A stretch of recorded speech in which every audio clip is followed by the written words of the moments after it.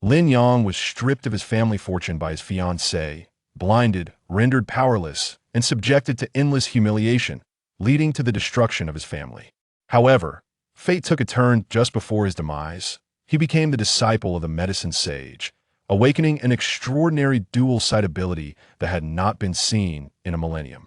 He returned as a king, seeking vengeance and embarking on an invincible path. Consumed by the desire for revenge, Lin Yang uncovered the unspeakable secrets of his fiancée's family. Witness how Lin Yang, a fierce dragon, stirs the tempest in the bustling city, unveiling a path of blood and invincibility. Chapter 1. The Venomous Mother and Daughter. Blind wretch, gather your belongings and get out of my house this instant. In the Qin family's villa, Qin Yinran approached the basement where Lin Yang resided, addressing him with an air of arrogance as he knelt on the floor, scrubbing it. Without raising his head or uttering a word, Lin Yang continued his task. In a fit of rage, Qin Yinran kicked him to the ground. Blind fool, am speaking to you, are you deaf? Lin Yang slowly rose, his vision shrouded in darkness. What do you believe belongs to you? Your corneas? Or shares in the Xingyao group? Qin Yinran laughed derisively. You blind fool, how naive you are. Nothing is yours now. The entire Xingyao group belongs to our family. Even your pitiful life is ours. The fact that I haven't killed you, but merely ordered you to leave to fend for yourself, is already a mercy. At these words, Lin Yang could not help but clench his fists, fury evident upon his face. Over a decade ago, Qin Manong fled to Luocheng with her daughter Qin Yinran, living a life of hardship. Qin Mokan, a woman of exquisite beauty, found herself alone and vulnerable, tormented by rogues. It was Lin Yang's mother who came to her aid, rescuing both her and her daughter, graciously allowing them to stay and facilitating Qin Mokan's employment at the Xingyao group. Lin Yang's mother treated Qin Mokan with utmost kindness, regarding her as a sister and nurturing her into the role of vice president of the company, entrusting her with significant responsibilities. 2 years prior, Lin Yang's parents were tragically involved in a car accident. In their final moments, they entrusted both the company and Lin Yang to Qin Mokan, urging Lin Yang to regard her as a godmother. Lin Yang held immense trust in this godmother, unaware that Qin Mokan harbored a treacherous heart. She cunningly garnered the loyalty of others within the company while systematically undermining Lin Yang and gradually usurping her shares. Even more egregiously, when Qin Yinran suffered an eye injury, Qin Mokan callously harvested Lin Yang's cornea to transplant it to her daughter. Consequently, Lin Yang was rendered blind, held captive by Qin Mokan in her home, treated like a mere pet, and subjected to relentless torment and humiliation from both mother and her, forced to reside in a dark, damp basement, merely surviving in squalor. What's the matter? Are you angry? Do you wish to strike me? Qin Yinran sneered, taking a step forward, her figure exuding arrogance as she taunted. Come on, hit me, you BL blood trick. Cled from Lin Yang's lips, his fury igniting as 2 years of pent-up frustration and resentment erupted in that instant. Without warning, he delivered a powerful punch toward Qin Yinran. Caught off guard, Qin Yinran had never anticipated that the typically submissive Lin Yang would dare to strike her. The blow landed squarely on her chest, catching her unprepared. The impact on her delicate torso was excruciating. You seek your own demise. Qin Yinran, barefoot, retaliated with a swift kick that struck Lin Yang's head like a heavy hammer, leaving him dizzy and sprawling on the ground. She then stepped onto Lin Yang's back, pinning his right hand beneath her foot, and with a forceful press, she shattered it. Lin Yang let out a piercing scream. Even after breaking one of his hands, Qin Yinran felt no satisfaction. She unleashed a barrage of punches and kicks, leaving him battered and bloodied, teetering on the brink of consciousness. Enough. Do you truly wish to kill him? Qin Maxiang entered the basement, exuding an air of mature elegance. Though Qin Yinran had blossomed into a strikingly beautiful woman, her allure paled in comparison to that of her mother, Qin Maxiang. At the age of 15, Qin Maxiang had given birth to Qin Yinran, and now, at 34, they resembled more like sisters than mother and daughter. The mature charm and sophistication radiating from Qin Maxiang were realms beyond the youthful Qin Yinran's reach. Mother, we have supported this useless man for 2 years. What purpose does he serve? It would be better to end his life. I feel nothing but disgust at the sight of him, Qin Yinran complained, grasping her mother's arm. "He cannot die, it would tarnish my reputation. Otherwise, I would have disposed of him long ago." Qin Nong spoke with an air of undeniable authority, exuding a formidable presence even in his calmness. "Mother," Qin Yinran whined playfully. "Very well, summon Dr. Li to attend to him. I must step out for a moment due to an urgent matter at the company," Qin Nong declared. "I understand," Qin Yinran replied with a pout. Dragging Lin Yang by one hand, Qin Yinran pulled him from the basement, treating him as if he were a lifeless animal, leaving a trail of blood in her wake. "Wang Auntie, ensure the house is spotless. I do not wish for any remnants of him to linger. When night falls, dispose of him in the river to feed the fish," Qin Yinran instructed the housekeeper. "Miss, did not Madam say he must not die?" the housekeeper queried. "Simply do as I say, I will bear the consequences," Qin Yinran replied, her expression darkening. The housekeeper swiftly dragged Lin Yang outside, stowing him in the trunk. As darkness enveloped the night amidst pouring rain, she drove to the banks of the Luoshui River, unceremoniously casting Lin Yang into the water. However, the torrential downpour had caused the water level to rise, and the swift current inadvertently washed Lin Yang back to the shore. The frigid rainwater revived the barely conscious Lin Yang, igniting a flicker of survival instinct within him. Struggling in the mud, he painstakingly crawled to a dilapidated, abandoned temple by the riverbank, where he finally succumbed to utter exhaustion. Lying on the ground, he felt the grip of death closing in, yet he clung to his unwillingness to surrender.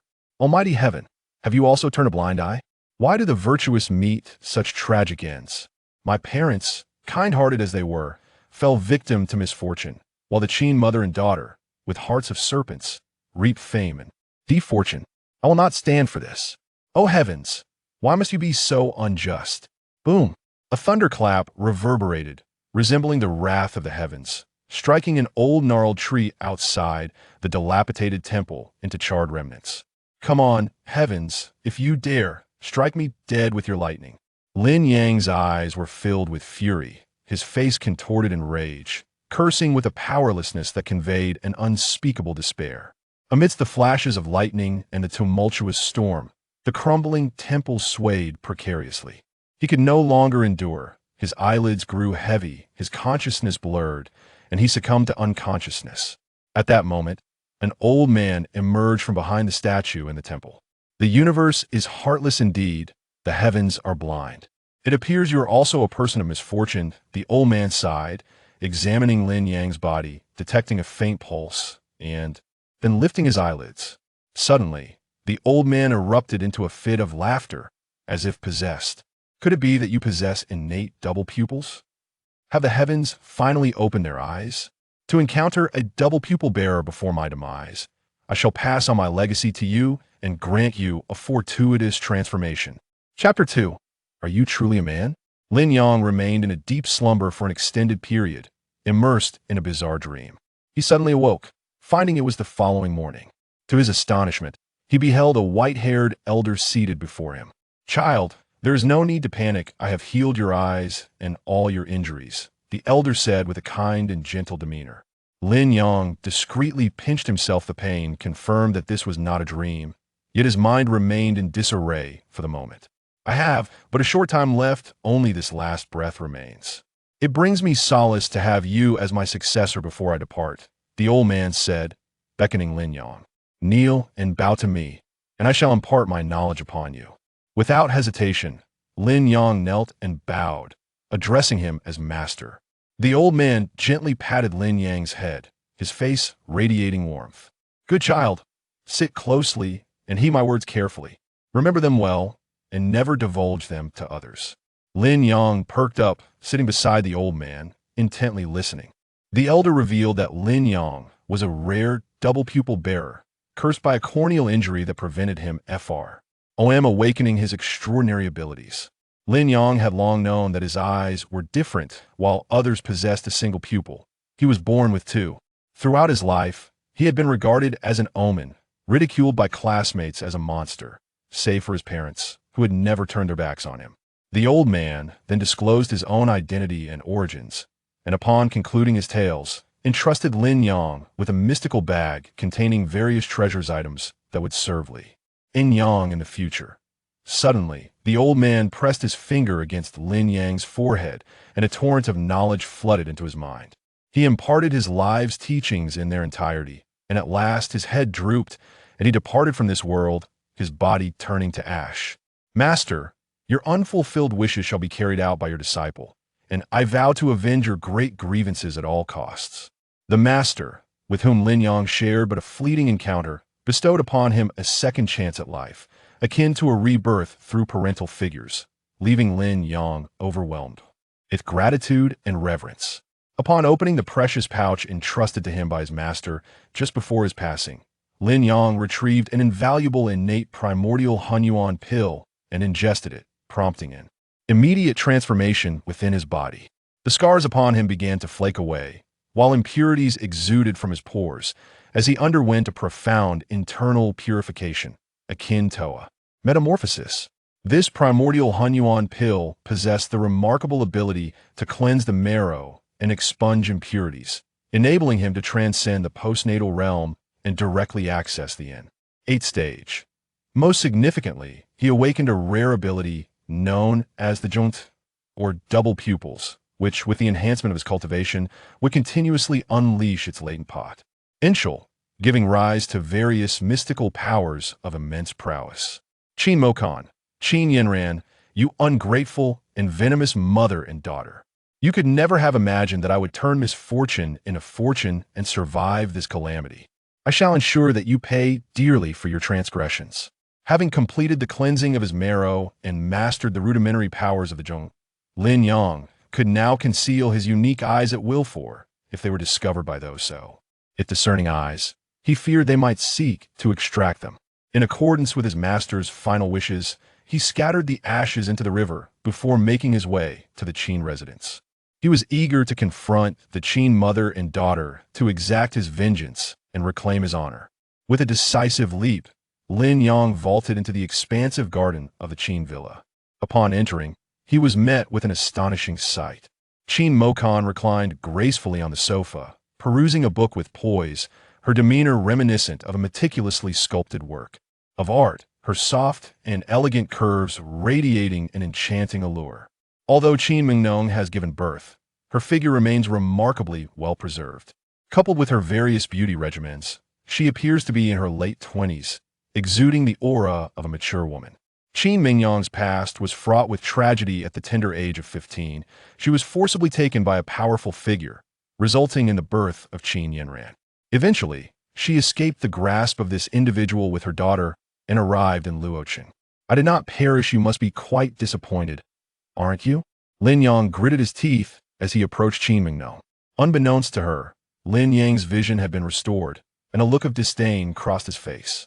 If I truly wished to end your life, you would not see the light of day today. Should I then express my gratitude for your mercy? Lin Yang replied coldly. He detested Qin Mingnong's demeanor, for she had repaid kindness with malice, having consumed the Lin family's wealth, all while regarding him with contempt, treating him as if he were a mere dog. With a swift motion, Lin Yang knocked the book from Qin Mingnong's hands. I am not your pet. Qin Mingnong sprang to her feet, her brows furrowed, emanating an imposing presence. Lin Yang, have you lost your mind? She pointed towards the basement, her voice cold and commanding. Leave. Disappear from my sight at once. Lin Yang seized Qin Mingnong by the throat, pressing her onto the sofa. Qin Mingnong, let me make this clear. From this day forth, I will no longer be the worthless being you can trample upon. I will take revenge for every humiliation you have inflicted upon me over the past 2 years. Qin Mingnong, a woman of experience who had weathered many storms, though slightly taken aback, did not regard the blind Lin Yang as a significant threat. How do you intend to retaliate? By ending my life. I wager you lack the audacity. Qin Mingnong derided. Eliminate you? That would be far too lenient, Lin Yang retorted with a frigid laugh. Remove your sullied hands, then prostrate yourself and meticulously cleanse the floor you have defiled. Fail to do so, and I assure you, your demise will be exceedingly unpleasant. Qin Mingnong, at the helm of Xingyao Group, commanded absolute authority, cultivating an aura of unbridled sharpness. Most would cower in her presence, unable to meet her gaze. Even Qin Yinran, known for her impudence and fearlessness, held her in considerable awe. Prior to the Lin family's downfall, Lin Yang, too, harbored a sense of trepidation towards this godmother, refraining from any impudence in her presence. Qin Mo Nong, with her overbearing demeanor, instead issued a menacing threat to Lin Yang. However, the present Lin Yang, now a martial arts grandmaster of the innate realm, remained unperturbed by Qin Mo Nong's formidable aura. Since Qin Mo Nong prided herself on her arrogance and nobility, he would crush her very essence of dignity. Qin Mo Nong sneered. How could Lin Haoshuan have spawned such a worthless son? Lin Yang's fury was ignited by Qin Mo Nong's deeply humiliating words, causing his eyes to become bloodshot and his countenance contorted. I shall say this one last time. Depart immediately, or you shall no longer continue to exist as a dog. I assure you, your demise will be exceedingly unpleasant. Qin Mo Nong's words were not mere idle threats. Her ascent to becoming Luo City's most renowned female entrepreneur was achieved through a combination of intellect, competence, and ruthless resolve. Already consumed by profound animosity, Lin Yang's fury reached its zenith, obliterating all reason, under the cascade of Qin Monong's scornful and humiliating words. Qin Monong, you have precipitated this. Chapter 3. Gratification of Vengeance. Insolent wretch, release me, or I shall terminate you. Before Qin Monong could complete her reprimand, Lin Yang, with a swift motion, delivered a resounding slap across her face. This single act left Qin Monong utterly stunned. She could scarcely conceive that the once meek and ineffectual Lin Yang would dare to strike her. Vile creature, you court death. Qin Monong, now of such eminent standing, could not brook the humiliation of being struck by Lin Yang. Her rage ignited instantly. She struggled vehemently, never anticipating that Lin Yang could suddenly manifest such formidable strength and dominance. Her struggles proved entirely futile. For the past 2 years, Lin Yang had been subjected to imprisonment and mistreatment at the hands of her and her mother, rendered defenseless like a fish on a chopping block. Now, the roles were reversed, with Qin Monong becoming the fish under Lin Yang's control. Smack! Lin Yang delivered another stinging slap to Qin Monong's face. Qin Monong, it seems you have yet to comprehend that your life is now in my hands. I can extinguish it at any moment. Dare you still threaten me? You would do well to discard your haughty demeanor.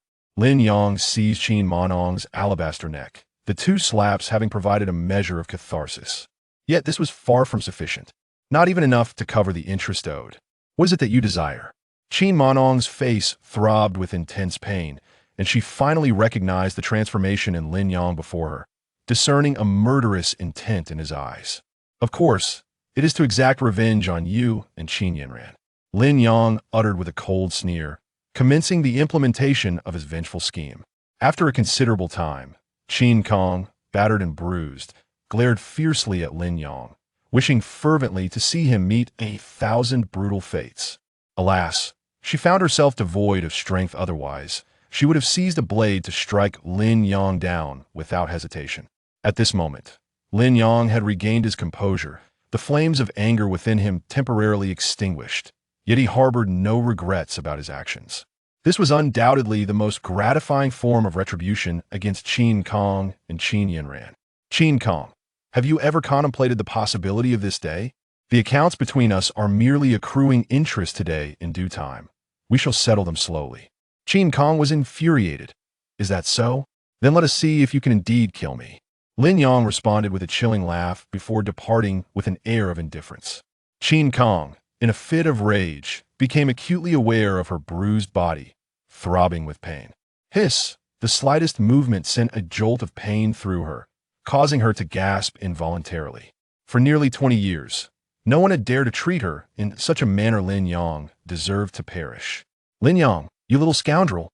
Out of consideration for our past, I had intended to spare your life, but now you have chosen your own demise, and I shall oblige.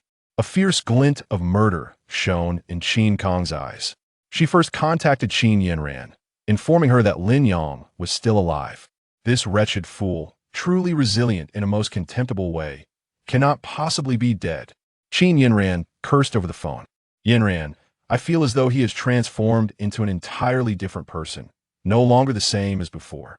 Qin Monong found herself in a perplexing state. For over the past 2 years, Lin Yang had been treated worse than a mere dog within the Qin household.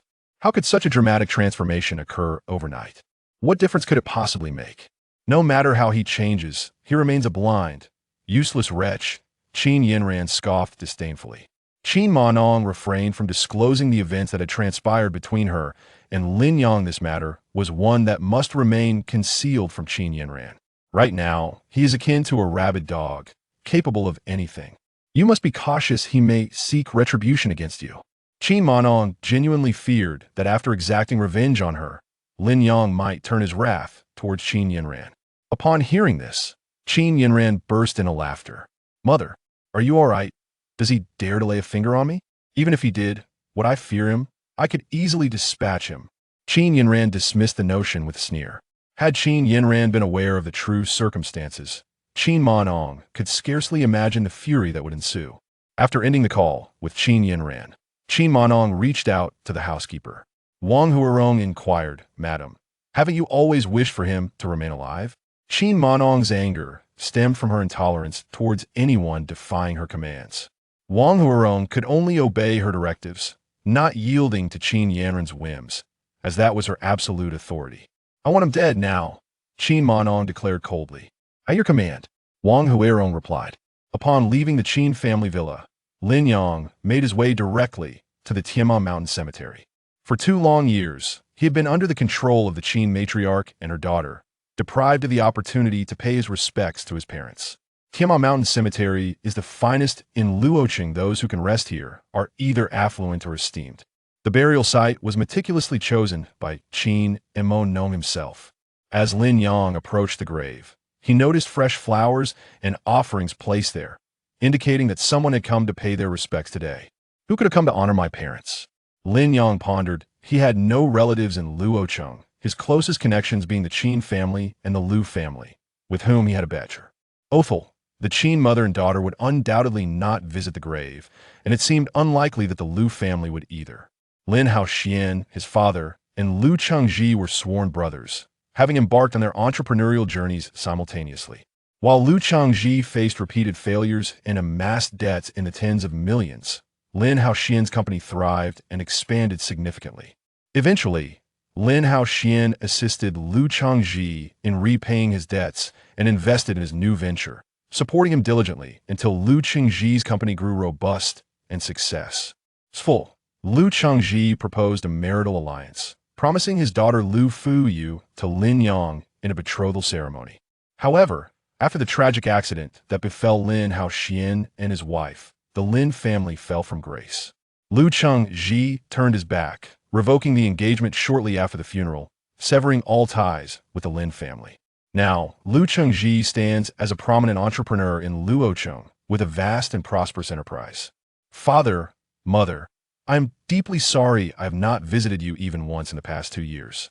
Lin Yang knelt before the grave, unable to contain his tears.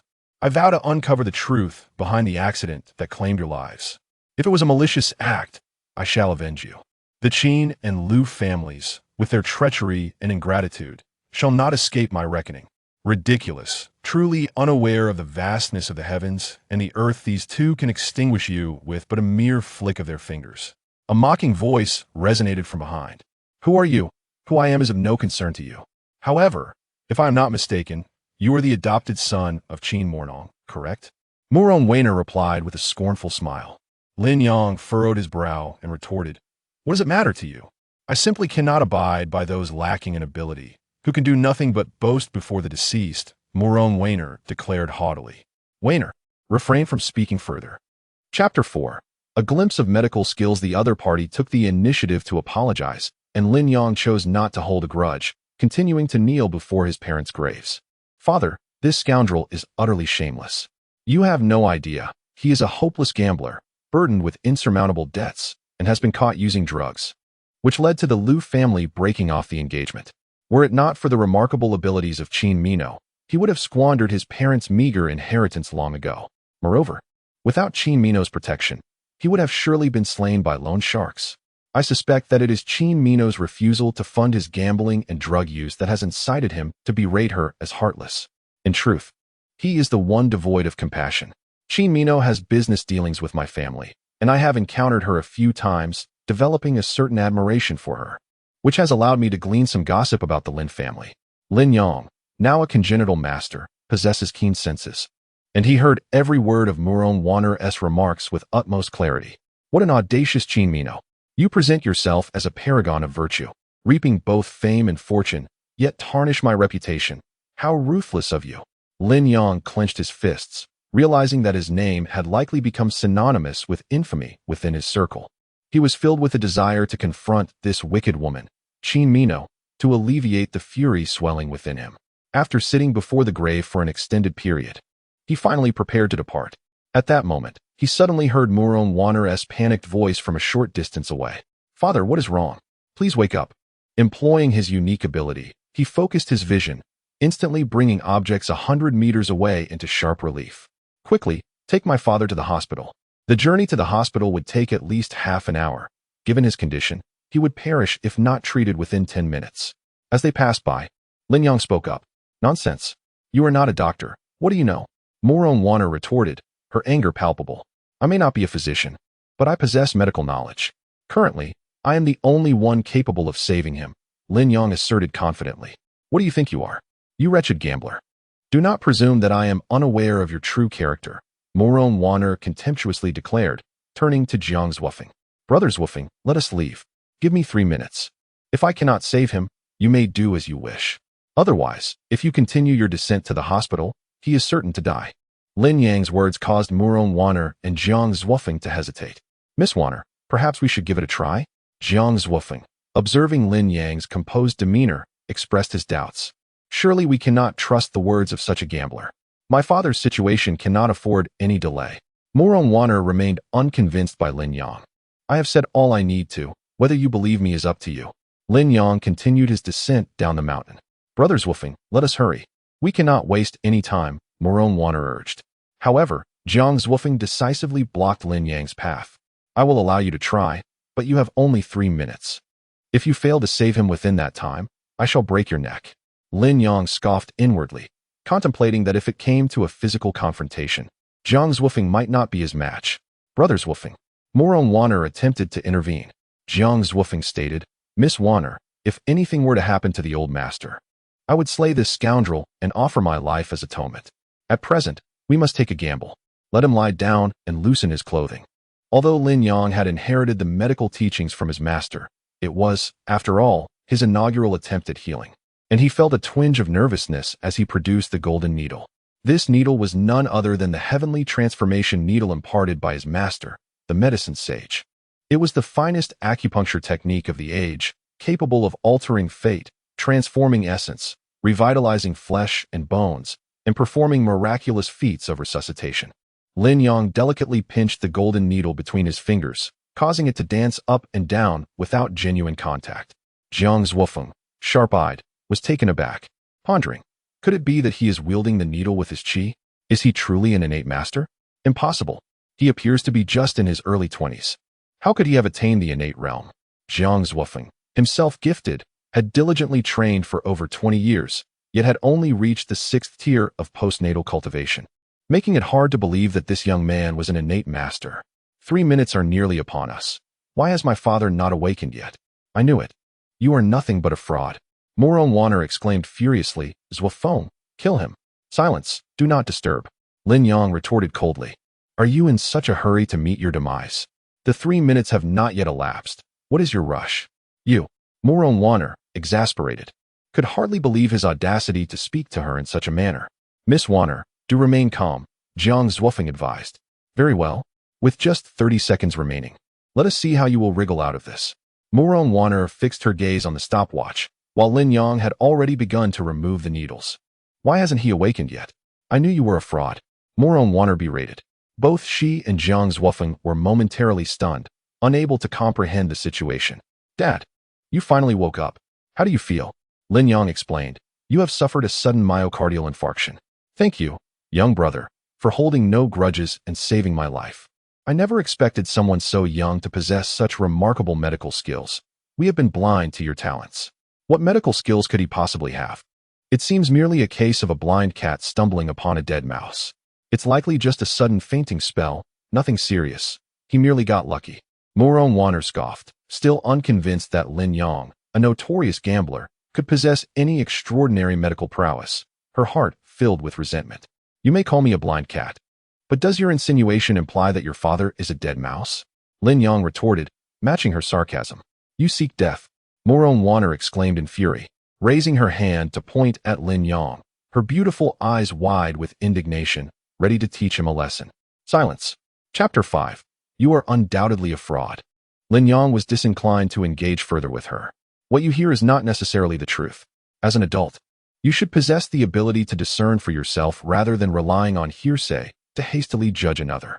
What gives you the right to lecture me? Moron Wanner snapped in anger.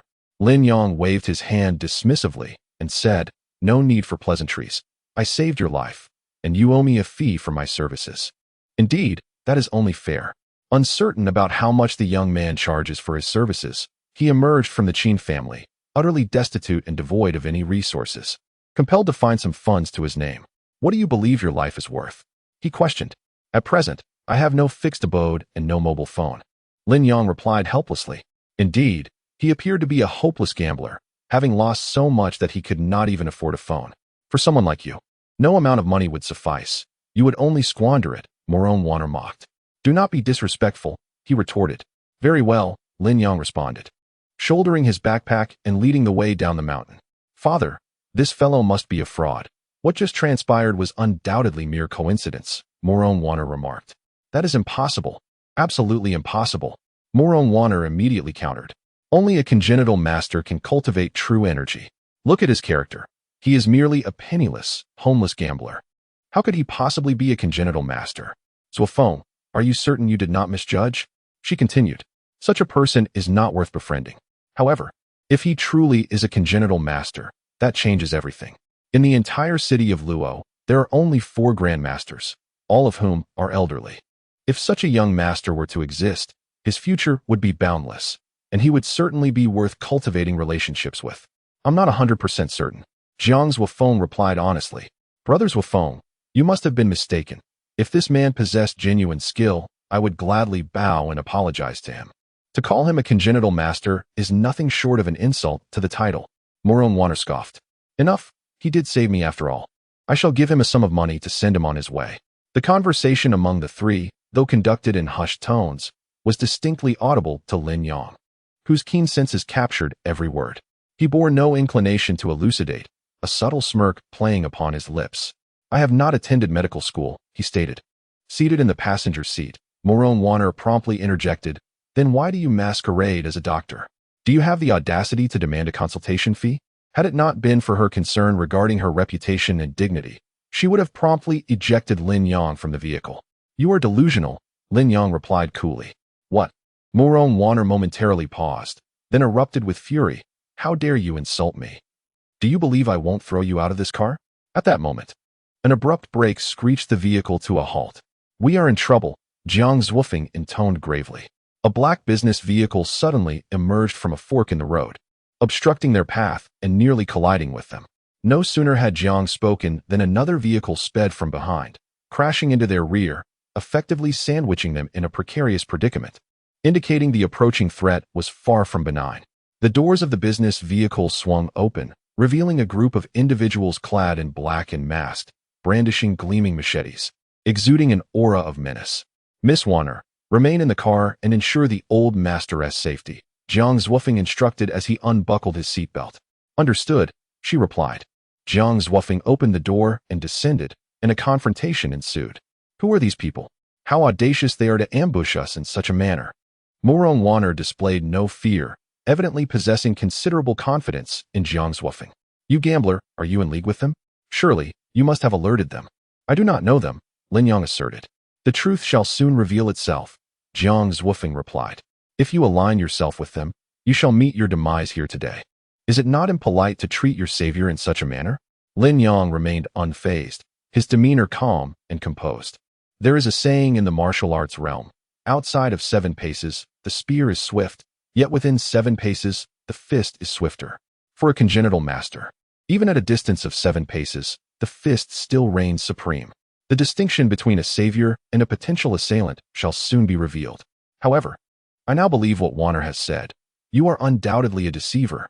You would do well to remain still, or I shall shoot you dead without hesitation. Lin Yong smirked slightly, reclining in his chair with closed eyes, for the true spectacle was yet to unfold. Outside, Jiang Zhuofeng exhibited remarkable valor, his iron fists possessing immense strength, as he swiftly incapacitated four burly men, each gravely injured and on the brink of death. At this moment, a middle-aged man emerged from a luxury vehicle. Jiang Zhuofeng, you are indeed formidable, he remarked. Who are you? Jiang Zhuofeng inquired. The one who shall take your life, the middle-aged man declared, charging directly at Jiang Zhuofeng with alarming speed, causing a surge of alarm within him. In less than 5 exchanges, a resounding thud echoed as Jiang Zhuofeng was struck, crashing against the vehicle, which crumpled and shattered its glass. Brother Zhuofeng, Murong Wanner cried out in alarm. The opponent is a 7th-tier expert. We must hasten to escort the old master away. Injured and spitting blood, Jiang Zhuofeng shouted to Murong Wanner, ignoring his injuries. He charged forth once more, yet it was futile. He was struck again, collapsing to the ground, devoid of the strength to continue. Father, what shall we do? Brother Zhuofeng has been defeated. Are we to meet our end? Murong Wanner was filled with terror, her face pale, and with a trembling voice she uttered, It seems we are destined to perish here today. At that moment, Lin Yong, who had been seated nearby, opened his eyes and spoke, Provide me with 100 million, and I shall intervene to save you. Chapter 6. Murong Yun's silence.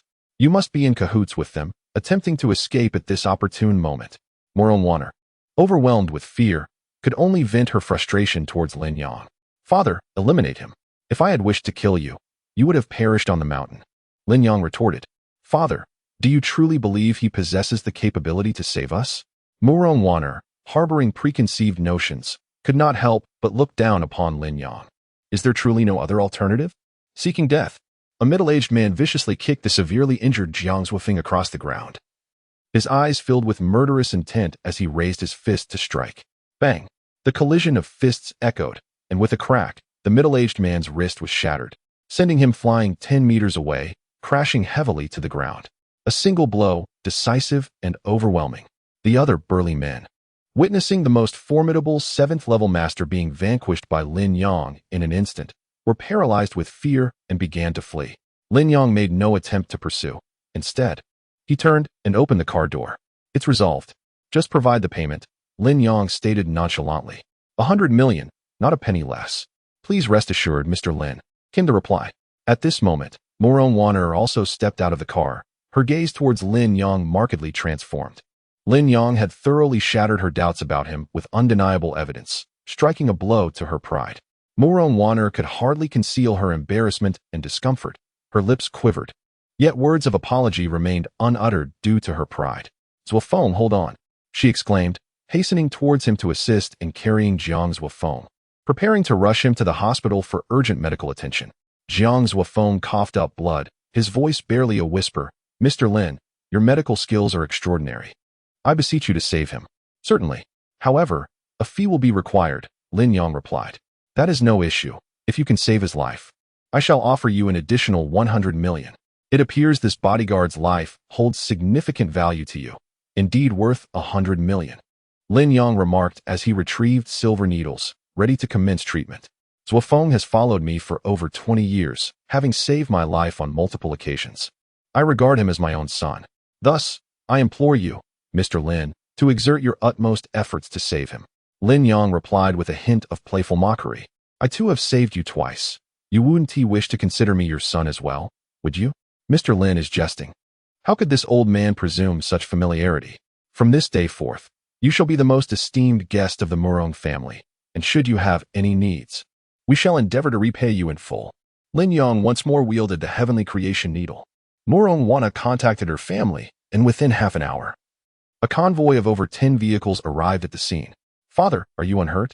Leading the group was Murong Yun, adorned in a qipao that accentuated her exquisite figure, exuding grace and elegance. Her features embodied classical beauty, leaving no room for criticism. Her long hair cascaded down her shoulders, gently swaying like a soft breeze, while her bright apricot eyes sparkled with confidence and intelligence. As Murong Yun approached, A subtle yet delightful fragrance wafted into Lin Yang's nostrils.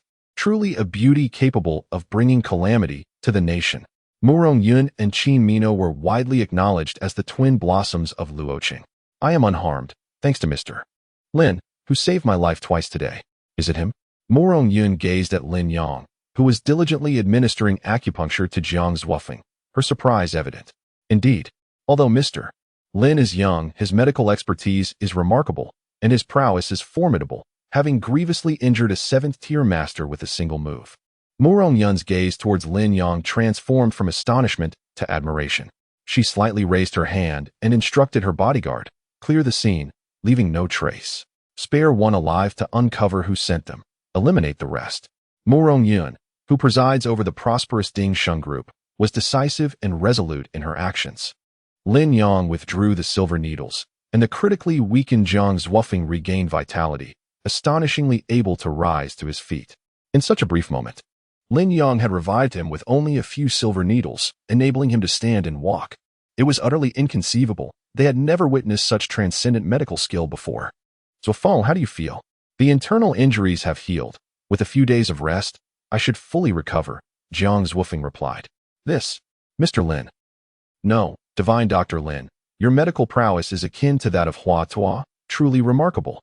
Thank you for saving my life, divine Dr. Lin. Jiang Zhuofeng expressed with a clasped fist. No need for thanks. The elder is willing to offer 100 million as a consultation fee to save your life. I am merely fulfilling my duty. Lin Yang waved his hand, feeling somewhat fatigued. His current strength, while capable of forcefully reversing life and death with the divine needle of creation, was still somewhat strained, as his internal vital energy was nearly depleted. Dr. Lin, please get in the car, Murong Yun said with a smile as she opened the door.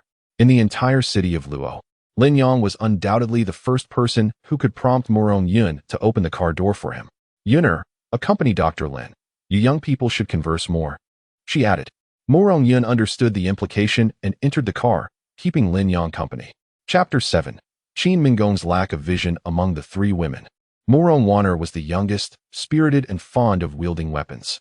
She had taken Jiang Haisheng, one of the 4 great masters of Luo City, as her mentor. Sitting in Murong Yun's fragrant vehicle, Lin Yang found his thoughts wandering, for beside him sat the unattainable Murong Yun. Dr. Lin, I truly cannot thank you enough. At such a young age, possessing such miraculous medical skills and extraordinary abilities, your future accomplishments are undoubtedly unimaginable. Murong Yun initiated the conversation. Miss Murong, you flatter me. Lin Yang replied calmly, having seen much of the world. I rarely offer sincere praise to others, but those words just now were from the heart. Murong Yun tucked a strand of hair behind her ear, every gesture exuding elegance. I am truly honored, she responded, having experienced the highs and lows of life. Lin Yang's spirit was mature and resolute. He did not become overly proud from Murong Yun's compliments, maintaining a humble and composed demeanor. It is our privilege to be acquainted with Dr. Lin, Murong Yun praised. Before long, the car arrived at the Murong family estate. Situated by the banks of the Luo River, the entire estate spans several acres, adorned with ancient architecture, pavilions, corridors, and water pavilions. Every step reveals a picturesque scene, fully displaying the grandeur of a noble lineage. Upon arriving at the Murong residence, Murong Yun presented Lin Yang with a bank card and the latest model of a smartphone. Lin, this card holds 300 million. It is your consultation fee. Please accept it. Lin Yang graciously accepted without hesitation, as he was in dire need of funds. Historically, the impoverished pursued literature while the affluent engaged in martial arts. For the ordinary individual, education remains the best avenue for advancement. However, martial training demands an abundance of rare medicinal herbs. Without proper nourishment, even the most diligent efforts would be in vain, potentially leading to physical deterioration. You may simply call me by my name. Referring to me as Lin, the divine physician, feels somewhat awkward, Lin Yang remarked. You are a great benefactor to our Murong family. How could we call you by your name? If you dislike that title, then let us address you as Mr. Lin, she suggested. Mr. Lin, I apologize. Please forgive my ignorance and any offense I may have caused. Murong Waner, who had been reluctant to apologize due to her pride, finally set aside her arrogance and sincerely bowed to Lin Yang. As a martial artist, she possessed a strong desire for superiority. She looked down upon those weaker than herself, while greatly admiring those who surpassed her. Lin Yang, however, felt no particular interest in Murong Wanner. He saw reflections of Qin Yinran in her, noting many similarities that made him somewhat uneasy around her. He merely nodded slightly, refraining from expressing his thoughts. Beside them, Murong Yun swiftly intervened to ease the tension, saying, "Mr. Lin, I have heard that you currently lack a permanent residence. I own a property in Dihao Garden. If it does not displease you, I would be willing to offer it to you as a gesture of apology on behalf of Wanner." Lin Yang was initially reluctant to accept a favor from the Murong family without cause. Many seemingly free offerings in this world come with hidden costs, and seizing a momentary advantage often leads to greater sacrifices later. However, upon hearing the name Dihao Garden, he felt a stir of interest. After all, his former home resided within those very walls. Accepting the gift was one matter, yet he could at least visit. If it pleased him, he would purchase it at market value. He indeed needed a place to stay. "Very well, let us go and take a look at the house now," he agreed. Murong Yin took the wheel herself, driving Lin Yang to Dihao Garden. This estate is among the most prestigious high-end villa communities in Luocheng, inhabited by the affluent and elite. Dihao Garden was a mere 10-minute drive from the Murong family's estate. Upon arriving at Building 18 and witnessing the garden's gates slowly open, Lin Yang was instantly moved. "Is this the place?" "Indeed, Building 18 in Dihao Garden. Is there a problem?" Murong Yin inquired. Lin Yang inhaled deeply and replied, "This was once my home." "Ah, what a remarkable coincidence. It seems this is fate. It appears that the property has returned to its rightful owner," Murong Yin thought to herself, feeling fortunate as if fate had conspired in her favor. Without waiting for the car to come to a complete stop, Lin Yang flung open the door and leapt out. The garden remained almost unchanged from 2 years ago, yet Lin Yang suddenly felt a twinge in his nose. Murong Yin opened the door and Lin Yang stepped inside, where everything had transformed entirely. The decor and furnishings were utterly revitalized. "Mr. Lin, do you notice any alterations in the decor and arrangements here? Since I acquired this property, I have never resided here, nor have I altered any of its contents," Murong Yun remarked. A hint of regret flickered within Lin Yang. "Is this house yours?" "Not at all. Qin Kong has long desired to collaborate with the Murong family. Over a year ago, she gifted this house to my father for his birthday, which is why I consented to the partnership with Xingyao Group." Lin Yang scoffed. Indeed, Qin Kong was quite calculating, refurbishing his family's residence only to present it as a gift to the Murong family. The mere mention of her name ignited his ire. Having dealt with her earlier that day was insufficient to quell his anger. It seemed he would need to confront her once more, else his wrath would remain unassuaged. Murong Yun cast a sidelong glance at Lin Yang, detecting a chill in his demeanor. Tentatively, she inquired, "I heard that Qin Kong is your godmother?" "Indeed, she is," Lin Yang replied with a cold laugh. "I hold her in high regard. Years ago, she fled to Luocheng, enduring hardships, and my mother took her in, only to nurture a treacherous wolf." This recollection continued to stoke Lin Yang's simmering resentment. Chapter 8. Do you dare to slander my boyfriend as a thief?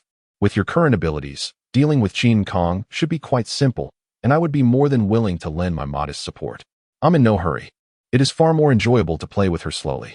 A playful smile danced upon the corners of Lin Yang's lips.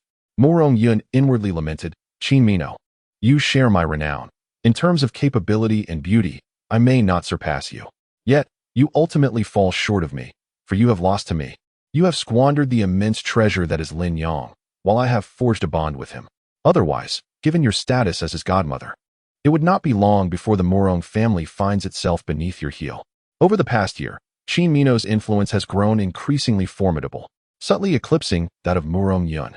Whispers within the circles of Luocheng began to circulate, suggesting that while Murong Yun is indeed beautiful, she lacks the mature allure and sophistication that Qin Mino possesses, thereby rendering her slightly inferior. Furthermore, Murong Yun hails from a prestigious background, while Qin Mino, after the demise of the Lin couple, has managed to expand the Xingyao Group exponentially, showcasing a competency that surpasses that of Murong Yun. As the two most illustrious beauties of Luocheng, Murong Yun could not help but feel a sense of indignation upon hearing such remarks, secretly competing with Qin Mino. "Mr. Lin, is there anything your household lacks? Please provide me with a list, and I shall procure everything for you. Additionally, if you require a housekeeper, I can arrange one to ensure your satisfaction." Murong Yun was resolute in her determination to nurture her relationship with Lin Yang. I am accustomed to managing alone. I shall handle the shopping myself, without burdening you. Having endured the betrayal of Qin Mino and her daughter, Lin Yang maintained a certain wariness towards others, reluctant to place his trust in anyone easily. Murong Yun, being a wise woman who understood the importance of moderation, did not rush her approach. Very well. Should you have any needs, do not hesitate to inform me. Lin Yang strolled around the villa, noting that it had indeed been completely renovated, save for the garden which retained its original charm. Mr. Lin, it is getting late. May I have the pleasure of dining with you? Who could refuse such an invitation to dine with Miss Murong? It is truly my honor. Though Lin Yang harbored some reservations about Murong Yun, he could not dismiss the undeniable allure she exuded. As an ordinary man, he found it difficult to remain unaffected in the presence of such beauty. Murong Yun drove Lin Yang to the largest shopping mall in the city center. Aren't we going to eat? Lin Yang inquired. Dinner is on the top floor. I have already reserved a table. Since we have some time to spare, why not explore the mall and perhaps purchase a few outfits for you? Murong Yun suggested thoughtfully. Very well, then I shall leave my wardrobe choices in your capable hands. Lin Yang replied, noting that he was clad in a set of inexpensive, faded attire that surely warranted an upgrade. Rest assured, I shall take excellent care of you. You won't be disappointed. Murong Yun winked at him, revealing a rare playfulness. She led Lin Yang to the Gucci boutique, but just as they were about to enter, her phone rang. Excuse me, I must take this call. Please, go in and have a look. I shall be right there, she said. Lin Yang nodded and stepped into the boutique, where a young sales associate promptly greeted him. Good day, sir. Welcome to Gucci. What might you be looking for? I would be delighted to recommend the most suitable options for you. The female shop assistant did not look down on Lin Yang due to his attire, which was reminiscent of street market goods. Instead, she greeted him with enthusiasm. Let me take a look, Lin Yang remarked. At that moment, another shop assistant recognized him, her expression one of surprise. Feng Yujiao? Lin Yang also recognized her. She was his high school deskmate who had previously pursued him and was, to some extent, quite attractive. I heard you were arrested for drug use. When did you get out? Feng Yujiao said disdainfully. Lin Yang sensed the unabashed contempt in her tone and, rather than offering an explanation, replied coolly. It has nothing to do with you. What else with the attitude? A drug addict, a gambling loser. Do you think you're still the young master of the Lin family? Feng Yujiao mocked. At that moment, several idle shop assistants approached and inquired about the situation.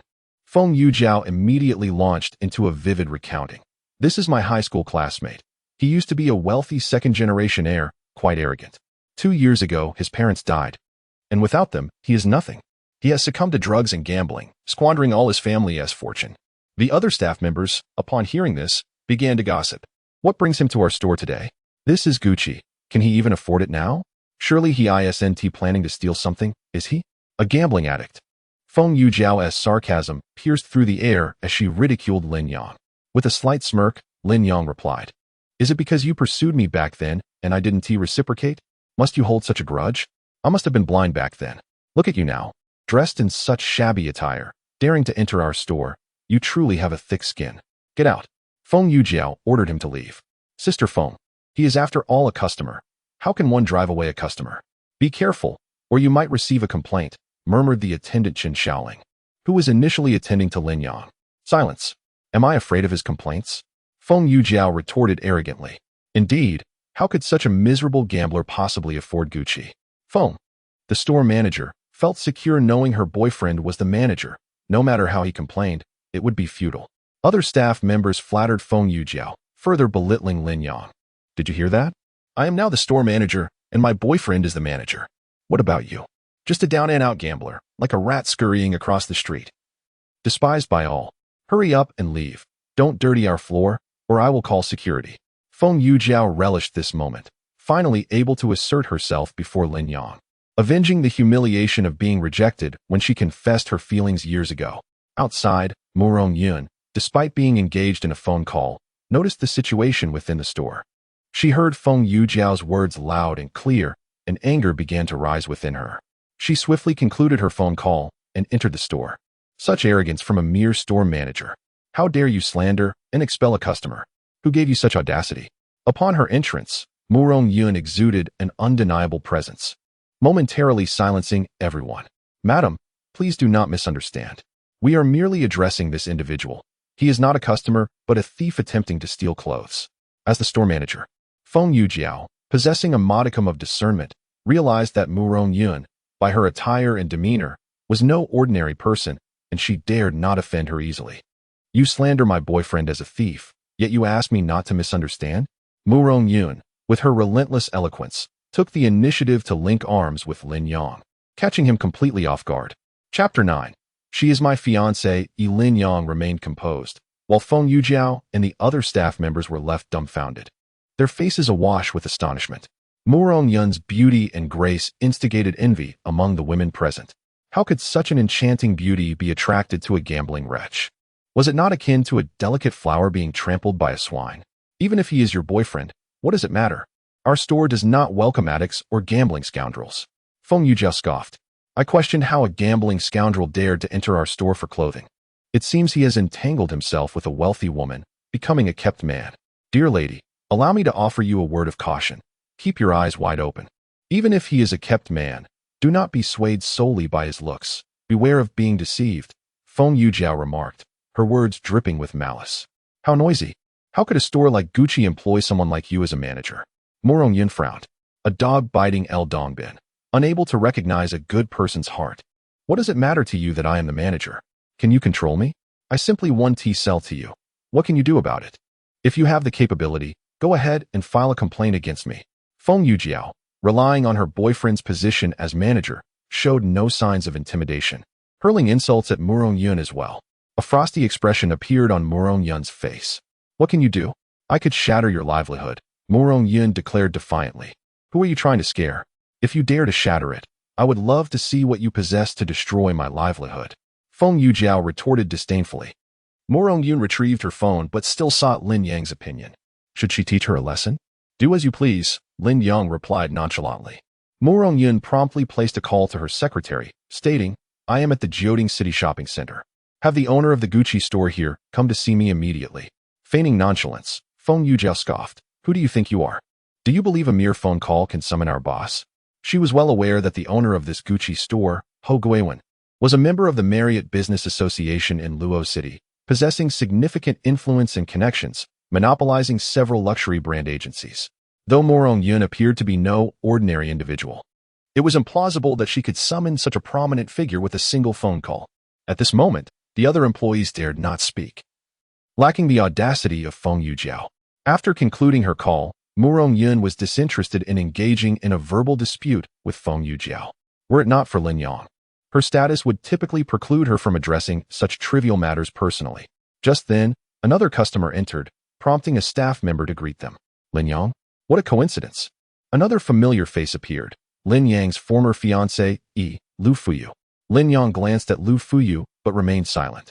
Lu Fuyu, however, mocked. I heard you were into drugs and gambling, and I thought you had perished. Yet, here you are, surprisingly resilient. Miss Lu, do you know him? Feng Yujiao inquired. Lu Fuyu was a VIP customer, and as the store manager, Feng Yujiao was quite familiar with her. He could turn to ash, and I would still recognize him. Lu Fuyu remarked with a cold smile. Oh, is your affection for me so profound that you could recognize me even in ashes? Lin Yang retorted sharply. Such self-delusion. I wish you would meet an untimely end. What significance does your pitiful existence hold? You are merely a waste of air. Had I been in your position, I would have long since taken my own life, Lu Fuyu mocked. Miss Lu speaks the truth, Feng Yujiao chimed in, seemingly having found a kindred spirit. Is your luck with women truly this dismal? Mu Rongyun stifled a laugh behind her hand. Alas, I must have neglected to consult the almanac before stepping out today. Fate has conspired against me. Lin Yang sighed. Who is she? Another classmate of yours? Mu Rongyun inquired. She is my fiancée, the eldest daughter of the Lu family, Lu Fuyu, Lin Yang elucidated. Lin, do mind your words. Who claims me as a fiancée? Lu Fuyu immediately denied. We have long been estranged. Spare me your self-indulgent fantasies. Have you not considered your current state? Are you even worthy of me? The engagement we once shared stands as my greatest humiliation. Upon hearing this exchange, Mu Rongyun and Feng Yujiao comprehended the nature of their relationship. I dare say it is you who fall short of him. What is so remarkable about being the daughter of the Lu family? What is there to take pride in?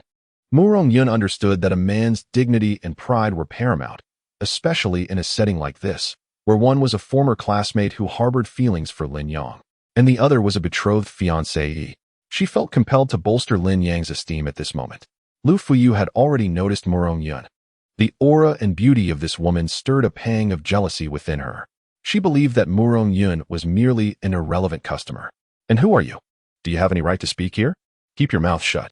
Lu Fuyu, already harboring a tinge of jealousy towards Murong Yun, found an opportunity to vent her feelings as Murong Yun unexpectedly defended Lin Yang.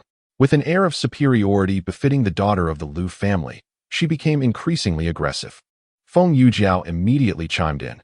She seems to be a wealthy woman, treating Lin Yang like a kept man. Unable to contain herself, Lu Fuyu burst into laughter. Supporting that good-for-nothing? I must have misheard. Miss Lu, you heard correctly. It is indeed true. She brought Lin Yang here to shop for clothes.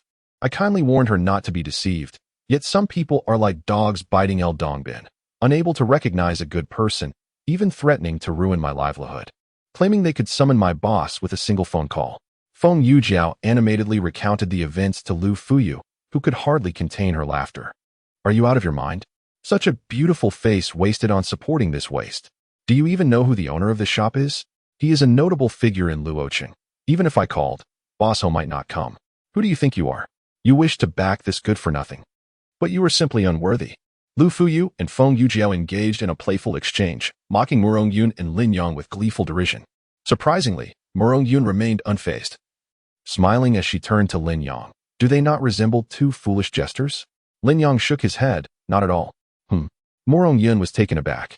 It was not merely an impression, it was a fact. Lin Yang's earnest words elicited a light laugh from Murong Yun, who covered her mouth. In the presence of Murong Yun and Lin Yang, Lu Fuyu and Feng Yujiao indeed resembled little more than clowns. You dare to insult me? Lu Fuyu, equally a headstrong and fiery young lady, could hardly tolerate being labeled a clown to her face. I am elevating you. In truth, before me, you are not even worthy of being called a clown. Murong Yun was no naive girl. Each of her words cut like a knife, inciting Lu Fuyu's fury. Chapter 10. What worth is a third-rank master? Lu Fuyu, known for her sharp tongue and fierce demeanor, in her exasperation, raised her hand intending to slap Murong Yun. Untrained in combat and caught off guard, Murong Yun was at a disadvantage. However, Lin Yang, standing beside her, would not stand idly by. He seized Lu Fuyu's wrist. Murong Yun was taken aback by Lu Fuyu's brazen audacity to strike her. Do you still wish to lay hands on me? Murong Yun's beautiful eyes glimmered with a cold light, her expression icy. What of it? If I desire to strike someone, I shall do so. Today, I will shatter that arrogant mouth of yours. Lu Fuyu strained to break free from Lin Yang's grip, determined to continue her assault on Murong Yun. Yet, to her dismay, Lin Yang's hold was as unyielding as iron. Lin, you wretched fool, release me. Lu Fuyu snapped, her brows furrowed. Lu Fuyu, there are individuals you cannot provoke. Lin Yang remarked as he loosened his grip. What are the two of you? Unworthy of my concern? Lin, your words are truly laughable.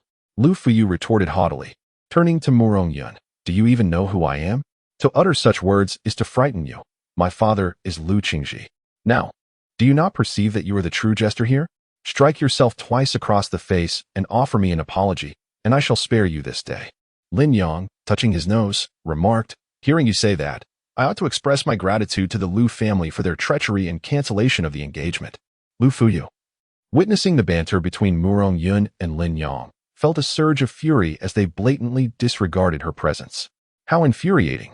If I do not teach this pair of scoundrels a lesson today, I shall write my name backwards. Lu Jia, why do you linger? Interrupt Lin Yang's insolence and silence this woman, making it clear that I am not someone to be trifled with. Lu Fuyu turned to the man accompanying her, shouting commands. Lu Jia, a distant cousin to Lu Fuyu who had come from the countryside, was assigned by Lu Qingji to be her aide and part-time bodyguard. Though somewhat dull-witted, he possessed great strength and had trained in some martial arts. Lu Jia approached directly, while Feng Yujiao stood nearby, relishing the spectacle. Miss Lu is formidable. People like them deserve a severe reprimand. Lin Yang, aware that Murong Yun lacked any martial skills, positioned himself protectively in front of her. You worthless fool. Dare you step forward? Lu Jia, commanded by Lu Fuyu, was instructed to act decisively. With a swift punch, Lin Yang raised his hand, deflecting the blow effortlessly. Lu Jia growled, summoning all his strength, and launched another attack. His entire arm had completely lost sensation, utterly subdued by Lin Yang's formidable strength. A disparity of an entirely different caliber. Lu Fuyu and Feng Yujiao were taken aback, unable to fathom Lin Yang's extraordinary prowess. Forgive me, I am no match for him. He is truly formidable, at least a third-tier master, Lu Jie lamented, rising from the ground, his spirit dampened. Lu Jie, a fighter relying on sheer brute force, barely managed to be classified as a first-tier practitioner, belonging to the realm of acquired martial arts. You worthless fool. You can't even defeat a pathetic weakling. Get out of my sight. Lu Fuyu, frustrated by her failed bravado, scolded Lu Jie vehemently. Who would have thought that you secretly trained in martial arts over these past 2 years? Lu Fuyu continued, still brimming with arrogance. But let me tell you, I still look down upon you. A third-tier martial artist is nothing. Wealth is the true power. My family is affluent and influential. Dealing with you would be a matter of mere moments. Lin Yang, with a calm smile, remarked, a third-tier martial artist is indeed insignificant. As long as you understand. Lu Fuyu retorted. You two better slap yourselves and apologize, or I will make a call to summon my family's 5th-tier master. You want to die? But you will be severely injured. Unfazed, Lu Fuyu continued to wield her influence as a weapon. Murong Yun internally scoffed at Lu Fuyu's ignorance. Recognizing that the Lu family's 5th-tier master would be utterly powerless against Lin Yang, akin to a mere chicken before a lion. At that moment, the owner of the Gucci store, Ho Guiwen, hurriedly approached, his short, stout frame panting heavily from the exertion. Mr. Ho, what brings you here? Feng Yujiao exclaimed, rushing to greet him. However, Ho Guiwen completely ignored her, bypassing her to approach Murong Yun directly, slightly bowing and lowering his head. Ms. Yun, I was unaware of your esteemed presence and apologize for not welcoming you properly. This display of deference left Feng Yujiao and the other staff members utterly astonished. Even Lu Fuyu was taken aback. Despite her status as a prominent member of the Lu family, she had never commanded such respect that Ho Guiwen would bow so lowly. Mr. Ho's business is flourishing, and his demeanor has grown increasingly haughty, Murong Yun remarked coldly. I wouldn't dare. In your presence, how could I presume to act with arrogance? Ho Guiwen replied, wiping the sweat from his forehead, his face a mask of anxiety. I brought friends to your store to purchase clothing. Yet your employees slandered and insulted us, accusing us of theft and attempting to expel us. How do you intend to address this matter? Upon hearing this, Ho Guiwen's face turned pale, and the sweat he had just wiped away began to flow again. Who has the audacity to offend Ms. Yun? Step forward, or I shall have your skin peeled. Ho Guiwen immediately turned, his expression fierce as he roared at the staff. Having previously navigated the underworld, he carried an intimidating presence that instilled fear in the employees. All the staff shivered in terror, too frightened to speak. Even a new intern was on the verge of tears. Feng Yujiao was nearly paralyzed with fear, realizing that she had encountered a formidable opponent and was doomed. I shall ask one final time, who is responsible? Step forward. Feng Yujiao could no longer contain herself and fell to her knees with a thud, instantly frightened to tears. Mr. Ho, I am truly sorry. I realize my mistake now. I had no idea she was your friend. I beseech you, for the sake of Yu Jun, spare me. She implored. Yu Jun was the manager under Ho Guiwen and also Feng Yujiao's boyfriend. Ho Guiwen was furious, wishing he could kick Feng Yujiao to death. Of all the people to offend, she had chosen Murong Yun. Was this woman easy to provoke? It mattered not that she was merely the girlfriend of a subordinate. Even if she were his own son, there would be no mercy. Do not offer me your apologies. Hurry and go apologize to Miss Yun. If she refuses to forgive you, I shall cast both you and Yu Jun into the Luoshui River to feed the fish. Chapter 11. You can distinguish between the king and the queen. Ho Guiwen kicked Feng Yujiao twice in anger, his face filled with menace. Feng Yujiao crawled her way to Murong Yun and Lin Yang. I am deeply sorry, Miss Yun. I have been blind and foolish. I implore your generosity to forgive me. I promise I shall never act so rashly again. As she spoke, she slapped herself twice with great force. You should be apologizing to Lin Yang, not me. Murong Yun stated firmly. Feng Yujiao hastily knelt before Lin Yang, pleading desperately. Lin Yang, I am so sorry. I was wrong to say those things. It was my thoughtlessness and my lowly judgment. Please, for the sake of our shared past as classmates, grant me a chance. I do not wish to be thrown into the river nor lose my job. Feng Yujiao was acutely aware that Ho Guiwen's threats were not mere bluster. He truly would throw someone into the river, as he had said. Lin Yang remained expressionless, offering no response. Feng Yujiao, filled with trepidation, raised her hand to strike herself, causing blood to flow from her mouth and nose. Enough, do not sully the premises. Mr. Ho still needs to conduct business, Lin Yang remarked. I cannot be bothered to contend with you. You are unworthy. Yet, Feng Yujiu felt an immense sense of relief, as if a great weight had been lifted. Thank you. I am grateful for your magnanimity. Ms. Yun, with her esteemed status, would never stoop to engage with a petty jester like you. As the store manager, you should not look down upon customers and drive them away. Today, I shall spare you. Gather your belongings and leave at once. Ho Guiwen was a discerning individual. Even if Murong Yun and Lin Yang chose to overlook Feng Yujiao's transgressions, he could not afford to shield her. Despite their past intimacy, he would show her no leniency, lest he provoke Murong Yun's ire. Feng Yujiao had previously exhibited such arrogance, unafraid of complaints, primarily due to her relationship with her boyfriend, who was the manager, and her misguided belief that her involvement with Ho Guiwen granted her some sort of immunity. Little did she know, the tide could turn swiftly, and she found herself on the brink of ruin. Despair enveloped her. Not only had she lost her job, but she feared that her boyfriend, Yu Jun, would also sever ties with her upon learning of this incident. She had worked tirelessly to ascend to the position of store manager, only to see it vanish in an instant, leaving her with profound regret. Did you all witness this? Ho Guiwen declared. Let this serve as a warning. Anyone who disrespects customers will face a similar fate. He seized the moment to discipline the establishment's atmosphere. The employees who had previously supported Feng Yujiao trembled in fear, anxious to avoid being caught in the fallout. Lu Fuyu observed the entire scene, her heart in turmoil, utterly astonished by the turn of events. Ho Guiwen holds a prominent position within the circles of Luocheng, being a figure of considerable repute. Few can bring themselves to grovel and curry favor with him. Even her father, Lu Qingji, might not receive such preferential treatment. Who is this woman, and how has she come to be the girlfriend of Lin Yang, a perceived failure? Lu Fuyu was bewildered. Miss Lu, are you not going to summon someone to deal with us? Why the delay? Murong Yun inquired of Lu Fuyu.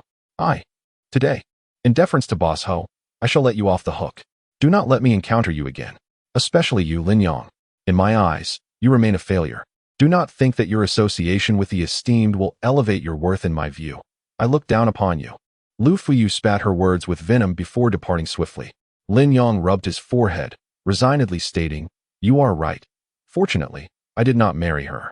Come, let me choose some clothes for you, Murong Yun said, entwining her arm with Lin Yang's, her demeanor exuding warmth. Meanwhile, Ho Guiwen stood astonished, discreetly observing Lin Yang, pondering the identity of this young man who shared such an intimate connection with Murong Yun. It is worth noting that countless suitors from Luocheng and even the provincial capital have pursued her, yet none have witnessed her display such affection towards any man. Ho Guiwen was no fool. He could not dismiss Lin Yang as merely a handsome face. A woman like Murong Yun would not be enamored with a pretty boy. The one who could captivate her must undoubtedly be a person of extraordinary caliber. Yun, Mr. Lin, today was my oversight. You may choose any clothing here without the need to settle the bill. Consider it my apology. Ho Guiwen was exceptionally astute, directly extending his goodwill towards Lin Yang. There is no need for that. Do you truly believe I am in want of such trifling sums? Murong Yun was determined to personally select garments and bestow gifts upon Lin Yang. There was no way she would relinquish this favor to Ho Guiwen. Indeed. Ho Guiwen said with a smile, proffering his business card along with a black VIP card to Lin Yang. Mr. Lin, should you require anything in the future, do not hesitate to reach out to me. I am more than willing to assist you. Furthermore, this card grants you a 50% discount at all of my luxury boutiques. Just as Lin Yang was about to decline, Ho Guiwen interjected. As this is our first meeting, and considering the minor unpleasantness that has occurred, I kindly ask you to accept my sincere apologies. How generous of you, Mr. Ho. This card is something I do not even possess, Murong Yun remarked. This is a newly issued card and benefit from my company, not yet officially distributed. Therefore, I have not had the opportunity to present it to you. Please accept it. Ho Guiwen extracted another card from Murong Yun. I shall forego it. You may give it to him, she replied. Lin Yang accepted the business card and the card with a nod, saying, Then I shall not be polite. My gratitude to you, Mr. Ho. After handing over the card and business card, Ho Guiwen tactfully took his leave. Murong Yun sighed. Ho Guiwen is indeed a clever man. He can effortlessly discern the hierarchy, understanding the necessity of offering you benefits. I am merely basking in your light. Without your presence, they would scarcely regard me and would have expelled me long ago, Lin Yang teased. When shall you allow me to bask in your brilliance, esteemed Dr. Lin? With a deft change of subject, Murong Yun sought to bridge the gap between herself and Lin Yang.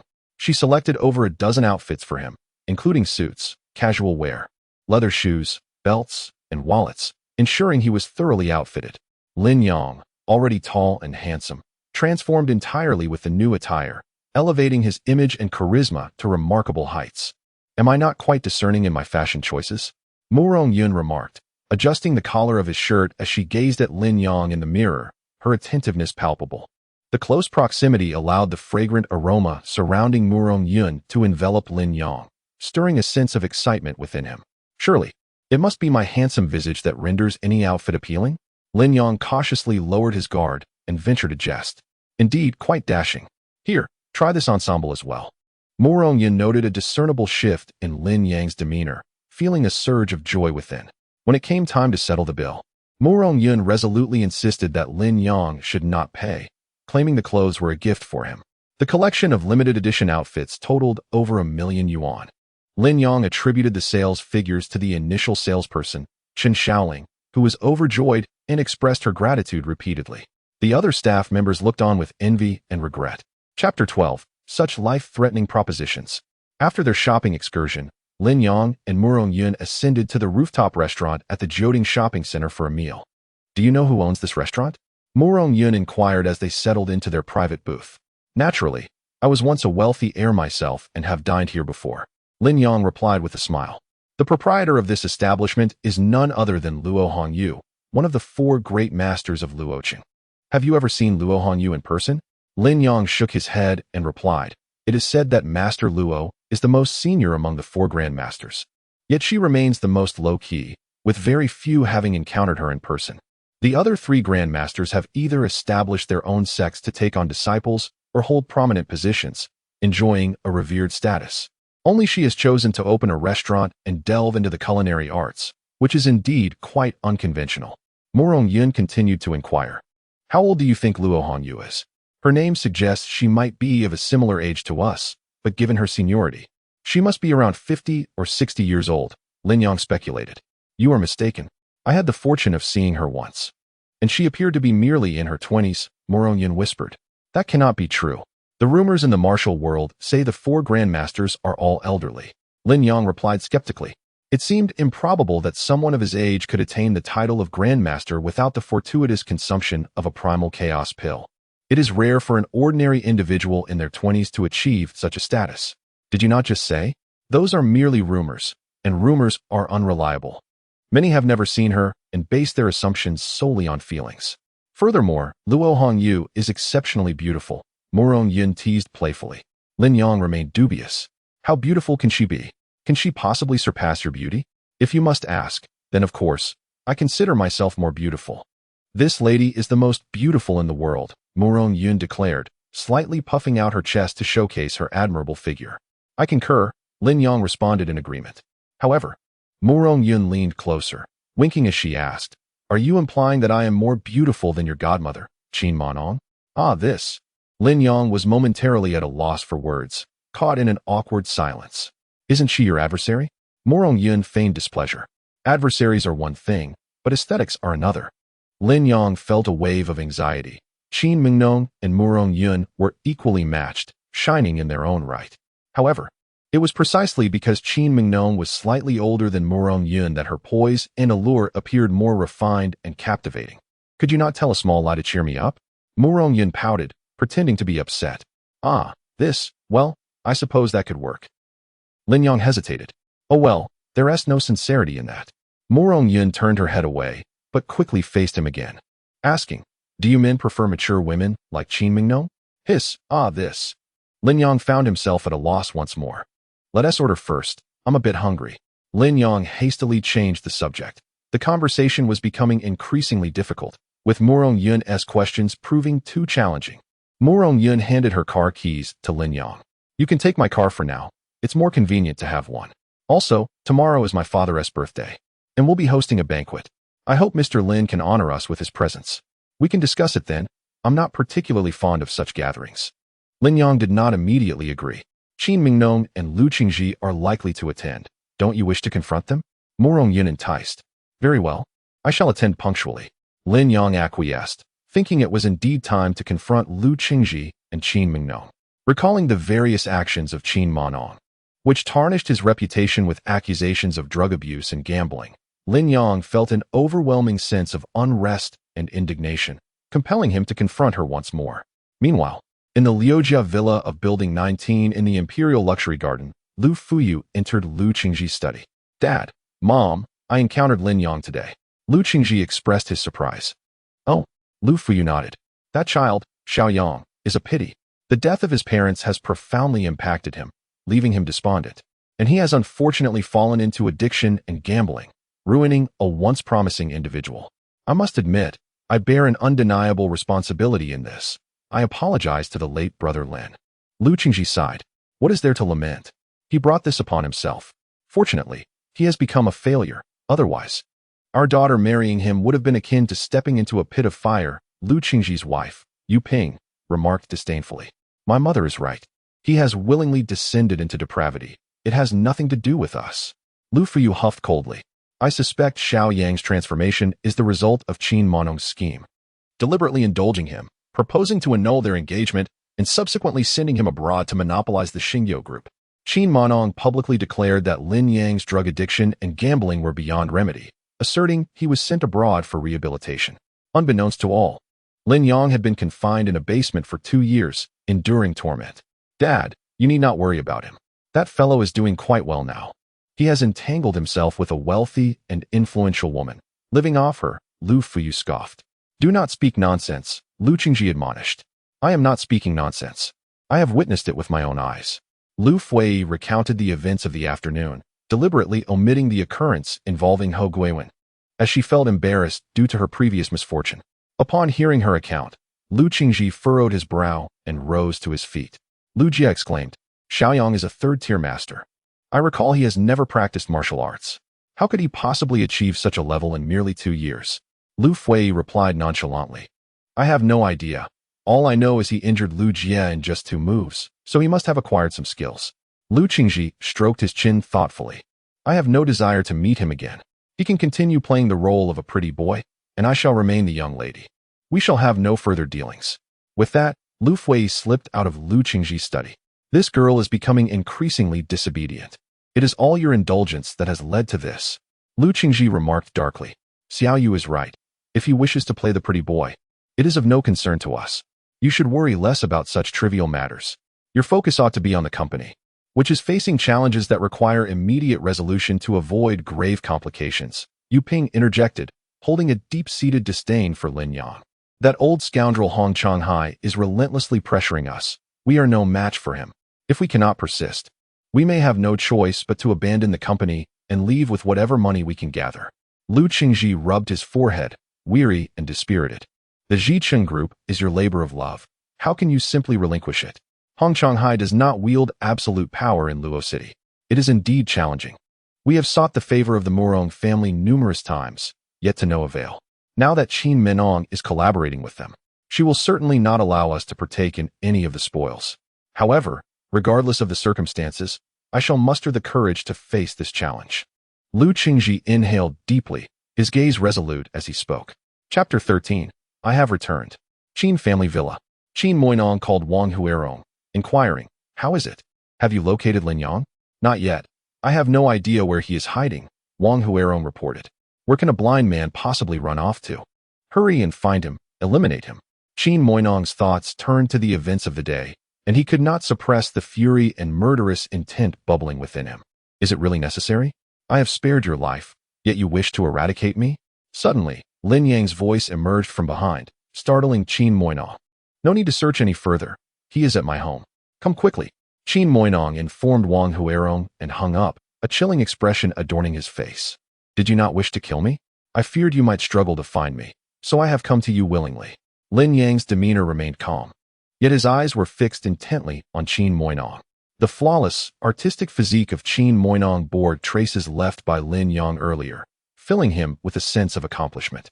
Noticing Lin Yang's unwavering gaze, Qin Moinong, aware of Lin Yang's blindness, began to question whether this man could indeed see. Do you truly believe I lack the courage to kill you? Qin Moinong's eyes glinted with a cold light. What is there for a woman with a heart as venomous as a serpent to fear? Lin Yang retorted before casually taking a seat beside Qin Moinong. Instantly, Qin Moinong rose, distancing herself from Lin Yang. She aimed to prolong the encounter, awaiting Wang Huerong's arrival. In truth, I had never contemplated taking your life.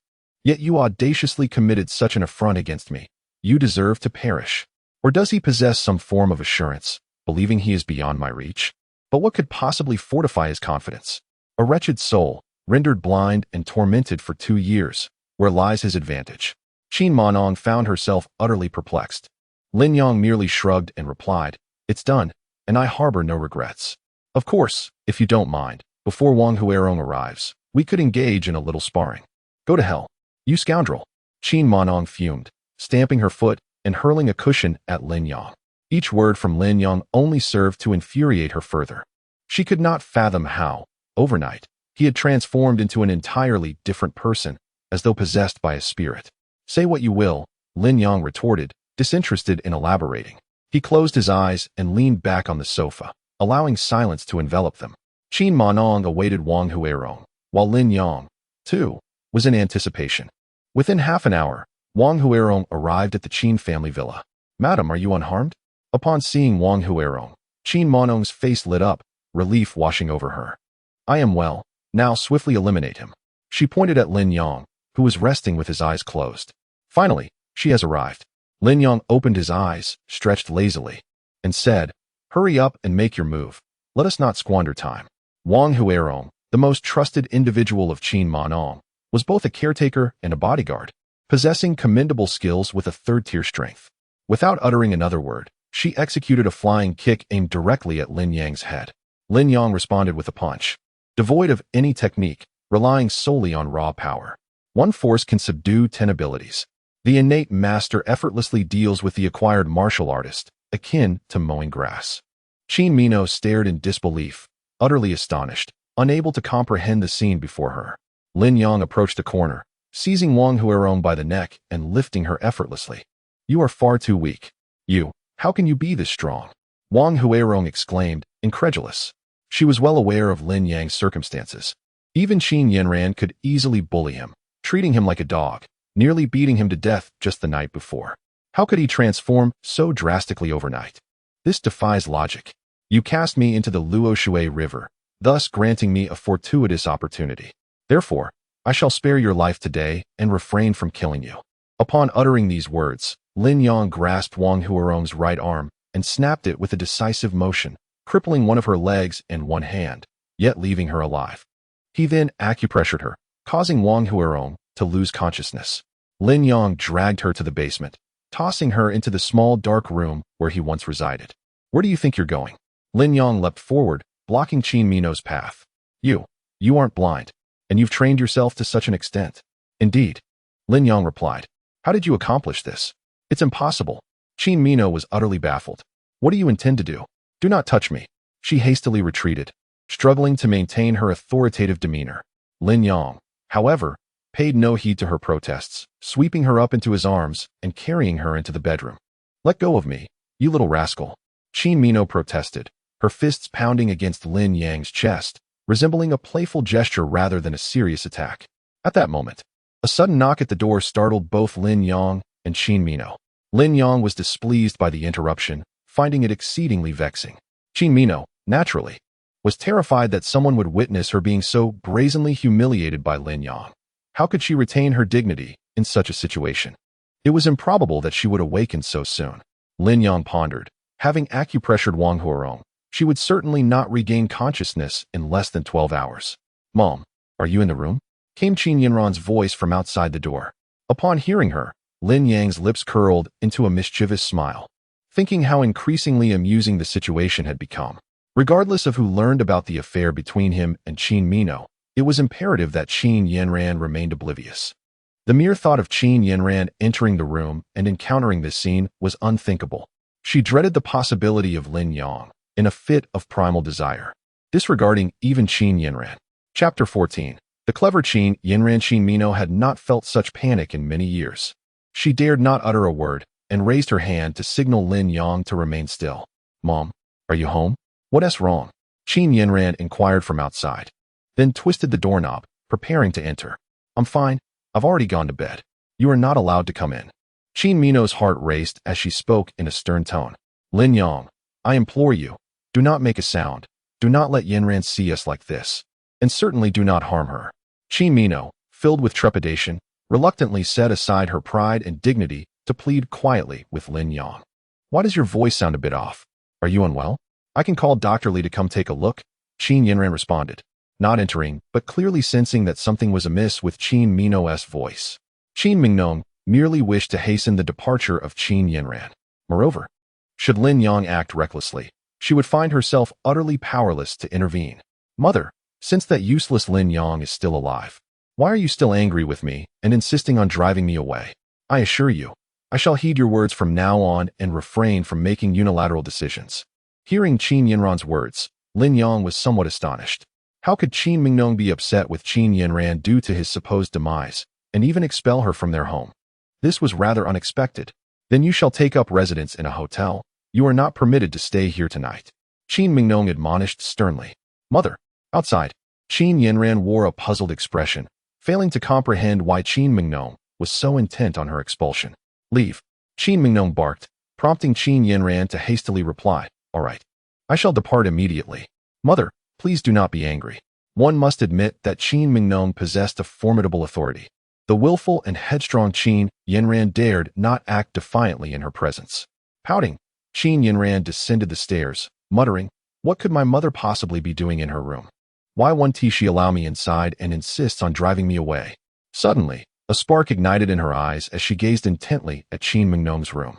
Given her many years of singleness, it was indeed quite natural at her age. As a woman, Qin Yinran had a deep understanding of the female psyche, and her thoughts were swirling with vivid imaginings.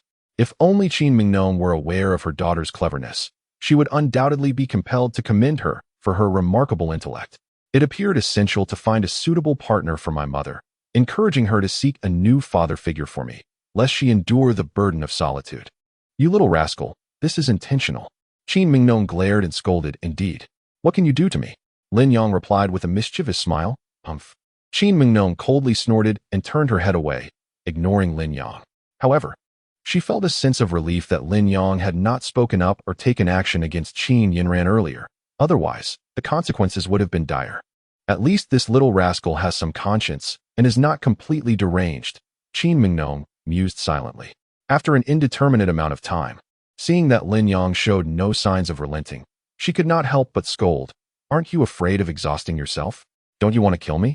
If I were to die at your hands, wouldn't that fulfill your wish? Lin Yang replied, you scoundrel. Qin Mingnong retorted with resentment. After a lengthy silence, Qin Mingnong coldly stated, you can leave now, can't you? I am tired and wish to rest for a while before departing. Lin Yang, with a look of satisfaction, responded, no way. You must go. Qin Mingnong pushed Lin Yang forcefully, but he remained unmoved. Realizing she was at an impasse, she reluctantly conceded. She discovered that she truly had no means to deal with Lin Yang anymore. The young man she had once easily controlled, who had held her life in his hands, had now grown to a point where she could neither dominate him nor escape his control. Chapter 15. The filial Qin Yinran had not left. She remained at home. Lin Yang spoke softly. Qin Mingnong instinctively replied, impossible. Yinran would never dare to disobey me. If you don't believe me, go downstairs and see for yourself. Qin Mingnong did not descend the stairs. Instead, she ventured onto the balcony, where she observed Qin Yinran's car still parked in the garden. Not having departed, she found herself momentarily bewildered. This girl, once again acting on her own accord, defying my words. Deep within, Qin Mingnong possessed an inherently domineering nature, intolerant of any challenge to her authority or disobedience to her commands. At the office, her word was law, and the same applied within her home. Qin Yinran and Wang Huirong had recklessly conspired to eliminate Lin Yang, resulting in one being cast out and the other summarily dismissed. However, now, her authority and dominance had been utterly shattered before Lin Yang, reducing her to a state of repeated supplication. A chilling thought struck Qin Mingnong, prompting her to quickly lock the door to her room. Could it be that Yanran had overheard everything? With your voice raised so high, it would be quite difficult for her not to hear, wouldn't it? Lin Yang teased. Qin Mingnong, her face flushed with embarrassment, appeared somewhat flustered. If you knew she hadn't left, why didn't you warn me? Why should I warn you? I am not afraid of her knowing. Lin Yang continued with a mischievous grin. Besides, seeing you struggle to contain yourself, I refrained from saying anything for your own good. You scoundrel! Qin Mingnong exclaimed in exasperation, stepping forward to strike Lin Yang's chest with her fist. She despised the sensation of being manipulated by him at every turn. Lin Yang seized Qin Mingnong's fist and remarked, "You dare not leave the room, and I am unwilling to depart. You find yourself quite powerless, don't you?" She shot him a resentful glare. Lin Yang scoffed, "One day, I shall rid the world of you." Qin Mingnong retorted through gritted teeth. "I await your challenge at any moment," Lin Yang replied with a smile. Perhaps due to fatigue, Qin Minno's body gradually relaxed, her breathing becoming even and gentle, and she soon drifted into slumber. Lin Yang gently turned her over, raising his hand to caress her silky hair and delicate face. Although the room was shrouded in darkness, Lin Yang's unique ability granted him night vision. Gazing at the nearby Qin Minno, he found her undeniably beautiful, truly exquisite. As night turned into day, Qin Minno was awakened by the ringing of her phone. To her astonishment, she realized she had slept until 10 o'clock, a first for her. Though she possessed a ruthless demeanor and a strong-willed character, deep down, she was a woman profoundly lacking in security. This stemmed from her past experiences, having been violated by powerful individuals in her youth and only narrowly escaping their clutches. This haunting episode lingered like a nightmare, perpetually tormenting her. She often awoke from nightmares. Gripped by fear, her sleep quality consistently poor. Yet, last night marked the most peaceful and reassuring slumber she had enjoyed in 20 years.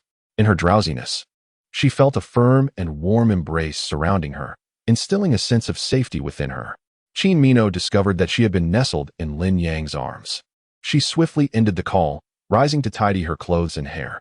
"I noticed you were sleeping soundly, so I didn't want to wake you," Lin Yang remarked. "You should leave quickly. Don't let Yanran see you," Qin Minno replied, her expression cold.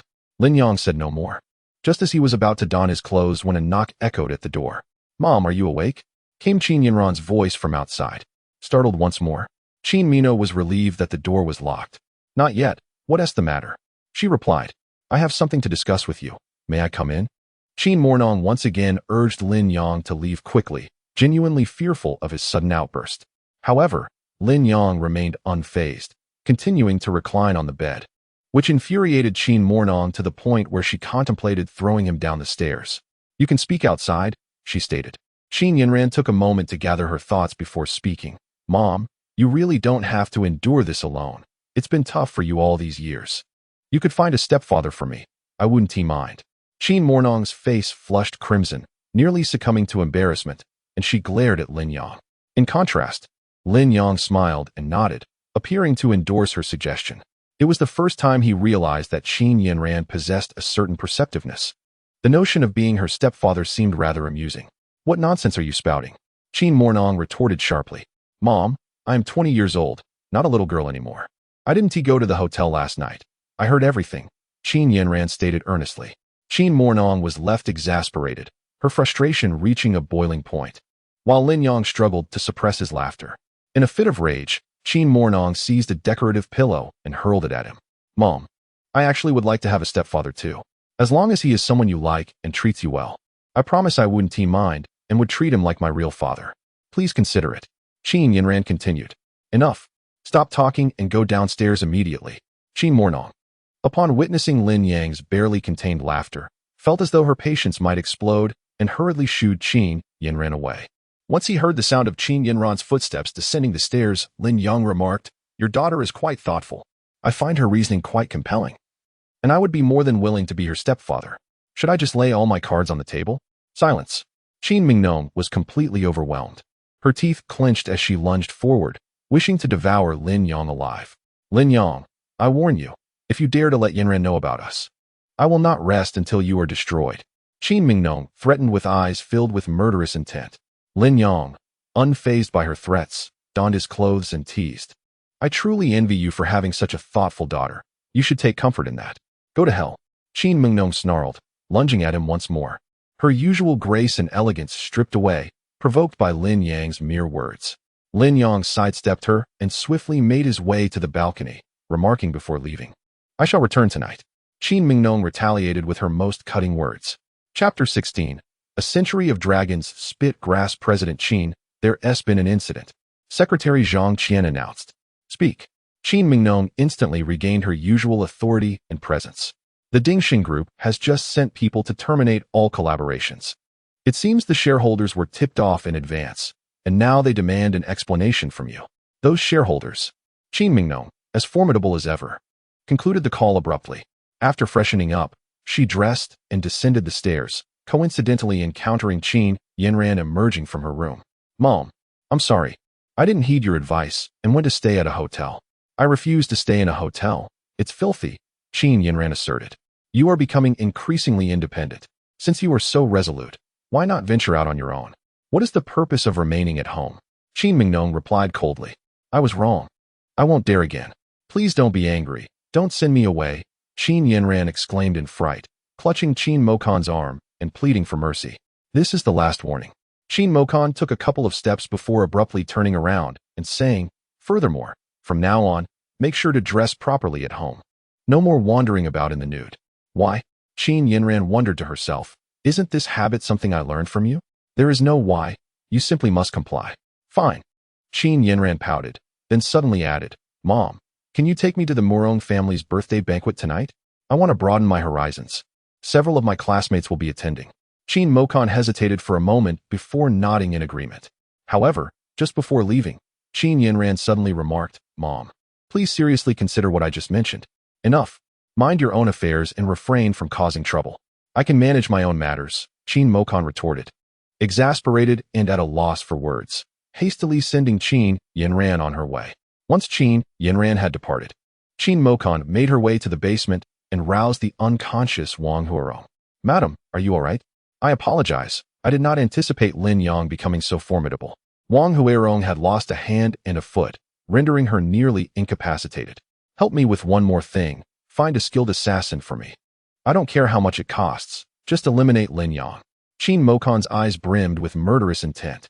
Although she had enjoyed herself the previous night, it did not diminish her resolve to eliminate Lin Yang. Otherwise, she would forever be under the control of that insufferable brat. Qin Mokan would never allow herself to be subjugated by another. He is capable of inflicting serious injury on me with ease. He must possess the strength of a fourth-tier expert. To eliminate him, a minimum of 5 proficient experts must be mobilized. I truly cannot fathom how he has cultivated such fourth-tier strength. Wang Huarong remained utterly perplexed. Qin Mino also struggled to comprehend. How could Lin Yang, who was clearly blind and rendered a mere shell of his former self, suddenly rise again? Yet, this was no longer of consequence. What truly mattered was that he must perish. After a moment of contemplation, Wang Huarong declared, I have thought of someone who undoubtedly possesses the strength to eliminate Lin Yang. Who? Qin Mino inquired with a fierce countenance. Very well, my lady. I shall ensure this matter is handled appropriately. Qin Mino summoned an ambulance to take Wang Huarong to the hospital for treatment. Lin Yang, do not blame me for my ruthlessness. Previously, I had no intention of ending your life, but you should not have forcefully crossed my path, breaking free from my control and seizing my vulnerability. You must die. Qin Mino narrowed her eyes slightly, speaking to herself. The partnership with the Dingxing Group is one that must not be relinquished. Losing this collaboration would precipitate a series of complications and disrupt her plans to further expand the Xingyao Group into the Nandu province. The alliance with Dingxing Group is of utmost importance. Meanwhile, Lu Qingji was also actively preparing. The Jiqing Group currently teetered on the brink of collapse, and the solution lay in partnering with the Dingxing Group, leveraging the influence of the Murong family to counteract Hong Changhai's relentless pressure. Lin Yang intended to visit various pharmacies in search of the medicinal herbs necessary for his cultivation. His esteemed master, the medicine sage, had imparted to him a powerful technique known as the Dragon Elephant Shaking Heaven technique.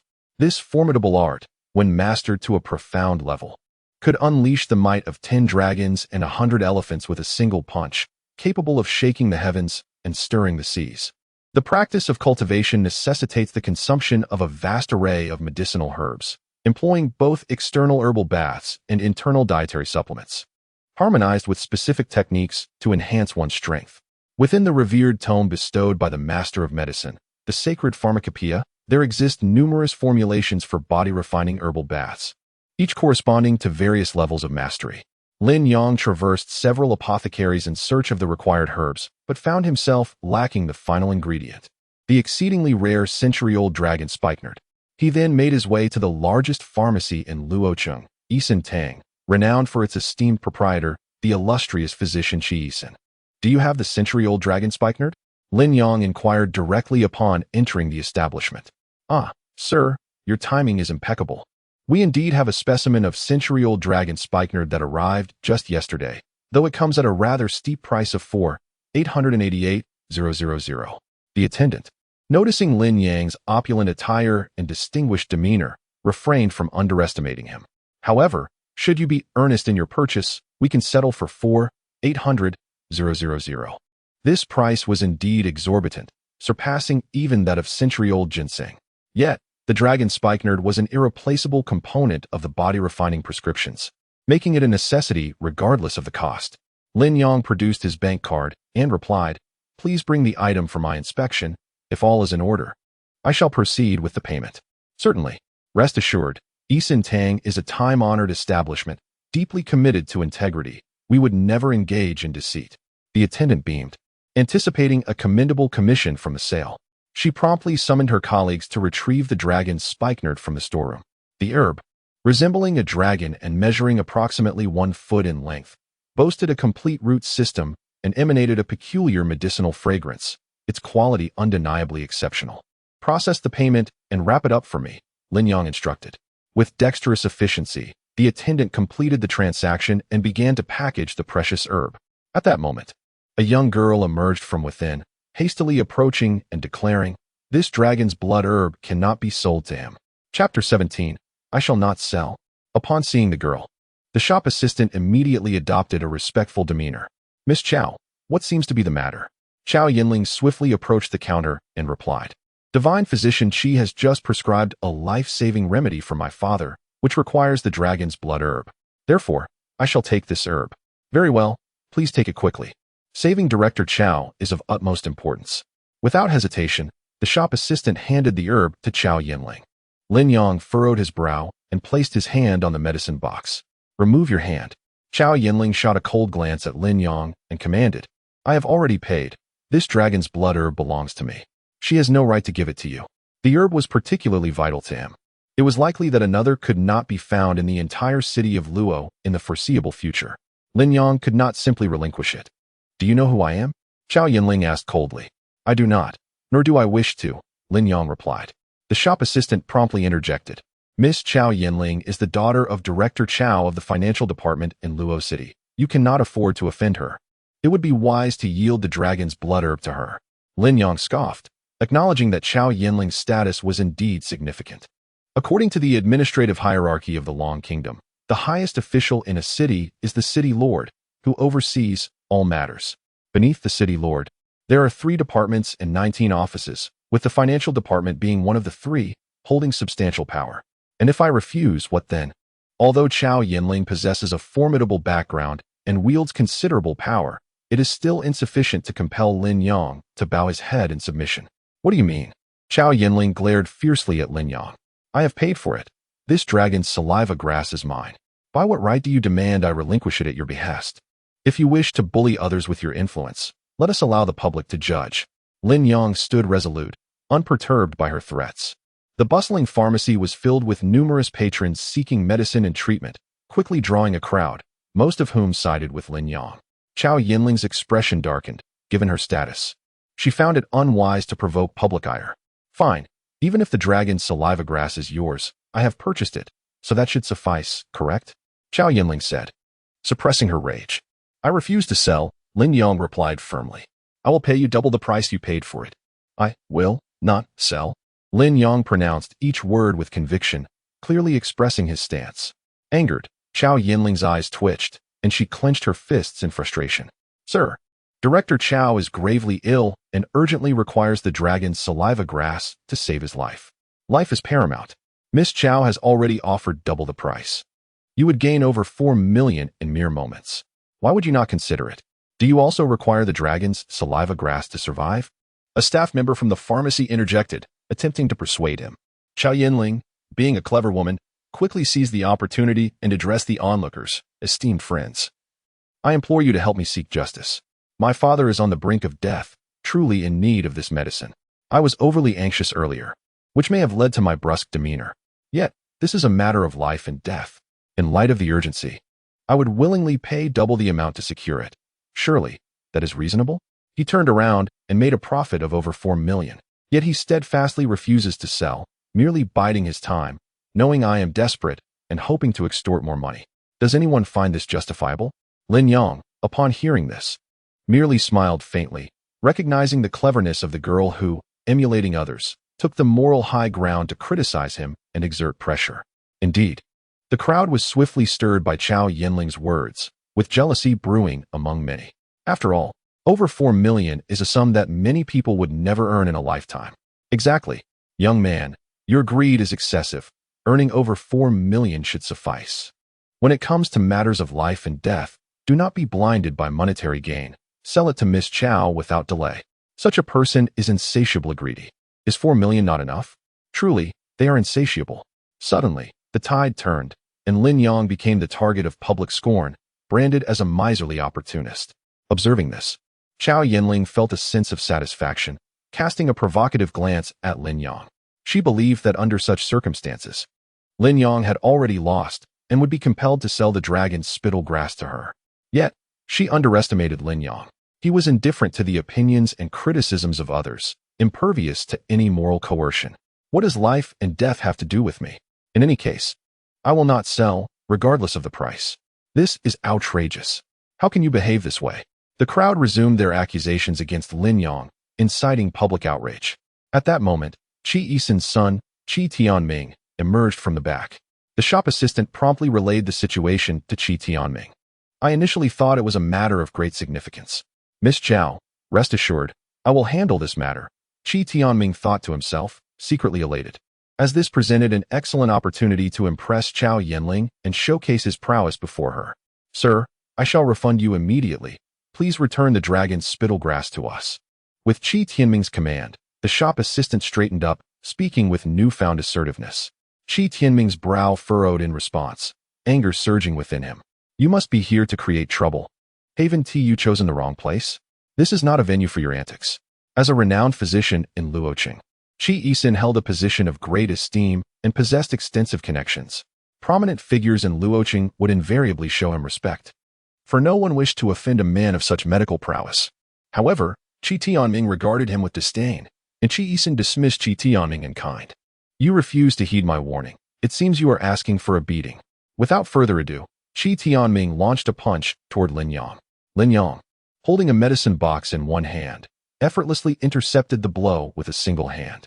Despite his initial 3 attempts being thwarted with ease, Qi Tianming's irritation grew as he realized Lin Yang was indeed a skilled martial artist, emboldened enough to provoke a confrontation.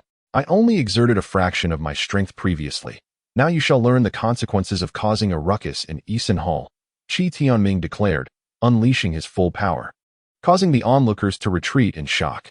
With claws formed by his hands, he attacked with a grappling technique, intent on subduing Lin Yang in one decisive move to display his might before Qiao Yinling.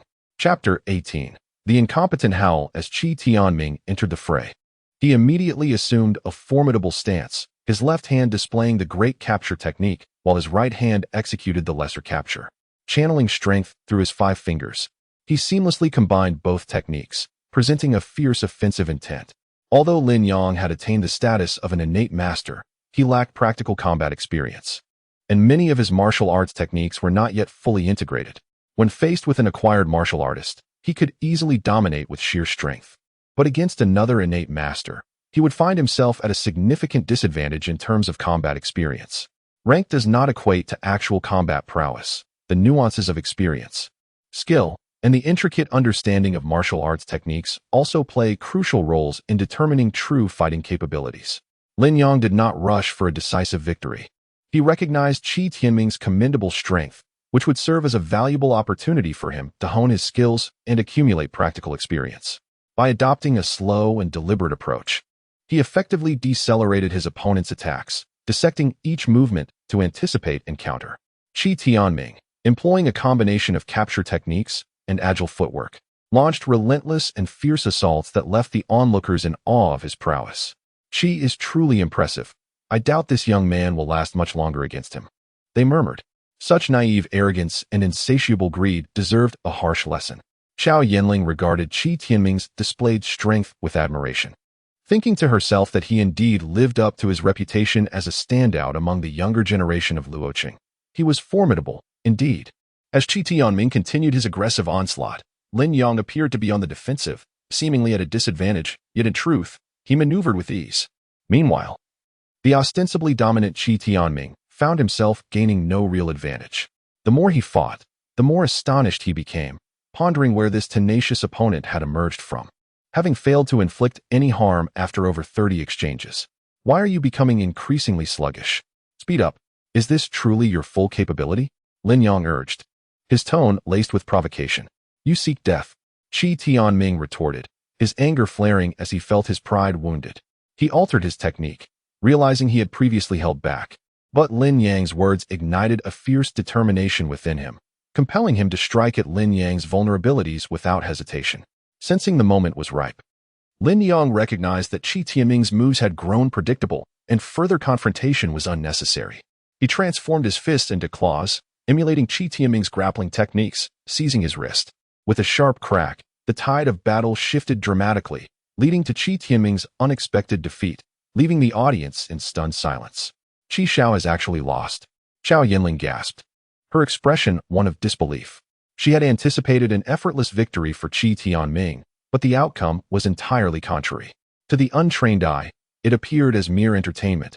However, those versed in martial arts discerned the truth.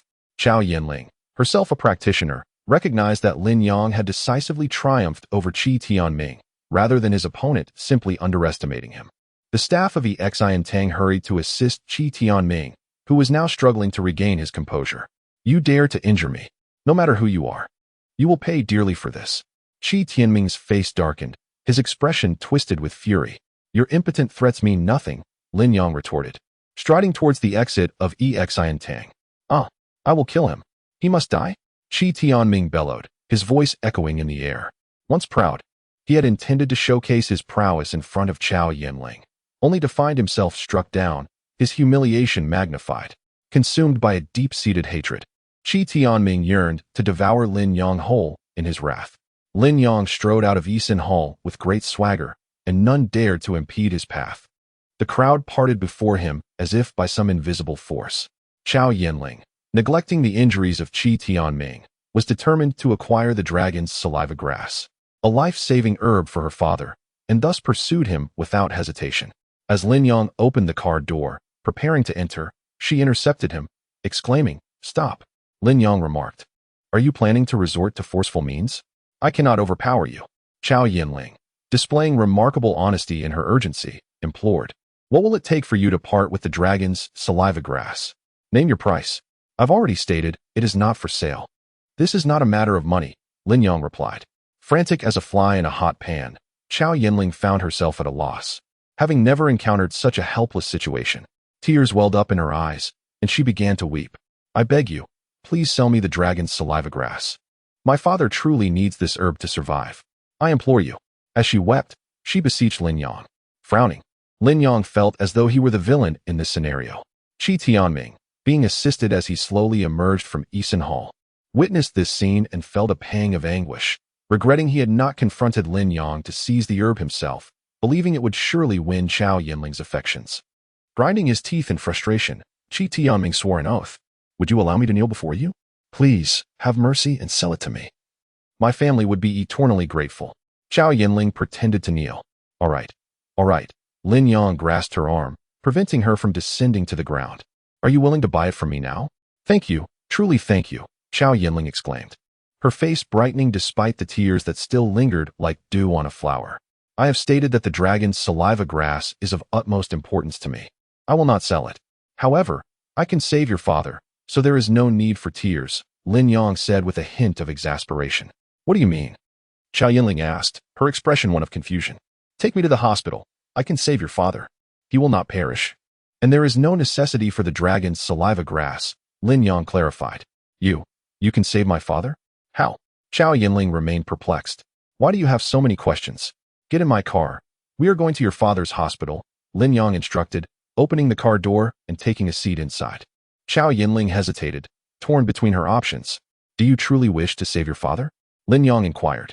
With a determined sigh, Chow Yinling opened the door and climbed in, reasoning that since he possessed the dragon's saliva grass, they could discuss further details once they arrived at the hospital. Qi Tianming, witnessing Chow Yinling getting into Lin Yang's car, was utterly taken aback. He must have said something to lure Miss Chow with the dragon's saliva grass. She could be in danger. An employee speculated. Quick, retrieve my phone. I need to call my father and alert the Chow family. Chow Yinling belongs to me. I will not allow this scoundrel to take advantage. Qi Tianming shouted, his eyes wide with fury. Chapter 19. A group of frogs at the bottom of the well. Chow Yinling sat in Lin Yang's car, feeling a mix of tension and concern. Which hospital? Lin Yang asked. The first hospital of Luoqing, she replied. Lin Yang started the vehicle, accelerating swiftly, wiping away her tears. Chow Yinling questioned, how exactly do you plan to save my father? Dr. Qi insisted that only the dragon's saliva grass would suffice. That reflects his inadequate medical skills. Lin Yang asserted, Dr. Qi is undoubtedly the most renowned physician in our city, having successfully treated numerous complex ailments. Do you dare to claim that his medical skills are lacking? In my presence, he has yet to earn the title of a divine healer. Upon hearing this, Chow Yinling pressed her lips together. Were it not for the current need to avoid offending Lin Yang, she would have openly criticized his audacity to boast. In her mind, she thought, do you truly possess such remarkable medical prowess? Unable to restrain her curiosity, Chow Yinling inquired, surely your skills surpass those of Qi Yisun. Naturally, she had her doubts about Lin Yang's assertions. May I ask your name? She asked. Lin Yang, he replied. Chow Yinling pondered for a moment, confirming that she had never encountered such a figure in Luoqing. But who exactly are you? She continued. I am acquainted with most of the prominent young talents in Luoqing. You might have defeated Qi Tianming, indicating your superiority, yet I have never heard of you, nor do I recognize you. Chow Yinling's curiosity was piqued. Is being known by you truly an accolade? Lin Yang retorted, leaving Chow Yinling momentarily speechless. Internally, she scoffed, thinking, what airs you put on? Were it not for your possession of dragon's saliva grass, I would hardly care to know you. At that moment, Chow Yinling's phone rang. It was her mother, Zhang Shuyun. Xiaoling, where are you? Are you in danger? I heard that the dragon's saliva grass was purchased by someone who injured Qi Tianming, and you got into their car? Zhang Shuyun was alarmed by the news.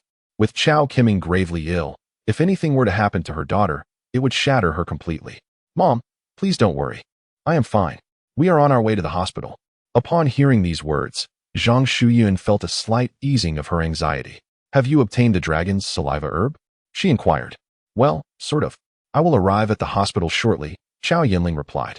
After ending the call, she discreetly messaged a friend to quickly gather information about Lin Yang. Lin Yang drove swiftly, reaching the first municipal hospital from Yisun Hall in under 10 minutes. In truth, Lin Yang's decision to treat Chow Qiming stemmed from two motivations. Firstly, witnessing Chow Yinling's desperate plea, almost to the point of tears, softened his heart. Secondly, Chow Qiming had served in public office for many years and was well regarded among the citizens of Luoqing, having accomplished numerous beneficial deeds. Had Chow Qiming been a corrupt official with a tarnished reputation, Lin Yang would have never considered offering his aid, even if the man lay dying before him. Chow Yinling led Lin Yang to Chow Qiming's hospital room, which was bustling with people. In addition to Chow Yinling's mother, there were Chow Qiming's secretary, bodyguards, several hospital directors, specialists, and the esteemed physician Qi Yisun from Luoqing. Xiaoling, where is the dragon's saliva herb? Zhang Shuyun asked anxiously. It's in his possession. Chow Yinling pointed to Lin Yang. Hurry, give it to me. Zhang Shuyun demanded. Did I ever say I would give it to you? Lin Yang replied nonchalantly. How dare you? I command you to hand over the dragon's saliva herb immediately. The Chow family will not treat you unfairly. If you refuse, you shall face dire consequences. Zhang Shuyun retorted coldly. Lin Yang shot a displeased glance at Zhang Shuyun and said, Your daughter pleaded earnestly, and I came to offer my assistance out of goodwill. If this is your attitude, then I shall take my leave. With that, he turned to depart. Stop. Chi Isin interjected first. Did you injure my son? It's quite understandable. Your son lacks the necessary skills yet insists on meddling in affairs that do not concern him. Isn't it only natural for him to suffer the consequences? Lin Yang replied. You insolent wretch. How audacious you are. In Luo City, even the four esteemed masters would show me some respect. How dare you harm my son? Chi Isin exclaimed. Furious. I have indeed harmed him. Are you seeking to avenge your son? I countered, raising an eyebrow. You. Despite Chi Isin's confidence in his medical prowess, he found himself at a loss against Lin Yang's martial skills, unable to devise a strategy. You insolent brat, I will ensure you do not survive today. Chi Isin declared with a menacing aura. Hand over the dragon's saliva grass to me, and I shall overlook the incident involving my son's injury, Zhang Shuyun insisted, her primary concern being the dragon's saliva grass. She discreetly gestured to Chi Isin, urging him to cooperate. Lin Yang let out a cold laugh, disregarding Zhang Shuyun, and turned to leave. Stop him. Chao Qiming's bodyguard advanced towards Lin Yang. Stand down. Chao Yinling swiftly intervened to halt the bodyguard's actions. Xiaoling, what are you doing? Zhang Shuyun inquired, puzzled. Mother, he came to save my father. He claims to have other methods to heal him, Chao Yinling explained, rushing to block Lin Yang's path once more. Lin Yang, please don't be angry. My mother doesn't understand the situation. Miss Chao, did you just say he has alternative methods to cure Director Chao? Chi Isin inquired. Chao Yinling nodded. Do you truly believe such words? Despite the multitude of experts at the municipal hospital being utterly confounded, I have pondered long and hard before arriving at this prescription. It is the sole remedy capable of saving Director Chao. What could a mere youth possibly contribute? What qualifies him to save? Chi Isin scoffed derisively. Indeed, the only one able to rescue Director Chao is the esteemed physician Qi. Does he possess any medical knowledge? This inexperienced lad is of no comparison to even a mere intern I could pluck from the hospital. I suspect he is simply here to create chaos. Let us apprehend him at once. The experts from the municipal hospital rallied in support of Chi Isin, genuinely belittling Lin Yang from the depths of their hearts. Lin Yang let out a cold laugh and contemptuously remarked, Your inability to save does not stem from my lack of capability. Rather, it reflects your own mediocrity and poor craftsmanship. Truly the perspective of a frog at the bottom of a well. His words incited the ire of Chi Isin and several experts, including the director. You dare call someone a frog at the bottom of a well? The director thundered. Do not misconstrue my words. I am not targeting anyone in particular. I am simply stating that you all are akin to frogs at the bottom of a well. Lin Yang unleashed a collective assault, maximizing the impact. Who is this insolent wretch that speaks so freely? How audacious! How can the youth of today be so lacking in decorum?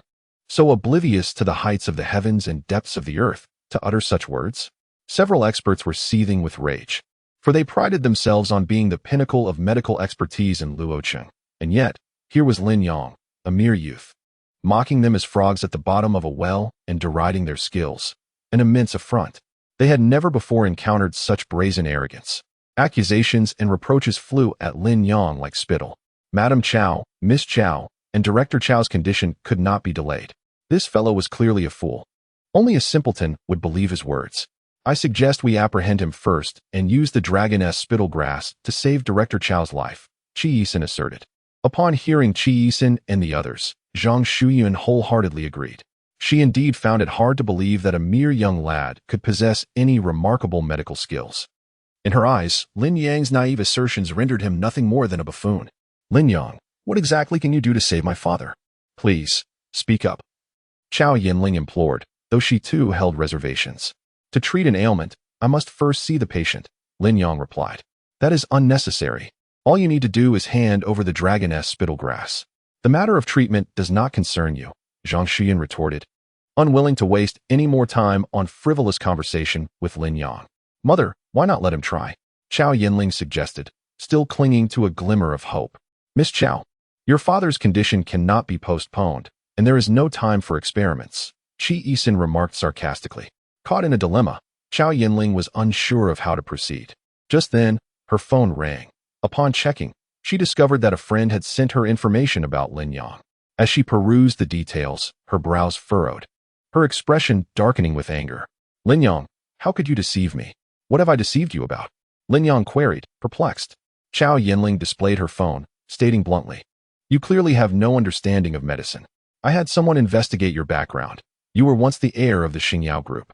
2 years ago, your parents tragically perished in a car accident, leaving you despondent, ensnared by gambling, and addicted to drugs, nearly squandering your entire inheritance. Were it not for your formidable godmother, Qin Manong, the current chairwoman of the Xingyao group, you would have long been reduced to living on the streets. Chao Yinling swiftly laid bare Lin Yang's history. A subtle smile graced Lin Yang's face as he inquired, "What else have you discovered? Please continue. This information is already sufficient, despite your remarkable skills. You remain a thorough addict and a reckless gambler. I had a fleeting belief in your ability to save my father, but it seems you are merely the godson of Qin Manong from the Xingyao group. I had indeed heard whispers of your affairs. No wonder I felt that name was familiar," Qi Yisun remarked. The experts felt a sense of relief and began to mock him. "I told you not to trust his words," the director scoffed. "You, a wastrel and a gambler, dare to impersonate a doctor? Seize him at once and deliver him to the city guard for confinement." Lin Yang, weary of explanations and disdainful of the situation, thought, kindness thrown to the wind. "If that is the case, let us take action," Lin Yang retorted with scorn. Zhang Shuyan commanded her bodyguards, "Arrest him." Chao Qiming's bodyguard was a martial artist of considerable skill, and the reason Chao Yinling brought Lin Yang to the hospital was to have a contingency plan. If Lin Yang possessed genuine medical expertise to save her father, it would be most fortuitous. If salvation proves elusive, then it would suffice to have the bodyguard intervene. Securing the dragon's saliva herb for life as preservation and subsequently compensating Lin Yang with a sum of money, the imposing bodyguard clenched his fists, his muscular arms swelling with undeniable strength. "Halt!" A voice rang out from behind. The gaze of the crowd shifted toward the source of the sound. There, clad in a chi pao, exuding an impeccable aura, Murong Yun gracefully approached, accompanied by her sister, Murong Waner. "Murong Yun?" Zhang Shuyun furrowed her brow slightly. "Sister Murong." Chao Yinling rushed to greet Murong Yun upon spotting her. Murong Yun acknowledged her with a nod. Ordinarily, she would have approached Zhang Shuyun first. However, she proceeded directly to Lin Yang, breaking into a radiant smile. "Mr. Lin, what brings you here? I initially intended to treat Director Chao, yet I was disregarded.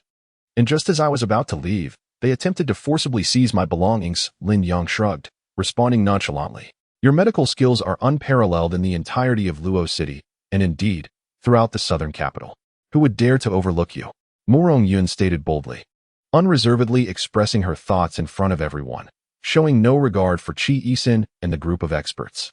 Yet, she was Murong Yun, and she possessed the audacity to voice such sentiments. Even if Qi Yisun and others felt discontented, they bore it in silence. "Sister Murong, you know him? And you address him as Mr. Lin?" Chao Yinling expressed her disbelief. The others shared her confusion, given Murong Yun's stature. How could she extend such respect to this notorious gambler? Not merely an acquaintance. "Mr. Lin is our benefactor and a distinguished guest of the Murong family." Murong Yun chuckled. Her words sent ripples of astonishment through the crowd, leaving them utterly bewildered. "Huh?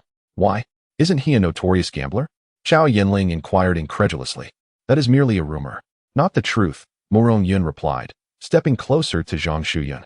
Meanwhile, Murong Waner discreetly pulled Chao Yinling aside to recount the events of the previous day. "Madam Chao, I heard that Director Chao suddenly fell gravely ill, so I came to check on him," Murong Yun stated. "You are very considerate," Zhang Shuyun nodded slightly. "Madam Chao, please have faith in Mr. Lin's medical skills. He is truly a remarkable physician.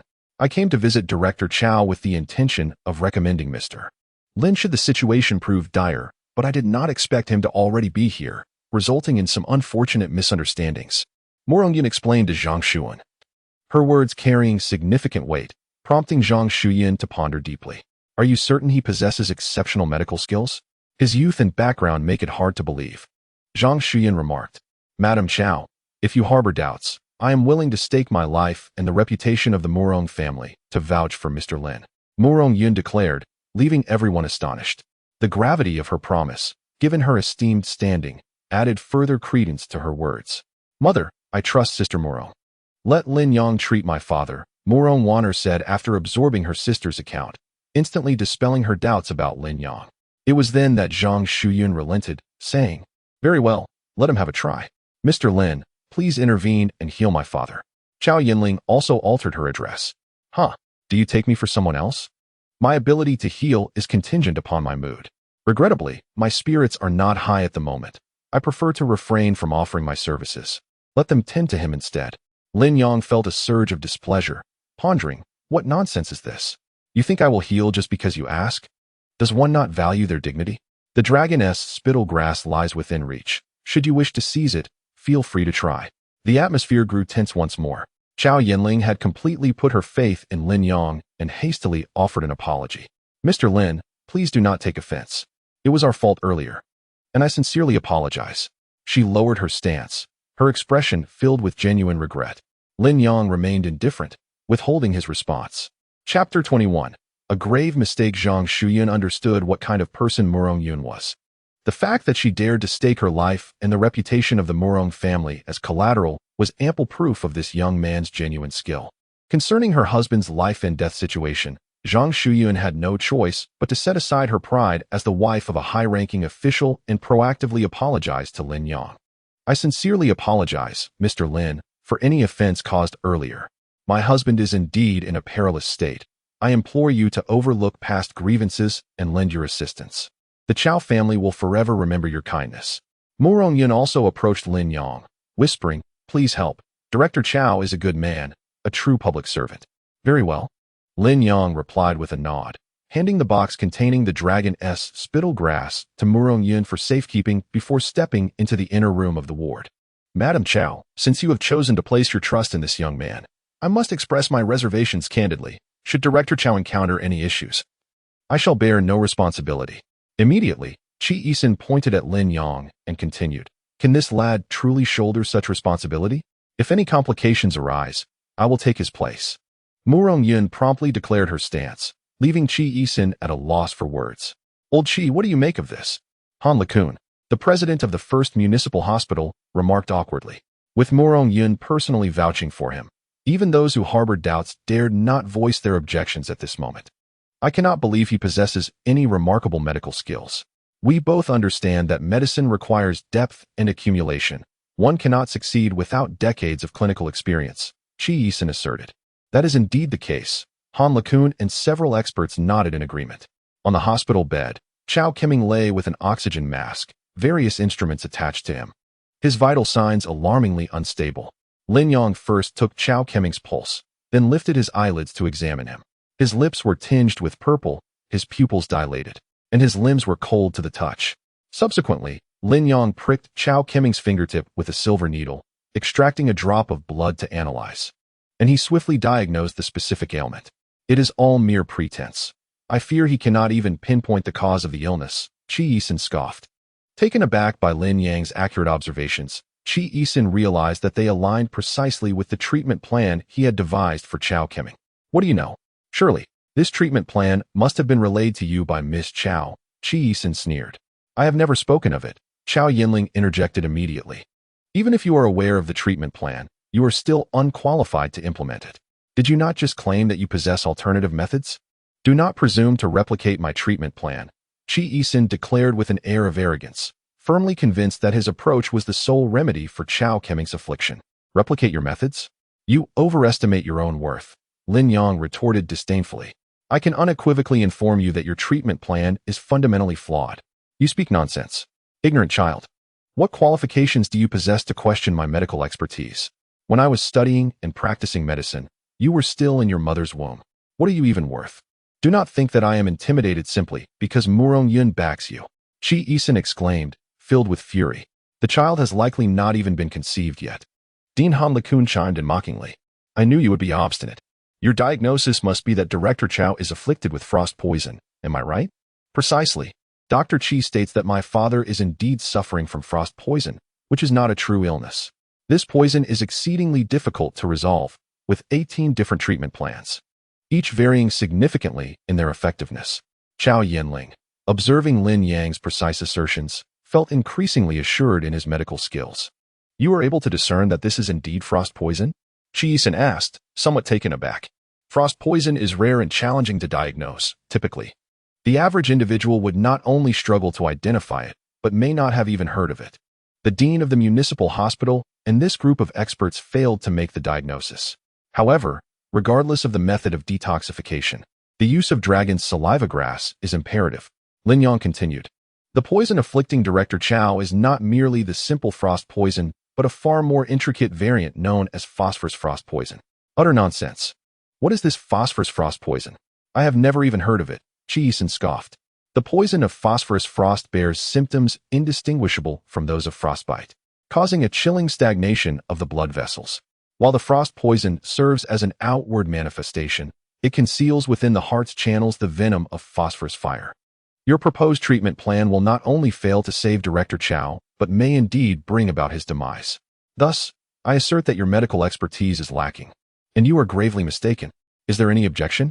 Upon hearing Lin Yang's words, both Zhang Shuyun and Chao Yinling's expressions shifted dramatically, filled with trepidation. Chi Yi-sen's countenance also darkened, yet he stubbornly retorted, "Your assertions sound plausible, but what justifies that your diagnosis is correct while mine is erroneous?" Still obstinate? Lin Yang cast a calm glance at Chi Yi-sen and remarked, "Did you not notice any anomalies in his pulse when you took it? Perhaps you did, but with your limited medical knowledge, you failed to comprehend what that subtle irregularity signified. Thus, you blindly diagnosed it as frostbite, dismissing that faintly discernible aberration." All eyes turned to Chi Yi-sen, who appeared pale, beads of sweat forming on his forehead, clearly betraying his anxiety and guilt. Just as Lin Yang had pointed out, Chi Yi-sen had indeed detected that anomaly but chose to disregard it, deeming it inconsequential. As Lin Yang stepped forward, Chi Yi-sen and the other expert physicians instinctively recoiled, completely subdued by his commanding presence. You, and all of you, cannot even adhere to the most fundamental principles of medical practice, yet you dare to call yourselves experts? Divine healers? Ridiculous. Shameful. Lin Yang's words, delivered with fervor, cut through the air with the sharpness of a blade, rendering Chi Yi-sen and the others unable to hold their heads high, engulfed in shame, their faces flushed, rendered speechless. Morong Yun wore a gentle smile, her beautiful eyes shimmering with a watery brilliance as she gazed at Lin Yang, filled with admiration. At that very moment, Lin Yang appeared undeniably handsome. Morong Wanner also openly displayed her reverence. "Mr. Lin, please, you must save my husband. The entire Chow family will forever remember your great kindness." Zhang Shuyun was thoroughly convinced, filled with dread at the thought of nearly endangering her husband's life, and her respect for Lin Yang grew even deeper. Chi Yi-sen, having practiced medicine for several decades, found himself chastised by a younger generation, and though he recognized his mistakes, he still felt a twinge of resentment. Even if your diagnosis is correct, how will you counteract such a complex poison? If you cannot resolve it, then all your words are merely futile and of no consequence. Silence yourself. I firmly believe Mr. Lin will undoubtedly save my husband. Acknowledging one's inferiority is essential. Further obstinacy would only serve to invite ridicule. Zhang Shuyun snapped, thinking to herself, "Do not provoke Mr. Lin further. If he chooses to withdraw his assistance, what shall we do then?" Chapter 22. The 8 Methods of the Golden Needle. Lin Yang refrained from engaging in a verbal dispute with Chi Yi-sen. He approached the bedside and retrieved his silver needles. The task of neutralizing the phosphorus poison within Chao Qimin was a formidable challenge for most. Even Chi Yi-sen, whose medical skills were commendable, found himself unable to tackle this particular toxin. Yet for Lin Yang, it was a simple matter. Observing Lin Yang prepare to administer treatment, Chi Yi-sen and several experts gathered around, eager to witness the proceedings. In truth, Lin Yang's previous words had already sufficiently impressed the dean and experts of the municipal hospital. Should he succeed in curing Chao Qimin, it would indeed elevate him to legendary status. Lin Yang initially selected 7 silver needles, which he deftly inserted into 7 acupoints on Chao Qimin's body. As he gently manipulated the needles with his fingers, they appeared to dance, quivering slightly, as if frosted. Could this be the cool breeze from the sky technique from the 8 Methods of Golden Needles? Chi Yi-sen, well versed in medical knowledge, exclaimed in awe upon witnessing Lin Yang's needlework. "Old Chi, what exactly are the 8 Methods of Golden Needles, and what is cool breeze from the sky?" inquired Dean Han Lakun. Chi Yi-sen elucidated. The 8 Methods of Golden Needles originate from the Huangdi Neijing, specifically the Golden Needle Ode, which chronicles 8 rare needle techniques, each remarkably potent. Mastering even one of these techniques elevates one's medical prowess significantly. The term cool breeze from the sky is a colloquial name. Its formal designation is the mysterious iced divine needle, a supreme technique for treating febrile conditions. He must first use the cool breeze to suppress the toxicity of the phosphorescent fire. and subsequently neutralize the frostbite poison to prevent a clash of cold and heat, thereby maintaining the balance of yin and yang. Although Qi Yisen himself could not employ this technique, he spoke with great authority. However, he pondered, to neutralize the frostbite poison, one cannot avoid the use of dragon spikenard. How could he resolve it without it? Since you are familiar with the mysterious ice divine needle, have you not heard of the spiritual fire divine needle? Lin Yang, focused on his acupuncture, replied nonchalantly. What? You can also perform the spiritual fire divine needle? This is inconceivable. Qi Yisen was left speechless, completely astounded by the revelation. Dr. Qi, what is the spiritual fire divine needle? Zhao Yinling asked. Please refrain from calling me a divine doctor in the presence of Mr. Lin. I do not deserve such a title. At first, Qi Yisen held a dismissive attitude towards Lin Yang. Even when Lin pointed out his diagnostic errors, he remained somewhat unconvinced. However, at this moment, Qi Yisen was completely in awe, nearly bowing in reverence. The spirit fire divine needle, one of the unparalleled techniques within the 8 golden needles, also known as the burning mountain fire, is indeed capable of dispelling the frost poison. As Lin Yang administered the needle to detoxify, Qi Yisen took the opportunity to enlighten those around him. To master even one of the 8 golden needles is a remarkable achievement, akin to entering a sacred realm. The fact that Lin Yang could simultaneously learn these 2 extraordinary needle techniques truly marked him as a master physician of unparalleled caliber. Qi Yisen's words instilled a profound respect in Han LeCun and several other experts towards Lin Yang. While Qi Yisen spoke, Lin Yang had already begun to prepare the needles anew, employing the spirit fire divine needle to counteract the frost poison. Meanwhile, Lin Yang silently chuckled to himself, thinking how astonishing it was that they had never witnessed such mastery before. Was it merely the 8 golden needles? I master them all. Furthermore, in the presence of the celestial transformation needle, the 8 golden needles pale in comparison. Thus, he remained unperturbed, although admiration was not entirely concealed. Warner, I never expected Mr. Lin to be so formidable. I inadvertently stumbled upon a treasure. Otherwise, my father might have faced a dire fate, said Zhao Yinling, her face filled with relief. Indeed, initially, I too was misled by those rumors, harboring misconceptions about Mr. Lin. Thankfully, he is magnanimous and has forgiven me, Morone Warner remarked proudly. Everyone, please be quiet. Do not disturb Mr. Lin while he administers the needles, reminded Morone Yun. It's quite all right. Employing these 2 techniques is relatively effortless for me, Lin Yang replied. I am truly grateful to you this time. Had you not arrived promptly and so earnestly supported Mr. Lin, we would have undoubtedly made a grave mistake, with consequences too dire to contemplate. We shall forever remember your kindness. Zhang Shuyun sighed with relief, her face betraying a hint of joy as she hurriedly expressed her gratitude to Morong Yun. She imagined that had Morong Yun not appeared today, following Qi Yisen's treatment plan, Chao Keming would surely have met his demise. Madam Chao, you are too modest. The true effort lies with Mr. Lin. I merely spoke the truth and have complete faith in him. Morong Yun did not seek accolades. Although her visit to Chao Keming was indeed intended to offer assistance while securing a significant favor from the Chao family. After all, Chao Keming is the director of finance, the very epitome of wealth in Luoqing, who in business wouldn't wish to foster a closer relationship with him. Mr. Lin is undoubtedly the greatest benefactor, but you have also rendered significant aid. Should your Morong family require assistance in the future, do not hesitate to ask. As long as it does not contravene our principles, the Chao family will certainly lend a hand. With Zhang Shuyun's promise, Morong Yun felt a deep sense of satisfaction, having accomplished her objective. Yet, more importantly, she had further strengthened her bond with Lin Yang. After all, her bold intervention, offering her life and fortune as collateral, was enough to endear her to him. All right. Lin Yang clapped his hands, having completed the acupuncture. The silver needles embedded in Director Chao's body must remain undisturbed for half an hour. After that, the poison of the phosphorus frost will be entirely eradicated.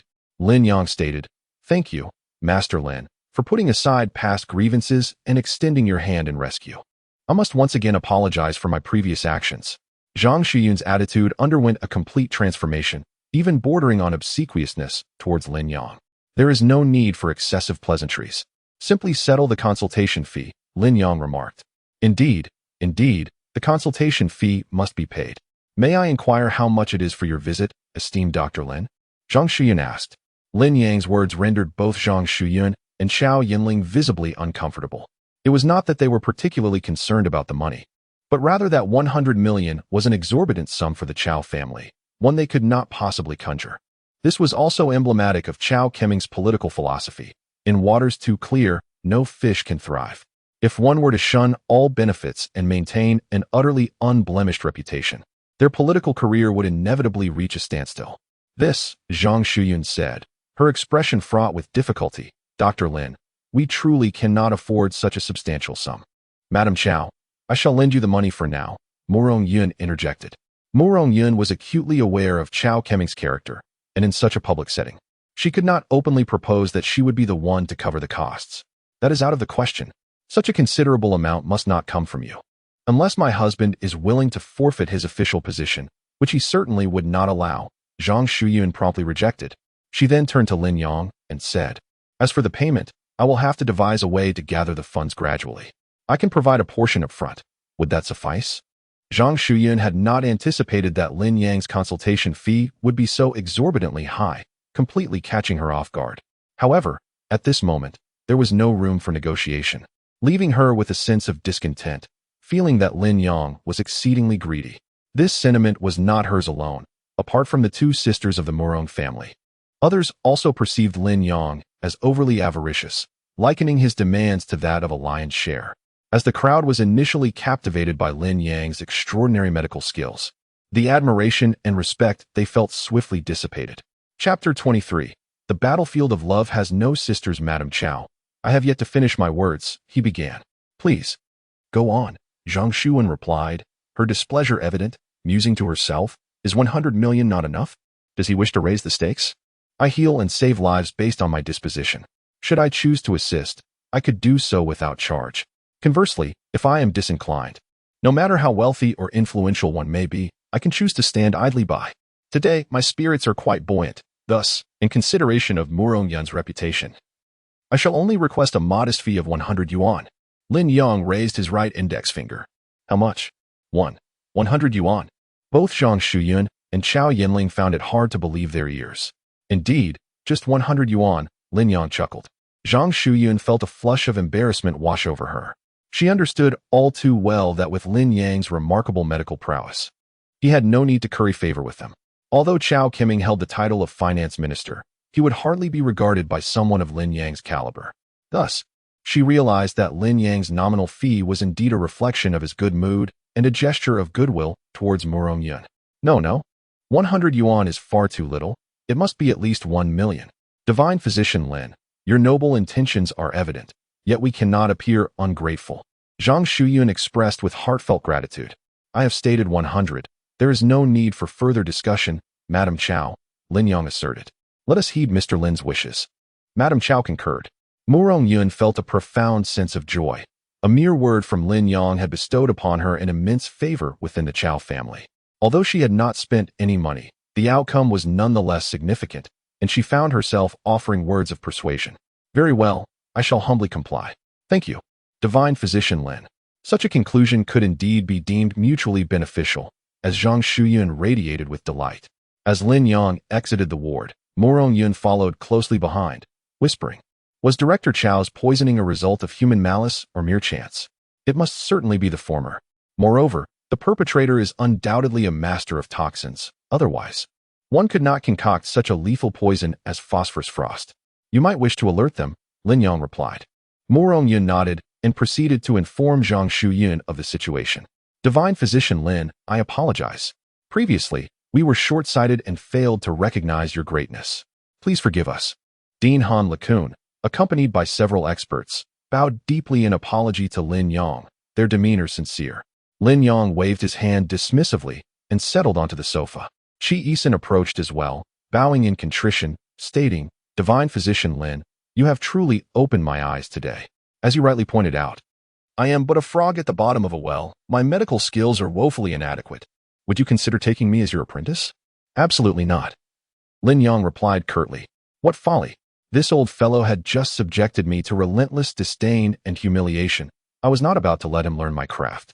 Dream on, he thought to himself. Chi Yisan's face fell, regret washing over him.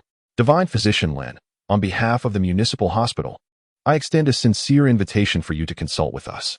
Han LeCun, too, harbored intentions of recruitment. I am not interested, Lin Yang stated flatly.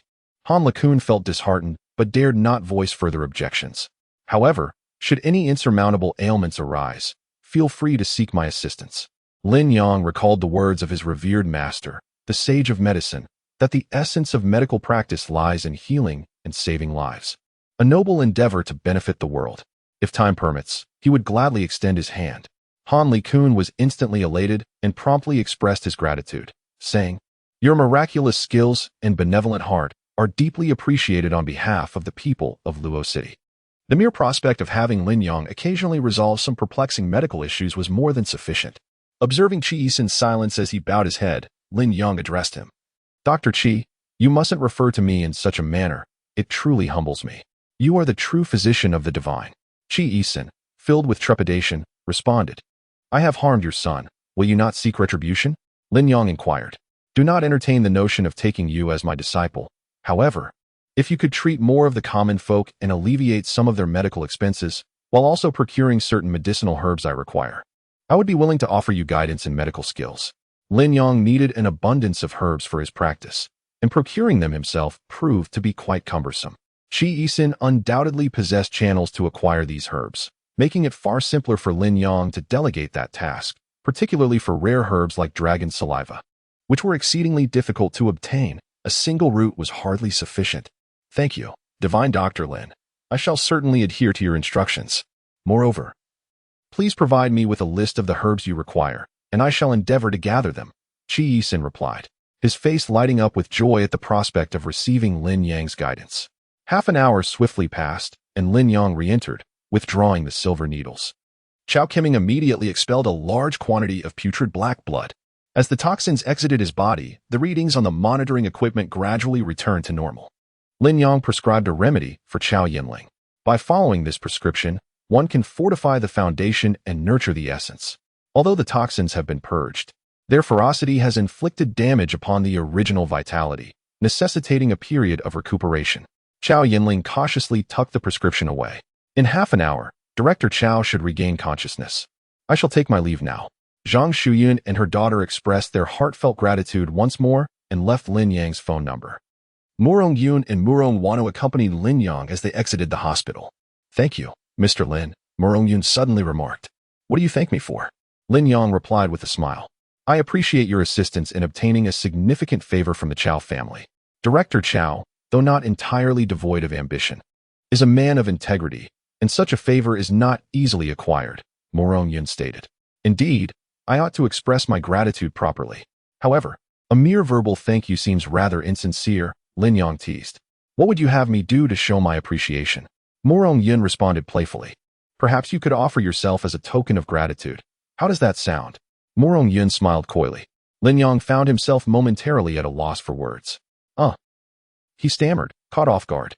"Sister, you wouldn't have developed feelings for Lin Yang, would you?" Murong Wanner inquired, her tone laced with concern. "It seems that it is not I who has taken a liking to him, but rather you who has grown fond." Murong Yun playfully tapped Murong Wanner on the head. Murong Wanner's face flushed crimson as she stammered, "I merely admire him, that's all. Do your best. I fear Chao Yinling is just like you."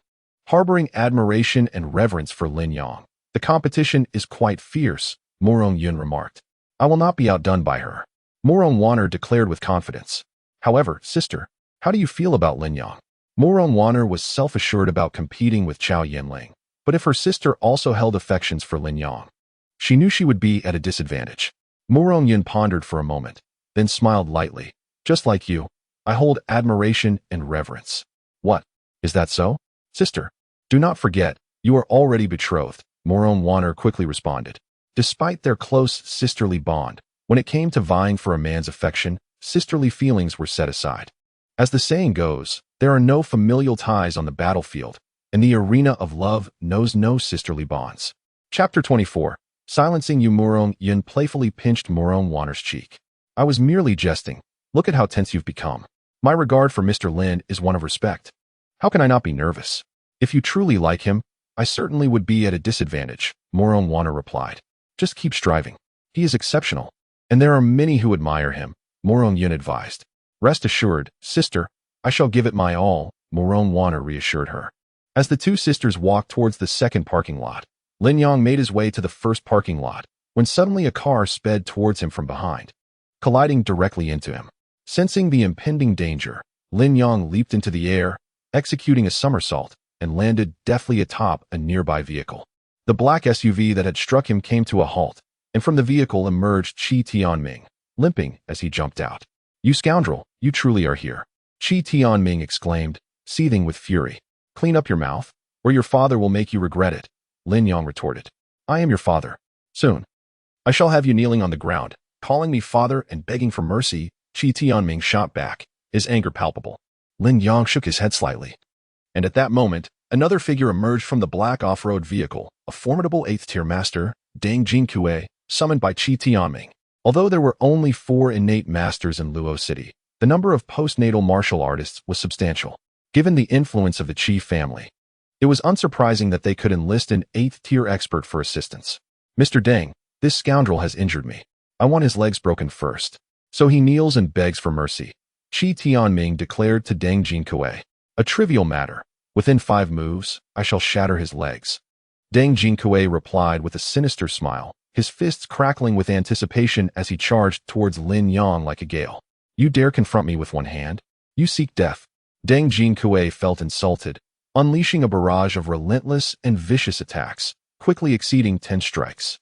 Did you not claim you would break my legs within 5 moves? It has already been 15. Does your face not ache from the embarrassment? Lin Yong countered, effortlessly forcing Deng Jinkue back with a single palm, standing with his hands behind his back. Deng Jinkue felt a tingling sensation in his arms. Lin Yong's seemingly unremarkable palm strike bore an immense force, akin to that of 2 tigers combined. His expression turned grave as he shook his arms to regain composure. With a single strike, you can unleash the power of a ferocious tiger. It is no wonder that Qi Tianming is no match for you. He is not my adversary. Nor are you, Lin Yong said nonchalantly. Who exactly are you? A master of your age in Luo City is certainly not an unknown figure, Deng Jinshi inquired. If you wish to fight, then let us do so. Your words are excessive, Lin Yong replied bluntly. Mr. Deng, eliminate him, and I shall reward you handsomely, Qi Tianming declared loudly. The more formidable Lin Yong appeared, the more unsettled he felt. Deng Jinshi once again assumed a fighting stance, his arms bulging with veins like twisted roots, evidently preparing to showcase his skills. Stop. At that moment, Qi Yisun arrived at the parking lot, witnessing the scene and promptly calling out to intervene. Father. Qi Tianming, noticing Qi Yisun approaching swiftly, hobbled over, eager to show his father how badly he had been beaten. Father slap. Huh. Deng Jinshi was left utterly bewildered. Father, what are you doing? Why are you hitting me? Qi Tianming covered his face, equally confused. You foolish child. That is precisely what you deserve, Qi Yisun retorted, gripping Qi Tianming's collar and dragging him before Lin Yong. Kneel. Father, have you lost your mind? Qi Tianming exclaimed furiously. Slap. Another resounding blow sent Qi Tianming spinning, blood streaming from his mouth and nose. I command you to kneel. Qi Yisun bellowed in rage. Dazed and seeing stars, Qi Tianming, enduring the pain, knelt down. I apologize, Mr. Lin. My son is ignorant of his own limitations. Please do not take offense and spare him this time. I assure you, I will discipline him strictly in the future. After Qi Yisun spoke, he kicked Qi Tianming again and scolded. What are you standing there for? Hurry up and apologize to Mr. Lin. Qi Tianming was no fool. The fact that he felt an overwhelming fear of Lin Yong, despite his father's connections, was a clear indication that Lin Yong was someone he could not afford to offend. Mr. Lin, I am truly sorry. I was in the wrong. I beg for your mercy and forgiveness. At that moment, Deng Jinkue felt exceedingly awkward and suddenly realized the significance of the young man before him. Someone even Qi Yisun dared not provoke. If Qi Yisun feared him, then how could he, Deng Jinkue, possibly stand against him? Had he inadvertently landed himself in trouble? Should he also offer an apology? Yet, as a master of the 8th rank, how could he lower himself to that? Deng Jinkue's face shifted through a spectrum of emotions, his mind in chaos.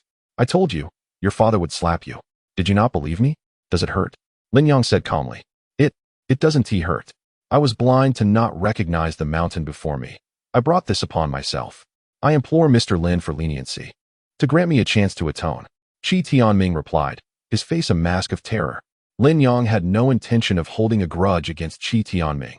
Instead, he turned to Deng Jinkuei and asked, "Are you still going to fight?" Deng Jinkuei's heart raced. He realized there was no escaping this confrontation. "And no, I shall not fight. I was merely acting on someone else's behalf and did not mean to offend. Your skills are remarkable, and I concede defeat." Without hesitation, Deng Jinkuei quickly shifted the blame onto Qi Tianming and gracefully admitted his faults. "Thank you, Mr. Lin," Qi Yisun sighed in relief. Genuinely fearful that Lin Yang might seek revenge, potentially endangering his son's life. After Lin Yang departed, Qi Tianming dared to rise slowly. Upon witnessing Lin Yang's departure, Deng Jinkuei exhaled a sigh of relief and respectfully addressed Qi Yisun, saying, "Qi Divine Doctor, I shall take my leave." He continued, "Please refrain from calling me Qi Divine Doctor in the future. Fortunately, I arrived in time today. Otherwise, both your and the dog's lives would have been in jeopardy. Mr. Deng, that individual just now is beyond our reach. Thank you, Qi Senior, for your reminder. I bid you farewell." Deng Jinkuei felt a chill running down his spine. Harboring no doubts about the authenticity of Qi Yisun's words, for there was no reason for Qi Yisun to deceive him. Moreover, he had witnessed Qi Yisun's actions firsthand. "Father, who exactly is he? Even you seem to fear him." Qi Tianming could not help but inquire. Qi Tianming gasped, struck by a sudden sense of foreboding. Although he had entered the realm of innate truth, his strength still paled in comparison. Enhancing his power was of utmost importance. Chapter 25, Second-Rank Master Lin Yang. Following the body-refining potion formula, first brewed the medicinal ingredients into a potion, then filled a temperature-controlled bathtub with hot water, into which he poured the prepared refining potion. Instantly, the water in the tub transformed into a crimson hue, reminiscent of blood, emanating heat and a potent herbal aroma. Stripping himself of clothing, Lin Yang immersed himself in the bath, channeling the techniques of the dragon elephant shattering heaven. As the technique flowed through him, Lin Yang's pores gradually opened, absorbing the medicinal essence from the potion. With a sharp intake of breath, the potion seeped into his pores, and he was instantly met with a piercing sensation. Every pore ignited a sharp sting, stimulating every nerve. This level of discomfort was unbearable for an ordinary person, who would have leapt from the bath immediately. For the past 2 years, Lin Yang has endured relentless torment at the hands of Qin Yanran, both physically and mentally, forging an extraordinary resilience and an unparalleled capacity for endurance.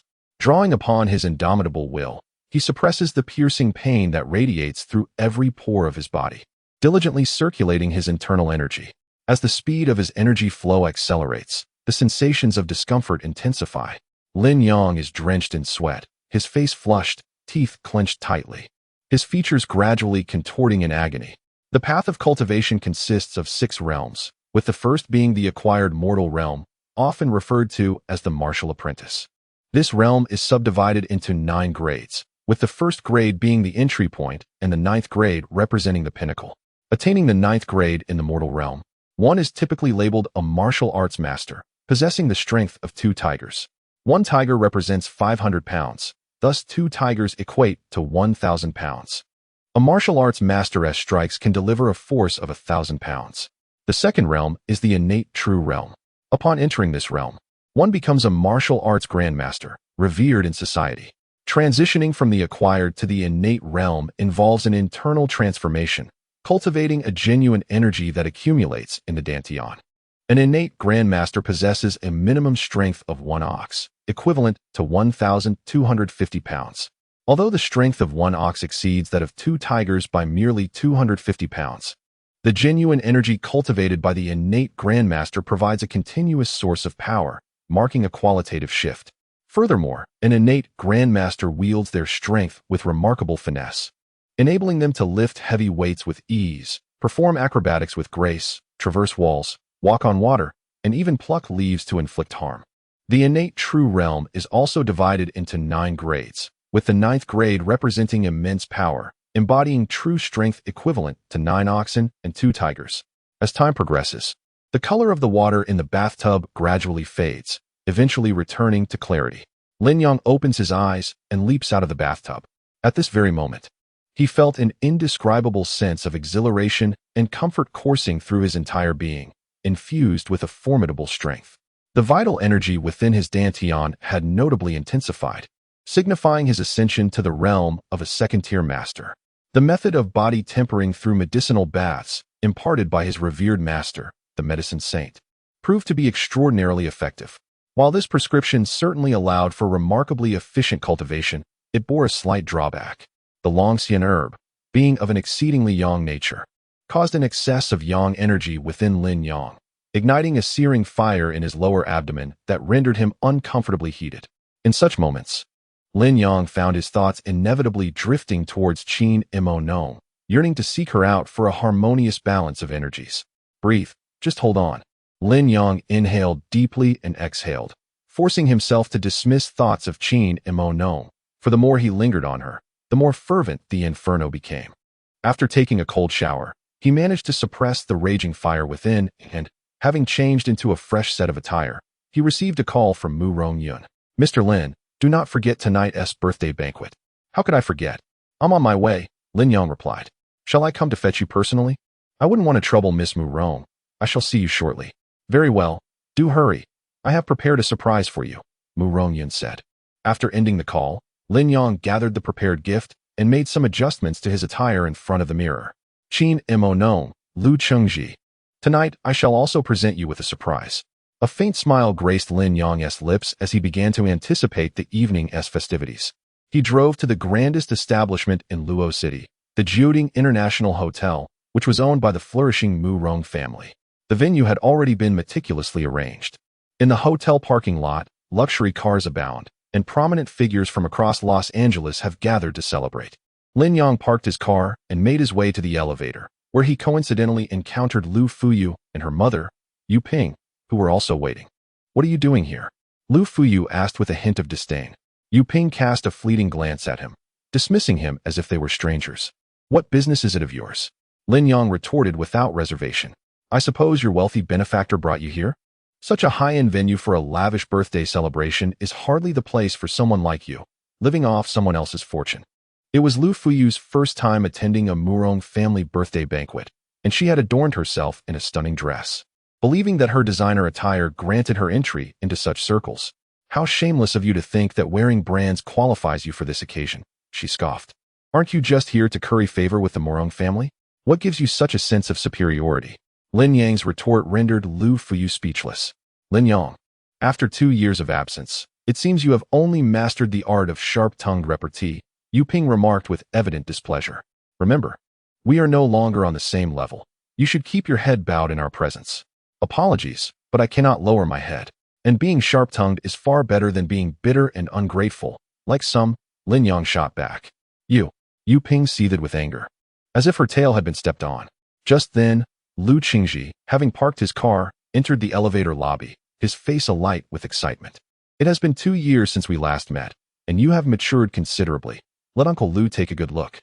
Lu Qingji raised his hands, intending to pat Lin Yang on the shoulder, but Lin Yang stepped back to evade him. "Lu Qingji, spare me your pretenses. You have no right to mention my parents." Lin Yang retorted coldly. "Father, why bother speaking with someone like him? His existence has no bearing on us," Lu Fuyu interjected. "Silence. Brother Lin has shown our family great kindness. Without him, we would not be where we are today. One must not forget their benefactors or their roots," Lu Qingji admonished. Lin Yang scoffed, finding Lu Qingji utterly hypocritical. "Enough. Let us hasten upstairs," Yu Ping urged, wishing to avoid further entanglement with Lin Yang. "You all go ahead. I wish to have another word with Xiao Yang," Lu Qingji said. "I have nothing to discuss with you," Lin Yang replied coldly. Yu Ping led Lu Fuyu into the elevator, while Lu Qingji pulled Lin Yang aside, his face filled with regret. "Xiao Yang, your resentment towards me is understandable. Over the past 2 years, I have had no opportunity to see you, and now that we meet, there are some things I must express." Lin Yang remained expressionless, disdainfully responding, "Go ahead. I am curious to hear what you wish to say." Chapter 26. Are you here to seek a wealthy woman? Xiao Yang, I truly regret my actions. I should never have agreed to the annulment. Had I not, you would not have succumbed to gambling. Nor would you have fallen into the depths of addiction. It is I who have wronged you, Lu Qingji lamented. You are remarkably hypocritical. Was it not you who reneged on your word and insisted on breaking off the engagement? Lin Yang let out a cold laugh. How could I possibly annul the engagement? It was Qin Mon who proposed it, said Lu Qingji. What did you say? Lin Yong furrowed his brow. Not long after your parents passed away, Qin Mon approached me, expressing her desire to dissolve the engagement.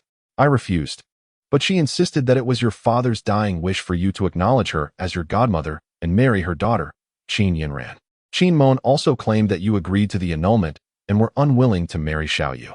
Considering it was your elder brother's last wish, I consented. Upon hearing Lu Qingji's words, Lin Yang's expression tightened as he contemplated the veracity of Lu's claims. Initially, it was Qin Mon who informed him that Lu Qingji had regretted the marriage and insisted on its dissolution. Now, with Lu's account presenting an entirely different narrative, he wondered if Qin Mon had indeed orchestrated a deception, playing both sides. Later, when I learned of your descent into gambling and addiction, I confronted Qin Mon, demanding that she hand you over to me for your care. However, she refused, claiming she had sent you abroad for further studies and would not provide me with your contact information. Reflecting on it now, I suspect that all of this was part of Qin Mon's scheme. She deliberately led you astray, sent you overseas, and, under the guise of both your godmother and prospective mother-in-law, aimed to acquire all your shares and seize control of the Xingyao group. Lu Qingji spoke earnestly. Lin Yang's facial muscles twitched slightly as he experienced a moment of clarity, finally grasping the truth. It had all been Qin Mon's machinations from the very beginning. She had told him that he was ungrateful, insisting on the annulment and severing their ties. A surge of fury once again welled up within Lin Yang. Over the past 2 years, they had all been manipulated by Qin Mino like mere pawns. Xiaoyang, I have watched you grow since childhood. Do you not understand the temperament of your Uncle Lu at all? Brother Lin has shown me great kindness. How could I possibly act in such a thankless manner? If you doubt me, I can swear by the heavens that every word I have spoken is true, with not a single syllable fabricated. If I lie, may I meet a dire fate. Lu Qingji exclaimed, his emotions visibly stirred. Uncle Lu, I trust you, Lin Yang replied. Initially, he harbored some doubts, unable to believe that Lu Qingji could be so ungrateful. However, his unwavering trust in Qin Mino, combined with the recent loss of his parents, left him vulnerable to deception. As long as you believe me, that is sufficient. Your Aunt Yu is not ill-intentioned. She has merely developed a prejudice against you upon hearing of your downfall. As for Xiaoyu, she has indeed been a bit rebellious and spoiled. Do not take offense. I will discipline her properly. Lin Yang let out a long breath, feeling a sudden sense of relief. Uncle Lu, rest assured, I will not hold it against her. That is good to hear. By the way, I heard from Xiaoyu that you encountered a woman yesterday? Lu Qingji inquired. Xiaoyang, do not take offense at Uncle Lu's candidness. As men, we must rely on our own abilities and strive to build our own careers. We cannot depend on women, for that would not reflect well on us. Lin Yang smiled slightly, understanding that Lu Qingji misconstrued his situation as that of a kept man. He chose not to clarify, simply responding, Uncle Lu speaks wisely. Have you steered clear of gambling and drugs? Lu Qingji suddenly adopted a stern demeanor. These vices are utterly intolerable. I have never indulged in either, Lin Yang replied. That is merely a fabrication by Qin Mino to tarnish my reputation. As he spoke, his mind conjured thoughts of exacting a severe retribution on Qin Mino that very night, envisioning the punishment that would befall her. That wicked woman is truly despicable. I always believed you to be a paragon of virtue, excelling in both academics and character. How could you possibly fall prey to such temptations? Lu Qingji's face was etched with indignation. Regrettably, she has grown too formidable for me to contend with now. It is lamentable that I am powerless to alleviate your grievances. This is a mark of my own inadequacy. Lin Yang felt a surge of delight within as he responded. Uncle Lu, please do not speak so. I shall seek my own vengeance. It is commendable that you possess such resolve. Lin Yang felt profoundly moved. Finally, there was someone who genuinely cared for him. After the loss of his parents and the maltreatment he endured at the hands of Qin Mino, he had grown distrustful of familial bonds, maintaining a guarded stance towards others. Yet now, Lu Qingji rekindled a sense of warmth and kinship within him. Uncle Lu, I have little interest in managing a company or engaging in business, Lin Yang declined. He had a different mission in mind, one that involved fulfilling the last wishes of his master, the medicine sage, avenging him. The mundane pursuit of profit held no allure for Lin Yang anymore. Interest can be cultivated over time. You are exceptionally intelligent. I am certain you would grasp these matters with ease. Lu Qingji held high hopes for Lin Yang. After conversing for quite some time, Lin Yang learned that Lu Qingji was also facing his own share of difficulties, as the Jiqing group was encountering significant troubles. Only by securing the support of the Morong family could one hope to navigate through the impending crisis. Lin Yang silently etched this thought into his mind, resolved to assist Lu Qingji. Their conversation continued until Yu Ping's phone call interrupted, prompting the two to conclude their discussion and step into the elevator. Upon exiting, they arrived at the entrance of the banquet hall, where dedicated attendants awaited them. What could you possibly have to discuss for so long? Hurry inside. Do not forget the purpose of our visit today. You're wasting time, Yu Ping remarked with displeasure. Then let us proceed, Lu Qingji replied, producing the invitation card for verification. Noticing Lin Yang standing nearby without an invitation, Lu Fuyu sneered. Did that woman you're supporting not provide you with an invitation? She did not, Lin Yang responded. Acknowledging the truth of the matter, Lu Fuyu chuckled derisively. You dare show up without an invitation? Have you been cast aside by that woman and are now seeking other wealthy patrons? What do you take this place for? Enough, Lu Qingji interjected sharply, then turned to Lin Yang. Xiaoyang, come here and join us. Are you out of your mind? Why would you bring him in? He does not even possess an invitation. What if he causes trouble? Can you bear the consequences? Yu Ping chastised. Lu Qingji's disposition was somewhat yielding, often intimidated by Yu Ping's assertiveness. Uncle Lu, you all go ahead without me. I can manage on my own, Lin Yang stated. Thus, Lu Qingji and his family entered the banquet hall, while Lin Yang chose to walk aside. He lacked an invitation, and those without one were not required to enter through the grand doors of the banquet hall. Instead, they could make their way through the rear entrance, which led directly to the VIP lounge behind the hall. Morong Wanner had been waiting outside the lounge for quite some time, and upon seeing Lin Yang, her face lit up with joy. Mr. Lin, please come in. My elder brother, allow me to introduce you. This is Mr. Lin Yang, a man of extraordinary skill and unparalleled medical expertise. Morong Yun rose to make the introduction and then turned to Lin Yang, saying, Mr. Lin, this is my elder brother, Morong Zhe. Morong Zhe cast a glance at Lin Yang, embodying the demeanor befitting one of his high status, exuding an air of authority and distinction. His attitude towards Lin Yang was far from the reverence shown by the other members of the Morong family. I have heard about yesterday's events. You are indeed a young man of notable accomplishments, he remarked, remaining seated and maintaining his official poise. Too kind, Lin Yang replied. Morong Yun leaned in to whisper. My brother has always been like this. He tends to carry himself with an air of superiority, and having been entrenched in the political arena for so long, a certain arrogance is inevitable. Please do not take offense. Lin Yang nodded slightly and moved to sit aside, producing a neatly folded piece of paper. Old Master Morong, congratulations on your birthday. This is a gift I have prepared for you. A plain sheet of paper as a gift? How thoughtful of you, Morong Zhe remarked, taking a sip of tea while casually crossing his legs. Xiao Zhe, if you remain silent, no one will regard you as mute. Moreover, this year when invitations were sent out, all guests were informed that gifts would be declined. Morong Zhe chose to remain silent thereafter, and Lin Yang stated, You may open it and see. I believe you will appreciate this gift. Very well, then I shall humbly comply. Mr. Lin, is this a prescription? What ailment does it address? Is there something gravely wrong with my health? This is indeed a significant gift. I shall not decline it. Father, this prescription requires verification first. After it has been made into pills, we should find someone to sample it and observe its properties. Alternatively, I could take it to the provincial capital and consult an expert for validation. Such folk remedies should not be consumed blindly. As the director of the health department, Morong Zhe oversees the entire medical and health affairs of the southern capital.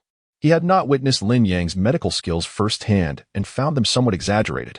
How could such miraculous medical prowess exist? Morong Zhe fundamentally did not believe that Lin Yang, at such a tender age, possessed extraordinary medical capabilities. Brother, there is no need for that. The prescription provided by Mr. Lin is undoubtedly sound. Furthermore, the value of this prescription is immeasurable. If we can mass-produce and market the Baisho pills, we will undoubtedly capture the market swiftly and become a best-selling remedy. Morong Yun, the Queen of Commerce, immediately recognized the true value of this prescription. Father, as the director of the health department, I possess a deeper understanding of medicine than you do. Every medication requires clinical validation before it can be consumed. This is the regulation. Morong Zhe stated. What nonsensical regulations you speak of are ineffective here. Your position as director of the health department does not extend to me. I place my faith in Mr. Lin. Lin Yang sipped his tea, smiling in silence. Brother, perhaps you should speak less and avoid aggravating father. Morong Yun continuously signaled to Morong Zhe, who then turned his head and fell silent. Mr. Lin, may I inquire whether you take issue with my earlier thoughts? Morong Yun asked. Since the prescription has been entrusted to the old gentleman, it is now yours. As for its application or whether it is needed, that is entirely your prerogative, Lin Yang replied, setting down his teacup. At that moment, Morong Yun's secretary knocked and entered, announcing, Director Chow has arrived. Director Chow has been discharged?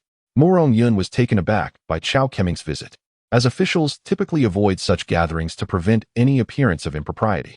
Moreover, considering the severity of the poison he had suffered, it seemed improbable that he could have been released so soon, despite Lin Yang's antidote. Indeed, the secretary affirmed, I shall go to greet him. Morong Yun said to Lin Yang and proceeded to welcome the guests. It's merely a small gesture, Lin Yang remarked.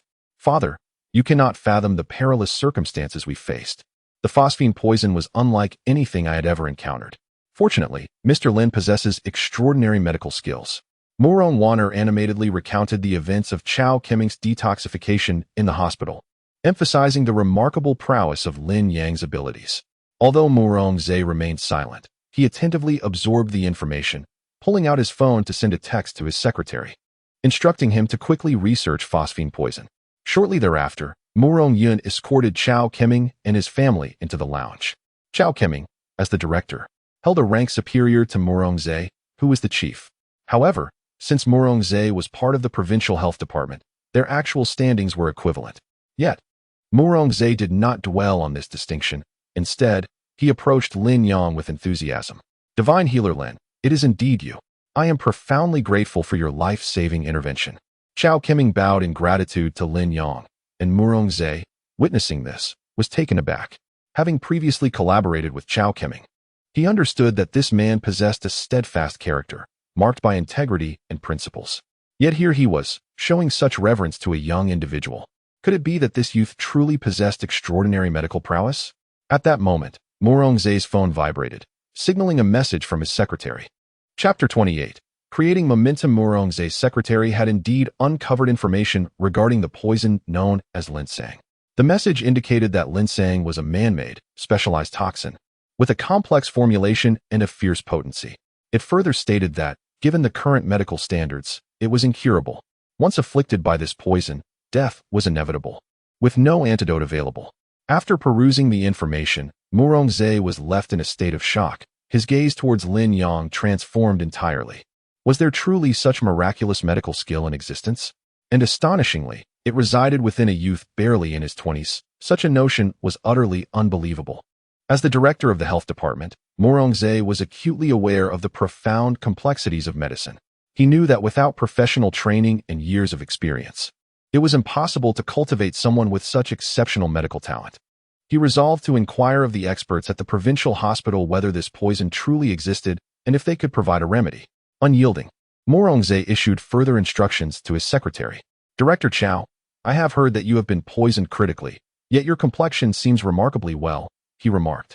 This is all thanks to divine Dr. Lin. Chow Kemming replied with a hearty laugh. Your Morong family is fortunate to have such a friend as divine Dr. Lin. It is indeed enviable. Morong Wanner whispered to Morong Yun. Now, elder brother should have nothing to say and must believe Mr. Lin, right? Morong Yun chuckled lightly. Director Chow has arrived quite opportunely. At that moment, Morong Yun's secretary, Jiang Lin, entered the room. President Yun, General Qin from Xingyao, General Liu from Jiqing, and several other business leaders are outside, wishing to meet you. They bring gifts to congratulate the old master on his birthday. Tell them I shall not meet with them, nor will I accept any gifts. They need not trouble themselves. As for who will become our cooperative partner, I will announce it when the banquet commences. Upon discussing work, Morong Yun instantly regained her astute and formidable demeanor as a business queen. Jiang Lin exited the lounge and made her way to the banquet hall. President Yun is attending to esteemed guests and cannot meet with everyone at this time. Furthermore, this year's birthday celebration will not accept any gifts. Please keep your presence aside. As for the new partner of Dingxing Group, it will be revealed at the banquet. Upon hearing this, Lu Qingji's expression darkened and disappointment washed over him. Compared to the other companies, Jiqing Group was the smallest in scale, completely unable to compete, leaving them with little hope. Qin Mornong furrowed her brow slightly. She had come prepared today, having personally crafted a cooperation proposal while significantly compressing her profit margins. She was confident that upon reviewing the proposal, Murong-yun would agree to continue their collaboration. Other companies could never present such sincerity. Their focus was always on immediate profit, seeking to profit from the Murong family's vast resources. In contrast, Qin Mornong envisioned a broader horizon, aspiring to utilize the Murong family's platform to expand Xingyao Group's scale, develop towards Nanjing in the southern province, and subsequently cover the entire province.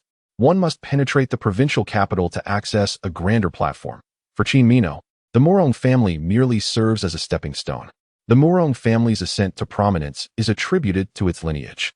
The Murong family of Luoqing is but a branch of the Murong clan from the provincial capital. Qin Mino's aspiration is to cultivate her own illustrious family, rendering her indifferent to immediate gains.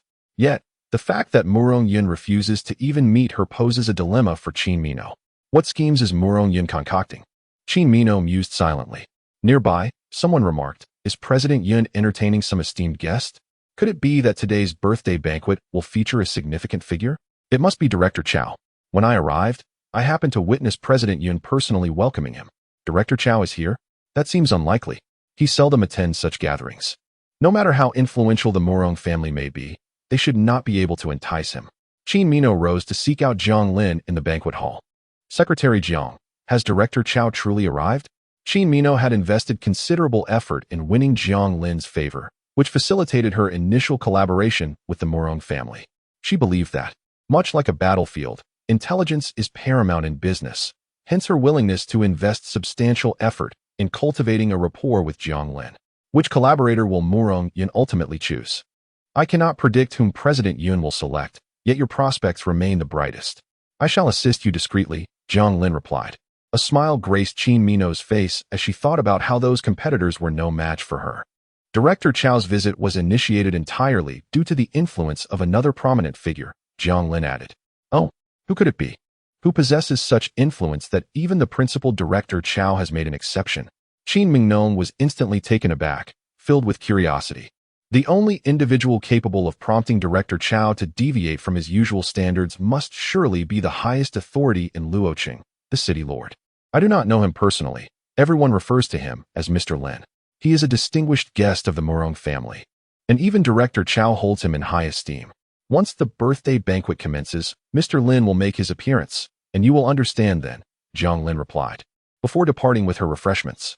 Qin Mingnong, however, became engulfed in contemplation, pondering this enigmatic Mr. Lin, a guest of the Murong family, revered by Director Chow.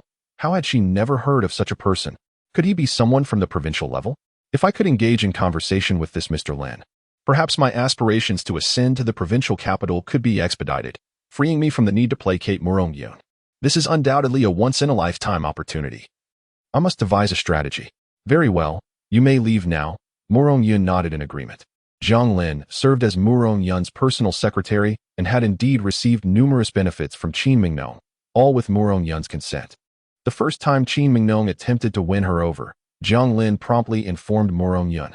She was not the sole individual seeking to curry favor with Jiang Lin. In Murong-yun's words, why reject such advantageous offers? Murong-yun aimed to leverage this birthday banquet to elevate Lin Yang's status, propelling him into the ranks of Luoqing's new elite and transforming him into the esteemed Mr. Lin. The arrival of Chao Qiming undoubtedly fueled Murong-yun's ambitions, intensifying her plans. Chapter 29, Deceived. Lu Qingji wore a despondent expression as he casually selected a seat. This banquet had lost its allure for him. Yuping offered him comfort, saying, "Let it be. Do not burden yourself with excessive pressure. If all else fails, we can sell the company to Hong Changhai and leave Luoqing." "I refuse to resign myself to such a fate," Lu Qingji replied, tapping the table in frustration. "Lu Fuyu, I've been searching for you everywhere. Here you are." At that moment, a strikingly handsome man with an extraordinary demeanor approached, greeting Lu Fuyu. "I am Liang Quan." He introduced himself, a former classmate of Fuyu from high school. "My father is Liang Jian of the Jianxing Group." "You are the son of Liang Jian from Jianxing Group?" Lu Qingji expressed surprise. Jianxing Group, although a long-standing enterprise in Luoqing, was relatively modest in scale. However, 3 years ago, Liang Jian had joined the Wanhao Chamber of Commerce, aligning himself with the Murong family, and had since experienced rapid growth, surpassing Jiqing Group in scale and strength. Liang Quan had once pursued Lu Fuyu, but she had no interest in him, her heart solely belonging to her brother Lin Yang, leading to Liang Quan receiving a severe beating from Lin Yang, which put an end to his advances. Indeed, Liang Quan responded, a hint of pride evident in his tone. Is President Liang also here? I must pay him my respects with a toast. Liang Jian is now a director in the Wanhao Chamber of Commerce, a position of influence. Lu Qingji thought to himself that if he could leverage Liang Jian's connections to join the Wanhao Chamber, there might still be hope for Jiqing Group. In the present day, Los Angeles is a battleground for two formidable factions, the Marriott Chamber of Commerce and the Hongqing Chamber of Commerce, neither able to gain the upper hand over the other. The ambitious Hong Changhai, a core member of the Hongqing Chamber, seeks to dominate Lu Qingji, rendering any resistance from Lu Qingji exceedingly difficult. Upon hearing this, Lu Qingji felt a wave of despondency wash over him. Liang Quan engaged in conversation with Lu Fuyu for a while, exchanged contact information, and then made his exit. Dad, is Liang Quan's father quite powerful? You even made a point to toast him. Liang Quan used to pursue me like an ardent admirer, only to be thoroughly beaten by Lin Yang, Lu Fuyu inquired. Liang Quan has feelings for you? No wonder he made the effort to greet you. This could be a fortuitous opportunity. Yu Ping's thoughts began to stir with excitement. She briefed Lu Fuyu on the circumstances surrounding the Jian Sheng Group, and Lu Fuyu, well aware of her own predicament, realized that if she did not devise a strategy soon, her position as the Lu family's eldest daughter might be in jeopardy. Fuyu, you should approach Liang Quan and cultivate a good rapport with him. Perhaps he can pave a way for your father into the Marriott Chamber, Yu Ping advised. All right, I shall do so at once. Lu Fuyu replied eagerly as she hurried off to find Liang Quan, who was currently mingling with several affluent heirs of Los Angeles. Upon spotting 2 or 3 of her current classmates among them, Lu Fuyu noted that they came from more privileged backgrounds than her own. Among them was a classmate named Wang Li, her arch-rival, who, while not as beautiful as Lu Fuyu, certainly boasted a more advantageous family lineage. The two had always harbored mutual disdain for one another, yet Lu Fuyu often felt inferior in Wang Li's presence. Gathering her composure, Lu Fuyu adjusted her dress and approached Liang Quan to greet him. Fuyu, come join us for a drink. I'd like to introduce you to some friends. Liang Quan smiled warmly. Young Master Liang, do you know her? Wang Li interjected with curiosity. Certainly. I have been classmates with Fuyu since high school, and I pursued her back then. Unfortunately, she did not reciprocate my feelings, which still leaves me with a sense of regret. Liang Quan said with a smile. Lu Fuyu noticed that Wang Li's expression darkened upon hearing this, and she felt a sense of secret satisfaction. At last, she could hold her head high in front of these classmates. Back in high school, I was quite naive, and my family was strict, forbidding me from dating. Lu Fuyu explained.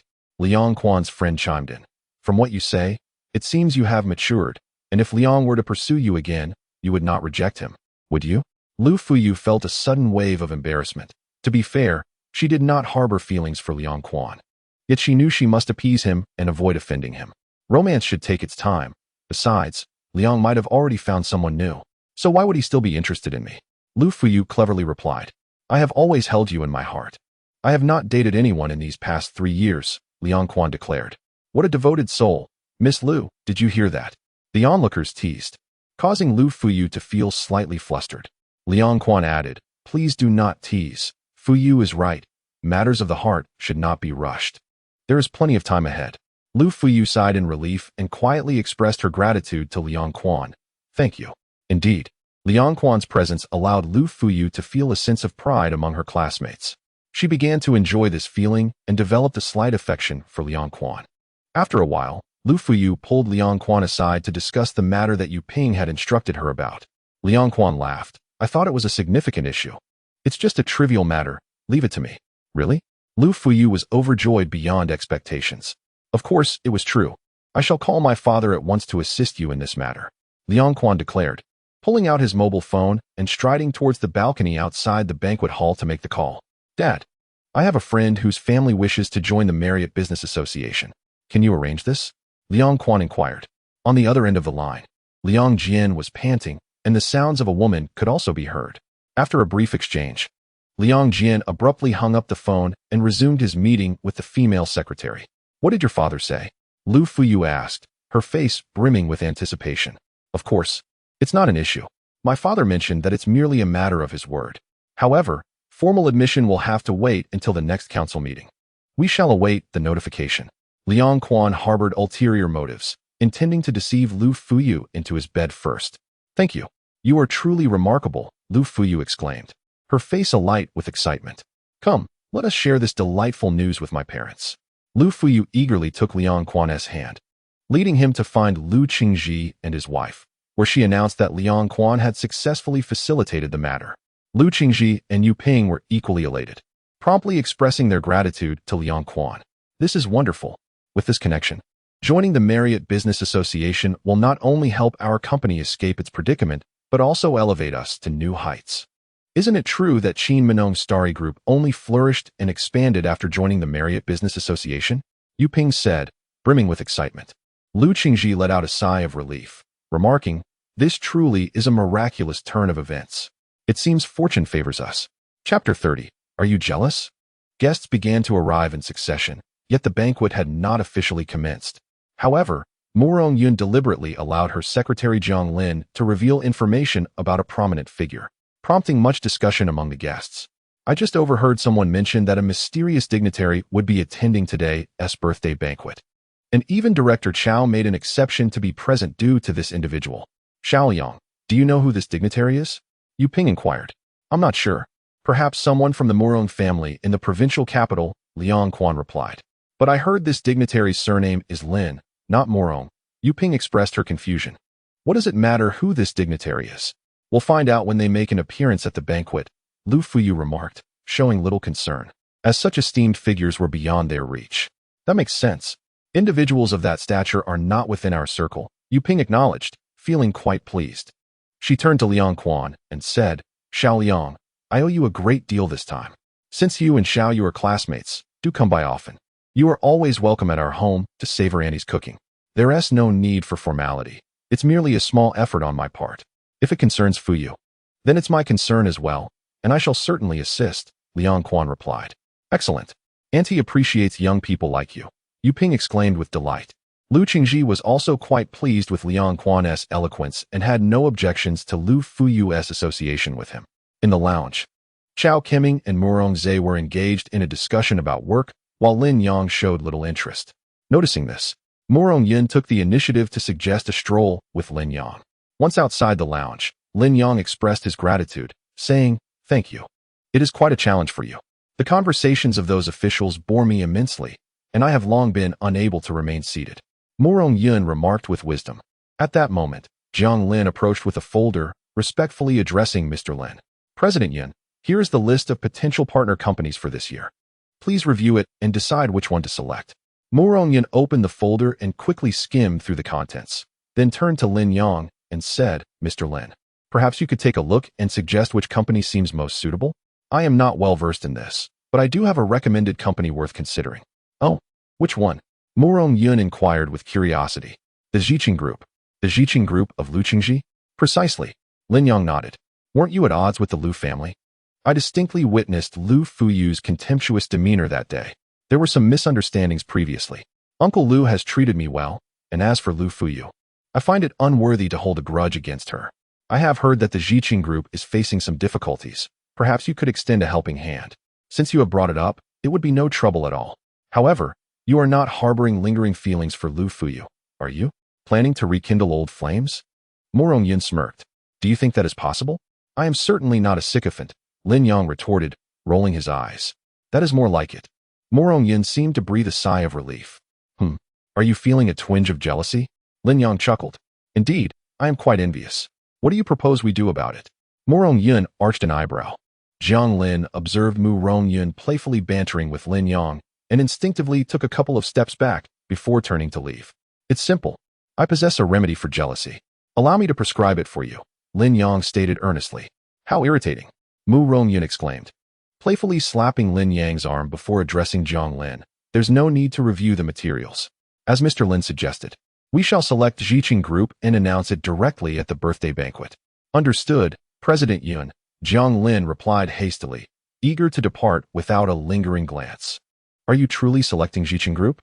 Have you considered whether it is suitable and if the benefits are substantial enough? Lin Yang was taken aback by Mu Rongyun's decisiveness. Once you have spoken, even if it is a loss-making venture, I shall proceed. No benefit, no matter how grand, can compare to you. I shall not refuse any request you make, Mu Rongyun declared, her eyes sparkling with enthusiasm. Cough, cough. I shall step outside for a moment. Lin Yang muttered, struggling to withstand Mu Rongyun's allure and her subtle provocations.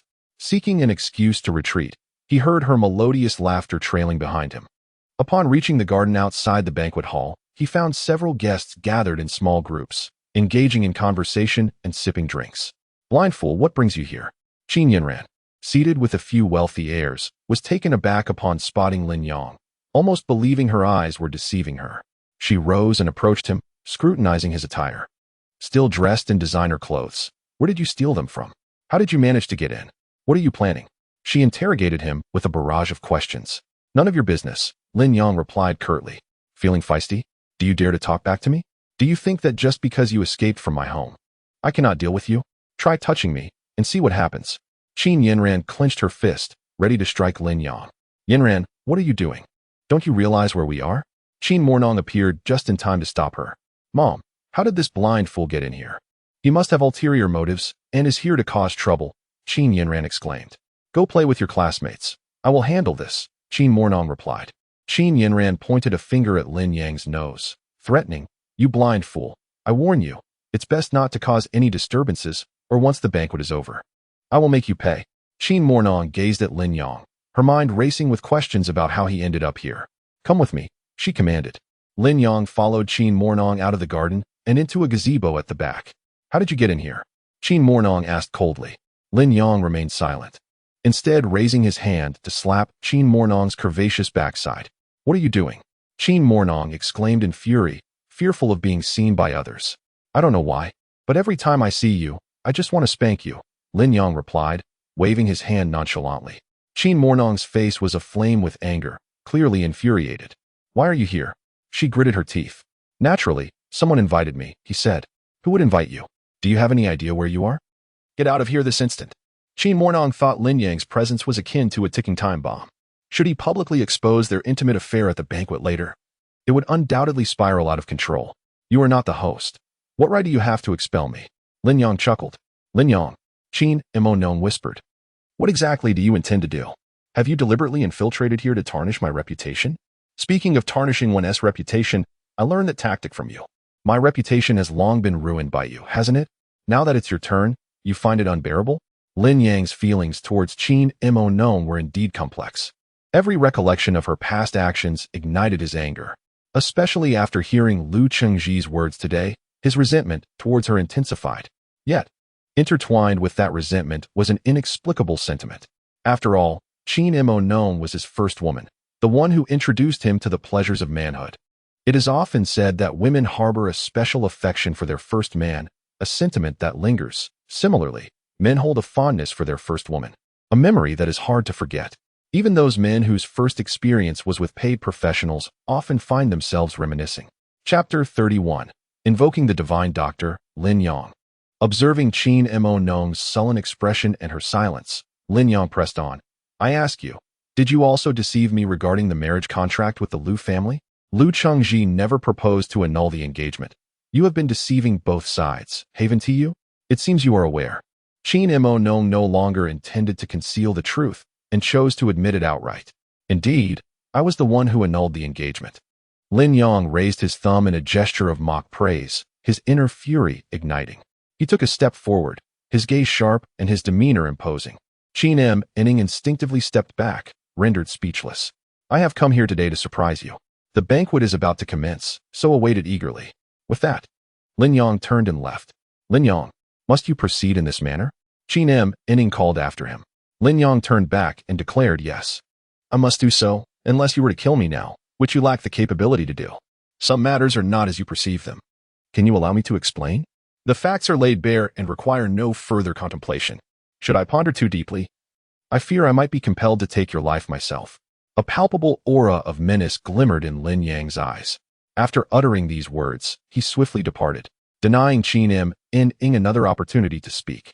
Feeling somewhat defeated, Qin Mornong sank into a seat and sighed deeply. Is this truly retribution? In the banquet hall, the celebration was on the verge of beginning, with guests gradually taking their seats. "Mother, where is that blind fool?" Qin Ynr inquired. Qin M and Ing remained silent. His expression darkened. "Enough. Do not provoke him." Qin M and Ing admonished sharply. "Yr, where is Mr. Lin? The banquet is about to start. Today, he is the main attraction. I shall seek him out. The festivities will proceed as planned," Morong Yn responded. "I wish to share a couple of drinks with Mr. Lin to express my apologies," Morongzi added. The attendees in the banquet hall awaited eagerly, anticipating the entrance of the enigmatic figure. Indeed, it was Director Chow who appeared. Yet, the esteemed guest was still absent.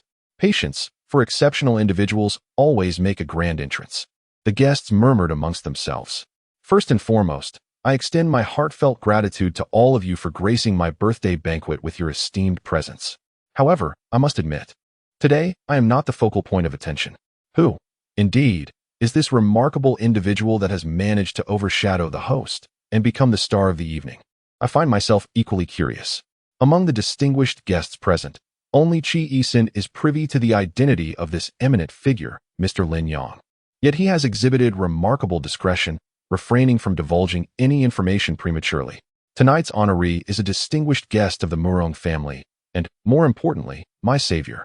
To be candid with you all, not long ago, I found myself at the Tianma Mountain Cemetery, where I suddenly fell gravely ill, teetering on the brink of death. It was this noble gentleman who, with his extraordinary medical prowess, rescued me. Subsequently, I faced an ambush from adversaries, who dispatched a formidable 7th-tier expert, placing me in dire peril. Once again, this esteemed individual intervened, vanquishing the 7th-tier master with a single decisive strike, thereby saving my life. The assembly now comprehends the truth. He has saved the old gentleman's life not once, but twice. What extraordinary fortune! Fortune? Surely, such fortunate happenstance must be accompanied by genuine skill. When confronted with a 7th-tier expert, mere luck would not suffice to navigate such a perilous encounter.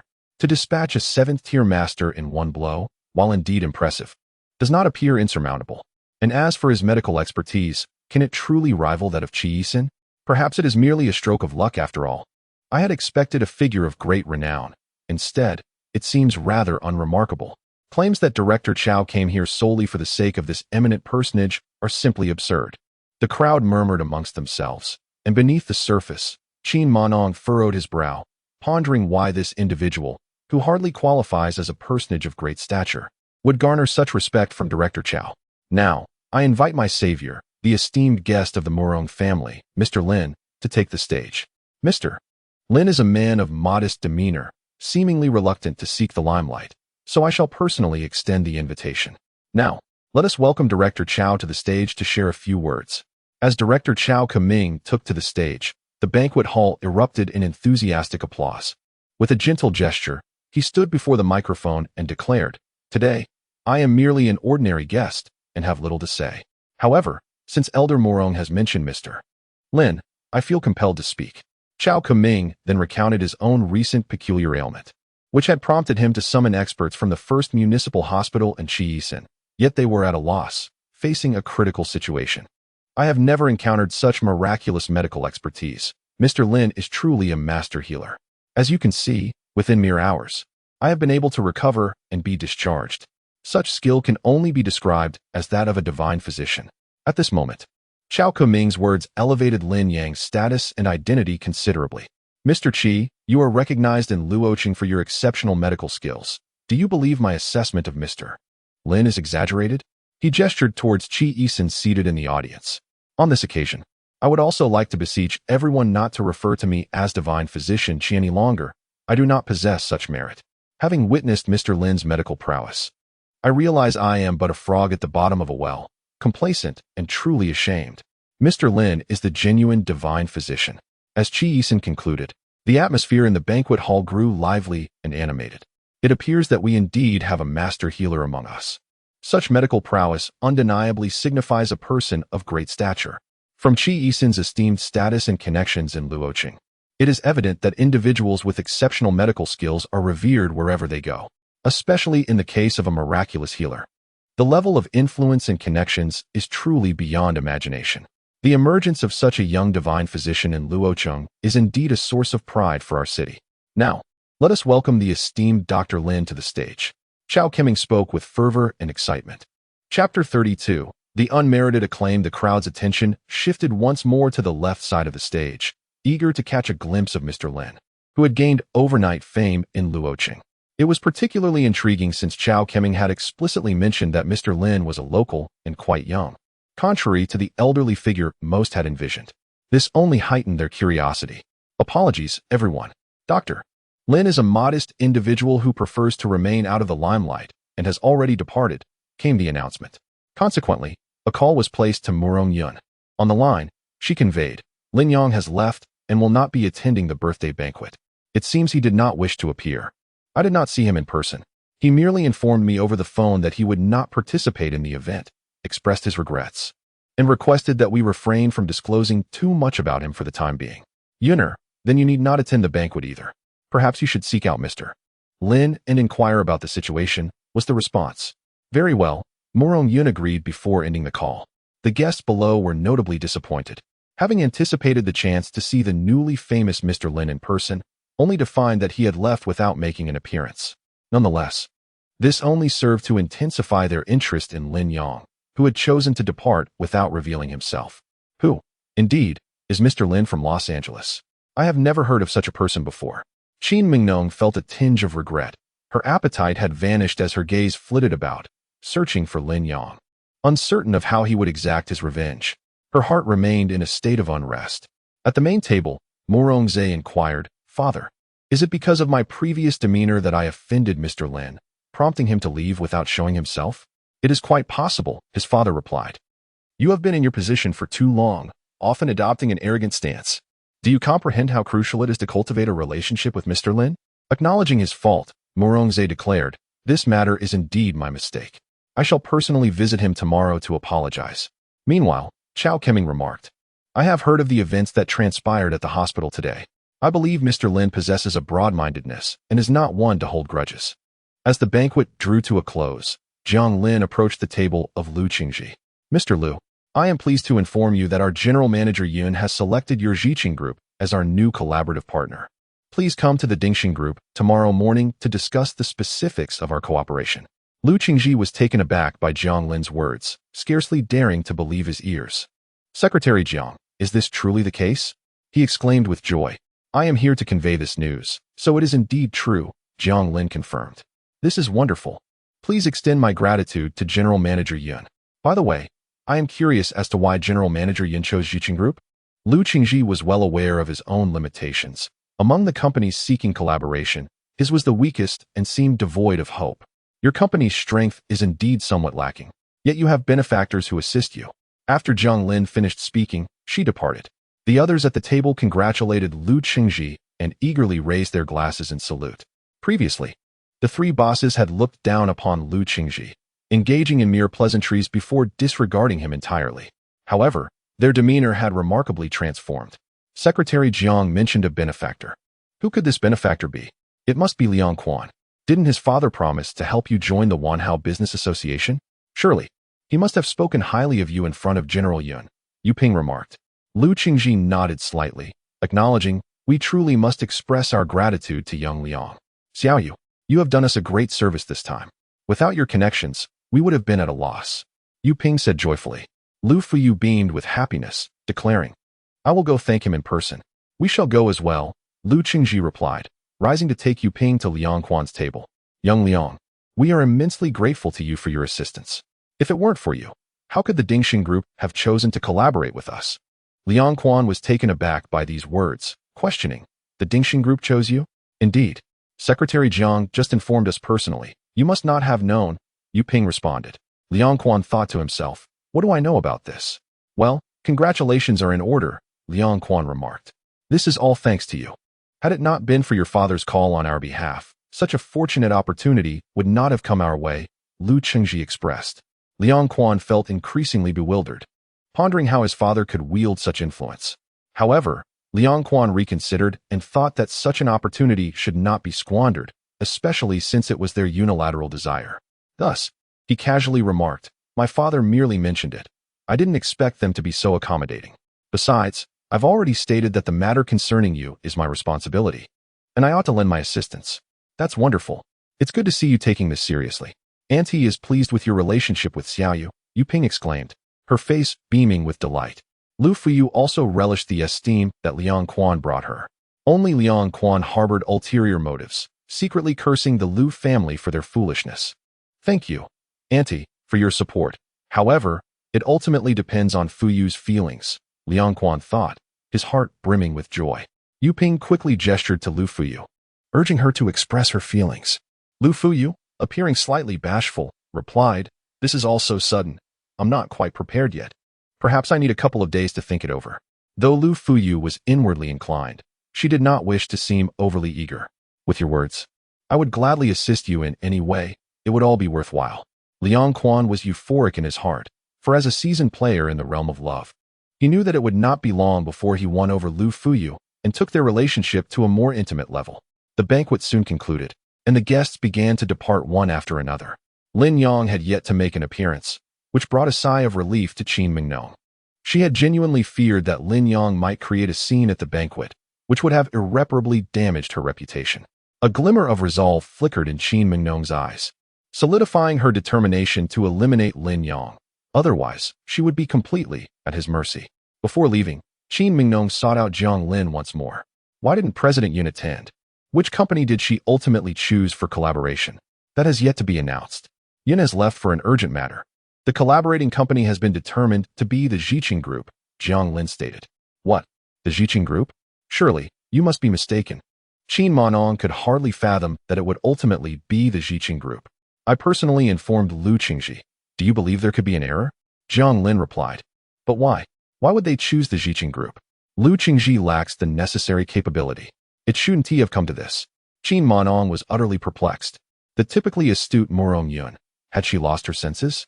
This decision seemed entirely at odds with the keen business acumen of the commercial queen, Morong Yun. Chapter 33. Let us entertain a romance. Yun's decision surely has its reasons, which are beyond my comprehension, Jiang Lin remarked. What about Mr. Lin? What is his true background? Qin Mingnong continued to inquire. I am not certain. I will inform you when more details emerge, Jiang Lin replied. Recognizing that the matter was now settled, Qin Mingnong resigned herself to it and shifted her focus to Mr. Lin. Please find a way to establish a connection with Mr. Lin for me, and I shall reward you handsomely. Jiang Lin nodded and departed. The Lu family rejoiced, having successfully secured a partnership with the Dingxing Group, while also gaining a promising son-in-law. A lucrative outcome indeed. What about Xiaoyang? Wasn't I supposed to have him waiting outside? Lu Qingji inquired. What do you need him for? He is currently being supported by a wealthy woman. There's no need for your concern, Yu Ping retorted. Father, you cannot possibly still want me to marry him? Lu Fuyu added. That is out of the question. Xiaoyu, rest assured, even if your father harbored such thoughts, I would never permit it. Liang Quankai is to be my future son-in-law. That good-for-nothing Lin Yang does not deserve you, Yu Ping remarked. Lu Qingji replied. Indeed, Liang Quan is more suitable. I am quite clear about this matter and will not be confused. I merely wish to take care of Xiaoyang a bit more. Otherwise, how can I face Lin to go? Father, mother, Liang Quan has asked me to go shopping. I shall take my leave, Lu Fuyu said after answering a phone call. Yu Ping cast a disapproving glance at Lu Qingji and said to Lu Fuyu, do not heed your father's words. He is rather old-fashioned. You may go and enjoy yourself. You are now an adult, and certain matters should be decided by you. I shall not pry. However, do remember to take proper precautions, understand? Mother, what are you implying? I am not someone who is easily swayed, Lu Fuyu replied, her cheeks flushing with embarrassment as she hurried off to find Liang Quan. Once Lu Fuyu left, Yu Ping turned to Lu Qingji and warned, I caution you, if you dare to bring Lin Yang into our home, do not blame me for severing ties. I intend to arrange for him to join the company, to support him in establishing his own career, Lu Qingji stated. Absolutely not. That lad is like mud that cannot be molded, Yu Ping asserted, her tone firm as she walked towards the car. Lu Qingji appeared troubled. He wished to look after Lin Yang, but encountered significant challenges in doing so. Morong Yun, having just exited the hotel, called Lin Yang. Mr. Lin, why did you leave so suddenly? Tonight, you are the star of the show, she inquired over the phone. I prefer not to reveal my identity too soon. Being overly ostentatious is not advisable. Attend to the matters of the birthday banquet. There is no need to concern yourself with me, he responded. Yet, someone simply wishes to keep you company. Where are you? I shall come to find you. Morong Yun's voice was soothing, bringing a sense of comfort. I intend to find a place to indulge in some wine, Lin Yong remarked. To drink alone is a rather dreary affair, isn't it? It brings both sorrow and harm to oneself. How about I accompany you in this revelry? Morong Yun suggested. To have a beautiful companion is a rare blessing. Upon arriving at the location sent by Morong Yun, Lin Yong found himself at a sophisticated lounge by the banks of the Luoshui River. He chose a window-side booth, and before long, Morong Yun arrived. Having replaced her elegant qipao with a revealing, low-cut dress, her figure was accentuated by black stockings that embraced her long, shapely legs. With only a hint of makeup, her demeanor transformed from classical elegance to sultry allure. This change in attire highlighted her versatility, earning her the title of a chameleon queen. Your attire today is quite different from what I usually see, Lin Yong noted. Is it appealing? Morong Yun asked with a playful smile. Indeed it is. Lin Yong responded with sincere affirmation. Do you like it? Morong Yun leaned slightly forward, resting her chin on her hands, her eyes sparkling like a clear lake, radiating an enchanting glow. Lin Yong was taken aback by her boldness as she settled into her seat. Of course, I like it. The wicked fire ignited within him from the medicinal bath was merely suppressed, but with Morong Yun's provocative demeanor, it flared to life. The two locked gazes, seemingly intent on imprinting each other deeply into their memories, until the waiter arrived with their drinks, breaking their intense connection.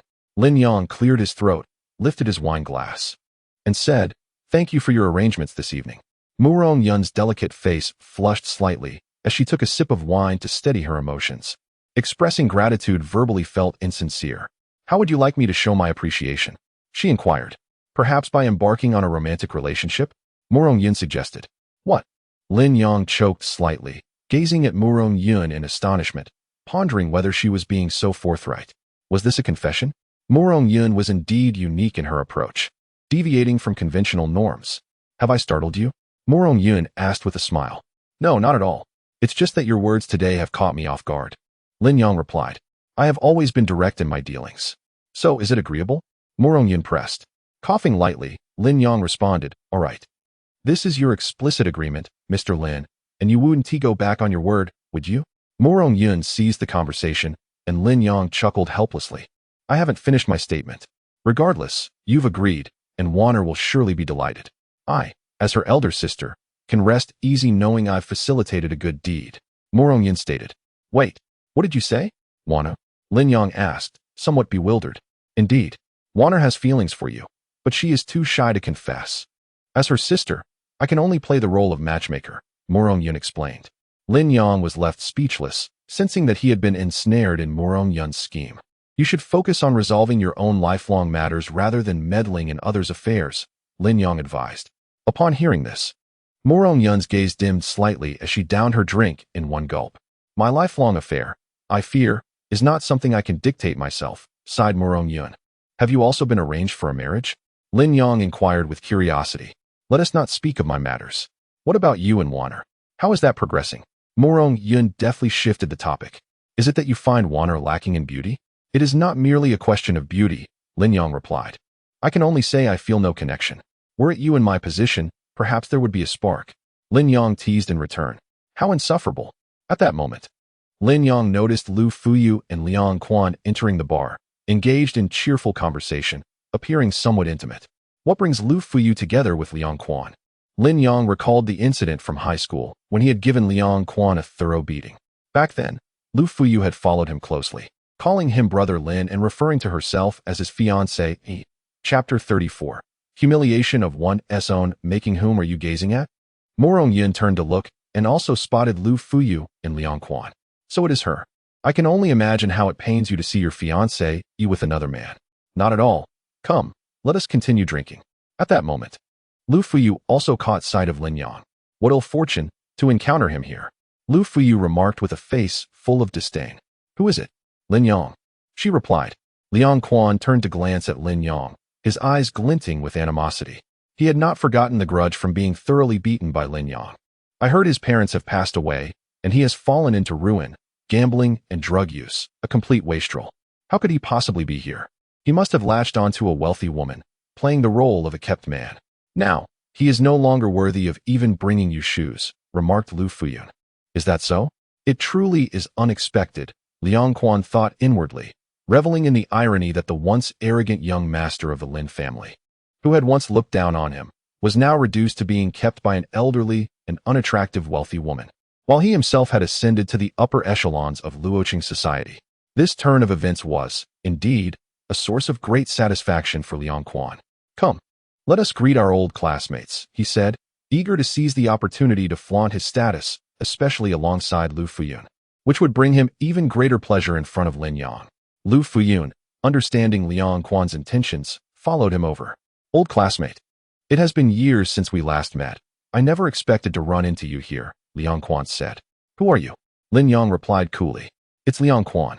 Remember me? In high school, you once beat me up for pursuing Lu Fuyun. Surely, you haven't forgotten?" Liang Quan intentionally brought up the memory of that incident. "Oh," Lin Yang responded, his indifference irking Liang Quan. "I've heard that your parents have passed away, and your family has fallen into disarray, leaving you a stray dog. Yet, seeing you dressed in designer brands, looking rather refined, it seems you are faring well in such high-end places," Liang Quan taunted. "Whether I am doing well or not has nothing to do with you," Lin Yang replied, taking a sip of his drink. "Lin Yang, what kind of attitude is this? Do you know what status Liang Quan holds now?" Lu Fuyun interjected. "What status?" Lin Yang asked. "Liang Quan is a young director at Jianxing Group, with a fortune of billions. And look at you now. What have you become? Reduced to living off others as a kept man." Lu Fuyun scoffed.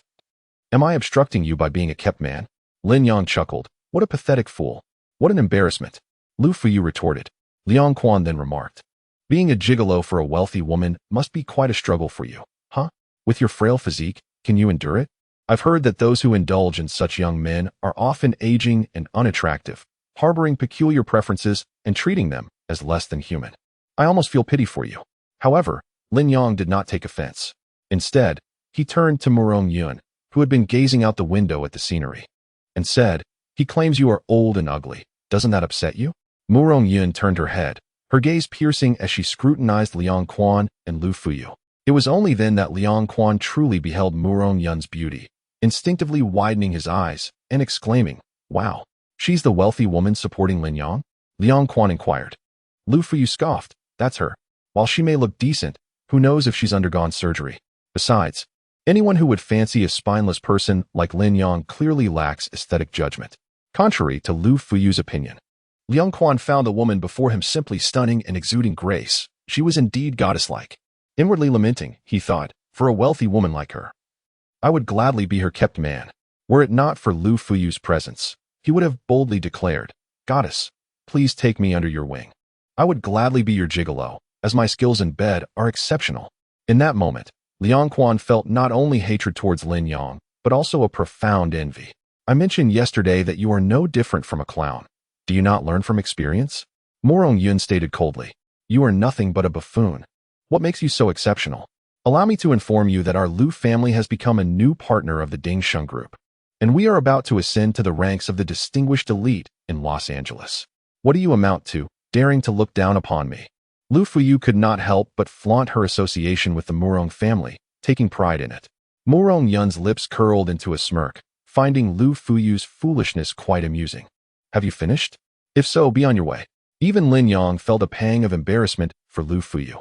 "Who cares to converse with you? Lin Yang, remember this. Even if my father takes pity on you and offers assistance, neither my mother nor I will consent. We are no longer of the same world. It would be wise for you to recognize your place and refrain from shamelessly approaching our family." Lu Fuyun scoffed disdainfully. Sigh. Lin Yang was at a loss for words, merely exhaling deeply. Were it not for Lu Qingji's reputation, he would have relished the opportunity to shatter Lu Fuyun's pride with the truth. "Let us depart." After Lu Fuyun's display, she felt a sense of triumph as Lin Yang and Murong Yun fell silent, holding her head high as if she had achieved a monumental victory. While Lu Fuyun sought to boast, Liang Quan had other intentions. He did not leave, but instead addressed Lin Yang, saying, "Lin Yang, I have not forgotten how you once struck me. You owe me an apology." "Oh, how do you wish for me to apologize?" Lin Yang toyed with the glass in his hand. Liang Quan snapped his fingers, summoning a server to bring forth a bottle of whiskey and place it before Lin Yang. "I shall not make it difficult for you. You consume this bottle of wine in one gulp, kneel before me, address me as young Master Liang, utter an apology, and then crawl through my legs. Only then shall I grant you my forgiveness." Upon hearing this, Liang Quan turned to Lu Fuyu and inquired, "What do you think?" Although Lu Fuyu found Liang Quan's demands somewhat excessive, she dared not offend him at this moment, especially since the one being humiliated was Lin Yang, whom she did not care for. "I think it is quite fitting. After all, he left you bloodied and battered back then, so an apology is warranted. In truth, you would be doing him a favor," Lu Fuyu remarked. Liang Quan chuckled with delight. "Lin Yang, did you hear that? This young master harbors no grudges. Yet today you must apologize. Do you recall the day I left you in such a state? I shall never forget it. I have waited long for this day, and now you stand before me like an insect. I shall revel in your humiliation." Liang Quan's gaze turned icy. "If you do not leave at once, I would not hesitate to bring you to the brink of bloodshed once more," Lin Yang responded with a calm demeanor. "Are you tired of living, or simply deaf? Do you not recognize my current status? This woman cannot shield you," Liang Quan retorted. Lin Yang chose not to engage further. With a swift motion of his right hand, he splashed the wine from his cup directly onto the arrogant Liang Quan. Chapter 35. Morong Yun is intoxicated. Curse it. Liang Quan, caught off guard, was drenched in wine and erupted in a torrent of expletives. However, before he could finish his tirade, Lin Yang rose and delivered 2 resounding slaps across Liang Quan's face, leaving him dazed, with stars dancing before his eyes and a buzzing in his ears as he staggered in shock. The wine bottle shattered, and Liang Quan clutched his forehead, wailing in agony as blood streamed through the gaps between his fingers, yet again suffering a grievous injury. Beside him, Lu Fuyun was taken aback, never expecting Lin Yang to have the audacity to strike Liang Quan. In an instant, Lin Yang seized Liang Quan by the collar and hurled him out of the window. "Lin Yang, have you lost your mind? How dare you hit him? Are you feeling sorry for him?" Lin Yang retorted, pulling out a tissue to wipe his hands clean. "You are finished. Liang Quan is not someone you can provoke now. With a single phone call, he can secure our partnership with Dingsheng, and even the Morong family must show respect to his father. You are certainly doomed. Don't think that just because this woman has a bit of money, she can protect you," Lu Fuyun exclaimed in exasperation. "I require no protection," Lin Yang declared firmly. At that moment, Morong Yun could no longer restrain herself. "You, foolish woman, are utterly naive. Do you believe that the Lu family's partnership with the Morong family elevates your status? You are utterly oblivious to who is truly aiding you. It is laughable." "What do you mean?" Lu Fuyun retorted.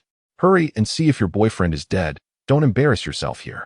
Morong Yun, disinterested in further explanations, dismissed Lu Fuyun's concerns, quickly exiting the bar in search of Liang Quan. At that moment, the bar manager approached. "Ladies, our establishment does not permit any fighting. Please exit." Morong Yun retrieved a card from her bag and placed it on the table. Upon glancing at it, the manager's demeanor shifted instantly. "Ah, Miss Morong, I apologize for the unpleasant experience. Do you require our assistance in dealing with those 2 individuals?" The card represents the supreme VIP card of this bar, with only 10 issued, each uniquely customized and engraved with the owner's name. "There's no need for this anymore. Please tidy up the area," Morong Yun instructed. The manager promptly arranged for the staff to clean the floor. Lin Yang sighed. "It's impossible to enjoy a drink. There's always some fool bringing humiliation upon themselves." "Is Liang Quan's family quite influential now?" he asked. "How could that be? 3 years ago, I merely chose to collaborate with the Jianxing Group and approved Liang Jian's membership in the Wanhao Chamber of Commerce. However, Liang Quan does possess quite the audacity to usurp your achievements. It's no wonder you were enraged enough to strike him," Morong Yun remarked with a smile. "My actions weren't solely due to that. He simply annoys me." "I have no interest in such accolades," Lin Yang replied with a dismissive expression. "Indeed, Mr. Lin, with your current stature, you surely do not concern yourself with trivial matters. What you truly care about is whether Lu Fuyu is in a relationship with him." "Isn't it?" Morong Yun teased. "That is even more improbable. My ties with her have long since severed. Whom she chooses to date is of no concern to me," Lin Yang denied. "Stop being evasive. You men are quite selfish in this regard. Do you really understand men so well?" Lin Yang countered. "I possess a keen understanding of human nature. The majority of my reading revolves around human behavior and psychology, which proves invaluable in business," Morong Yun replied with a smile. Outside the window, Liang Quan's face met the ground with a brutal impact, his handsome visage now disfigured, rendering him unconscious. Lu Fuyu was taken aback to see Liang Quan's face covered in blood. After calling out to him for an extended period without success, She had no choice but to dial for emergency assistance, hastily arranging for Liang Quan to be transported to the hospital. On the way, she contacted Yu Ping to apprise her of the situation. What? Lin Yang has severely injured Liang Quan. This little wretch, is he deliberately trying to ruin us? Upon hearing this, Yu Ping was filled with fury. What should we do now? Lu Fuyu asked, her voice trembling with emotion. Xiaoyu, do not panic. We are not the ones who inflicted the harm. Your father and I will rush to the hospital immediately. Yu Ping hung up the phone and hurried to the study to find Lu Qingji. What is it? Lu Qingji inquired, noticing her distress. In a fit of rage, Yu Ping slammed Lu Qingji's laptop onto the floor. This is a catastrophe. You cannot just destroy my computer over some calamity. I am in the midst of preparing a proposal for tomorrow's collaboration with Dingxing. Lu Qingji's irritation was evident as he frowned. What does it matter about your proposal now? The collaboration is likely doomed. That nephew you are so eager to support, Lin Yang, has gravely injured Liang Quan, and he is currently being rushed to the hospital. Yu Ping exclaimed, her anger boiling over. Lin Yang did this to Liang Quan. Is that even possible? Lu Qingji was taken aback, his face reflecting shock. Is it not possible? Xiaoyu just called to inform me. Could she possibly be lying? Yu Ping continued, Lu Qingji, let me make this clear. If you ever bring up your desire to care for that little wretch Lin Yang again, I will divorce you. That boy is nothing but a harbinger of misfortune. He cannot stand to see us thrive. What nonsense about old ties between uncle and nephew are you still clinging to? Lu Qingji began to grasp the gravity of the situation, his demeanor shifting to one of concern. I shall give Xiaoyang a call to inquire about the specific situation. In her furious state, Yu Ping was also striving to devise emergency remedial measures. Lu Qingji wore a troubled expression. Make the call, Yu Ping shouted. It would be futile to contact Uncle Chun at this moment. Xiaoyang had undoubtedly gotten himself into serious trouble and would likely be in hiding. Where could we possibly find him? Let us first proceed to the hospital, and I will gradually reach out to Xiaoyang to ascertain his whereabouts, and then confront him. Lu Qingji contemplated a delaying tactic to keep the emotionally volatile Yu Ping at bay. Lu Qingji, I must tell you, if you remain indecisive this time and cling to some antiquated sentiment, our entire family shall be doomed. After Yu Ping finished speaking, she stormed out, instructing Lu Jie to drive them to the hospital. Oh, Xiaoyang, how could you have caused such a calamity? Now, even Uncle Lu cannot protect you. Lu Qingji stamped his foot, a look of exasperation etched upon his face. In the bar, Lin Yang and Mu Rongyun had consumed their fill and were preparing to leave. Mu Rongyun's face was slightly flushed, a sign of intoxication. The effects of the alcohol rendered her eyes more lustrous and dreamy, exuding a hint of allure. With one hand resting on Lin Yang's shoulder. With your tolerance for alcohol, you shouldn't be this inebriated, Lin Yang remarked. Mu Rongyun, uncertain if her drunkenness was genuine or feigned, leaned against Lin Yang's shoulder, her breath carrying a faint scent of alcohol, her voice imbued with an irresistible charm. Lin Yang opened the car door, inviting Mu Rongyun to take a seat. At that moment, 3 burly men clad in black emerged from a nearby vehicle, surrounding Lin Yang and Mu Rongyun. Miss Mu Rongyun, we kindly request that you accompany us. Our employer wishes to meet you. Chapter 36. Am I merely audacious? Lin Yang, sensing the hostility of the incoming party, was poised to act. However, Mu Rongyun signaled him with a subtle shake of her head, indicating that he should remain still. Very well, I too wish to meet your boss, she replied. Then please, step into the vehicle with us, replied one of the burly men. Lin Yang refrained from intervening as Mu Rongyun entered the nearby car with the 3 muscular men. He noticed that inside the vehicle sat a middle-aged man with a scarred face, exuding a calm and formidable presence. The car sped away, with Lin Yang trailing at a distance. The vehicle did not exit the city but traveled from the West District to the East District, eventually entering a nightclub. Mu Rongyun was escorted to the 6th floor of the establishment, where she encountered the mastermind behind it all. Mu Rongyun, it's been a long time. Chen Zidong greeted her. You specially sent people to abduct me. What do you intend to achieve? Mu Rongyun maintained her composure, showing no sign of fear. The only person daring enough to call me dog egg to my face is you, Mu Rongyun, Chen Zidong said. Aren't you dog egg?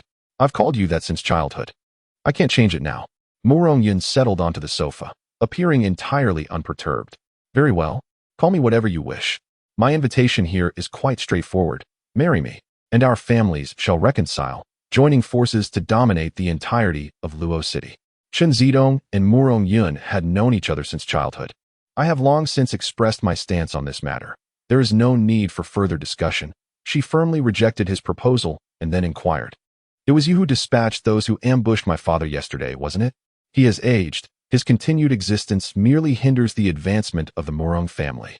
I am clearing obstacles for you, Chun Xiling remarked, lighting a cigar and casually crossing his legs. How did you come to know of my whereabouts tonight? Murong Yun inquired. You are as astute as ever.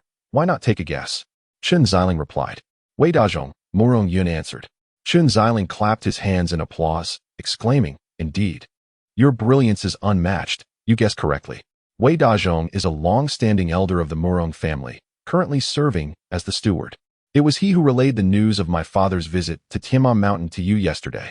Chun Xiling nodded, saying, Wei Dazhong remains quite loyal to your family. Had I not captured his grandson, he would not have betrayed you. I came to confirm this matter, and now that it is clear, I shall take my leave. Murong Yun rose, but Chun Xiling laughed heartily. Murong Yun, having entered my territory, do you truly believe you can depart unscathed? What do you intend to do? Kill me? Murong Yun maintained her composure. Chun Xiling smirked. You speak foolishly. Did Wei Dazhong not inform you that our family received assistance from a noble yesterday? Murong Yun was aware that Lin Yang was nearby, providing her with a sense of confidence. I heard about a young lad with the surname Lin. Is that correct? He disrupted my plans yesterday and saved your father's life. It is said he dispatched my 7th grade expert with a single strike? Chun Xiling stated. He did not kill him. He merely inflicted grave injuries. He died as a result of torture, Murong Yun replied. It seems he is a master of the 8th rank. And he has also arrived here. Do you believe he can save you? The dialogue between Chun Xiling and Murong Yun was crisp and incisive.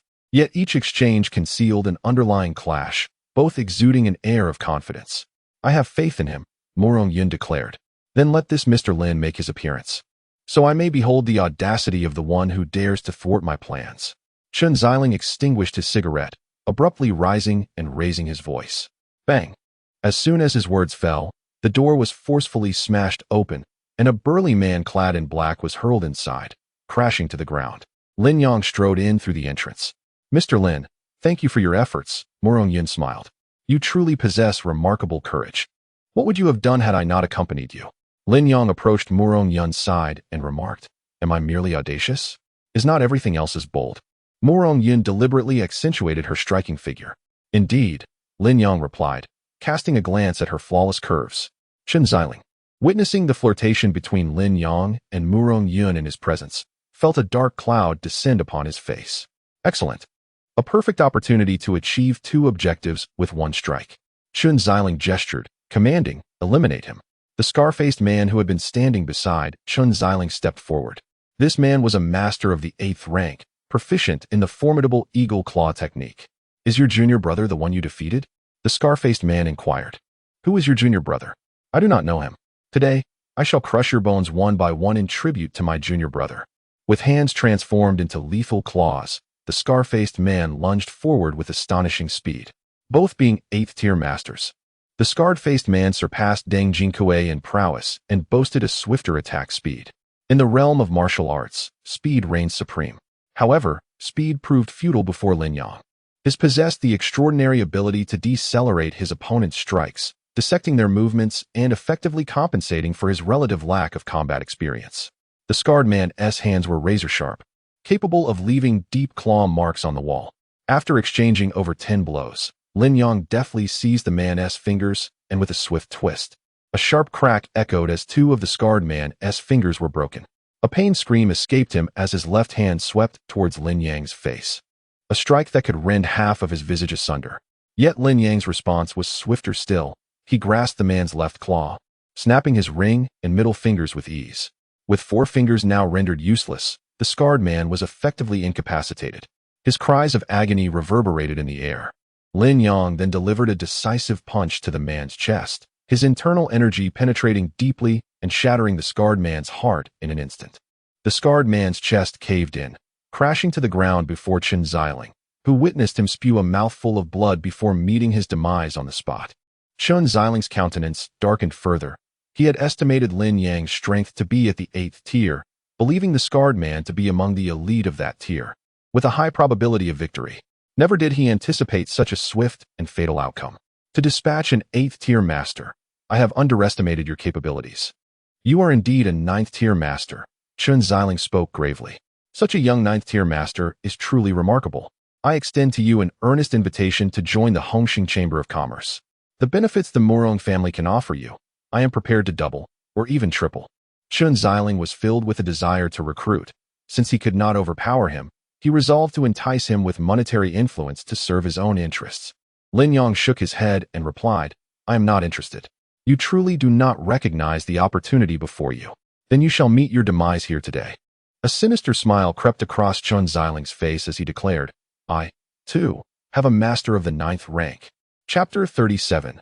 Lin Yang's anger upon hearing that a 9th-rank martial arts master was present on Chun Xiling's side. Murong Yun's expression faltered, a hint of panic washing over her. What should we do? Do you have any confidence in confronting a 9th-rank master? She inquired, standing beside Lin Yang.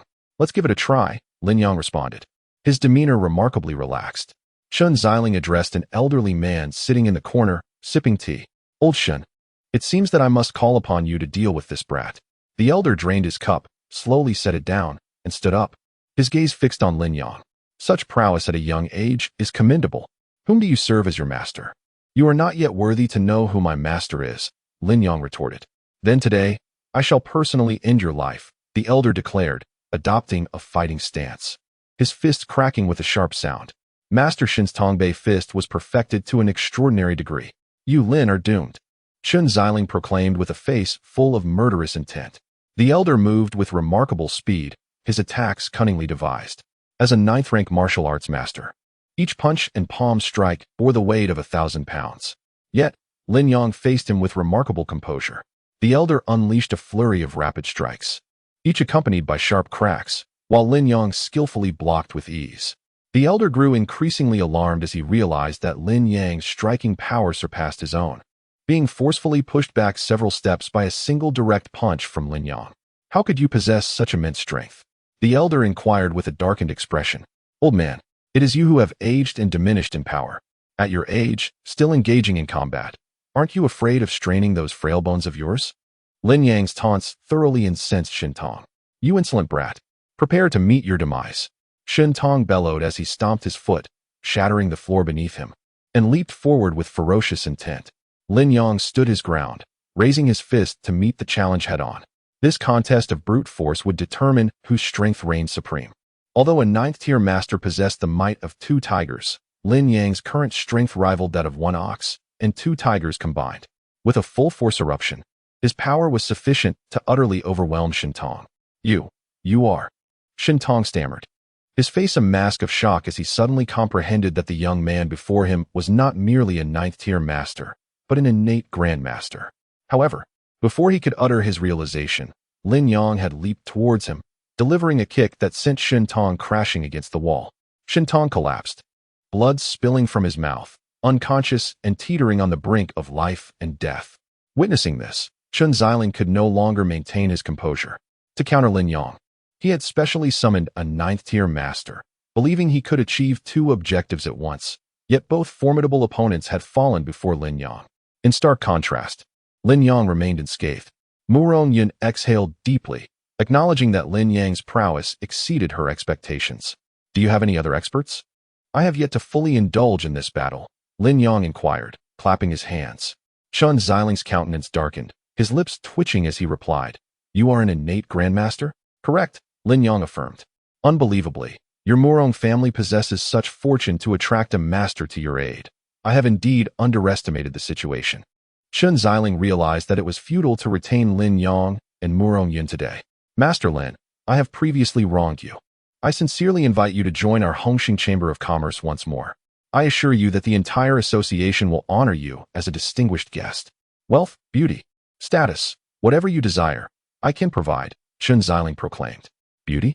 Is she more beautiful than her? Lin Yang gestured towards Murong Yun. This left Chun Xiling momentarily speechless, and he coldly remarked, Murong Yun, you are quite willing to expend considerable resources to win over the master. I am pleased to do so. Do you have any say in the matter? Murong Yun approached Lin Yang, linking her arm with his. Chun Xiling, infuriated yet mockingly amused, gave Murong Yun a thumbs up. Very well. Today's contest is one I concede. You may leave. Lin Yang let out a derisive laugh as he advanced towards Chen Xiling. What do you intend to do? I warn you, my father is Chun Tianhao, the president of the Hongxing Chamber of Commerce. We have the backing of the Black Tiger Gang. If you dare lay a finger on me, my father will not let you off lightly. Chen Xiling's face turned pale with fear as he retreated repeatedly. Lin Yang disregarded his threats, closing the distance with each step. What are you all standing around for? Protect me. Chen Xiling had 7 or 8 burly men at his disposal, who now, with a surge of bravado, rushed forward. Lin Yang executed his moves with decisive precision, alternating between various grappling techniques, causing Chen Xiling's subordinates to scream in agony, suffering broken limbs and ribs. Be careful, Murong Yun suddenly exclaimed. Bang! A gunshot rang out. In the midst of the chaos, Chen Xiling had drawn a firearm, attempting to ambush Lin Yang. Lin Yang was prepared. He used a burly man as a shield to deflect the bullets. What of the innate masters? I wield a gun, no matter how skilled you are. Can you outpace a bullet? With a firearm in hand, Chen Xiling felt a newfound confidence. Lin Yang hurled the lifeless body of the man who had fallen before him directly at Chen Xiling. Reacting swiftly, Chen Xiling dodged and, in a fluid motion, pulled the trigger multiple times. Lin Yang unleashed the full force and speed of a master, despite Chen Xiling firing several rounds. He could not land a hit on Lin Yang. Suddenly, a cry of agony escaped Chen Xiling as his gun clattered to the ground. A silver needle had struck his wrist. Just as he bent to retrieve his weapon, Lin Yang was already before him, seizing both of his arms and crushing his shoulders with a vice-like grip. A scream akin to that of a slaughtered pig erupted from Chen Xiling. Beads of sweat forming on his brow, his arms were irreparably damaged. Lin Yang chose not to end Chen Xiling's life, instead tossing him to the ground before leading Murong Yun out of the nightclub. Upon reaching the estate of the Murong family, Murong Yun expressed her gratitude, stating, "Thank you. Mr. Lin, you have now become my savior. You used me as a tool to eliminate a significant trouble, and you take great pride in that, do you not?" Lin Yang replied with a cold demeanor. "I did not." Murong Yun hastily clarified. Lin Yang exited the vehicle and tossed the car keys to her. "The car is yours. I shall transfer the money for that apartment to you tomorrow."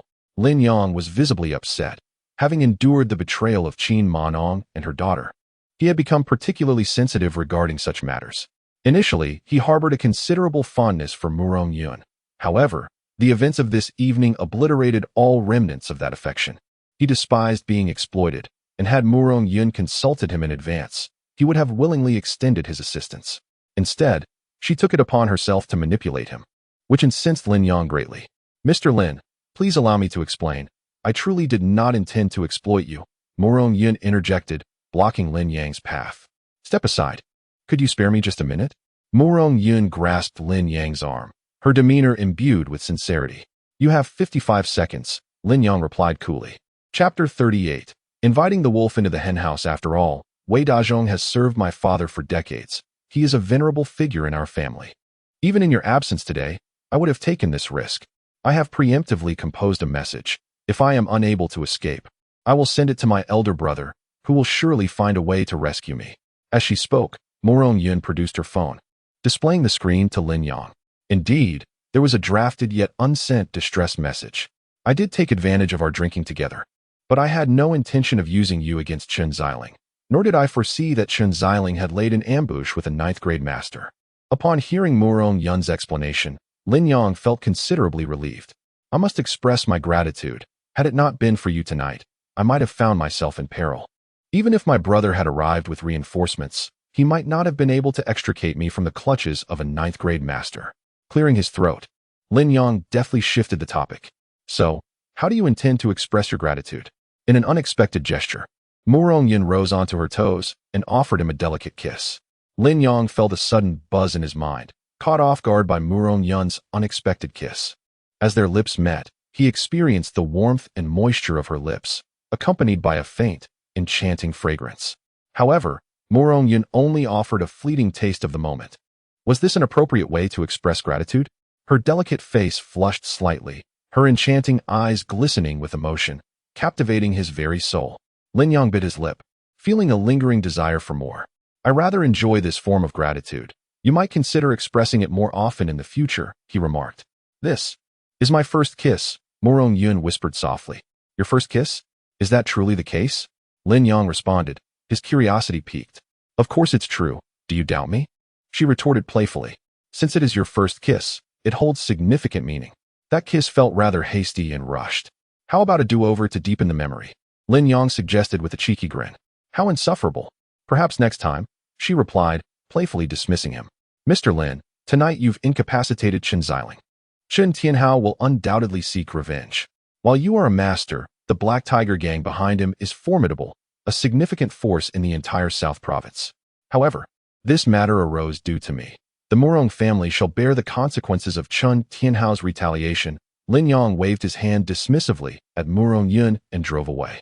Primarily, he was stirred by the passionate kiss from Morong Yun, igniting an uncontrollable desire that he felt compelled to quell.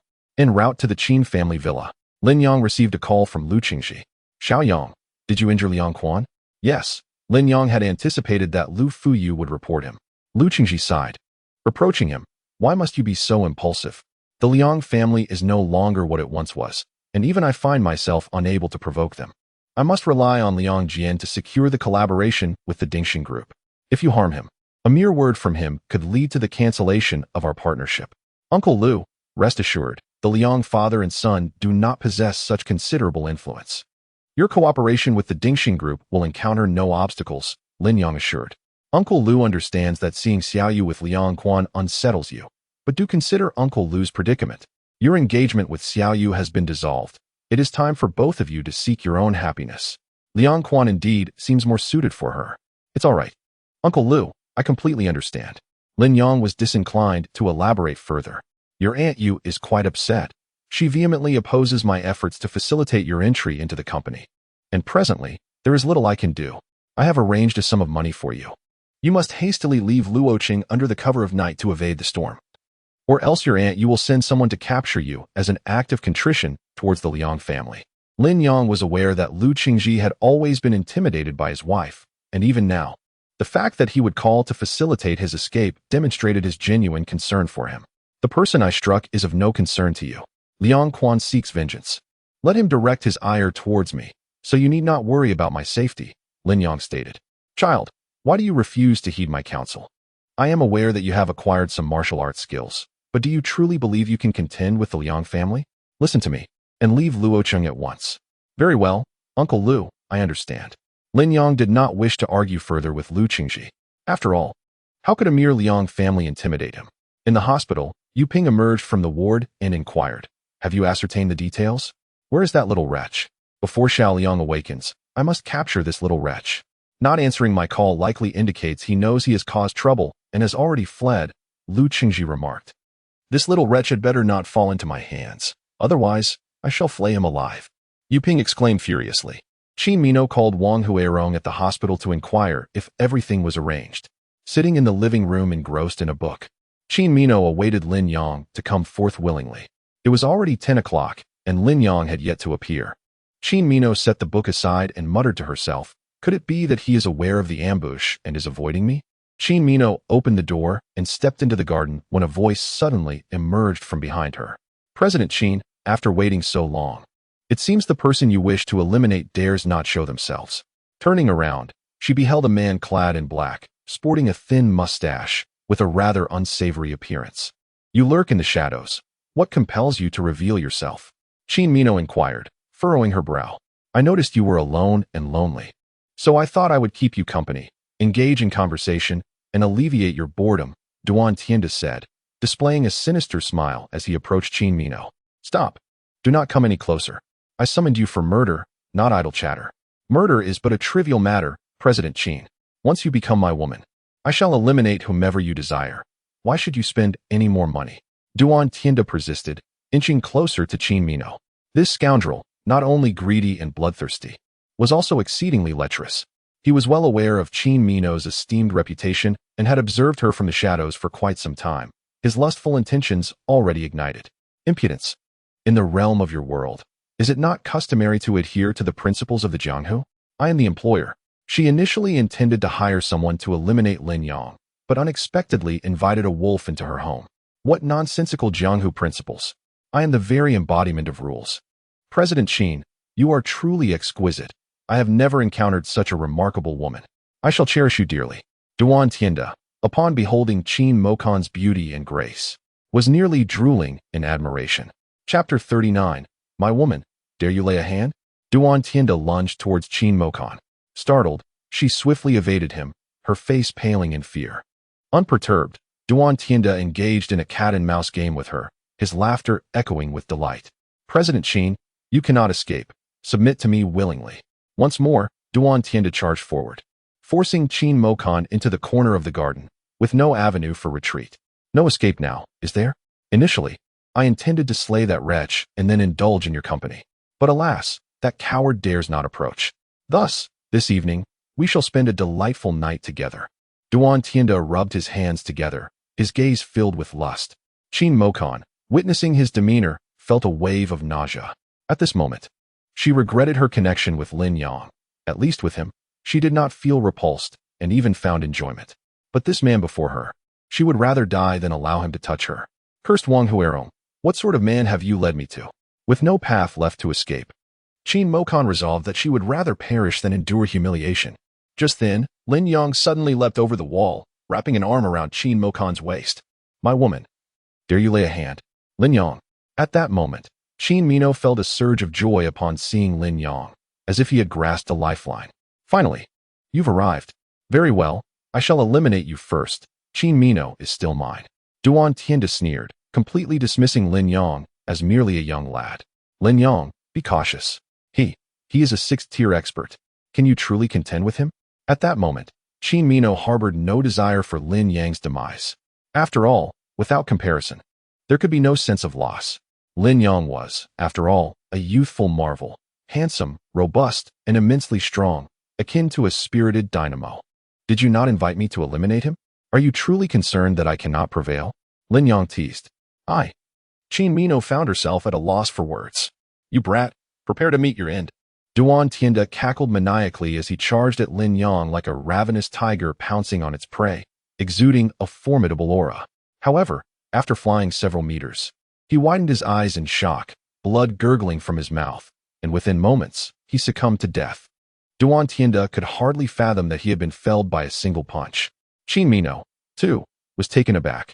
She had worried that Lin Yang might not be able to overcome him. Did he die? Qin Mino uttered in disbelief. Indeed. How did you accomplish that? Qin Mino's beautiful eyes sparkled with intrigue. Lin Yang raised his fist and stated, one punch suffices.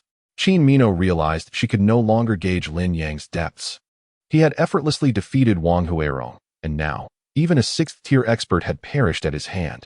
Yet, just 2 days prior, Lin Yang had been a mere wretch. Battered by Qin Yinran to the brink of death, Qin Mingnong harbored a hint of suspicion. She pondered whether the individual before her was truly Lin Yang. Why was he gazing at her in such a manner? Had he, perhaps, been captivated by her striking beauty and valor? Lin Yang flashed a grin and replied, I suspect you are not Lin Yang. Who are you really? Why are you impersonating him? Qin Mingnong deemed this to be the only plausible explanation. Otherwise, nothing made sense. Think what you will. I shall first deal with this fellow's corpse. As Qin Mingnong settled onto the sofa, Lin Yang approached her with ease, wrapping an arm around her. Who exactly are you? She inquired, not resisting, perhaps aware that defiance was futile, or perhaps having grown accustomed to it. She gazed at him with luminous eyes, demanding answers. I am Lin Yang, without a doubt. No, you are not. Did you not perish in the Luoshui River, only to have your body possessed by a ghost? With each passing thought, Qin Mingnong's fear intensified, and the absurdity of the situation became more pronounced. She instinctively recoiled, her face betraying her trepidation. If there truly are ghosts in this world, I would like to see one. Since you wish to know, I have no qualms in sharing. Lin Yang beckoned her closer with a subtle gesture, encouraging her to lean in. Qin Mingnong hesitated, reluctant to approach. Do you not wish to learn what transpired with me? Come closer, and I shall whisper it to you, though not an ordinary person. Qin Mingnong regained her composure after a brief moment of panic and leaned slightly toward Lin Yang. That night, I did indeed come perilously close to death. However, the king of hell refused to accept me, and for once, the heavens opened their eyes, allowing me to escape calamity. The river carried me to the temple of the river goddess, where I encountered a sage. Seeing my pitiful state, he healed my wounds and imparted martial arts knowledge to me. It was as simple as that. Is this true? Qin Mokon was half convinced. Does it matter if it's true or false? Lin Yang replied nonchalantly. Well, I have shared all you wish to know. Now I must attend to my own matters.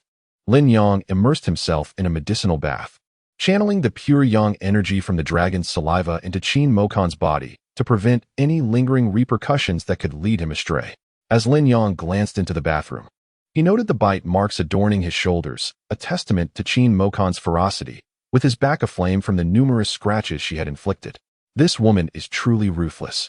Unable to defeat me, she resorts to such vengeance. After expelling the pure yang energy from his body, Lin Yang felt invigorated, devoid of any fatigue. In contrast, Qin Mokon remained as motionless as ever. Dressing himself, Lin Yang lifted Qin Mokon and ascended the stairs, placing her gently on the bed. Are you leaving? She inquired languidly, unable to suppress her weariness upon seeing Lin Yang fully clothed. Chapter 40. Do you not wish for me to go? Lin Yang chuckled. Not at all. Hurry and leave. Qin Mokon retorted, prideful. In truth, a part of her hoped Lin Yang would stay. His presence brought her a sense of security that warded off nightmares. Yet, she was unwilling to show any vulnerability in front of him, unable to lower her facade. If you plead with me to remain, I might reconsider, Lin Yang suggested. Dream on. Leave quickly. Your presence annoys me. Qin Mornong retorted defiantly. Fine, then I shall take my leave, Lin Yang replied, making his way towards the door. Qin Mornong's lips quivered, yet she remained silent, refraining from calling him back. Upon opening the door, Lin Yang remarked, Lin Yang. Qin Mornong, already fraught with fear, felt her complexion drain as her mind conjured a myriad of terrifying images. Ultimately, she could not conquer her trepidation and allowed her pride to falter. You tell me to leave, must I comply?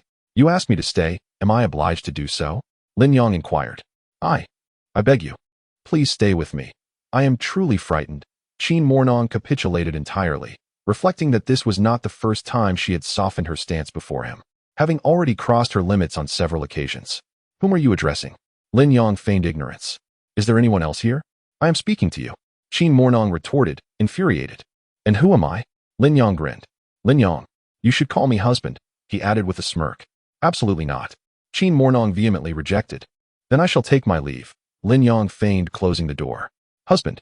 Qin Mornong seethed, her teeth clenched in frustration, whispering the title while her face flushed crimson. Didn't he hear that? Lin Yang teased. Husband. Stay with me, she shouted, her voice deliberate and loud, though her eyes blazed with fury. Good girl. Lin Yang's triumphant expression only ignited further indignation within Qin Mornong, leaving her seething in silence. Lin Yang, you are deliberately retaliating against me, bullying me, aren't you? In comparison to the deeds you have committed against me, could this be considered an act of retribution? Naturally. It is imperative that I assert my dominance over you. Lin Yang is not one to easily relent, especially when it comes to Qin Mornong.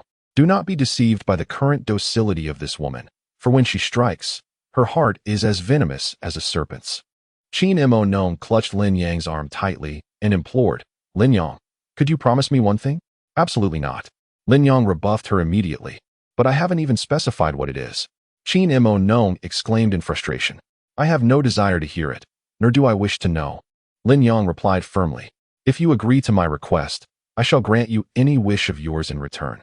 Surely, that is a fair exchange? Qin Mornong proposed.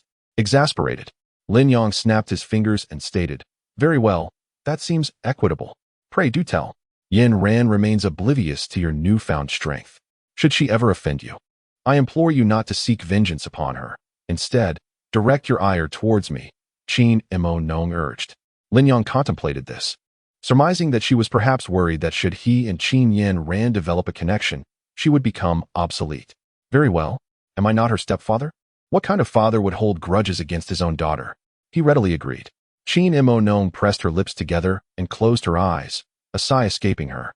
She felt her boundaries being methodically breached by Lin Yang. All her dignity and principles were being relentlessly dismantled. She recognized that the man before her was no longer the subordinate he once was. He had matured into a formidable man, gradually transforming into someone who could provide her with a sense of security. Lin Yang was blissfully unaware of the myriad complexities and emotions swirling within Qin Mornong's heart. He was contemplating what request he could make of her that would leave him with the upper hand. At the break of dawn the following day, with the sky tinged in hues of fish white, Lin Yang awoke. Meanwhile, Qin Mingnong slumbered peacefully in his embrace, likely to remain in her repose until well past noon, when the sun would be high in the sky. She had indeed exerted herself the previous evening, and her final request had left her feeling quite ill, necessitating a period of proper rest. Recognizing the importance of mourning for one's endeavors, Lin Yang resolved to seek a suitable location for his practice. It is worth noting that cultivating the unique ability of the heavy eye was markedly different from ordinary training, as it required the dawn's arrival. Coinciding with the emergence of the purplish aura, the phrase purple energy approaches from the east signifies the rising sun, which brings with it a special energy at daybreak. The Dihao Garden, nestled amidst mountains and waters, boasted exceptional feng shui, the mountain being the Zhixiao Mountain of Luoqing and the water being the Luoshui River. Zhixiao Mountain is renowned as the prime location in Luoqing for witnessing sunrises, attracting numerous early risers who ascend the mountain to behold the spectacle. Lin Yang aimed to reach Zhixiao Mountain before dawn, to witness the sunrise, absorb the purplish aura, and hone his heavy eye. He donned a loose-fitting tracksuit and stretched his limbs. Despite having nearly gone the entire night without sleep, he remained invigorated, jogging up the mountain with determination. Upon reaching a secluded spot on the mountain's edge, where few would tread, as most spectators preferred the viewing platform, he settled into a meditative posture. Just then, dawn broke, and the sun began to rise, ushering in the purplish energy. Lin Yang activated his heavy eye, revealing two pupils that reflected the breathtaking scene of the sunrise. To his astonishment, he discovered that within Luoqing, there was indeed someone capable of absorbing the purplish aura. Unbeknownst to him, not far away, another individual was seated in quiet contemplation. Chapter 41. The Rise of the Underdog. The woman was clad in a vibrant red ensemble, featuring a cropped athletic tank top that accentuated her slender waist and a pair of yoga pants that showcased her long, graceful legs. Her hair, dyed a deep burgundy, was tied back in a neat ponytail, framing her exquisite features. The spirited glint in her eyes exuded an aura of confidence and poise. Such a hue of hair is typically difficult for most to carry off, often appearing gaudy. Yet, on her, it seemed to harmonize perfectly, enhancing her overall allure. She sat there like a flickering flame, radiating vitality and vigor. Lin Yang, absorbed in his practice of absorbing the purple qi to cultivate his dual pupils, remained oblivious to her presence. The purple qi from the east did not linger for long. Once the sun fully ascended, it dissipated. To his surprise, he discovered that she was a dual pupil practitioner. It was indeed remarkable to encounter such a rare individual in the city of Luo. The woman in red regarded Lin Yang with an appreciative glint in her gaze. Had Lin Yang been aware that she had discerned his secret of dual pupils, he would undoubtedly have been astounded. His master, the sage of medicine, had often remarked that dual pupils are a once-in-a-millennium occurrence, a gift of nature that is rarely recognized by others. Upon concluding his practice, Lin Yang did not hasten down the mountain. Instead, he assumed a stance to refine his skills. Vivid images of battles from the past few days danced in his mind as he dismantled his opponent's techniques, replicating each move. It was then that he noticed the woman in red, who appeared to be practicing as well. However, her movements, while seemingly soft and fluid, were remarkably graceful, resembling not martial arts but an elegant dance. Her slender waist moved with the fluidity of a water snake, captivating in its natural grace. If one were to describe it as a dance or a yoga posture, Lin Yang, however, perceived her form as an effortless embodiment of grace, imbued with a mysterious charm. He found himself entranced, unwittingly activating his unique ability of his eyes reflecting every movement of the woman in red. It was not until she concluded her practice, exhaling a breath of stagnant air, that Lin Yang noticed something extraordinary. The breath she released did not disperse like that of an ordinary person. Instead, it shot forth like an arrow, traveling several meters. This individual is undoubtedly an expert. Lin Yang was taken aback. The force of her exhalation was something even he, a congenital master, could not replicate. Perhaps it was a matter of his own insufficient rank. Yet it was clear that this woman in red possessed remarkable prowess, her strength surpassing his own. What astonished Lin Yang the most was her youthful appearance. Seemingly no older than her 20s. Is it not true that there are only 4 great masters in Luo City? Who could she possibly be? After completing her exercises, the woman in red cast a glance in Lin Yang's direction. A high-ranking master, Engaging in a spar with her would undoubtedly enhance his training. Lin Yang resolved that if fate allowed, he would seek her out for a friendly exchange in the future. He chose not to continue his practice, instead making his way down the path. At that moment, a young couple approached him. Lin Yang? The woman greeted him first. Lin Yang recognized them both as former classmates. The man, Do Jun, had once been a distinguished student, excelling academically despite his modest background, while the woman, Lin Yimo, had been the class leader and the belle of the class. What a delightful coincidence to encounter these two old friends. Lin Yang greeted them with a warm smile. Do Jun wore a contemptuous expression, disregarding Lin Yang entirely. Leave a number. Do come to the next class reunion, Lin Yimo suggested. What is the point of leaving a number for someone like him? He is in no position to attend our gathering. Does he still think he is the young master of the Lin family? Do Jun retorted without restraint. Do Jun, how can you speak like that? We were classmates after all, Lin Yimo said, her face flushed with embarrassment. I speak my mind quite plainly. I trust you won't take offense. Do Jun replied with a sardonic raised eyebrow. I do take offense. Only when faced with such blatant derision did Lin Yang dismiss any notion of courtesy. Do Jun was momentarily taken aback, but soon sneered. What do you care? What are you now? Lin Yimo felt pity for you and acknowledged you. Do you actually think you're someone of importance? Others may not know your true standing, but I am fully aware. All right, Do Jun. Perhaps you should tone it down a bit. Lin Yimo interjected, ever the diplomat as a former class monitor. What is there to hold back on? Does such a worthless person deserve any regard? Do Jun continued unabated, just don't let me see you here again. Do you really think this is a place for you? I recall you used to reside in the Imperial Garden below, so you could come here anytime. But now, I reside in the Imperial Garden, and I dare say you might find yourself sleeping on the streets. Do Jun declared triumphantly. Remember, this area is exclusively for the owners of the Imperial Garden. Outsiders are only fit to remain below. Now be on your way. Lin Yang squinted slightly and remarked. A petty person revels in their own success, revealing their true, ugly nature. I have witnessed it in you. In the past, Do Jun had merely been his subordinate, always at his beck and call, and Lin Yang had treated him well, showing him care and consideration. Yet now, this was the countenance Do Jun presented. What the hell are you saying? Who are you calling petty? You must be asking for a beating.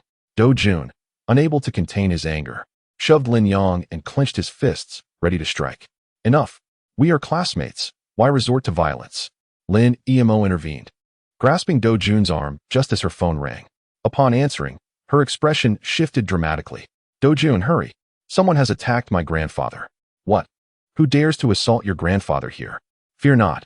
I shall stand by your side and ensure the assailant faces consequences. Do Jun declared, raising his hand to point at Lin Yang. Consider yourself fortunate today. I shall let you go.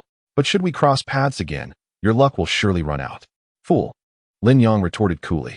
Had Lin Yimo not intervened, his slap would have already graced Do Jun's face. Do Jun and Lin Yimo hurried downhill, where a crowd had gathered.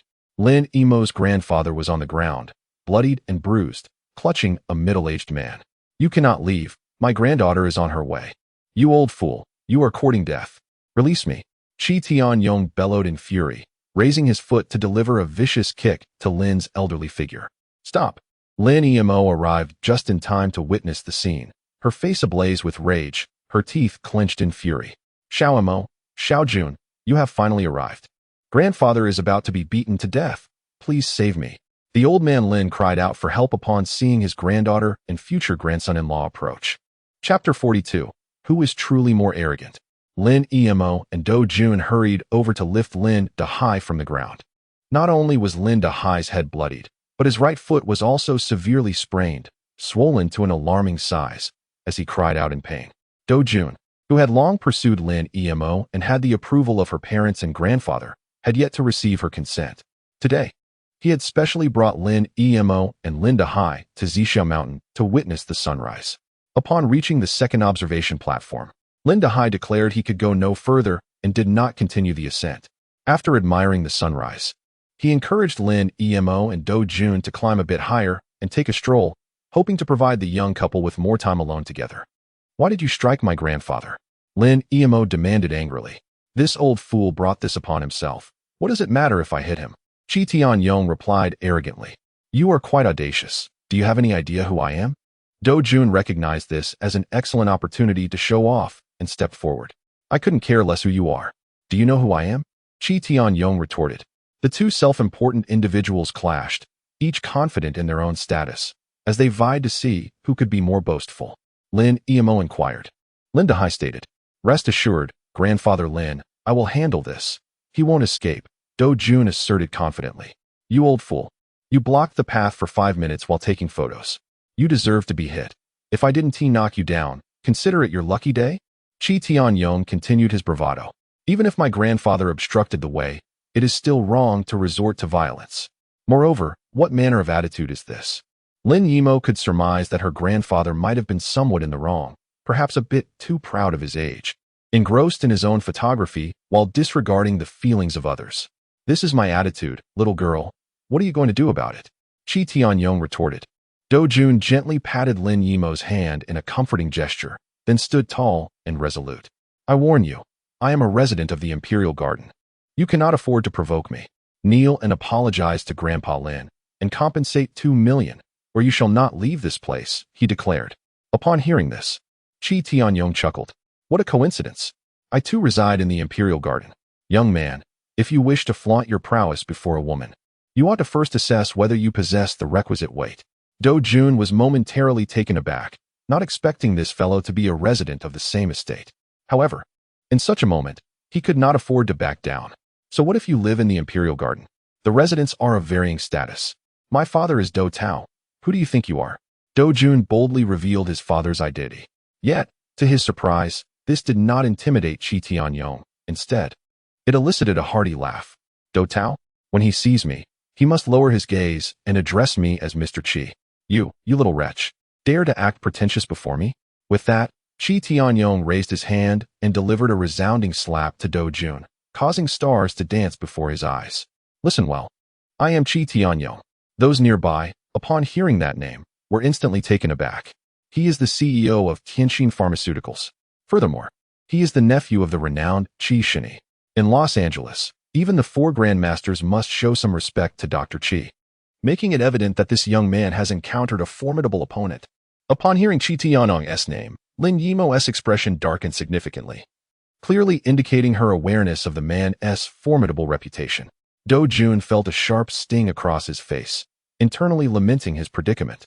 He had intended to impress Lin Yimo, but instead, he had provoked Chi Tianyong.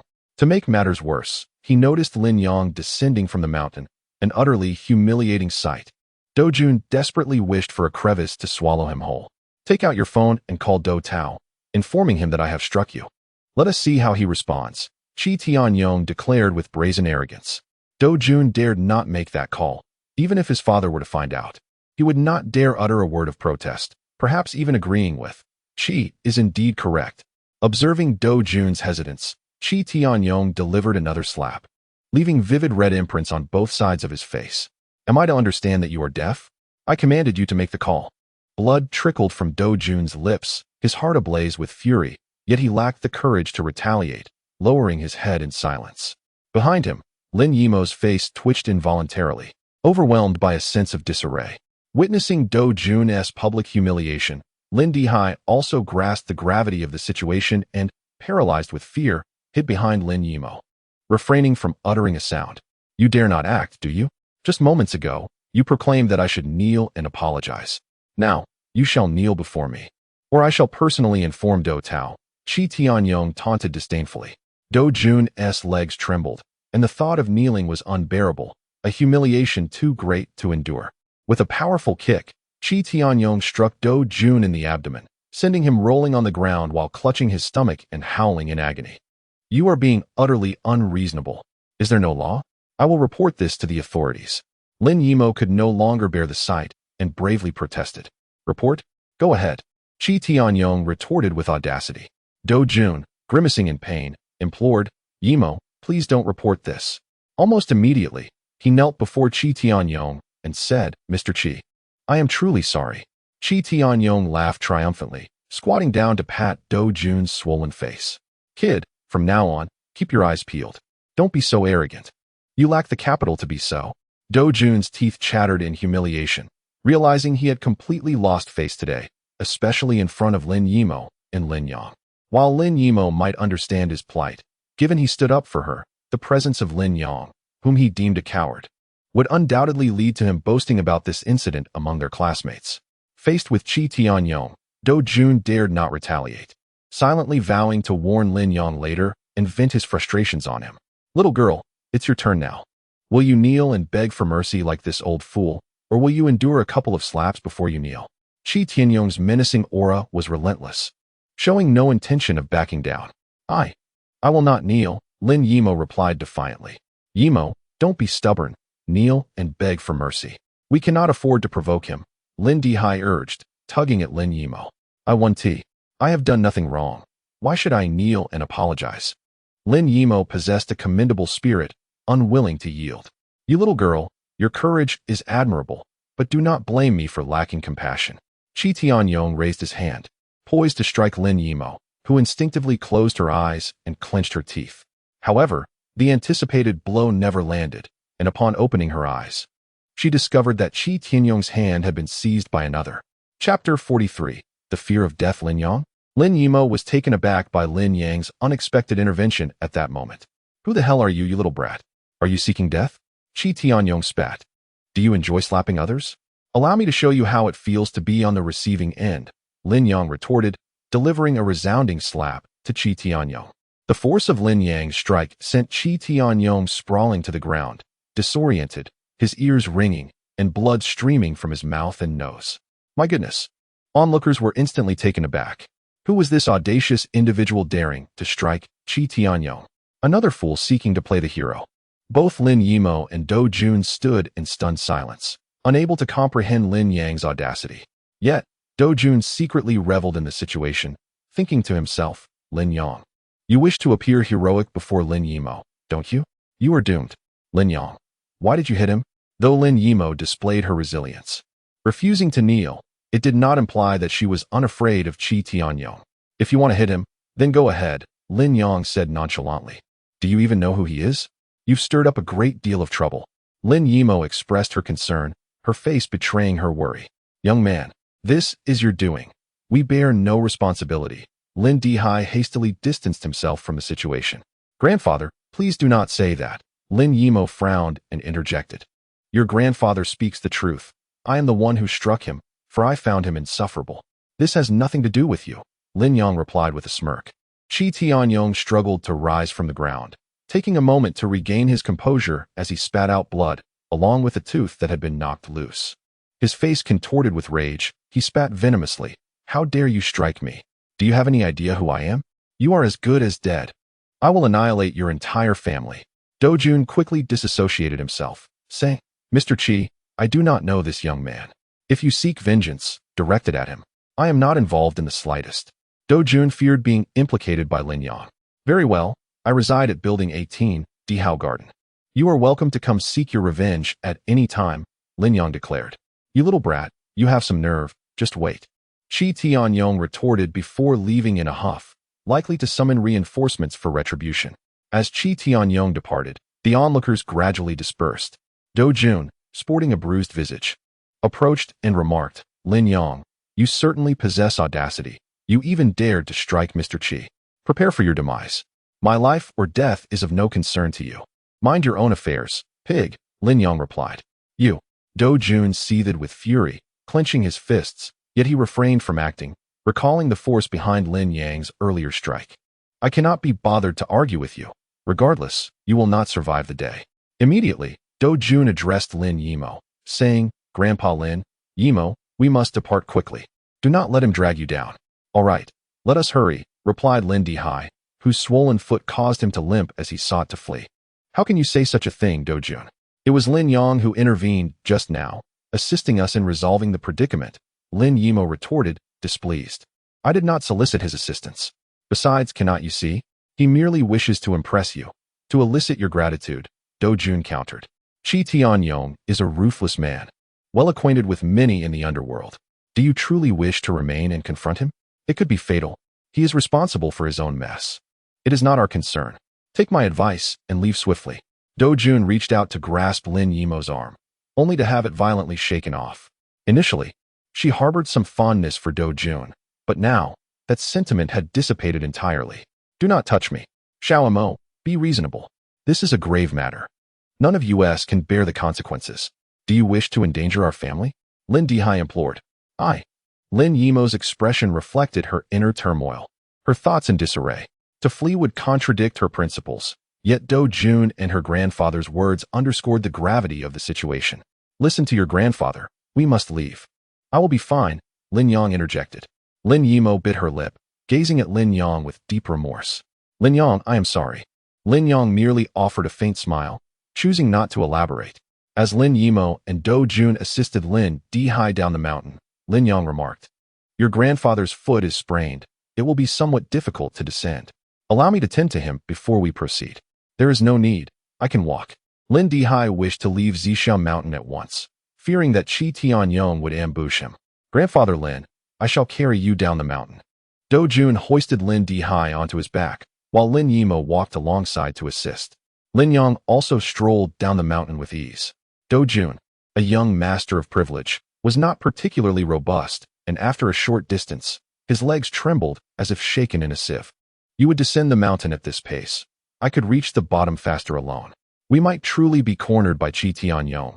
We should seek treatment first, Lin Yang remarked. Do Jun, unable to bear the burden any longer, promptly set Lin Dihai down and exclaimed, Yimo, my stomach aches terribly. I can no longer endure it. You stay behind and help your grandfather down at a leisurely pace. With that, Do Jun made a hasty exit, prioritizing his own safety over romantic pursuits.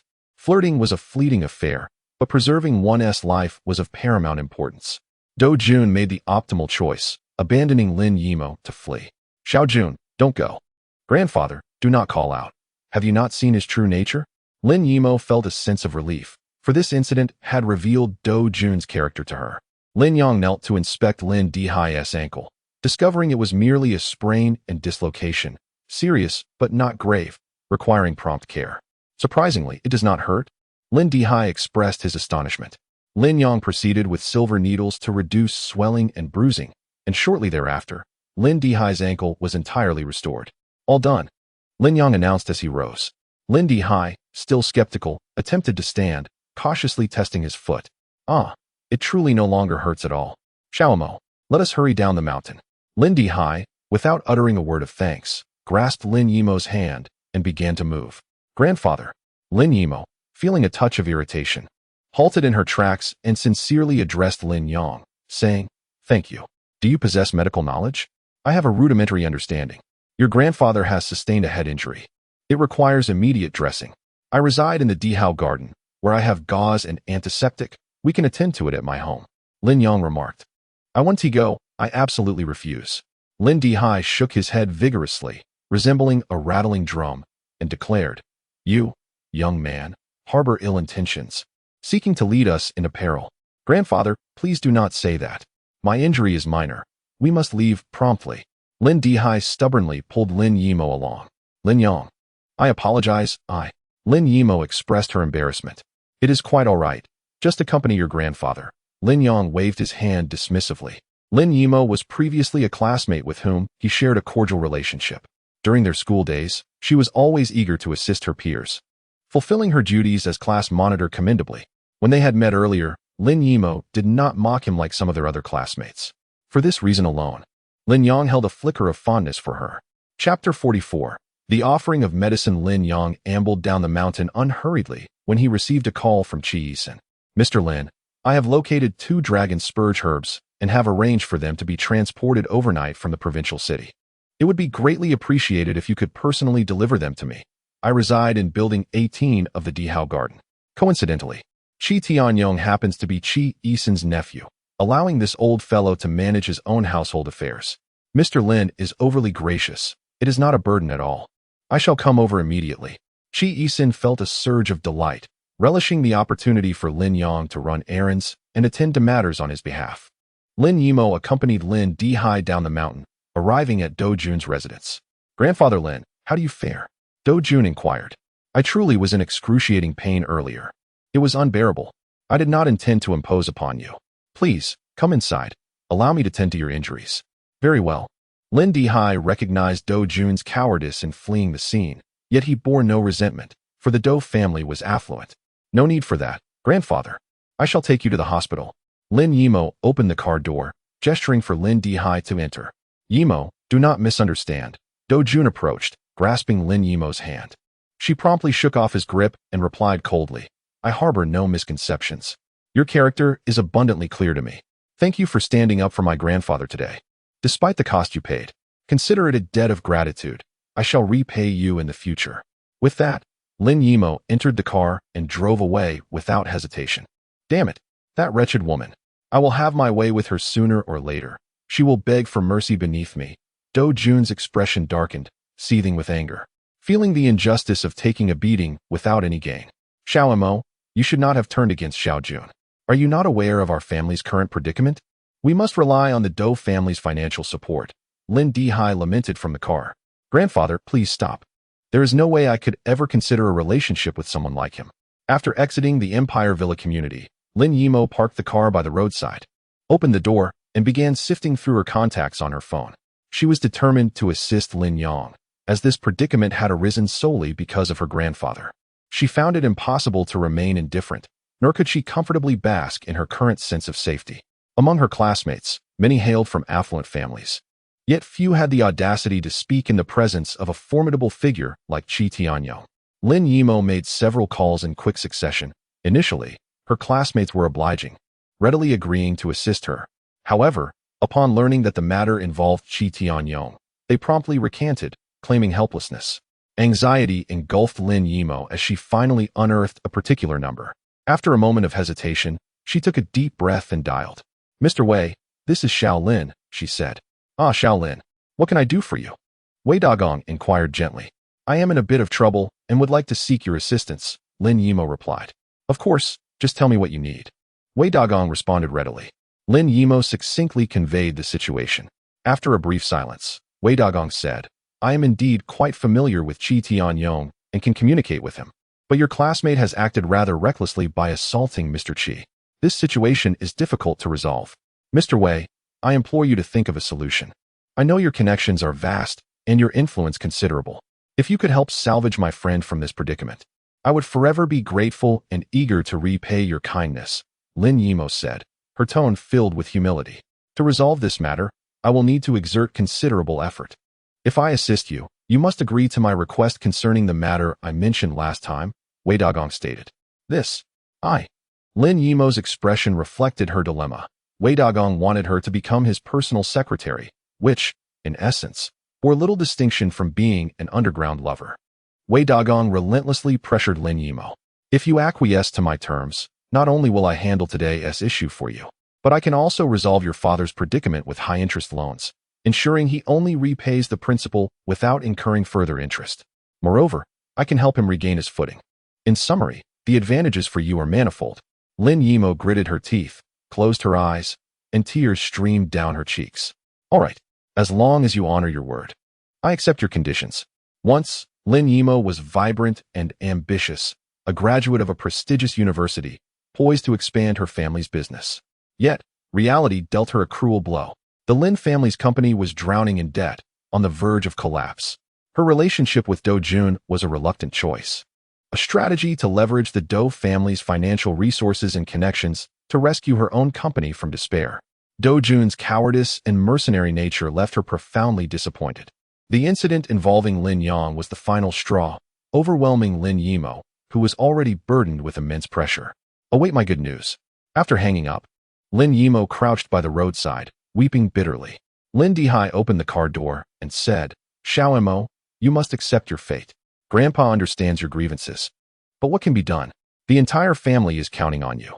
Wei Dagong called Qi Tianyong, requesting him to show leniency and spare Lin Yang. Old Wei, I cannot grant you this favor today. That little brat dared to strike me in public. I shall not give face to anyone, even the King of Heaven. Qi Tianyong replied through gritted teeth. I am not saying you should not seek revenge.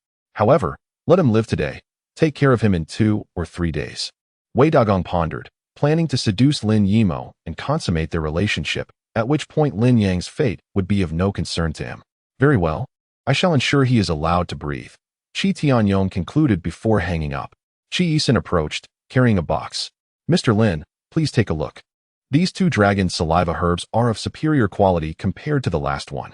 In addition to the herbs, There is a century-old wild ginseng and a century-old purple vine. Both the wild ginseng and purple vine were essential materials for the medicinal bath. Last time, he could only procure substitutes of lesser age. Excellent. Thank you for your hard work. How much do I owe you? Lin Yang smiled, clearly pleased. This is but a trifling sum. Consider it my apology for previous matters. Qi Yisin quickly replied. If you could offer me guidance in the future, I would be thoroughly satisfied. If there is nothing else, I shall take my leave.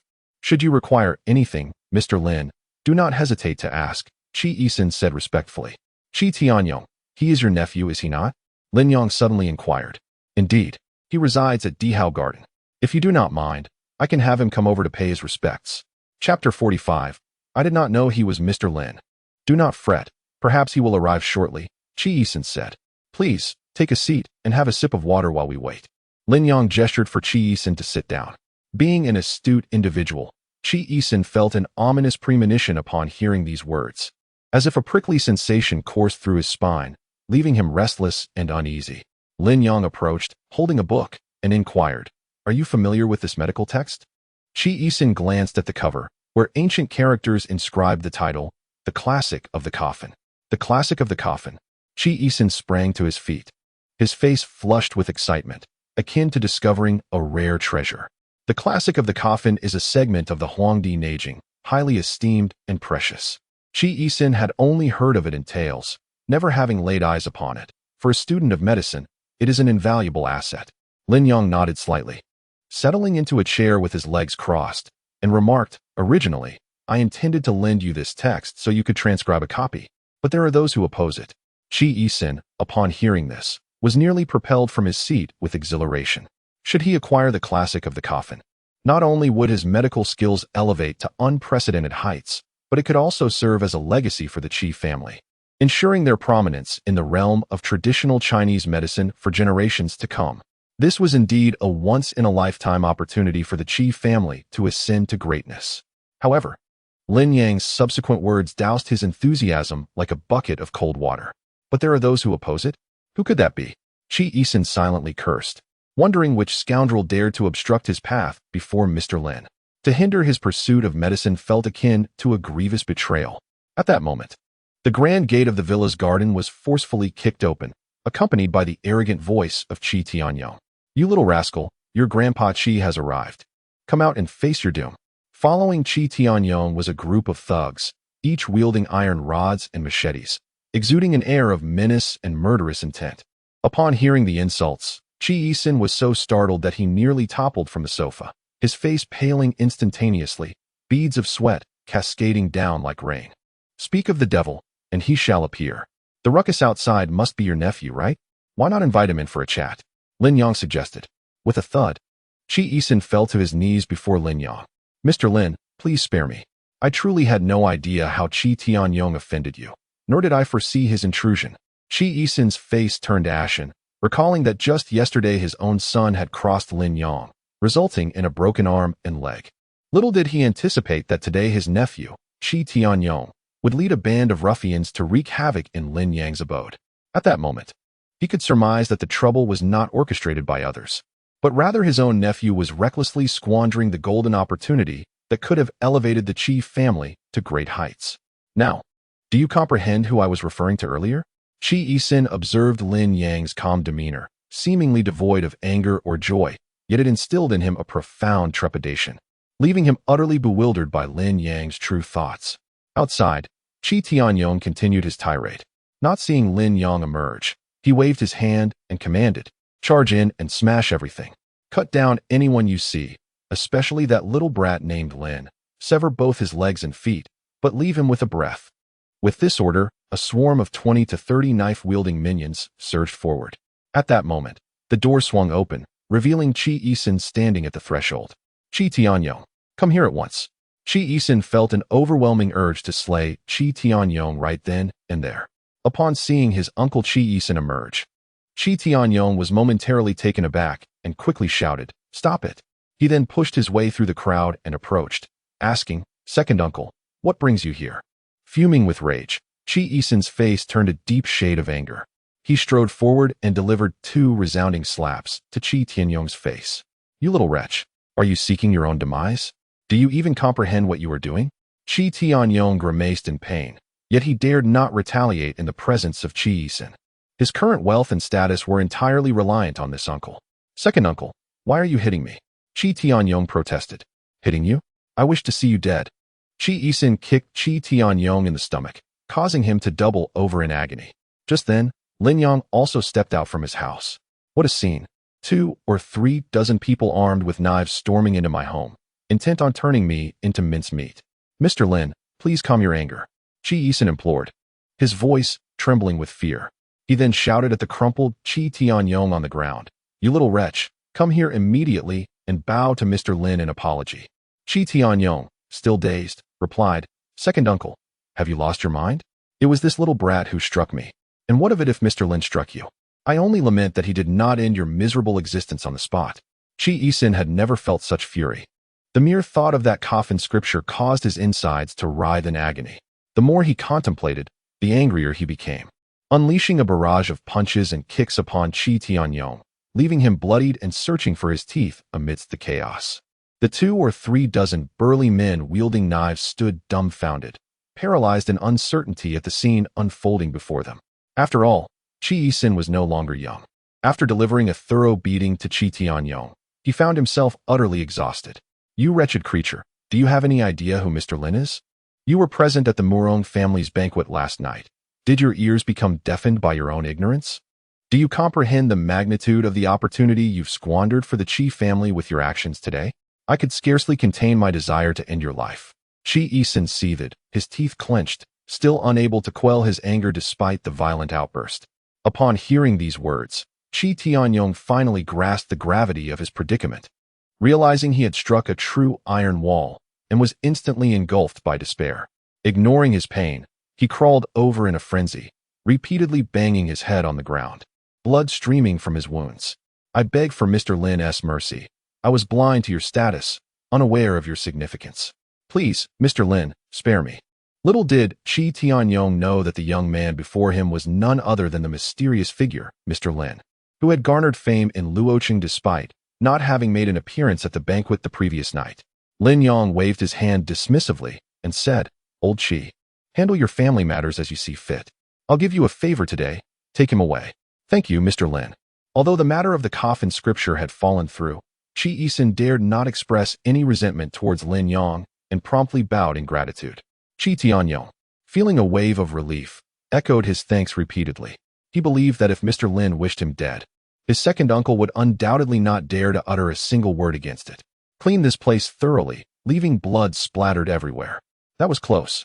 Thank you, second uncle. Had you not been here today, I would surely have met my demise.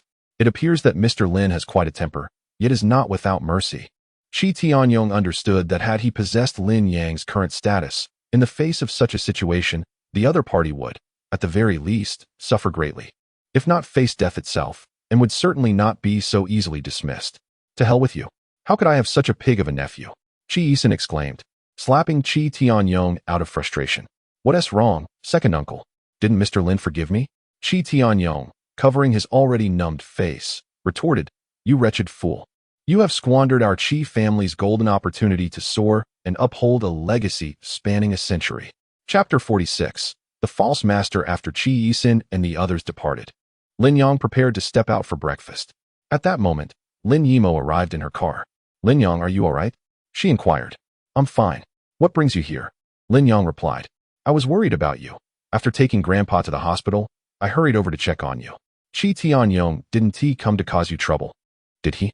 Lin Yimo asked. He did come by. Lin Yimo was taken aback. He came by? Are you unscathed? I'm perfectly fine. He wouldn't dare to harm me. You needn't worry. Lin Yang smiled reassuringly.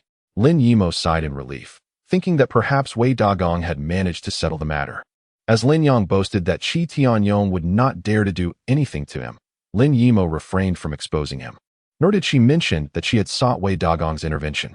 It's fine, then I'll take my leave, she said, exchanging contact numbers with Lin Yang. Before departing, Lin Yang remarked, Class leader, if you encounter any troubles and need assistance, feel free to call me. I am here to help. Lin Yimo managed a faint smile, dismissing his words as mere bravado. All right, if the need arises, I shall certainly reach out to you, she replied before leaving. Qin Mingnong awoke around noon, only to find Lin Yang absent from her bed. She called out several times, "That little rascal, he just vanished after a night of chaos. What a scoundrel."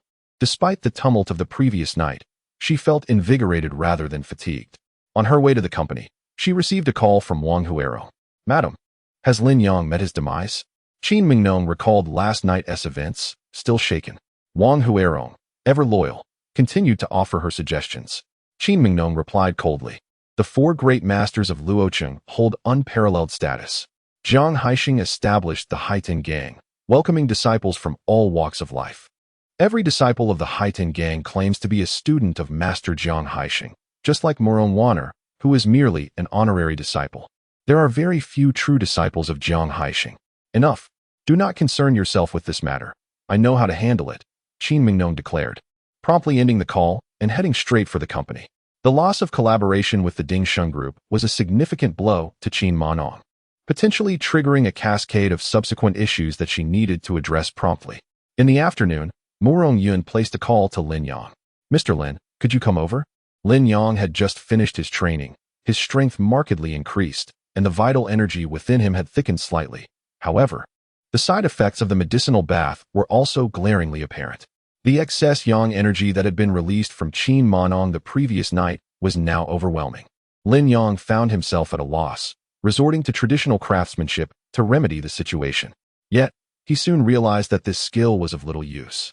It could only release a minuscule amount of yang energy, failing to address the fundamental issue.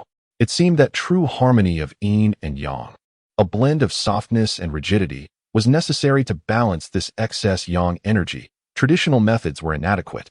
Just then, Murong Yun's phone call interrupted his thoughts. Lin Yang suppressed the yang energy within him temporarily and set off in his car. Upon arriving at the Murong estate, he was greeted at the entrance by Murong Yun and Murong Wanner.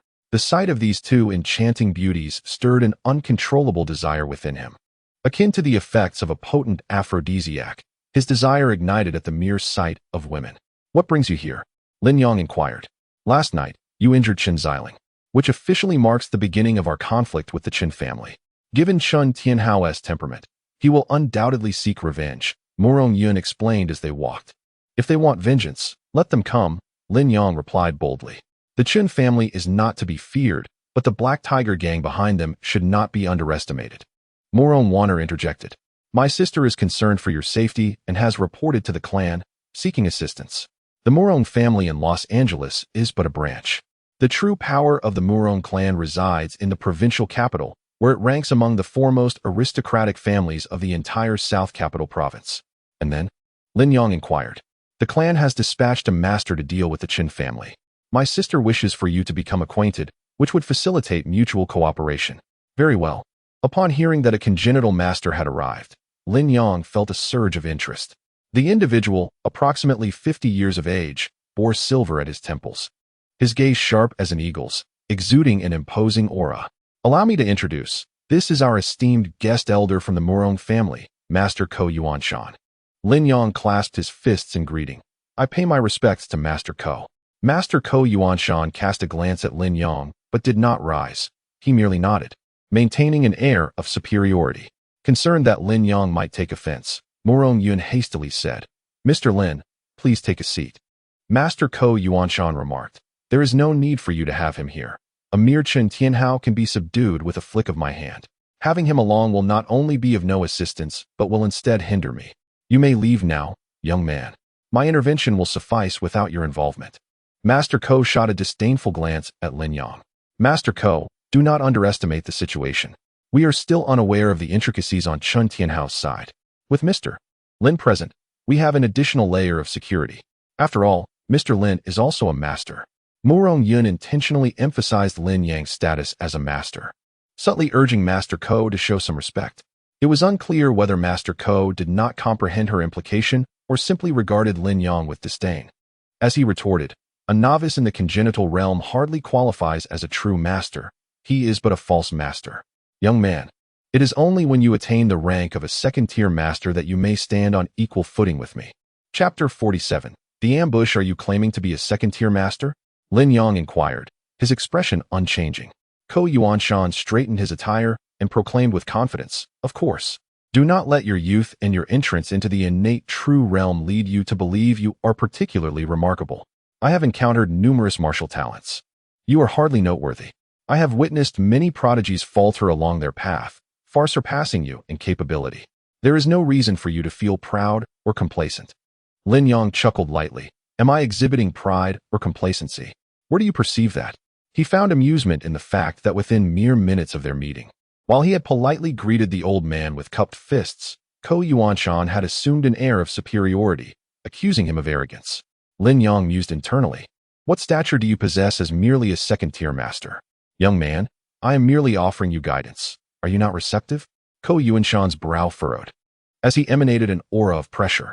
With a disdainful snort, he continued, upon reaching the innate true realm, each advancement in tier becomes exceedingly arduous.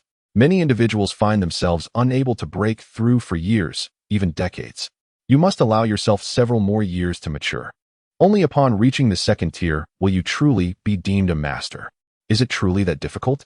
I find it quite simple, Lin Yang replied, taking a sip from his teacup. Just 3 days prior, he had been an ordinary individual. Overnight, he had ascended to an innate master. And after progressing from second tier yesterday to fourth tier today, Ko Yuanshan's words held no significance for him. Youthful arrogance, unmindful of the vastness of the heavens and the earth. Were it not for the regard I hold for the Morong family, I would have certainly reprimanded you for such audacity. Since you seem intent on courting death, I shall not hinder your foolishness. However, once hostilities commence, your fate will be of no concern to me, and you would do well not to become a burden. Otherwise, do not blame me for my lack of civility. With a cold snort, Master Ko declared, I never claimed he was young and accomplished. In my eyes, he does not yet merit such praise. With that, Master Ko rose abruptly. This Master Ko is truly perplexing. Mr. Lin has said nothing, yet he adopts such an arrogant demeanor. What is so remarkable about that? Mr. Lin is so young. It is only a matter of time before he surpasses him. Morong Wanner, who harbors affections for Lin Yang, felt a surge of dissatisfaction upon witnessing Lin Yang being chastised by Ko Yuanshan. Wanner, tread carefully with your words, Morong Yun admonished, casting a sharp glance at her sister, then turning to Lin Yang to explain. Master Ko is a guest elder of our clan, held in high esteem. When visiting the branch family, it is inevitable that he may regard himself with inflated importance and put on airs. Please do not take offense. It is of no consequence, Lin Yang replied, disinterested in quarreling with such an antiquated fellow. He preferred to let facts speak for themselves. I believe he is merely envious of Mr. Lin. Morong Wanner remarked, pouting. Wanner is quite protective of you. Just look at her indignant expression, Morong Yun teased. Lin Yang understood Morong Yun's intent and swiftly shifted the topic. What are the next steps? Chen Tianhao has personally contacted my father, insisting that we surrender you and provide appropriate compensation. Otherwise, he will take action. Chen Tianhao has the backing of the Black Tiger Gang, making him a formidable opponent. Our clan is also not supportive of an outright confrontation that could lead to mutual destruction. Therefore, I have arranged a negotiation with Chen Tianhao, Morong Yun remarked. Negotiation? I fear that Chen Tianhao may not be an easy person to deal with. Lin Yang had long heard of Chen Tianhao's reputation within the Hongxing Business Association. He was indeed a ruthless character. Morong Yun nodded in agreement, stating, thus, at tonight's negotiation, the Lord of Luoqing and Director Chao will be present to mediate. Should our two families enter into full-scale conflict, it would adversely affect Luoqing's economy. Given your relationship with Director Chao, he will undoubtedly lean in our favor, making the negotiation advantageous for us. It will also be a good opportunity to witness the renowned Chen Tianhao firsthand, Lin Yang added. Meanwhile, in the first municipal hospital, Chen Xiling had just completed a surgery that lasted over 10 hours. His arms had been completely crushed by Lin Yang. Although amputation was avoided, his hands would not regain their former strength after recovery. Father, avenge me. I want that Lin dog to perish. Chen Xiling seethed in the hospital room. Morong Yun has arranged a negotiation for tonight and invited Lord Yin and Director Chao to mediate, Chen Tianhao stated. What is there to discuss? I want that Lin bastard to have no place to be buried, Chen Xiling retorted angrily. Rest assured, they will not reach the negotiation venue. I will send someone to ambush them and eliminate that Lin fellow, then capture Morong Yun. Chen Tianhao had no intention of engaging in any negotiation with Morong Yun. At 6 o'clock in the evening, Morong Yun, accompanied by Lin Yang and Ko Yuanshan, made her way to the agreed negotiation location. Lin Yang and Murong Yun shared a vehicle, while Ko Yuanshan traveled alone, with Jiang Zhuofeng serving as his driver. Just a few kilometers out of the Murong estate on Binjiang Road, a large truck suddenly collided with them. Fortunately, Murong Yun's driver reacted swiftly, accelerating the car and veering off the roadside, crashing into a power pole, thereby narrowly avoiding the truck's impact. Simultaneously, a vehicle from behind accelerated and rear-ended Ko Yuanshan and Jiang Zhuofeng's car, resulting in a multi-car pileup. From the truck emerged several burly men clad in black and masked, brandishing firearms and opening fire. Lin Yang promptly pressed Murong Yun down to shield her from the bullets. As the car windows shattered, Lin Yang hurled a flying needle, instantly eliminating several of the assailants. "Are you all right?" he inquired, releasing his grip. Murong Yun, her cheeks flushed, replied, "I'm fine. Let us exit the vehicle." Lin Yang opened the door and helped Murong Yun out, followed by the driver. "How could there be gunmen lying in wait on the way?" the driver said solemnly. "It must be Chun Tianhao's doing. This scoundrel is indeed treacherous, feigning a willingness to negotiate while plotting an ambush," Murong Yun stated coldly. Fortunately, Mr. Lin was here. With a mere wave of his hand, he dealt with the 4 gunmen, the driver remarked, his face filled with admiration. "Do not let your guard down. Since Chun Tianhao opted for an ambush, it surely won't be this simple. There are likely more hidden dangers," warned Jiang Zhuofeng. Ko Yuanshan, agile and quick, maneuvered past the truck and joined Lin Yang and Murong Yun. "There's no need to panic. With a master like us present, these are merely trifles," he reassured them. "Child, if you are afraid, feel free to flee." Master Ko Yuanshan maintained his dignified demeanor. Chapter 48. The dual evildoers of purple and white. The adversary possessed formidable skills. "Master Ko, it is up to you now," Lin Yang observed as 2 figures emerged from the collision with Jiang Zhuofeng's SUV, a man and a woman. The man was strikingly unattractive, with a shock of white hair, half-shaven eyebrows, and small, deeply set eyes that slanted downward, giving him a cunning and sinister appearance. His large, flat nose flared at the nostrils, and he bore a prominent set of buck teeth. This dismal combination of features was undeniably grotesque, likely to terrify a child. In stark contrast, the woman was quite beautiful, her purple hair cascading elegantly.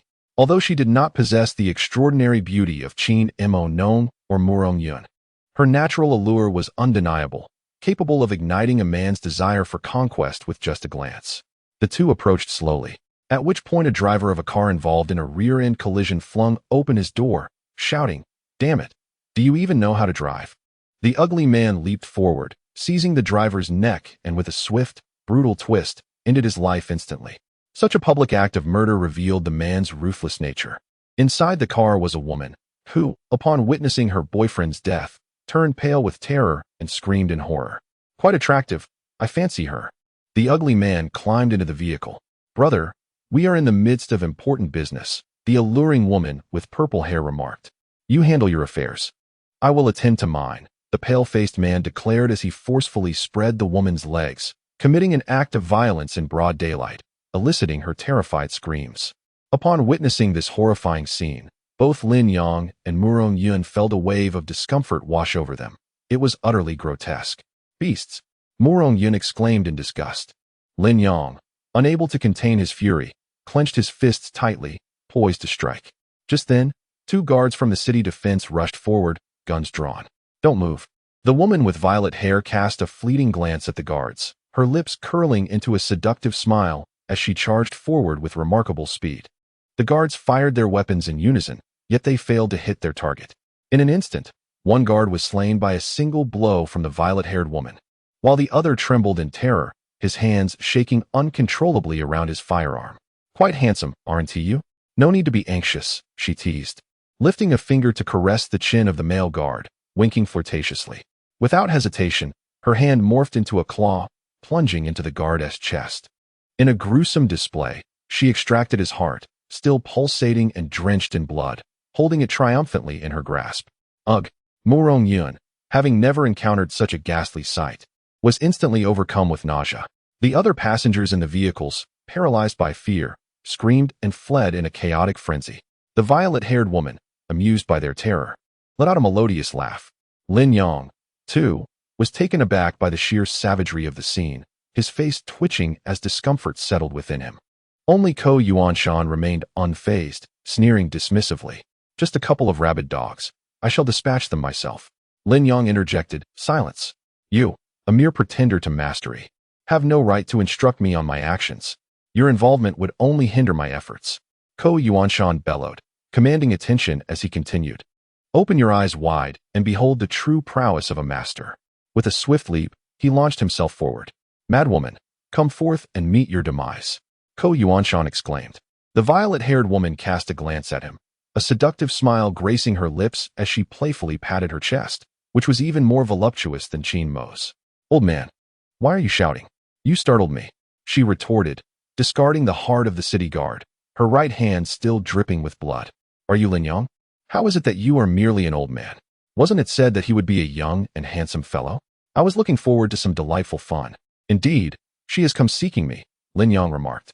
Mr. Lin, it would be prudent to allow Master Ko to take action against her.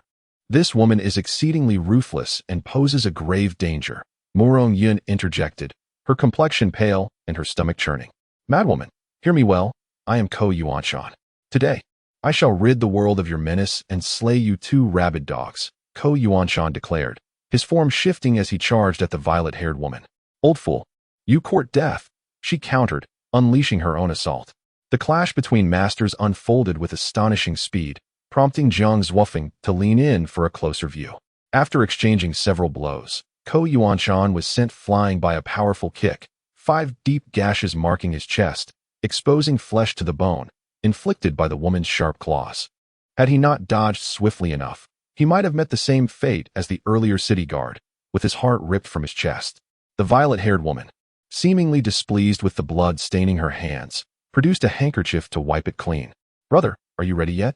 This old fellow is too feeble. I shall leave him to you to avoid soiling my hands. Later, hand over that Lin person to me. The woman with purple hair has injured Ko Yuanshan and has no intention of intervening further. Ko Yuanshan crashed onto a vehicle, deforming it and rendering it utterly wretched. His face pale and blood gushing from his chest. You are a third-grade master. In less than 10 moves, he found himself defeated and nearly met with a tragic end. Ko Yuanshan discerned the purple-haired woman's strength and was filled with dread.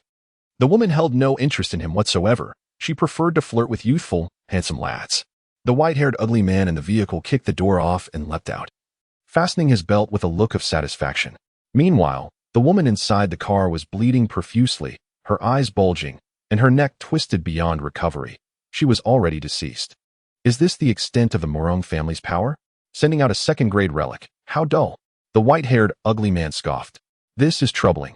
If Master Ko cannot contend, could these two be third-grade masters? What shall we do?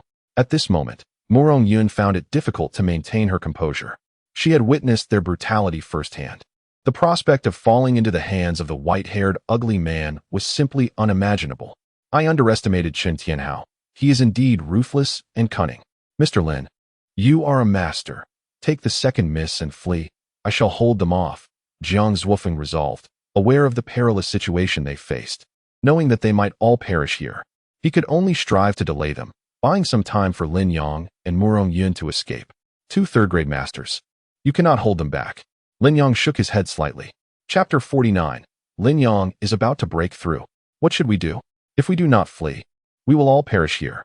Even if it costs me my life, I must protect the second Mississippi.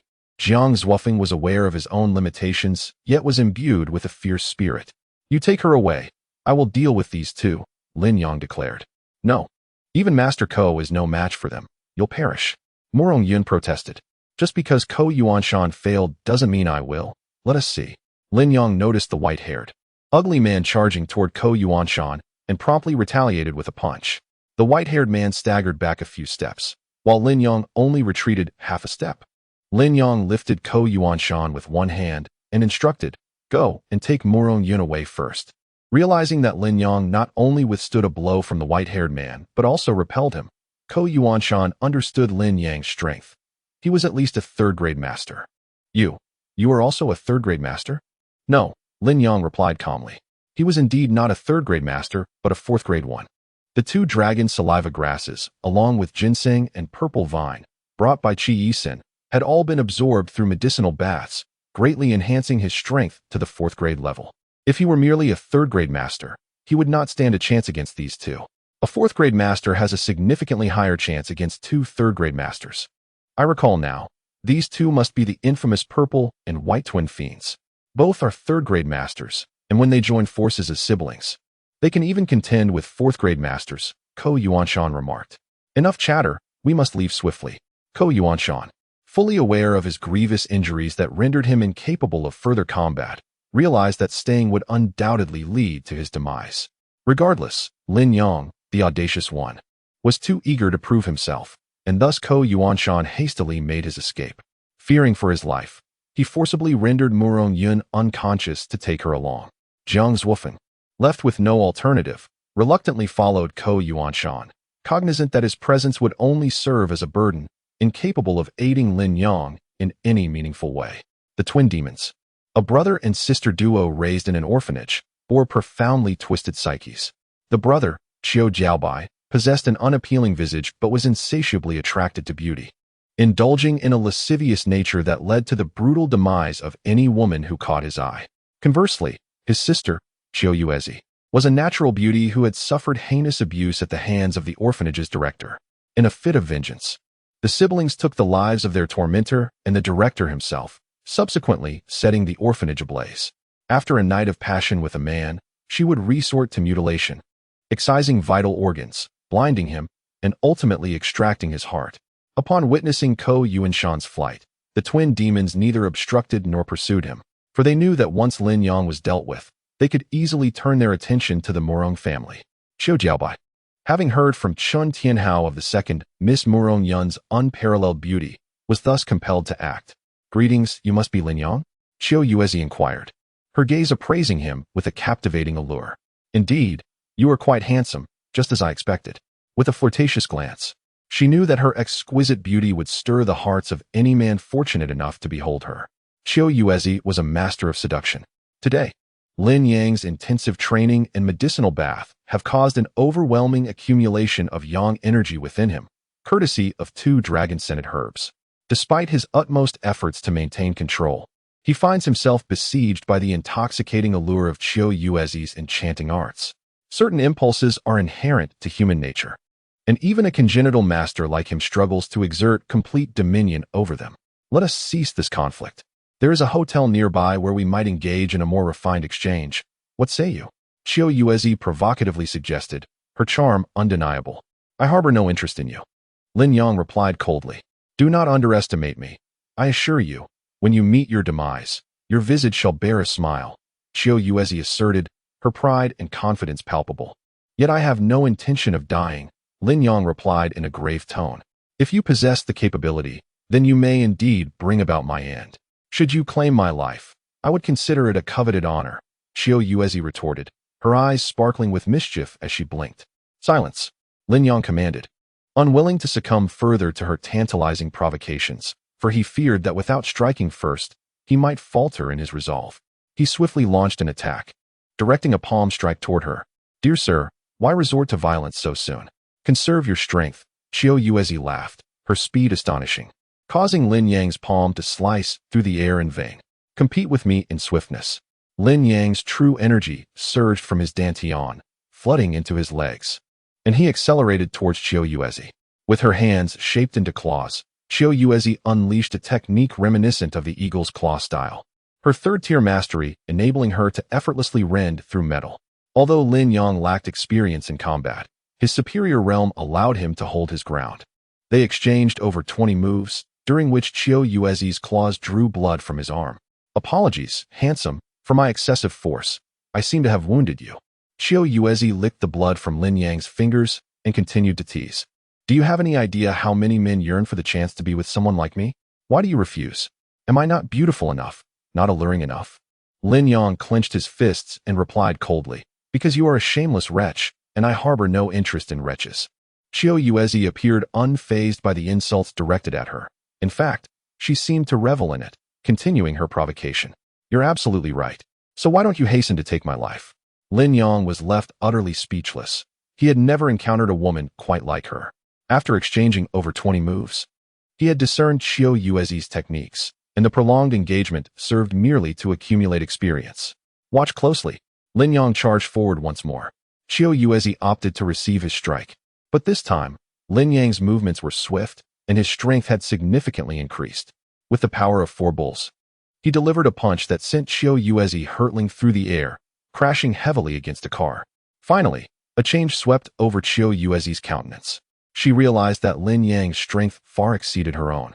She had initially thought that Xiao Jiaobai had underestimated Lin Yang, leading to her own retreat. Are you a 4th-grade master? Do you truly believe I cannot defeat you? Lin Yang showed no reluctance in revealing his prowess. How intriguing. So handsome and yet more powerful than I. Dear sir, I find myself increasingly fond of you. Qiu Yuezi flirted, casting a sultry glance at Lin Yang. At that moment, Xiao Jiaobai leaped into action, standing shoulder to shoulder with Qiu Yuezi.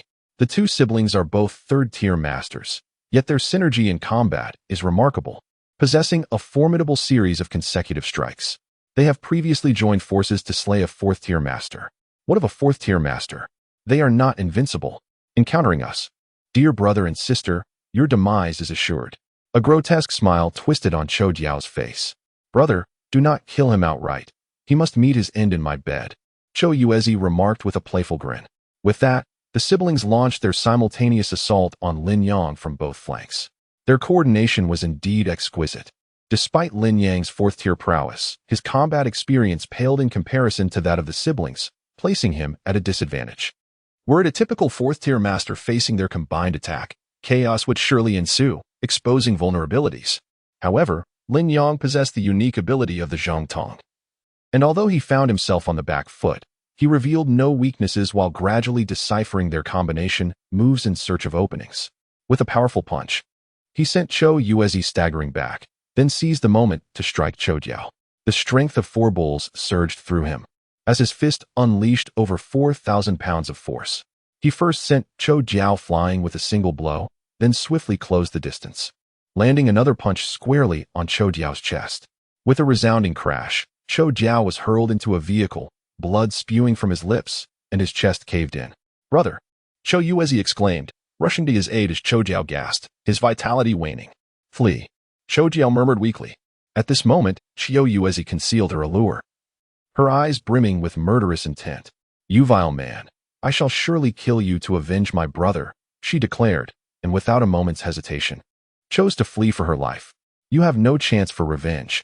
Lin Yang was determined not to allow this brother and sister duo to escape alive. Both were exceedingly perilous individuals, capable of killing without a flicker of remorse, their minds twisted, having just slain several innocent lives. Although Lin Yang did not consider himself a paragon of virtue, he understood that he must eradicate such vicious beings without hesitation. With a mighty leap, he bounded 10 meters forward in pursuit of the fleeing Qiu Yuezi. Shortly after their departure, the wail of police sirens pierced the air as the city guard arrived at the scene. The city guard was responsible for maintaining public order, combating crime, and restoring peace, serving as the armed force of every city. Lin Yang's speed surpassed that of Qiu Yuezi, and he was swiftly closing in on her. However, at that moment, Qiu Yuezi suddenly turned her attention to a family of 3 strolling nearby. An elderly woman and a mother accompanied a small boy by the riverside. Oblivious to the impending calamity, she seized a 5 or 6-year-old boy, hoisting him effortlessly with one hand. If you come any closer, I will kill this child. Lin Yang had no doubt about Qiu Yuezi's threat. For someone devoid of compassion, taking a life was as mundane as eating or drinking. He dared not act recklessly. Halting 10 meters away from her. Please, do not harm my son. I beg you, spare him, the child's mother and grandmother pleaded from their knees. Why are you crying? Qiu Yuezi struck the child's grandmother on the forehead with a single palm, resulting in a fatal explosion of her brain matter. The child's mother was splattered with blood. Nearly fainting from terror, her mind rendered numb as she emitted a piercing scream of fear. Bystanders, witnessing the horrific scene, were engulfed in panic, scattering in all directions in a frenzy. Very well, I shall let you go, but cease the wanton slaughter of the innocent. Lin Yang's brow furrowed tightly, his heart ablaze with murderous intent, yet he found himself compelled to relent. My dear, you possess quite a soft heart, she taunted, her smile reminiscent of a beguiling vixen. But softness is a luxury you cannot afford in that place. When next we meet, I shall ensure your demise is most excruciating. Despite her fade of charm, Qiu Yuezi was undeniably a deviant. She hurled the young boy into the Luoshui River and swiftly turned to flee. Lin Yang, left with no choice, leapt into action to rescue the child. Without a moment's hesitation, he plunged into the river, retrieving the boy and bringing him back to his mother. Quickly, take your child and go. Having delayed his pursuit to save the child, Lin Yang found that Qiu Yuezi had vanished from sight. However, given that she had just suffered a blow from him, her injuries would hinder her escape for long. He continued to chase in the direction she had fled. As night fell, the surroundings grew increasingly desolate, leading him to a fork in the path. The right route ventured directly into the mountains, while the left followed the riverbank for several hundred meters to a dilapidated temple, an edifice that held the key to Lin Yang's fate. Under normal circumstances, he would have chosen the right path, seeking refuge in the forest as it offered better concealment. Yet, it was also the most predictable choice. He crouched down, meticulously examining the traces on the ground. With his unique gaze, he perceived every subtle detail. No clue could evade his keen observation. Indeed, she chose not to flee into the forest, but rather the opposite direction, fleeing along the riverbank. Lin Yang narrowed his eyes and opted for the left fork, pursuing her for over a kilometer. At that moment, an intuition struck him, and he abruptly halted, then turned back, swiftly making his way to the dilapidated temple before him, the temple of the goddess of the Luo River. Lin Yang gazed at the crumbling structure, with its plaque hanging precariously, lost in contemplation. The temple of the goddess of the Luo River was once a sacred site, renowned for its vibrant worship in Luo City. Every inhabitant of Luo City was familiar with the temple and the legend of the goddess. According to the tale, a millennium ago, a malevolent demon wreaked havoc in the Luo River, demanding sacrifices of young boys and girls from the local populace. Otherwise, it would unleash its sorcery, causing devastating floods that tormented the people. Eventually, a divine maiden descended from the heavens and vanquished the demon upon the waters of the Luo River. Thereafter, the riverbank flourished with harmonious weather, fertile lands, and abundant resources. In reverence of this goddess, the people erected the temple of the goddess of the Luo River. The legend of the Luo River goddess has been passed down for millennia and remains etched in the memories of those living by its banks. However, as urban development progressed, a hydroelectric station was constructed downstream, causing the water level to rise and threatening the temple's location with submersion. Consequently, a new site was selected for the temple's reconstruction, leading to the gradual abandonment and decay of the old temple, which now stands on the brink of collapse, destined to fade into the annals of history. Lin Yang, of course, was well versed in the lore of the goddess. However, he held little belief in such folk legends, considering them merely a form of superstition among the common people. Lin Yang slowly entered the temple of the goddess of Luo and spoke gently. "Come out. I am aware of your presence." Chapter 51. 500 rounds to determine victory. It seems you are quite fixated on my body, relentlessly pursuing me even to this hiding place. Qiu Yuezi emerged from behind the dilapidated statue. The moonlight streaming through the roof illuminated her figure, accentuating her porcelain skin. Lin Yang quickly averted his gaze, wary of being ensnared once more by Qiu Yuezi's enchanting allure. "I hold no interest in your filthy body," Lin Yang declared. Qiu Yuezi covered her mouth as she chuckled lightly. "Where is my body filthy? I bathe daily. If you do not believe me, have a whiff. I smell delightful." Qiu Yuezi seemed undeterred by the prospect of danger, boldly taunting him. As Lin Yang observed her approach, he sensed that a direct confrontation was beyond his means. It appeared she was resorting to seduction. "Aren't you seeking revenge for your brother? Why not confront me directly instead of resorting to this?" Lin Yang's heart raced, and he could only feign calmness to mask his anxiety. "I do wish to avenge him. But alas, I cannot match your strength," Qiu Yuezi admitted, reaching Lin Yang's side. Her every gesture was imbued with an irresistible charm, captivating and graceful, radiating allure without veering into the realm of vulgarity. She possessed an acute understanding of men. One must concede, her skills in seduction far surpassed even her prowess as a third-tier master. With merely a single strike, Lin Yang could easily vanquish the prowess of the third tier. Yet, this beguiling skill rendered him ensnared in a whirlwind of desire, teetering perilously on the brink of losing control. As Qiu Yuezi spoke, she lifted a delicate finger and traced it gently across Lin Yang's chest.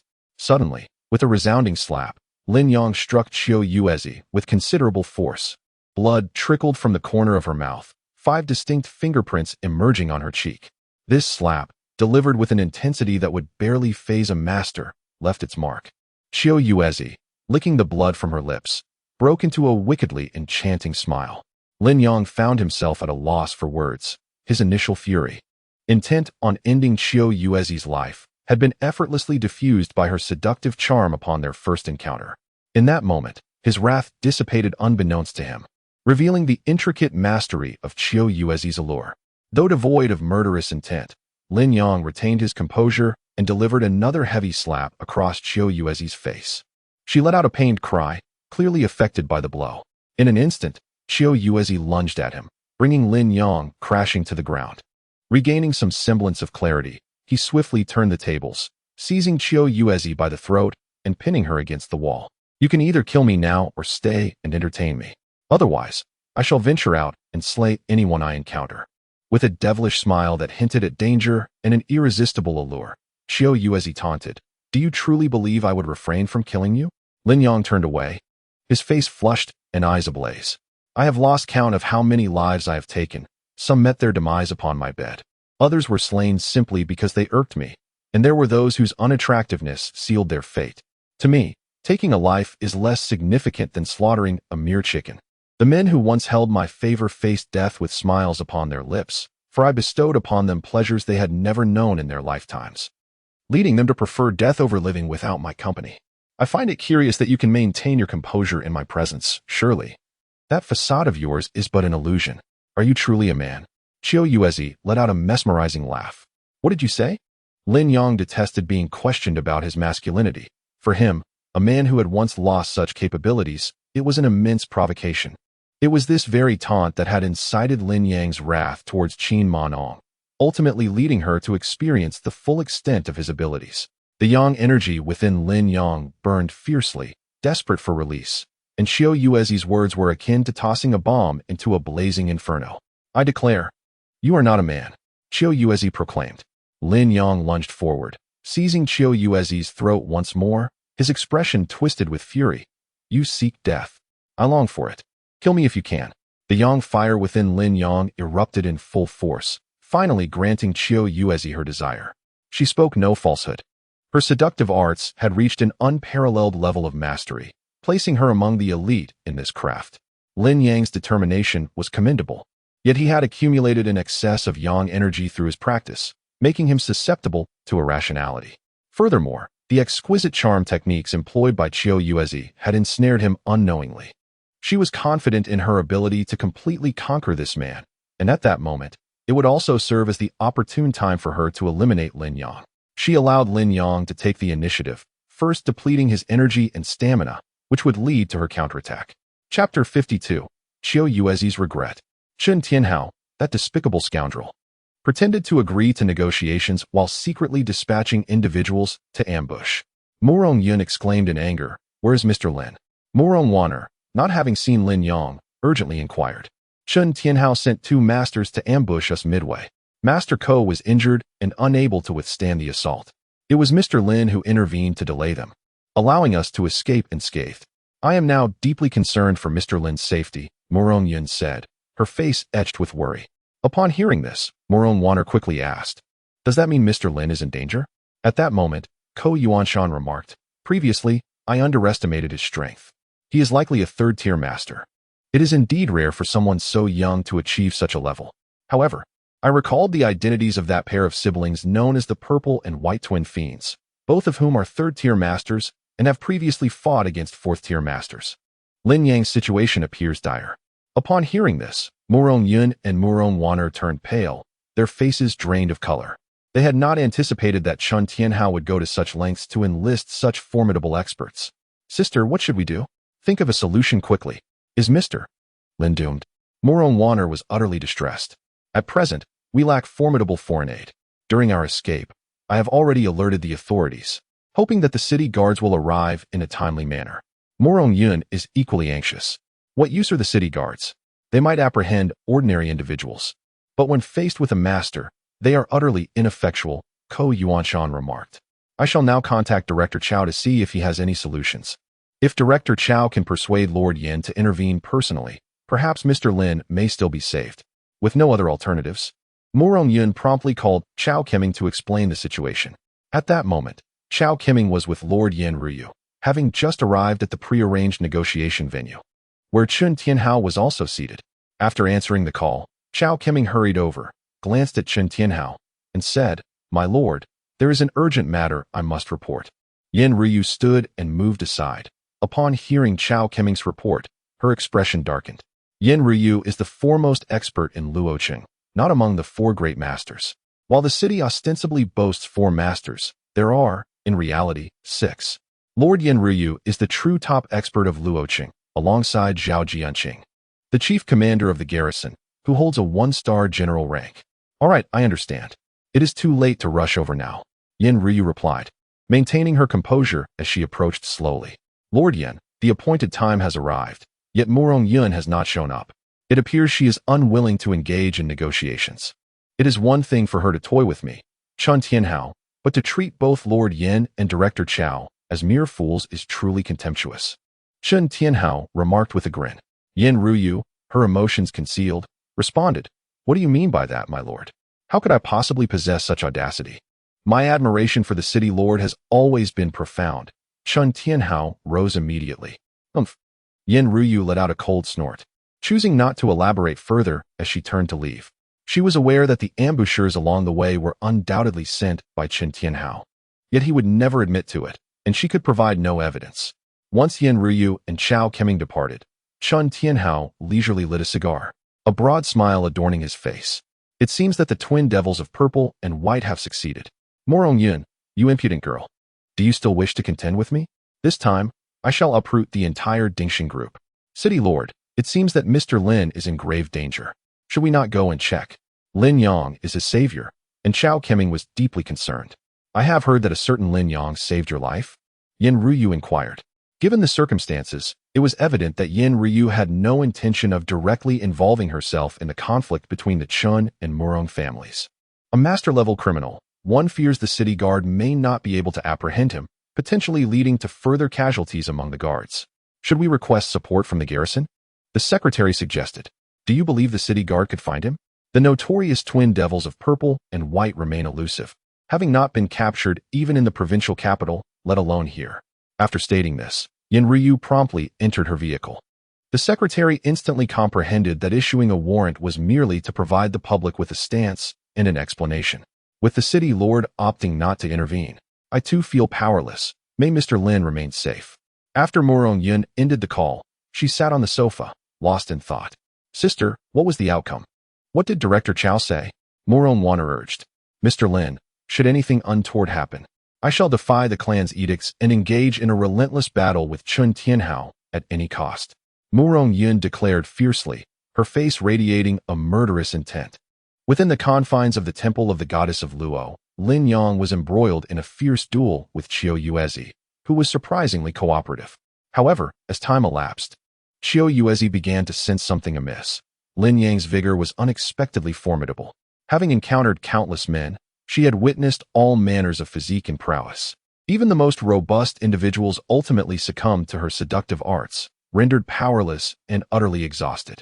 Yet, Lin Yang was not only impressive in stature, but even after an hour had passed, he remained as vigorous and potent as ever, showing no signs of fatigue or retreat. Qiu Yuezi felt herself faltering. As another half-hour slipped away, her cries transformed into anguished wails, and she began to struggle. "Lin, get away from me. I can't endure this any longer." Lin Yang, however, was impervious to her pleas, consumed by a fervor that rendered him oblivious to her distress. As he unleashed the excess of his internal energy with reckless abandon, Qiu Yuezi's resistance grew futile. Lin Yang's strength far surpassed her own, rendering her struggles utterly in vain. "For heaven's sake, stop! Are you out of your mind?" Regret washed over Qiu Yuezi, who had initially believed she could manipulate Lin Yang with her allure, only to find herself on the brink of annihilation. At that moment, Lin Yang's visage was terrifying, contorted with rage, his eyes a haunting crimson, veins bulging ominously, embodying the very essence of a relentless force. Qiu Yuezi's struggles became increasingly feeble, until her cries dwindled to mere whispers. She had never encountered such a ferocious man before. She regretted provoking him, realizing it was akin to playing with fire. Ultimately, Qiu Yuezi could not withstand the onslaught and fell into unconsciousness. In the fleeting moment before her collapse, she sensed that this monstrous man would undoubtedly end her life. In Chapter 53, dare to lay a finger on them. Lin Yang uttered a low growl, while Qiu Yuezi lay unconscious, as if she were lifeless. Gradually regaining his composure, Lin Yang felt her pulse to ascertain her condition. Relieved to confirm she was merely unconscious and not deceased. He had not anticipated losing control to such an extent. Nevertheless, he bore no psychological burden concerning Qiu Yuezi. He refrained from taking her life, opting to leave her fate to the city guards who would soon arrive to take her away. In light of the fact that you saved Qin Mornong's life, I shall spare you this time, he declared. It was unfathomable to Lin Yang that a third-tier master like Qiu Yuezi was left in such a dire state. The consequences would have been unimaginable had it been Qin Mornong instead. In essence, Qiu Yuezi had saved her life. Lin Yang tidied the scene, draping his coat over Qiu Yuezi's unconscious form before swiftly departing from the Luotian temple. He realized that he must not rush the process of cultivation. Absorbing an excessive amount of dragon saliva grass in one go could lead to an overwhelming surge of yang energy, which would be difficult to control. This incident served as a stark reminder of the perils of hasty practice, and fortunately, he had encountered Qiu Yuezi, which allowed him to resolve the situation before it spiraled out of control. Meanwhile, within the Murong manor, the Murong family was engulfed in anxiety and unease. Murong Yun had sought out connections to gather information, but the city guard had sealed off the area, preventing anyone from entering, thus rendering her efforts to uncover specific details fruitless. After receiving a phone call, Jiang Zhuofeng's expression turned grave as he relayed. A friend of mine from the city guard bureau just contacted me. He inquired about the situation and learned that a male master has perished on site. Could it be Mr. Lin? Murong Yun asked, her face etched with anxiety. I am uncertain. He was not specifically assigned to the scene. Jiang continued. Currently, the details of the incident are highly classified, and the City Guard Bureau has issued a manhunt for the notorious duo, the Purple and White Fiends. The deceased is most likely Mr. Lin. His words cast a palpable chill over the atmosphere. Impossible. Mr. Lin is extraordinarily skilled. His medical prowess is unparalleled. He cannot be dead, Murong Wanner exclaimed, her spirit shattered as she shook her head. What use is high medical skill? A healer cannot cure himself. Ko Yuanshan interjected from the side. It is already evident that the deceased master is Lin Yang. Could it possibly be the White Fiend instead? I have long stated that exceptional talent and youth are of little value. Only those who survive to realize their potential are the true geniuses. A prodigy who meets an untimely end will be forgotten. Ko Yuanshan's words carried a hint of schadenfreude. As a master and a guest of the clan, Ko Yuanshan was held in high regard by the Murong family, who dared not offend him lightly. However, Murong Yun's expression darkened, and she did not disguise her fury. Master Ko, do you not feel any shame in uttering such words? Do you not consider it somewhat disgraceful? What did you say? Murong Yun, do you dare to speak to me in such a manner? Ko Yuanshan retorted angrily. Yuner, do not speak recklessly. However, when Murong Yun's temper flared, she became a force to be reckoned with. Ko Yuanshan, I have tolerated you for far too long. Ever since Lin Yang met with you, you have displayed arrogance and spoken with derision. Has he ever retaliated against you?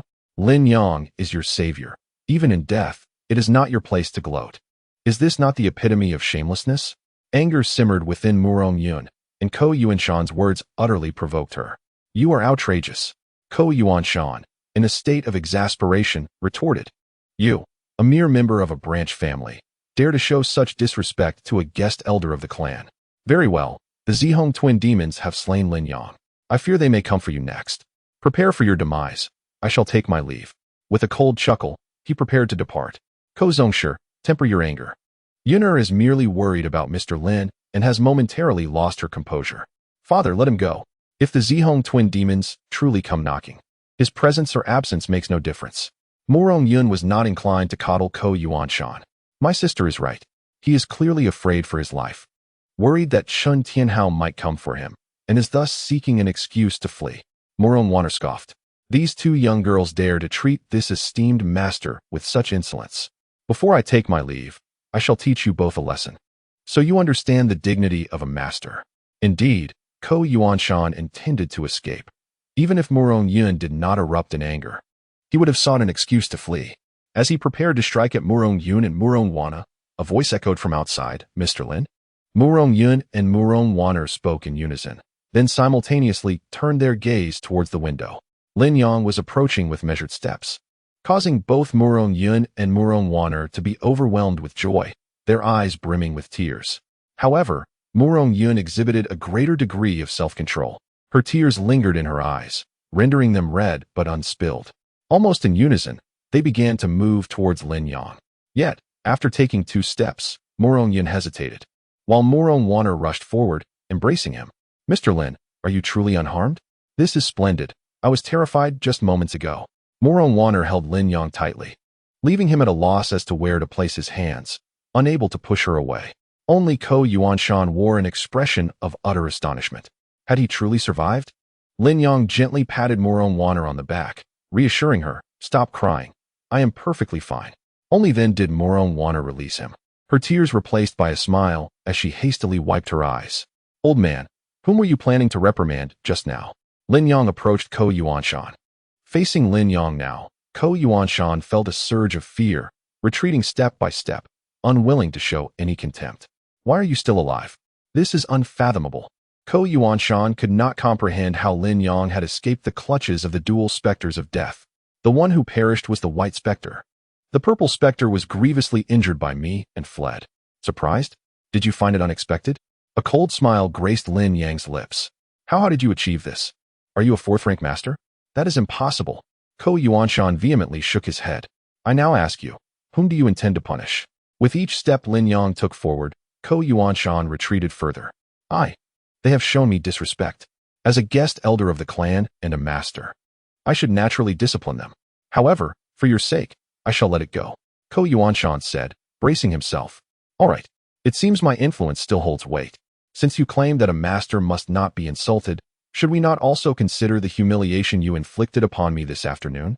Should I not also discipline you?" The smile on Lin Yang's face appeared sunny, yet it sent a chill down Ko Yuanshan's spine. Chapter 54. Your influence is ineffective.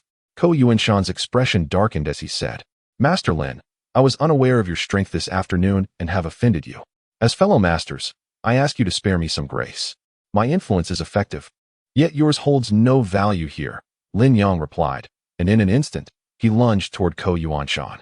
Observing this, Ko Yuanshan attempted to counter, but Lin Yang seized his fist and swiftly delivered a resounding slap across Ko Yuanshan's face. The force of Lin Yang's blow was significant, sending Ko Yuanshan sprawling to the ground, tumbling twice. Blood spewed from Ko Yuanshan's mouth, and one of his molars was knocked out. "Lin, I am a master elder. How dare you strike me?" Ko Yuanshan shouted in fury. Smack! Lin Yang stepped forward once more, landing another slap that sent Ko Yuanshan flying. "Elder? To me? You are nothing but a nuisance. This is merely retribution," Lin Yang coldly stated. Ko Yuanshan's face swelled like a pig's head, bright red handprints adorning his visage, and the pain rendered his speech slurred. "Stop. I apologize. I beg your pardon." Ko Yuanshan, feeling fear, ceased his defiance and hastily offered his apologies. Lin Yang seized him by the collar and flung him before Murong Yun and Murong Wana, instructing him to apologize.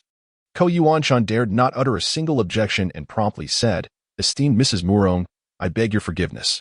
Master Ko has exerted himself. You may take your leave now," said Murong Yun, showing him mercy as he was a guest of the clan and deserved a modicum of respect. "Thank you for your magnanimity, Miss Murong. I shall take my leave." Relieved, Ko Yuanshan departed, his previous arrogance and demeanor entirely diminished. He truly feared that Lin Yang might unleash his wrath and bring about his demise. He was acutely aware that, despite being a guest elder of the clan, Lin Yang's prowess surpassed his own, and given Lin Yang's youth, he carried greater weight. Even if the matter were to escalate to the clan, they would undoubtedly side with Lin Yang. Having made his exit, he left with his tail between his legs, devoid of the imposing presence he once held. Well done. That old fool, believing himself to be a guest elder of the clan, flaunted his arrogance. This afternoon, he even dared to lecture Mr. Lin, oblivious to his own capabilities. Mocked Murong Wana without reservation. "Mr. Lin has spoken the truth. This old man is indeed detestable and has only brought misfortune upon himself. You handled him splendidly, Mr. Lin." "Mr. Lin, did you truly slay Bai Sha?" Murong Yin inquired. Lin Yang nodded. Morong Yun had just researched the notorious reputation of the twin evildoers, who were indeed formidable. She was astonished to learn that Lin Yang had managed to injure one and kill the other. Then, what rank of master are you? Morong Yun asked curiously. Fourth rank, he replied. Upon receiving Lin Yang's affirmative response, the members of the Morong family were utterly astonished. A fourth-grade master is already quite formidable, but the fact that Lin Yang is so young makes it all the more remarkable. Mr. Lin is truly a prodigy in martial arts, having attained the fourth-grade realm at such a tender age. Before the age of 30, it is entirely plausible that he could break through to the innate true realm and step into the free and unfettered mysterious realm. Following the innate true realm comes the free and unfettered mysterious realm, a level known as the mysterious grade master or Xian master. The Xian master possesses an extraordinary power, capable of projecting true energy externally, wielding sword energy to slay, and commanding the very flora and fauna as weapons. Mr. Lin, you are truly remarkable, exclaimed Morong Wanner, her eyes filled with admiration. It seems that in the future, Luoqing will no longer be home to just 4 great masters, but rather 5. Morong Yun remarked, given Mr. Lin's youth, it is only a matter of time before he surpasses the other 4 great masters, ascending to the pinnacle of the 5 masters and becoming the foremost expert in Luoqing. Morong Wanner continued to extol his virtues. Please, no more flattery. I might become a bit too proud, Lin Yang jested in response. At that moment, Jiang Zhuofeng approached and abruptly knelt before Lin Yang. Brother Jiang, what are you doing? Mr. Lin, you are a genius in martial arts. Could you take me as your disciple and impart your knowledge to me? I wish to become your student. Jiang Zhuofeng said earnestly. Please rise. I have no intention of taking disciples, Lin Yang replied. Is it that you find my talent lacking? I promise to study diligently and practice hard if you would grant me this opportunity. Jiang Zhuofeng, being equally passionate about martial arts, did not wish to let such a rare opportunity slip away. Mr. Lin, perhaps you could consider agreeing to Brother Zhuofeng's request? Morong Wanner suggested from the side. Wanner, Mr. Lin has his own plans. You need not speak out of turn, Morong Yun remarked. It is not a matter of your talent, but rather that I truly lack the time to instruct you. Moreover, without my master's consent, I cannot take on a disciple. Lin Yang had no desire to accept a disciple and lacked the time and energy to mentor one, so he sought an excuse to decline. Upon hearing this, Jiang Zhuofeng felt helpless and could only rise with a look of disappointment. Thank you, Mr. Lin, Jiang Zhuofeng expressed his deep gratitude, proclaiming his willingness to face any peril for Lin Yang in the future. He was overwhelmed with excitement, having long dreamed of becoming an innate master. Thank you, Mr. Lin, for your support of Zhuofeng. Lin Yang waved his hand and said, Since you are all safe and sound, I shall take my leave.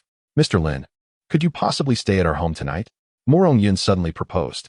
Lin Yang regarded her with suspicion, to which she clarified, Chun Tianhao is a deranged individual, capable of anything. Given his failed ambush, I fear he might go mad and come to our home with his followers. Although Lin Yang had initially intended to meet Qin Mingnong, he had been drained of excessive yang energy by Qiu Yuezi earlier, leaving him in a state of tranquility with little necessity for further engagements. Thus he agreed. Mr. Lin, allow me to show you to the guest room. Morong Wanner volunteered, eagerly taking hold of Lin Yang's wrist. This girl seems to have developed feelings for Mr. Lin, doesn't she? Father, did you only just realize that? It is quite evident, Morong Yun remarked. Yun'er, to be honest, your father wishes to facilitate a match between you and Mr. Lin. Firstly, Mr. Lin possesses commendable character, and his future is boundless. He is indeed a rare talent. Moreover, I am aware of your aversion to that marriage contract. If you were to be with Mr. Lin, I could certainly intercede with the clan. Morong Yun's expression darkened slightly as she replied, Father, that agreement was established by the clan, and I fear it cannot be altered. We, the offspring of collateral branches, are mere pawns in their eyes. I have long sought to escape this pawn-like fate, yet despite years of effort, I still feel utterly powerless. Perhaps Mr. Lin is the benefactor who can help you break free from this destiny of being a pawn. Do you harbor any feelings for him? Chapter 55. Where is that scoundrel? Is he not coming tonight? After a moment of silence, Morong Yun responded, Naturally. I possess some affection. However, Wanner is fond of Mr. Lin, and as her elder sister, how can I compete with her? It is unlikely that Wanner's character will endear her to Mr. Lin. You should seize the opportunity. Morong Wanner led Lin Yang to the guest room, a quaint 2-story courtyard. Mr. Lin, you shall reside here. as I am just next door, she said. Mr. Lin, could you teach me? I too have a passion for martial arts. Morong Wanner asked with eager anticipation. Isn't your master Jiang Haishan? He is far more skilled than I and has no need for my instruction, Lin Yang politely declined. Morong Wanner pouted. Master Jiang is merely a nominal instructor. I have hardly seen him, and with so many disciples, he will not personally teach us. Then let us spar, and I shall offer you some guidance, Lin Yang reluctantly agreed. In the hospital ward of the First People's Hospital, Chun Tianhao, brimming with confidence, spoke to Chen Xiling, asserting that, barring any unforeseen circumstances, the Morong family would suffer a devastating blow that very night. Henceforth, the Chen family would reign supreme in Luoqing. Chen Xiling inquired, is that truly the case? Indeed, Chun Tianhao replied. Do not dwell on Murong Yun incessantly. Those who aspire to greatness must possess a long-term vision. What is one woman in the grand scheme of things? Chun Xiling clenched his teeth and retorted, that woman has caused me to lose the use of both my hands. I cannot personally bring about her demise beneath me, and this gnaws at my very core. At that moment, Chun Tianhao's secretary knocked and entered. Has the purple and white duo already made their way to the Morong residence? Chun Tianhao inquired. Boss, White Sha is dead, and the whereabouts of Purple Sha are currently unknown, the secretary responded, visibly intimidated. As Chun Tianhao was peeling an apple with a fruit knife, he halted upon hearing the secretary's report. Secretary Luo, you must be mistaken. Is it not Lin Yang who has perished? Chun Xiling quickly interjected. According to accurate information, White Sha is indeed deceased, and his body has already been taken away by the city guard, Secretary Luo confirmed. Chun Tianhao set down the fruit and, gripping the knife, his expression darkened, startling Secretary Luo. What of the Morong family? Is there any news? Chun Tianhao asked in a low voice. Everything appears normal. There are no unusual developments. Secretary Luo replied. Chun Tianhao's facial muscles twitched with barely contained fury. The purple and white duo has acted, yet one perished while the other fled. Who executed this? Has the Morong family summoned a fifth-rank master? Chun Tianhao suppressed his rage. The specifics have yet to be ascertained, Secretary Luo responded. Then hasten and investigate this matter for me. Chun Tianhao, in a fit of rage, kicked over the table as Secretary Luo hastily exited the hospital room. Enraged, he reflected on his meticulously crafted plan to eliminate the Morong family by ambushing them during negotiations. He had gone to great lengths to enlist the notorious twin fiends. Yet unexpectedly, his scheme had unraveled. Dad, what should we do now? Asked Chen Xiling. It appears I underestimated the Morong family. However, this is merely the beginning, not the end. Let us wait and see. Chun Tianhao responded, peeling fruit until only the cores remained. That night, the city of Luo was poised for turmoil, ready to unleash a tempest of bloodshed, but Lin Yang intervened, quelling the storm. After a refreshing shower, she revitalized herself and settled in the living room with a book, seemingly anticipating the arrival of a particular figure.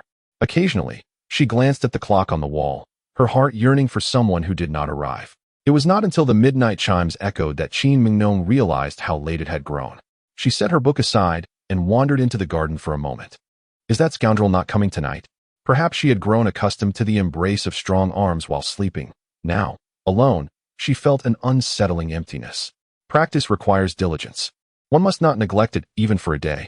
After changing her attire, Lin Yang ascended Zixia Mountain, arriving at her training spot, waiting for the dawn when auspicious energy would rise from the east. At that moment, he noticed the woman in red from yesterday, meditating not far away. Maintaining his composure, Lin Yang continued to refine his extraordinary ability. Once she completed her training, he took the initiative to leap closer. I apologize for the abrupt intrusion. I observed your unique stance during practice, imbued with an innate elegance that captivates the heart and stirs the spirit. Thus, I have taken the liberty to inquire. Lin Yang clasped his fists and spoke. May I ask, what martial art is this? The woman in red replied with a faint smile. It is not a martial art, but rather a health cultivation method of my own creation. Upon hearing this, Lin Yang was taken aback, saying, to have devised such an inherently graceful health cultivation technique is truly admirable. May I be so bold as to ask, are you Master Luo Hongyu? The woman in red nodded slightly. I have encountered Master Luo. I am Lin Yang, and I wish to humbly seek your guidance in a few techniques. Please, Master Luo, enlighten me. Lin Yang wasted no time and directly expressed his intent. His greatest desire at this moment was to spar with a master and enhance his combat experience. Luo Hongyu inclined her head slightly and gestured, "Please." "Thank you, Master Luo, for your kindness. I apologize for any offense," Lin Yang said as he gathered his inner energy, launching a powerful punch to seize the initiative. Luo Hongyu deftly deflected Lin Yang's attack with a gentle flick of her fingers, transitioning from defense to offense and striking at his chin with a cunning maneuver. Lin Yang reacted with remarkable speed, leaning back slightly to evade the blow. Yet Luo Hongyu swiftly flipped her palm and, with the momentum, sent him crashing to the ground. He had clearly seen her attack, but his body was too slow to respond. Her movements were incredibly fluid and rapid. A moment's delay in reaction proved detrimental. In the realm of martial arts, speed is paramount, and it seems you lack combat experience, causing your body to lag behind, Luo Hongyu remarked. Lin Yang sprang to his feet and said, "Thank you for your guidance, Master Luo. I indeed possess little combat experience." Once more, Luo Hongyu raised her hand and spoke. It is rare to encounter such a skilled opponent. Lin Yang yearned for this opportunity and launched another attack. Regardless of the ferocity of Lin Yang's assault, Luo Hongyu handled it with remarkable ease, simultaneously deflecting his strikes while offering guidance that proved immensely beneficial to him. Lin Yang was inwardly astonished. Rumors suggested that among the 4 grandmasters of Luo City, Luo Hongyu was the weakest, yet he found her to be exceptionally formidable, at least with his current abilities. He could not ascertain her true depth. If the weakest, Luo Hongyu, was already so powerful, how much stronger must the other 3 grandmasters be? In a life-and-death battle, it would not be surprising if she could dispatch him in merely 3 moves. Chapter 56. Yu Ping's concern. Your martial arts are forceful and domineering, emphasizing the supremacy of strength. However, if you could complement it with a set of agile footwork, you would be able to unleash your maximum potential, making you nearly invincible among peers and even capable of battling across ranks, Luo Hongyu advised. The Dragon Elephant Shaking Heaven technique is indeed an extremely powerful martial art. Yet Lin Yang has only begun to scratch the surface. Luo Hongyu's guidance has greatly enriched Lin Yang's understanding. "Very well, let us conclude for today," Luo Hongyu said, repelling Lin Yang with a swift palm strike. "Thank you, Master Luo, for your invaluable instruction. I am profoundly grateful." This encounter significantly enhanced Lin Yang's combat experience and made his reflexes noticeably sharper. Regular sparring with Luo Hongyu would undoubtedly be of immense benefit to him. "You possess remarkable talent. With just a little guidance, you grasp the essentials, and your future is boundless," Luo Hongyu praised. "Master Luo, you flatter me. Do you come here to practice every day?" Lin Yang inquired. "Why do you ask? Do you wish to continue our sparring?" Luo Hongyu inquired with a faint smile. Lin Yang scratched his head, replying, "My humble calculations cannot evade Master Luo's discerning eye. I hope to receive your guidance." Although Lin Yang had inherited the teachings of the medicine sage, the path of martial arts also required the insights of a wise mentor and supportive friends for genuine advancement. Isolated practice, devoid of practical experience, ultimately leads to mere illusions. "I reside in Building 5 of the Imperial Garden. Should you have the time, feel free to visit me," Luo Hongyu offered. "That is splendid. I too reside in Building 18 of the Imperial Garden. I am deeply grateful, Master Luo. I shall remember this kindness," Lin Yang responded, his heart swelling with joy at Luo Hongyu's affirmative reply. Practitioners of martial arts often treasure their unique skills and are reluctant to share their insights with others. Even among masters and their disciples, it is common to withhold certain secret techniques. Luo Hongyu's generosity left Lin Yang both grateful and in awe. Having spoken, Luo Hongyu descended the mountain first. The Qinkuan bag, bestowed upon him by the medicine sage, was a small pouch, yet contained over 20 square meters of space, harboring numerous martial arts manuscripts, weapons, alchemical furnaces, various medicinal recipes, and medical texts. Lin Yang first selected a set of internal martial arts known as the Pine Crane Eternal Spring Fist, a premier style practiced by both Jiang Zhuofeng and Muron Wanner. He then discovered a technique called the 3000 Thunderbolt art, primarily focusing on agile lightness and movement akin to a thunderclap, perfectly complementing the robust, yet less nimble aspects of the Dragon Elephant Shattering Heaven technique. As it was inconvenient to practice at home, Lin Yang, after enjoying his breakfast, made his way once more to Zixiao Mountain, dedicating himself to mastering the 3000 Thunderbolt art. He practiced diligently until noon before descending the mountain. The thunderous 3,000 steps is undeniably a premier technique of light-footedness, greatly enhancing Lin Yang's speed and reflexes. He weaves through the woods of Zixia Mountain, stirring up leaves in his wake, executing movements as swift as a rabbit's leap and a hawk's descent, gliding through a myriad of flowers without a single petal touching him. As Lu Fuyu directs, the vehicle halts before Lin Yang. Lin Yang, what are you doing here? I finally found you. Lu Fuyu exclaims as she and Yu Ping step out and block his path. Lin Yang ignores Lu Fuyu, merely calling out to Aunt Yu. With a smile, Yu Ping responds, Little Yang, your uncle Lu said he couldn't reach you by phone and thought you might have fled from Luo City. Why would I escape from Luo City? Lin Yang inquires. Didn't you have a confrontation with Liang Quan? The Liang family is not to be trifled with. Liang Quan has been disfigured and is now in the hospital, seething with hatred towards you. He will surely seek revenge. Yu Ping's demeanor leaves Lin Yang perplexed. If he seeks vengeance, let him, Lin Yang muses, puzzled by Yu Ping's attitude, yet maintaining his composure. Enough with the bravado. Are you here to seek our protection and resolve this issue? Yu Ping questions. Not at all. Lin Yang shakes his head. Then are you looking for money to make a getaway? Yu Ping nods. Rest assured, your uncle Lu and I will assist you. Get in the car. We'll prepare some funds for you and arrange your departure from Luo City to avoid any trouble. Yu Ping appears quite eager, pulling Lin Yang into the vehicle. Mom, what are you doing? Lin Yang finds himself bewildered, and even Lu Fuyu seems puzzled. Be quiet. Drive, she commands. Yu Ping directly interrupted Lu Fuyu.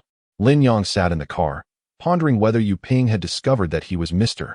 Lin and realized that he had discreetly assisted Jiqing Group in securing a partnership with Dingxing Group. Had her attitude towards him shifted as a result?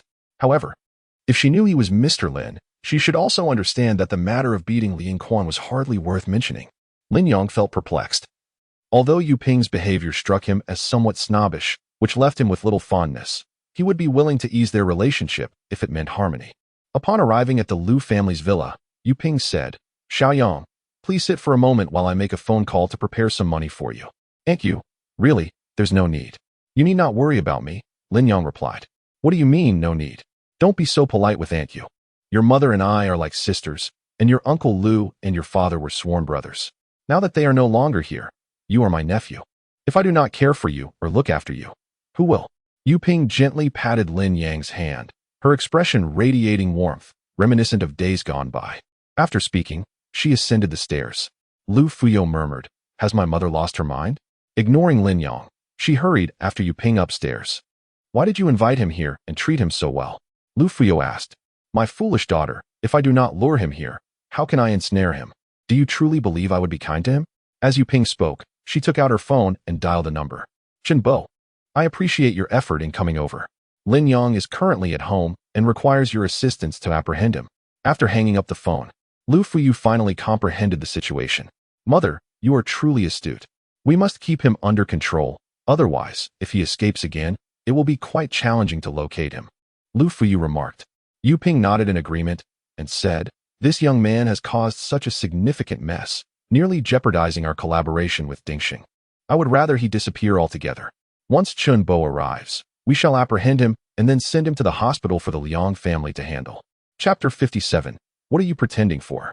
Chen Gongming is a guest of the Lu family, a fifth-grade official, and enjoys a modest reputation in Luoqing. Lin Yang sat in the living room waiting, as Yu Ping and Lu Fuyu soon descended the stairs. Xiaoyang, please have a seat. I have already dispatched someone to retrieve the funds, Yu Ping stated. Aunt Yu, truly unnecessary. I am not in want of money, Lin Yang replied. It is from my mother for you, so accept it without feigned politeness.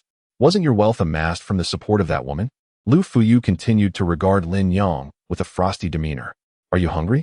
I shall prepare a meal. You always adored my braised noodles and sweet and sour pork. Yu Ping said, resembling a future mother-in-law, treating Lin Yang with exceptional kindness. It has indeed been many years since I savored your braised noodles and sweet and sour pork. I find myself quite tempted, Lin Yang responded with a smile. Yu Ping rose to head to the kitchen, concerned that Lu Fuyu might inadvertently reveal something.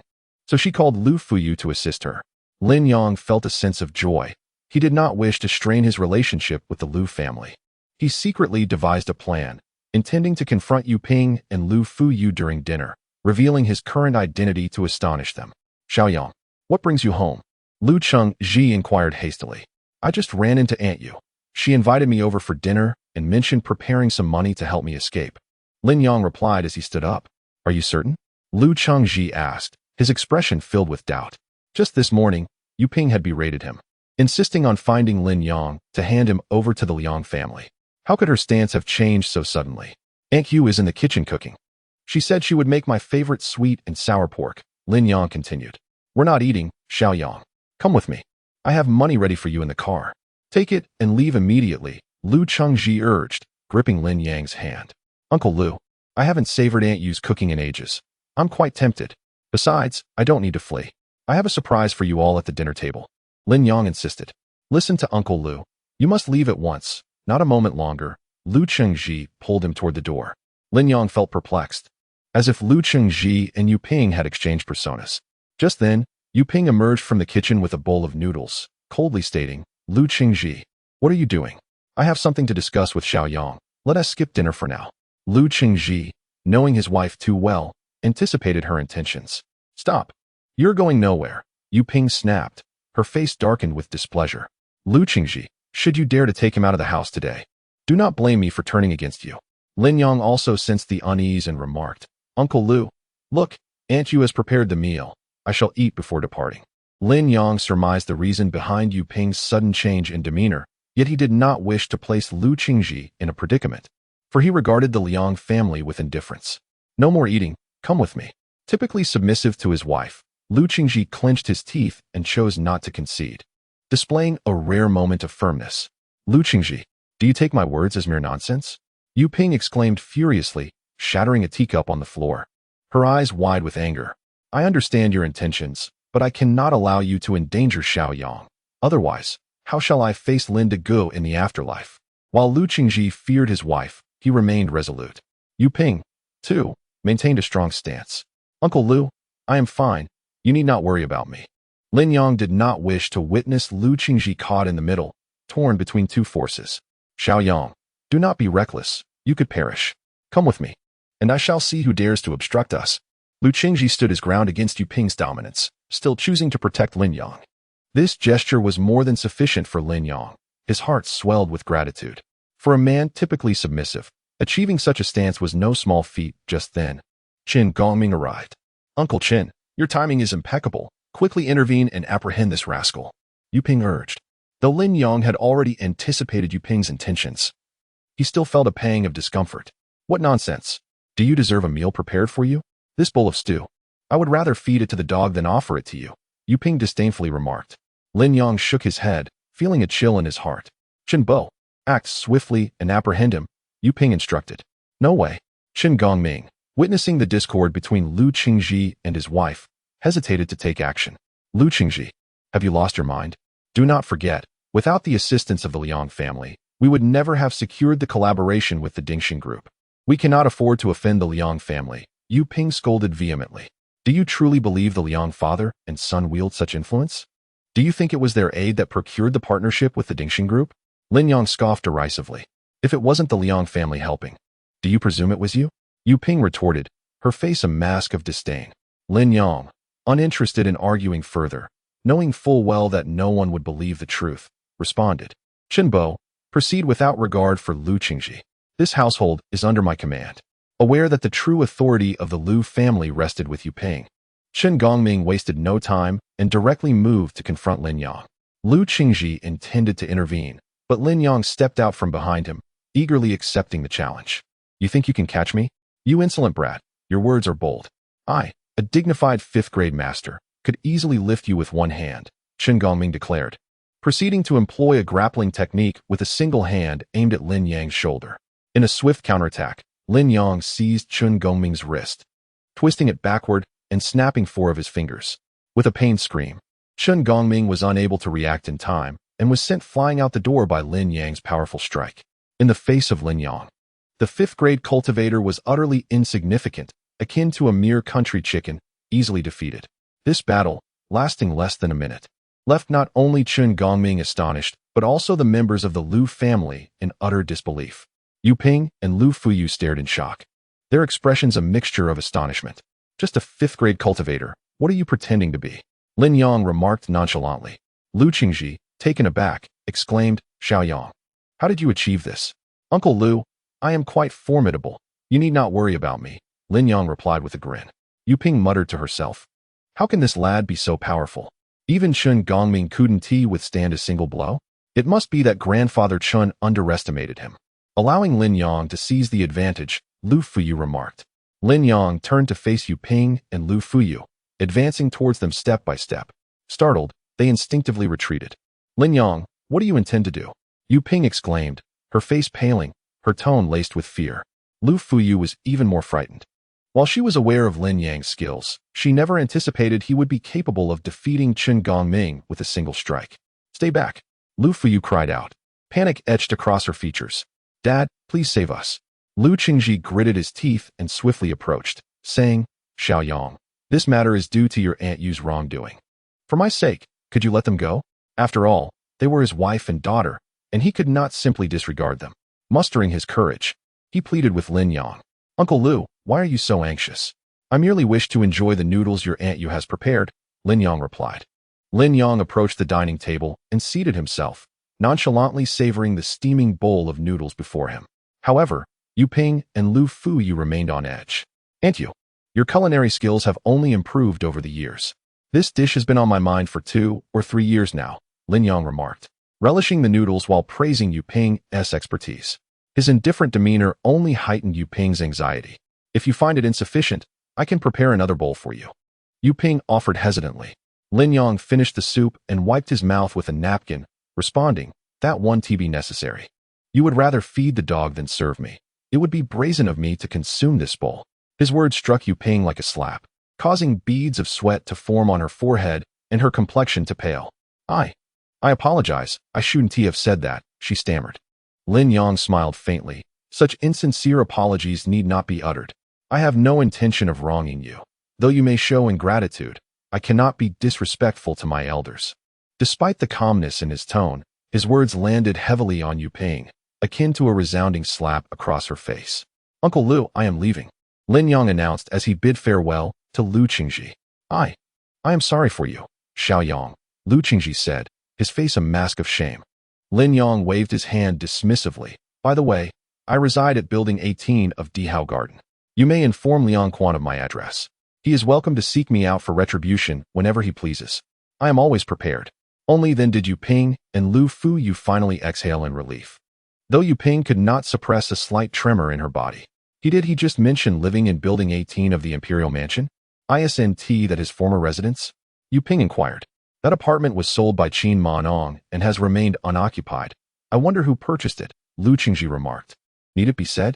It must surely be the wealthy woman who is keeping him, for how could he afford a place in the Imperial Mansion?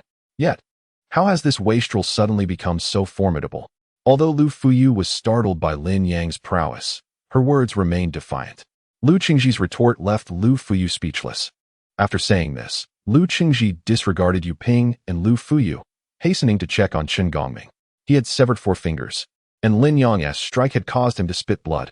Lu Qingji understood that Chun Gongming was essentially incapacitated. Yet he still instructed the driver to rush him to the hospital. Yu Ping was not idle either. She urged Lu Fuyu to call Liang Quan and inform him of Lin Yang's address. Upon hearing from Lu Fuyu that Lin Yang had defeated a 5th-grade master with a single move, Liang Quan was taken aback. However, he quickly responded. What of defeating a 5th-grade master? In Luocheng, 5th grade is hardly remarkable. Once I find an 8th-grade master, I shall surely trample him underfoot. At that moment, he received a call from Chao Yinling. Mr. Lin, are you all right? I heard you encountered a master assassin last night. I'm fine. That is good to hear. Are you free this afternoon? I would like to invite you to a movie and discuss a few martial arts questions with you, Chao Yinling said over the phone. Lin Yang hesitated for a moment before agreeing. They arranged to meet at the cinema. Lin Yang resided in close proximity to the cinema, reaching it within mere minutes by car, and he found himself seated in the lounge area, engrossed in his mobile phone. Suddenly, Lin Yimo added him to their classmates' group chat, particularly welcoming him with a message stating, Welcome, Lin Yang, to the group. Upon perusing the group members, Lin Yang recognized Do Jun and Lu Fuyu among them. Yet Liang Quan was conspicuously absent. As he contemplated sending a greeting to his classmates, a flurry of surprised emojis erupted, accompanied by inquiries. What is going on? Which Lin Yang are we talking about? Which Lin Yang could it be, if not the illustrious young Master Lin of Xingyao Group? Is he still alive? Did he just get released from prison? The atmosphere was thick with sarcasm, as they were all old classmates. Mind your words, everyone. Let us keep it civil. Lin Yimo interjected hastily. A faint smile crept upon Lin Yang's lips. These individuals were well aware of his past, as the once celebrated scion of the Lin family. A prominent figure at school whose fortunes had waned, leaving him in ruins. Most reveled in his misfortune, relishing the fall from grace that had seen him succumb to the vices of drugs and gambling. Our group comprises the elite of our year. How could you possibly admit such a person, class leader Lin? They jeered without restraint. Perhaps you all should temper your remarks. Everyone experiences highs and lows. Is it truly necessary to revel in another's suffering? Besides, isn't it ironic that many of you once clung to young Master Yang for favors during our school days? You called him Yang Go back then, but now that he has fallen on hard times, you resort to mockery. Is this truly amusing? Suddenly, a classmate named Zheng Nanshu inundated the group with a flurry of messages, addressing them with fervor. Zheng Nanshu had once been a close companion of Lin Yang, sharing the same desk during their school days. After Zheng Nanshu's remarks, a brief silence enveloped the group, and Lin Yang received a friend request from him. Hesitating momentarily, Lin Yang accepted it, and Zheng Nanshu promptly sent a voice message. Yang Ge, you've been silent for over 2 years, and all means of contact have been severed. Are you all right? Where are you now? Zheng Nanshu's voice conveyed a palpable excitement. Lin Yang felt a flicker of comfort within. It was reassuring to know that someone still remembered him. Zheng Nanshu then initiated a video call, and upon connection, his face appeared on Lin Yang's screen. Yang Ge, you've become even more handsome, Zheng Nanshu exclaimed. Of course, Lin Yang replied with a chuckle. Ignore those people in the group. There have indeed been numerous negative rumors about you these past 2 years, but I refuse to believe them. Where in Luoqing are you? I'll come find you after work. Zheng Nanshu expressed eagerly. I'm busy today, let us arrange it for tomorrow, Lin Yang responded, as he had already promised Zhao Yinling to go to the movies and have dinner. Thus, he had to decline Zheng Nanshu's invitation for the time being. Then it's settled, see you tomorrow. Their conversation was brief. Although Lin Yang initially intended to avoid further messages in the group, he was tagged by someone. Yimo, did you add Lin Yang to the group to invite us to his memorial service?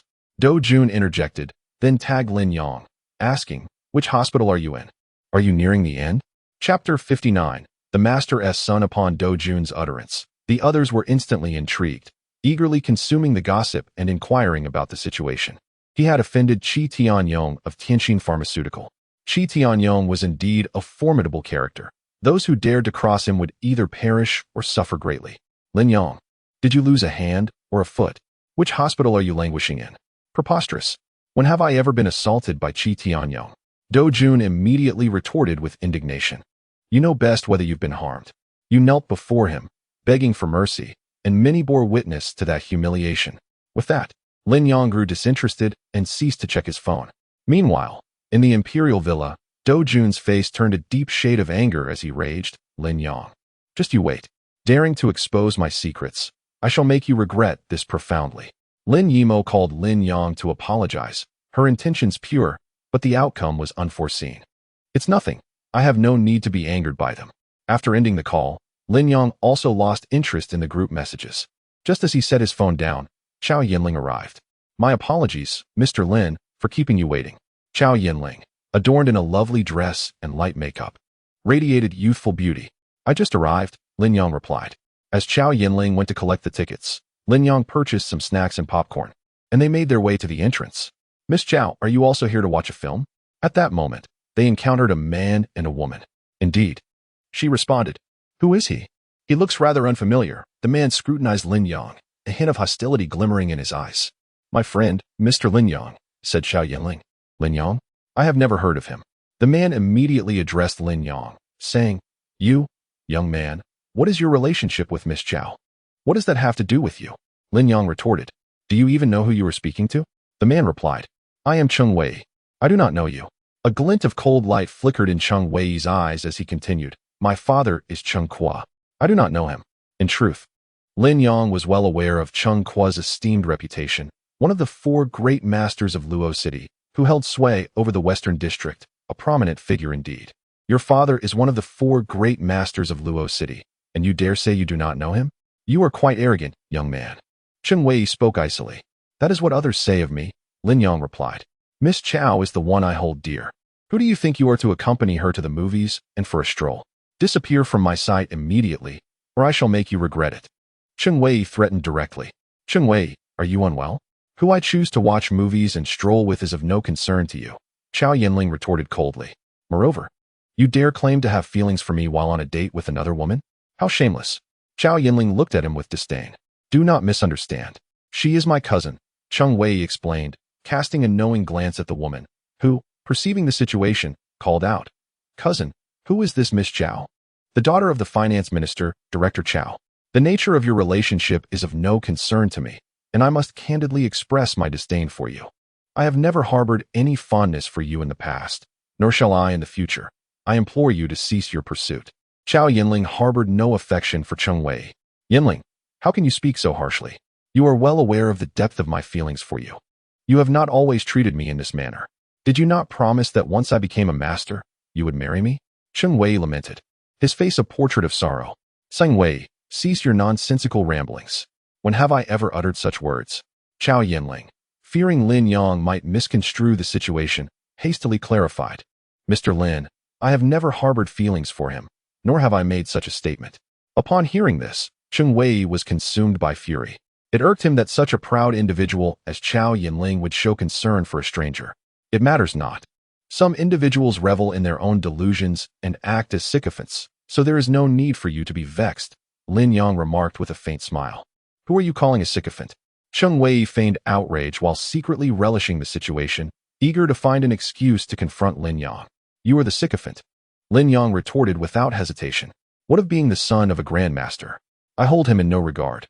You are courting death, Cheng Wei declared without hesitation, immediately lunging at Lin Yang with a swift strike.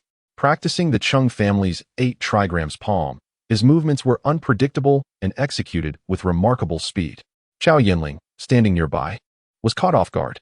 Lin Yang, holding snacks and a beverage, chose to evade the attack. Cheng Wei's strike met only air, and he swiftly followed up with a second blow. Lin Yang effortlessly dodged, displaying remarkable agility and composure. Cheng Wei ceased this at once. Chow Yinling admonished loudly from the side. How dare this brat insult me? I must teach him a lesson today, shatter his insolent mouth, otherwise. How shall I navigate life in the future? Cheng Wei launched a series of relentless attacks, yet Lin Yang effortlessly evaded each one, not even grazing the hem of his clothing. So, you are also a practitioner. No wonder you possess such audacity. Cheng Wei, frustrated by his futile attempts, felt his anger swell. Upon revealing his identity, he had already attracted considerable attention in the cinema, drawing onlookers eager to witness the son of the Grandmaster in action. Your speed is woefully inadequate. Is your father not the esteemed Grandmaster Cheng Qua? How could he raise such a lackluster son? You truly bring shame to Master Cheng, Lin Yang remarked nonchalantly. This statement incensed Cheng Wei, turning his face a shade of deep fury. That was merely a warm-up. I initially intended to merely silence you, but now you shall be carried out from here. Cheng Wei assumed a stance, his hands positioned in the initial posture of Bagua, his gaze sharpening with intensity. Chow Yinling knew that Lin Yang possessed the prowess to easily overpower Cheng Wei, yet if he were to injure him, it would invoke the wrath of the Grandmaster Cheng Qua, escalating the situation dramatically.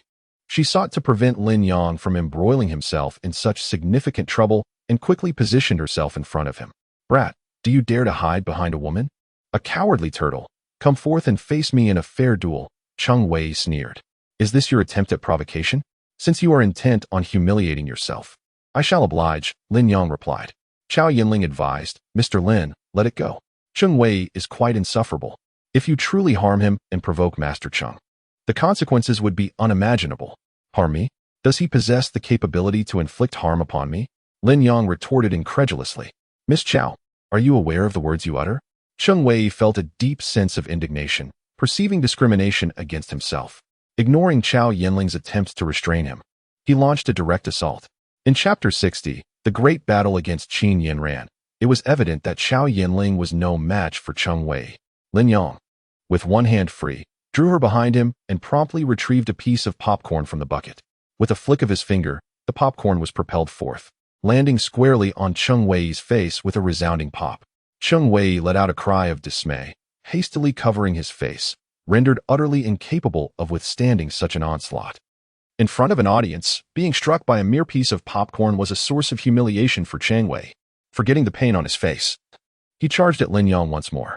Lin Yong shot another piece of popcorn, this time hitting Cheng Wei's knee. Instantly, Cheng Wei fell to one knee, only to be struck again on the opposite knee by a second piece of popcorn. He found himself kneeling before Lin Yong, the excruciating pain rendering him unable to rise. Defeat is defeat. I have no intention of killing you, so why must you resort to such grand gestures? Lin Yong remarked. You scoundrel. Cheng Wei seethed, as a nearby lady rushed to assist him. Get away. Cheng Wei shoved her aside and slowly rose to his feet, finally realizing that the individual before him was a formidable opponent, far surpassing him in strength. You dare to publicly humiliate me. You will pay dearly for this. I shall not let you escape. Cheng Wei vowed through gritted teeth. Lin Yong retrieved a piece of popcorn from the bucket, startling Cheng Wei, who instinctively recoiled. Lin Yong refrained from making another move, instead tossing the popcorn into his mouth. Still here? Do you wish for me to bestow upon you more popcorn? Lin Yong remarked nonchalantly. Cheng Wei's countenance darkened, and he spat a fierce retort. If you have the guts, don't you dare leave. With a sense of defeat, Cheng Wei departed, leaving the onlookers to murmur among themselves. The son of Master Cheng was actually bested? Who is this person? He is exceedingly bold. To offend a master is to court death. All eyes were fixed upon Lin Yong. Let us proceed. The film is about to commence, Lin Yong said to Chao Yinling. Mr. Lin, perhaps we should reconsider our attendance. Cheng Wei will undoubtedly seek retribution, and what shall we do if Master Cheng makes an appearance? Chao Yinling expressed her concerns. Let him come. I am not afraid, Lin Yong replied confidently. Although Cheng Kuo was a 5th-grade master, surpassing Lin Yong in rank, Lin Yong felt no trepidation. He possessed the rare ability of the Dragon Elephant Tremor technique and the 3000 Thunderbolt techniques, eagerly anticipating an encounter with a 5th-grade master. Such arrogance. He is clearly oblivious to the reality of his situation, merely boasting in front of the ladies. The audience in the cinema scoffed at Lin Yang's words. The 4 great masters in Luo City were undisputedly formidable figures, deeply entrenched in the public's consciousness, while Lin Yong, despite having gained some notoriety in elite circles, had yet to establish a true reputation in Luo City. Mr. Lin, he is a 5th-grade master. We should really leave, Chao Yinling insisted. Unwilling to believe that Lin Yong could stand against Cheng Kuo, and she firmly pulled him away from the cinema. Mr. Lin, I sincerely apologize. I never anticipated encountering Cheng Wei here, especially under such unpleasant circumstances. Chao Yinling hurriedly expressed her regrets. Lin Yong shook his head and replied, It's of no consequence. However, there is no need for you to worry. I shall promptly call my father and have him personally speak with Master Cheng. I believe Master Cheng will be inclined to grant this request. Chao Yinling remarked. Truly, it is unnecessary. This matter arose because of me, and I cannot turn a blind eye to it. After saying this, Chao Yinling stepped aside to call Chao Keming and explain the situation. My father has agreed and will personally seek out Master Cheng, she announced after hanging up the phone. Very well then. Since we will not be watching the film, I shall take my leave. Mr. Lin, I will arrange to meet with you another day. I am truly sorry for today, Chao Yinling said, filled with remorse. Lin Yong waved his hand and drove away. Damn Cheng Wei. On my first date with Mr. Lin, you had to meddle. How infuriating. This individual was Yin Weisheng, the foremost disciple of Cheng Kuo, a mere 8th-grade practitioner. What a coward. He actually fled. Cheng Wei, feeling frustrated and furious for not finding the person, thought to himself. Rest assured, as long as this brat remains in Luocheng, he will not escape. Yin Weisheng asserted. Lin Yong reclined on the sofa, resting his eyes. At that moment, Qin Yinran descended the stairs and was startled to see Lin Yong lying on the sofa. You blind fool, how did you get in here? Initially shocked by the presence of an unfamiliar man in her home, her alarm subsided upon recognizing Lin Yong, and she approached him with an air of nonchalance and assertiveness. Qin Yinran has completely inherited the exquisite genes of Qin Manong, with delicate features, fair skin, and a tall stature, embodying the essence of a stunning beauty. She has diligently practiced Taekwondo, resulting in a well-proportioned physique devoid of any excess flesh, with graceful curves. You blind fool, what are you staring at? Qin Yinran noticed Lin Yong gazing at her intently, his expression suggesting something was amiss, not at all fitting for a blind person. I would like to see, but alas. Thanks to you, I am blind to everything now. I wonder if my dear Yanran has grown taller or more beautiful over these past 2 years. Lin Yang continued to feign blindness, thinking that such a captivating sight deserved to be admired. Whether I've grown or not is none of your concern. It seems you are itching for a fight, Qin Yanran retorted, clenching her fist with a cold smile. Ever since you ran away, I've had no one to use as a human punching bag. Just the sight of you, this useless waste, makes my hands itch. I too feel the urge. Lin Yang replied with a grin. You insolent wretch, today I shall make you search for your teeth across the ground. With that declaration, Qin Yanran executed a high kick towards him. Lin Yang did not retaliate, instead pretending to be in a state of disarray as he dodged. Qin Yanran was taken aback that the supposedly blind Lin Yang could evade her attack, prompting her to launch another offensive. Executing a series of swift kicks aimed at his head, Lin Yang nimbly dodged, his eyes alert and observant. As Qin Yanran struck again, he swiftly seized her ankle, pinning her foot against his shoulder. At that moment, Qin Yanran realized something was amiss.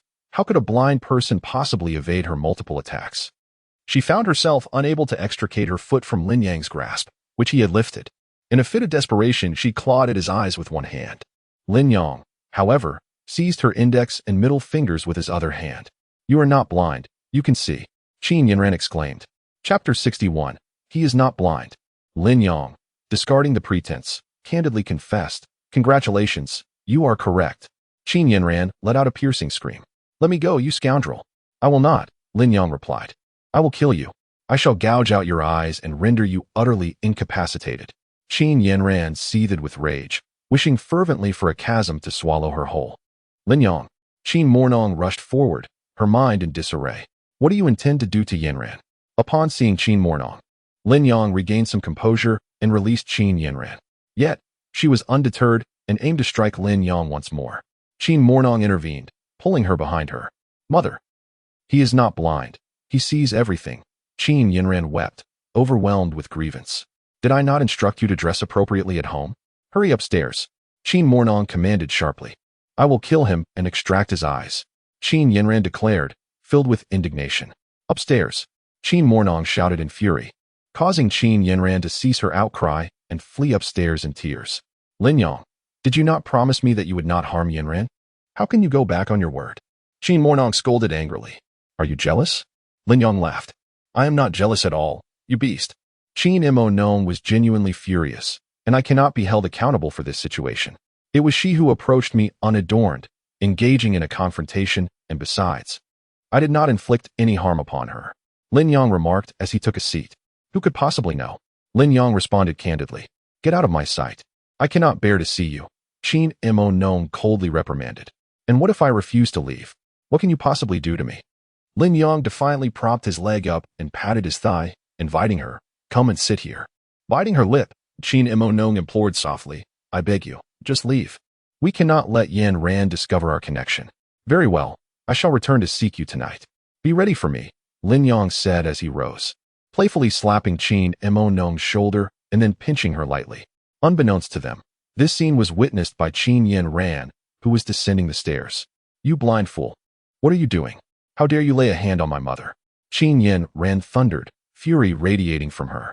Having been unable to best Lin Yang moments earlier, she was not about to relent. With a swift run-up, she launched a flying kick towards him. Lin Yang deftly sidestepped, seizing Qin Yanran's foot and pulling her, causing her to lose her balance and land in a split on the ground. Qin Yanran sprang up, intent on continuing her assault, but was intercepted by Qin Mornong. Yanran, you are no match for him. That is impossible. Qin Yanran vehemently protested, for just days prior, Lin Yang had nearly been beaten to death. Wang Huirong had been injured by him and was still confined to a hospital bed. Listen to your mother. You would do well to refrain from flaunting your meager skills in my presence, Qin Mornong retorted, her tone laced with disdain. After Lin Yang spoke, he departed directly. You possess only the skills of a novice. Stop right there. Qin Yanran berated him, yet Lin Yang paid her no heed. Qin Yanran inquired, to which Qin Mokon shook his head, responding no. Then who treated him? And did Aunt Wang truly suffer injuries at his hands? How is that even possible? Aunt Wang is a third-tier expert. Qin Yanran expressed her bewilderment. Qin Mokon elucidated, that evening, He was thrown into the Luo River and subsequently rescued by a master who not only healed his eyes, but also imparted martial arts skills to him. That scoundrel. Not only is he fortunate to be alive, but he also possesses such extraordinary luck, Qin Yinran declared with evident resentment. Yinran, refrain from provoking him further. Let us maintain our distance, Qin Mokon advised. Mother, we could hire a master to eliminate him. Otherwise, he will undoubtedly seek revenge on us. After all, we have treated him quite cruelly these past 2 years, Qin Yinran remarked venomously. Enough. You need not concern yourself with this matter. Simply heed my words, Qin Mokon commanded. The loss of the partnership with the Ding Sheng Group indeed posed significant challenges for Qin Mokon, as not only were the shareholders applying pressure, but other cooperating companies were also shifting their stance. Some delayed payments while others proposed termination of contracts, leaving Qin Mokon in a state of distress. Mother, I do not wish to stay at school. I can keep you company at home, Qin Yinran whined. Are my words now rendered powerless? Qin Mokon replied coldly. With no other option, Qin Yinran pouted and exited the house. What has come over my mother lately? She seems rather peculiar. Could it be that she is experiencing an early onset of menopause? It seems I must hasten to find a partner for my mother. Qin Yinran resolved to be self-sufficient and seek a new father figure for herself. Qin Mokon sat on the sofa, propping her forehead with one hand, appearing somewhat fatigued. You seem a bit weary, Lin Yang remarked from beside her. It's nothing, Qin Mokon replied, attempting to invigorate herself. Allow me to give you a massage. It might alleviate your fatigue. Lin Yang positioned himself behind Qin Mokon, his fingers deftly pressing her acupoints with precise pressure, gradually allowing her to relax. She closed her eyes, savoring the comforting sensation. After more than 10 minutes, Qin Mokon was on the verge of drifting off to sleep. Ah, that feels wonderful, she exclaimed, rising to stretch, instantly feeling refreshed and shedding her weariness. I never knew you could massage like this. Your technique surpasses that of the wellness center I frequent. I possess many skills. You will discover them in due time, Lin Yang smiled. I haven't had dinner yet, and it's been ages since I've tasted your cooking. How about this? I give you a massage, and you prepare a meal for me. Weren't you the one who used to criticize my cooking, claiming it paled in comparison to Aunt Yu's? Qin Mokon scoffed. That was in my youthful ignorance. Lin Yang teased, referring to himself as a charming rogue. Qin Mokon shot him a glance of exasperation before heading upstairs to change into a sultry, strappy nightgown. She tied her long hair up and donned an apron, suddenly exuding a touch of the quintessential homemaker. Lin Yang followed her into the kitchen, where Qin Mokon, not particularly skilled in elaborate dishes, could only prepare simple home-cooked meals. Lin Yang embraced Qin Mokon from behind. What are you doing? Let go. Aren't you supposed to be cooking for me? Qin Monong remarked. I don't want scrambled eggs with tomatoes, Lin Yang replied. Then what do you wish to eat? I might not be able to prepare it, Qin Monong responded. Chapter 62. Once again crossing Qin Monong's boundaries. Stop it. I'm cooking here. Keep your hands to yourself, Qin Monong scolded, clenching her thighs tightly. What cooking? Let's do something else. I don't feel like eating now. You are enough for me, Lin Yang declared, disregarding her words as he pressed Qin Monong against the kitchen island. Qin Monong straightened her body and turned around, attempting to push Lin Yang away with all her might. The kitchen had its own allure. Lin Yang squatted down, and upon realizing his intentions, Qin Monong protested fervently. No, you can't do this. A gentleman should use words, not force. Although she yearned to resist, she soon discovered an array of unexpected pleasures, unable to push Lin Yang away any longer. While declaring her refusal, her body betrayed her true desires. Qin Monong felt a surge of madness. These thoughts had never crossed her mind before. Deep down, her beliefs regarding such matters were somewhat traditional. Yet Lin Yang was a rebel, unbound by convention. Qin Monong realized she had transformed, reshaped by Lin Yang's influence. She found herself indulging in such abandon, a stark contrast to her former self. Their playful skirmish shifted from the kitchen to the living room, and eventually to the bedroom. Qin Monong acknowledged that she had completely succumbed to Lin Yang, casting aside her inhibitions and fully embracing her true nature. As the flames of war extinguished and the night deepened into silence, Qin Mokon found solace in the embrace of Lin Yang, swiftly surrendering to slumber. True to her routine, Luo Hongyu arrived at the mountaintop before Lin Yang. Good morning, Master Luo, Lin Yang greeted her with a sense of familiarity. Once the ethereal purple mist dissipated, he approached Luo Hongyu again. Master Luo, in response to your guidance from yesterday, I have practiced my agility and lightness of body. I humbly seek your further instruction. You are indeed a diligent learner. Come forth, Luo Hongyu replied with a smile. Lin Yang promptly executed the thunderous 3,000 steps, his speed markedly enhanced, while channeling all his strength into his fist. His combat prowess had undeniably seen a significant elevation compared to the previous day. Yet, Luo Hongyu effortlessly evaded his strike. Lin Yang's south fist grazing perilously close to her nose. He opted for an aggressive approach, while Luo Hongyu maintained a defensive stance. However, regardless of the ferocity of Lin Yang's assaults, he could not land a single blow on her, and she countered by pushing him back several paces. Indeed, your speed and reflexes have improved considerably, Luo Hongyu praised. Alas, before me, it is still insufficient. I cannot even graze the hem of your garment. Rumors in the martial world claimed that Luo Hongyu was the weakest among the 4 grandmasters, classified as a 4th-tier master. Yet, after 2 days of sparring, Lin Yang was confident that Luo Hongyu possessed strength exceeding at least the 6th tier. With your current capabilities, you are now able to contend with a 5th-tier master, Luo Hongyu remarked.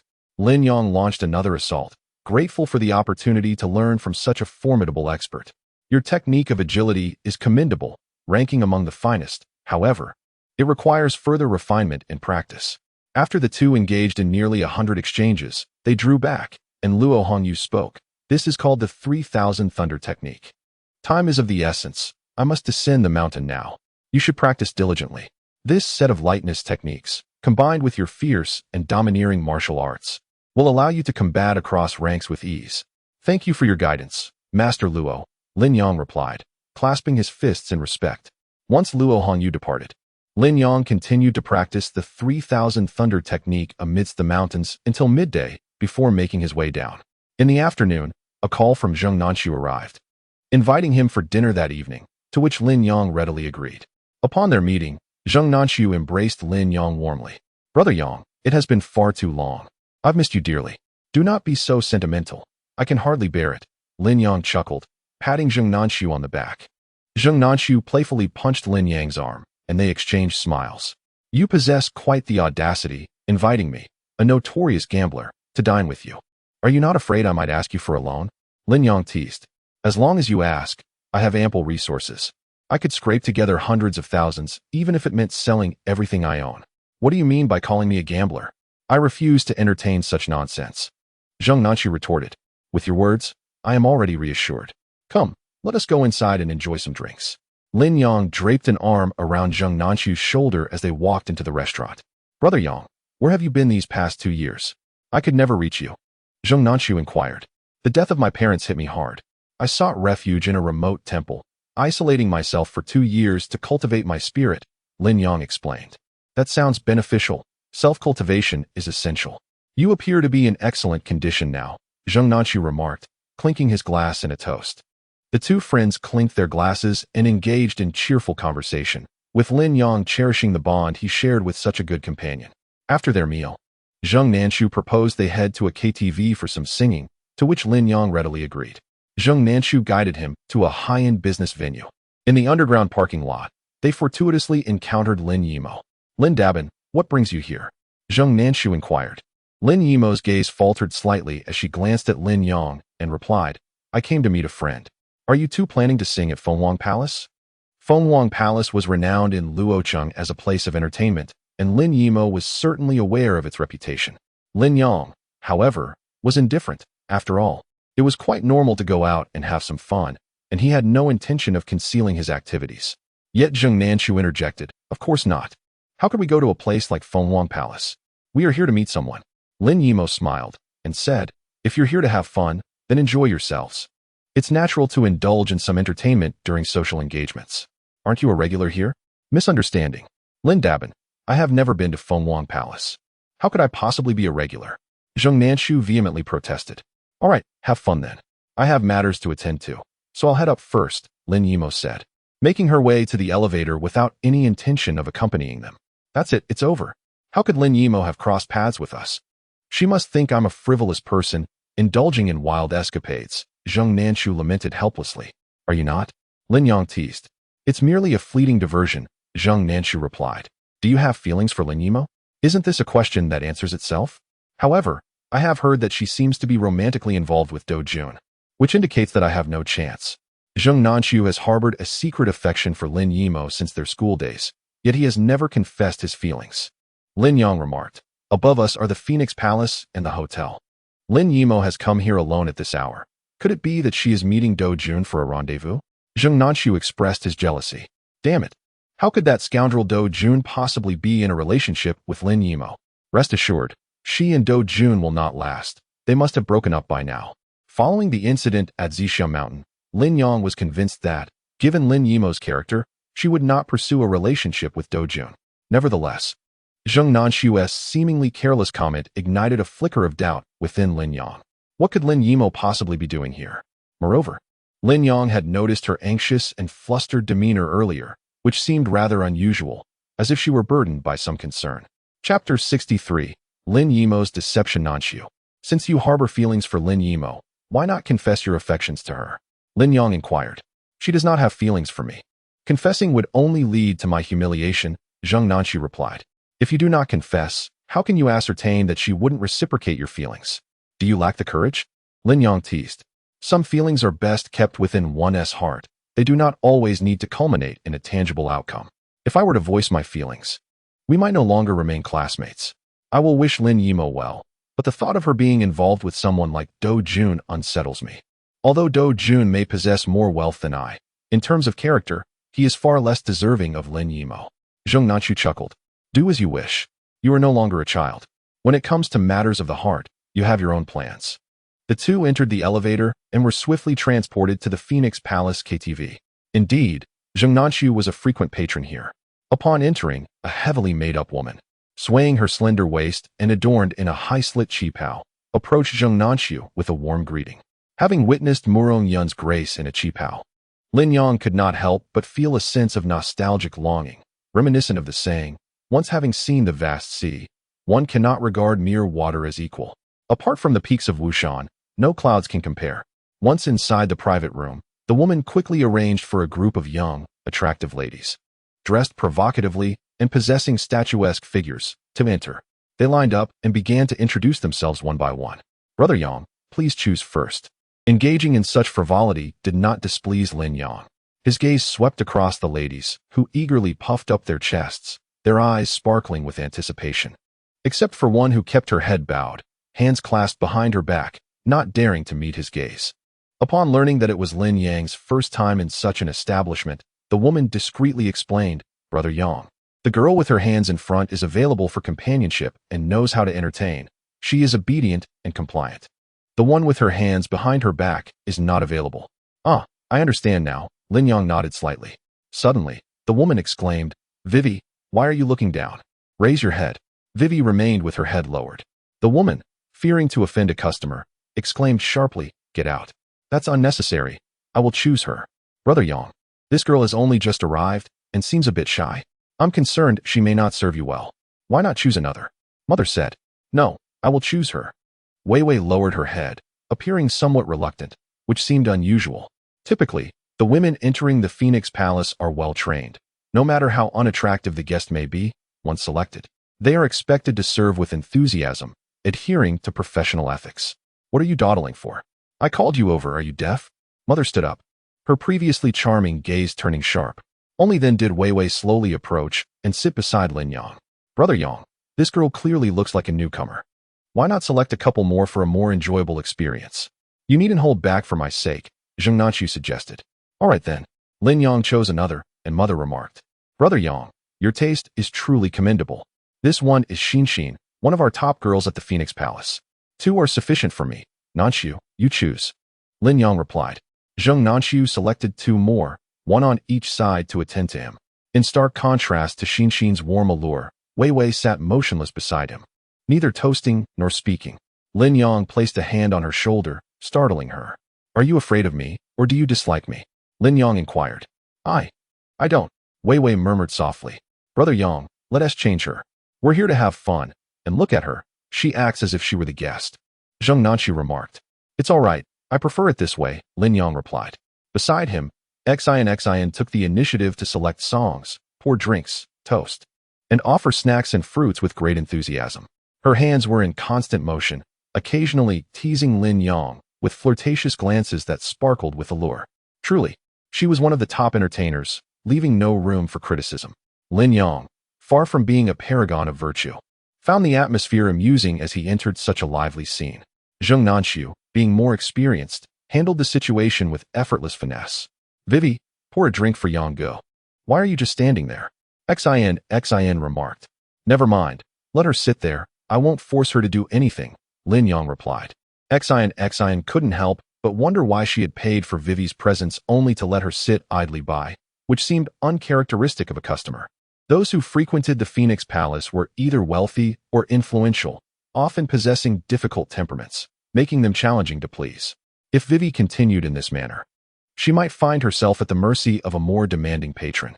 After singing for a while, they transitioned to various risky games, with only Vivi remaining seated on the sofa, abstaining from participation, while Lin Yang showed no signs of annoyance, entirely indifferent to her presence. Yet, Lin Yang remained resolute in his choice. Meanwhile, in the Phoenix Hotel above the Phoenix Palace, Lin Yimo hesitated for quite some time in the corridor after stepping out of the elevator. A message pinged on her phone, which she glanced at before tucking it into her bag and proceeding to the door of one of the presidential suites. She used her key card to unlock the door. Why are you only arriving now?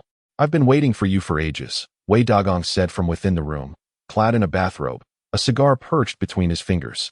On the coffee table before him lay a bottle of red wine alongside an exquisite bouquet of flowers. I encountered a slight issue on my way, which caused a delay. Lin Yimo rubbed her hands together, visibly anxious. You've arrived at least. Do you like the flowers I brought you? Wei Dagong extinguished his cigarette and approached her with the bouquet. I like them, Lin Yimo replied insincerely. There is a surprise within these flowers, Wei Dagong remarked. Lin Yimo discovered a box nestled among the blooms, and upon opening it, revealed a diamond necklace that appeared to be of considerable worth. I spent over 2 million on this blue diamond necklace. I believe it will look stunning on you, perfectly suited to your elegance. Here, let me help you wear it. Wei Dagong took out the necklace, its diamonds shimmering with a captivating blue glow. What woman could resist such a dazzling piece? Indeed, the necklace was worth more than 2 million, but it was not specifically purchased for Lin Yimo. It was a gift for each of his personal secretaries. Lin Yimo was neither its first nor its last owner. Chapter 64. Caught off guard, Lin Yimo's beauty, complemented by the blue diamond necklace, created an exquisite appearance, enhancing her grace. Wei Dagong, unable to contain himself, embraced Lin Yimo and leaned in to kiss her, but she turned her head away. Mr. Wei, please don't do that. Lin Yimo pushed him away, her heart conflicted, unwilling to compromise her integrity.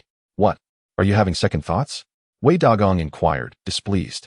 Lin Yimo removed the necklace from her neck, stating, I haven't bathed yet. Wei Dagong chuckled. Then hurry and wash up. I shall await your return.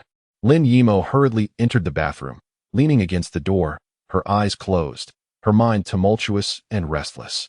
Although she had prepared herself mentally before arriving, there remained an insurmountable barrier in her heart. After a prolonged moment of stillness, she finally stripped off her clothes, turned on the faucet, and began to bathe. However, the thought of being overpowered by Wei Dagong, a man nearly the same age as her father, subjected to various forms of violation, stirred waves of revulsion within her. After finishing her shower, she found herself lacking the courage to open the door and step outside. Just then, her phone vibrated. It was a call from her mother. Lin Yimo hesitated before answering.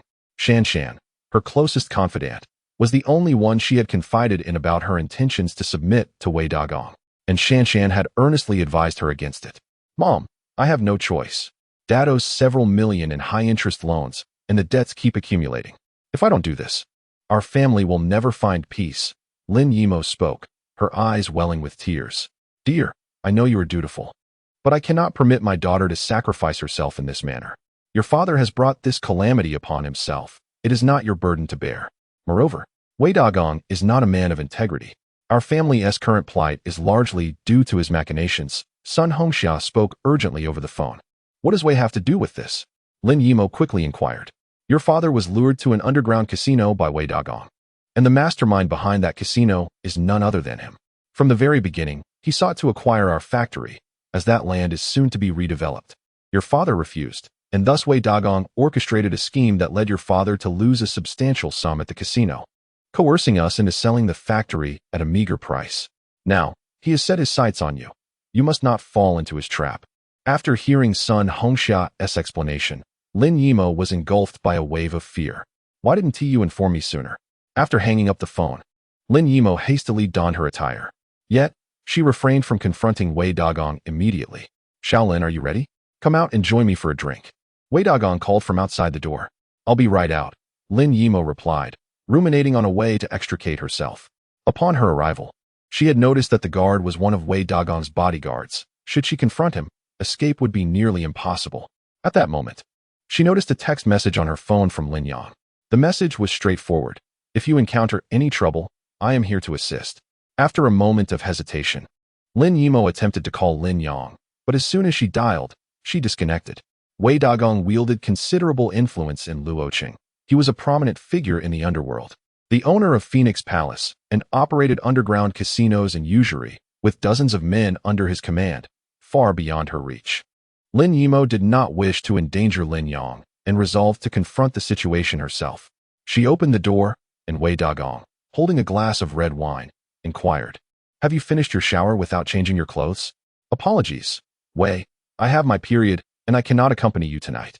Perhaps another day? Is that true?" Wei Dagong asked, half skeptical. "Indeed. I am unsure why it arrived 2 days early. I only discovered it after my shower." "I don't believe you. Let me have a look," Wei Dagong said with a mischievous grin. Lin Yimo was taken aback and hurriedly said, "Really? How could I dare to deceive you? After all, I will eventually be yours. So there is no need to rush tonight. I was merely joking. Why are you so tense? Can't you grant me this small favor?" Wei Dagong furrowed his brows and narrowed his eyes slightly. With no other option, Lin Yimo sat down and accepted the wine glass. "I want to make things difficult for you. Just accompany me for a couple of drinks before you leave," Wei Dagong remarked as he raised his glass. The two clinked their glasses, and Lin Yimo reluctantly took a couple of sips of red wine before standing up and saying, "Mr. Wei, I shall take my leave now."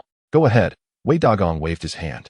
Lin Yimo was surprised by his agreeable demeanor and felt a sense of relief.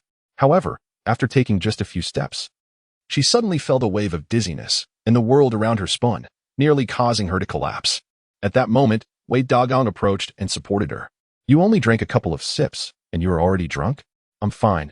I'm leaving." Lin Yimo realized something was amiss and hurried to depart, but was caught by Wei Dagong. "Leaving? After entering my room, where do you think you're going?" He smirked, revealing his true intentions. Lin Yimo's expression changed drastically as she pushed against Wei Dagong with all her might, yet her body felt utterly weak and feeble. "Stop struggling. The drug will first make you dizzy, then render you powerless. After a while, you will feel an intense heat coursing through you, and soon enough, you will become utterly uninhibited, begging me to take you." After speaking, Wei Dagong lifted Lin Yimo effortlessly and carried her into the bedroom. "Mr. Wei, I implore you to relent. I am genuinely menstruating. You cannot proceed with this," Lin Yimo pleaded, her voice laced with terror, her struggles proving futile. "Do you take me for a fool?" Wei Dagong sneered. "I, Wei Dagong, have dallied with countless women. What excuse have I not encountered? Even if you are indeed menstruating, I shall transgress this crimson barrier today. There is no escape for you." With a lecherous grin, Wei Dagong deposited Lin Yimo onto the bed. "I shall ascertain for myself the veracity of your claim." As he spoke, Wei Dagong proceeded to divest Lin Yimo of her trousers, summoning the last vestiges of her strength. Lin Yimo writhed in protest upon the bed, yet her efforts were in vain as Wei Dagong forcibly removed her denim jeans. Chapter 65. Confiscating the instrument of offense. Lin Yimo could only watch helplessly as Wei Dagong stripped her of her trousers, utterly defenseless. Moreover, the aphrodisiac effects of the drug coursing through her veins were beginning to manifest, engulfing her in a wave of heat and gradually clouding her consciousness, plunging her into a state of delirious intoxication. "Why feign saintliness before me?" Wei Dagong taunted. "I have already prepared my camera, and I shall record your every move for your future viewing pleasure. You will then be compelled to obey my every whim, lest I disseminate these images far and wide." A shiver of dread ran down Lin Yimo's spine as she listened to Wei Dagong's malicious words. His defiled hand encroached upon her most private domain, and despite her desperate attempts to clamp her legs together, her body betrayed her with its languid weakness. "You are despicable, shameless, a scoundrel. May you meet a wretched end." Lin Yimo, overwhelmed by humiliation and helplessness, could only vent her frustrations through a few expletives. Wei Dagong laughed heartily, encouraging her to continue, expressing his delight in her outbursts. Tears of indignation welled in the corners of Lin Yimo's eyes. Suddenly, a loud crash reverberated through the room as the door swung open forcefully. The intruder was none other than the bodyguard, Liang, whom Wei Dagong had left outside. Upon hearing the commotion, Wei Dagong furrowed his brow and stepped into the bedroom, only to witness the door flung wide open and Liang sprawled on the floor, devoid of anyone else in sight.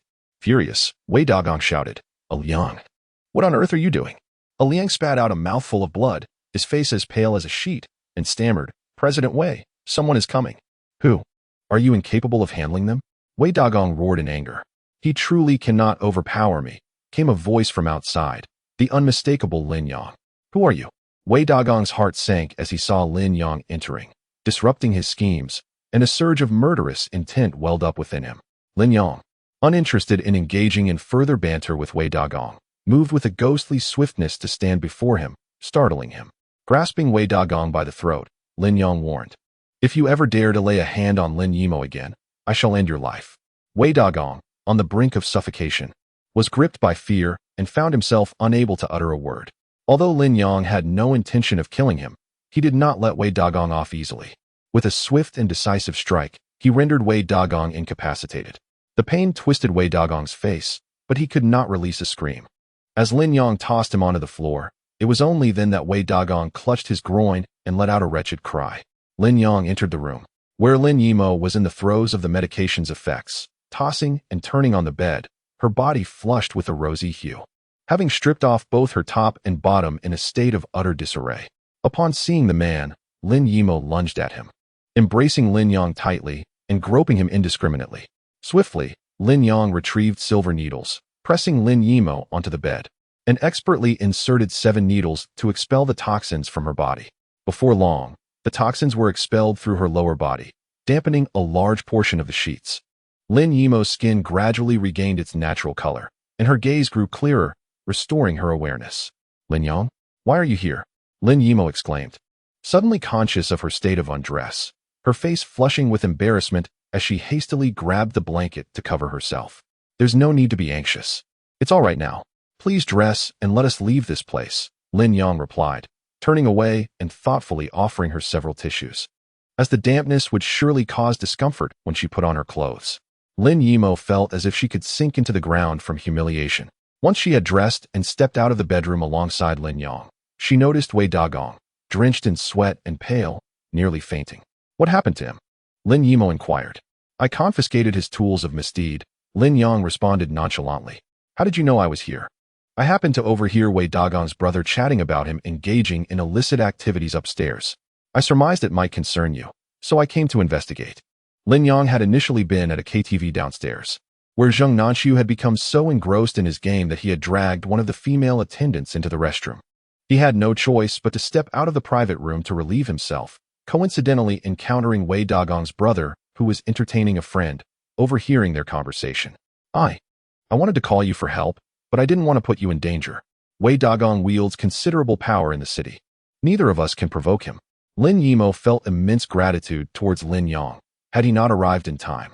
She knew she would have been utterly ruined by Wei Dagong. "Let South leave this place for now. Want you come with me? I have other matters to attend to. You should go ahead. I will handle the situation with Wei Dagong," Lin Yang replied with a smile. "How will you manage that?"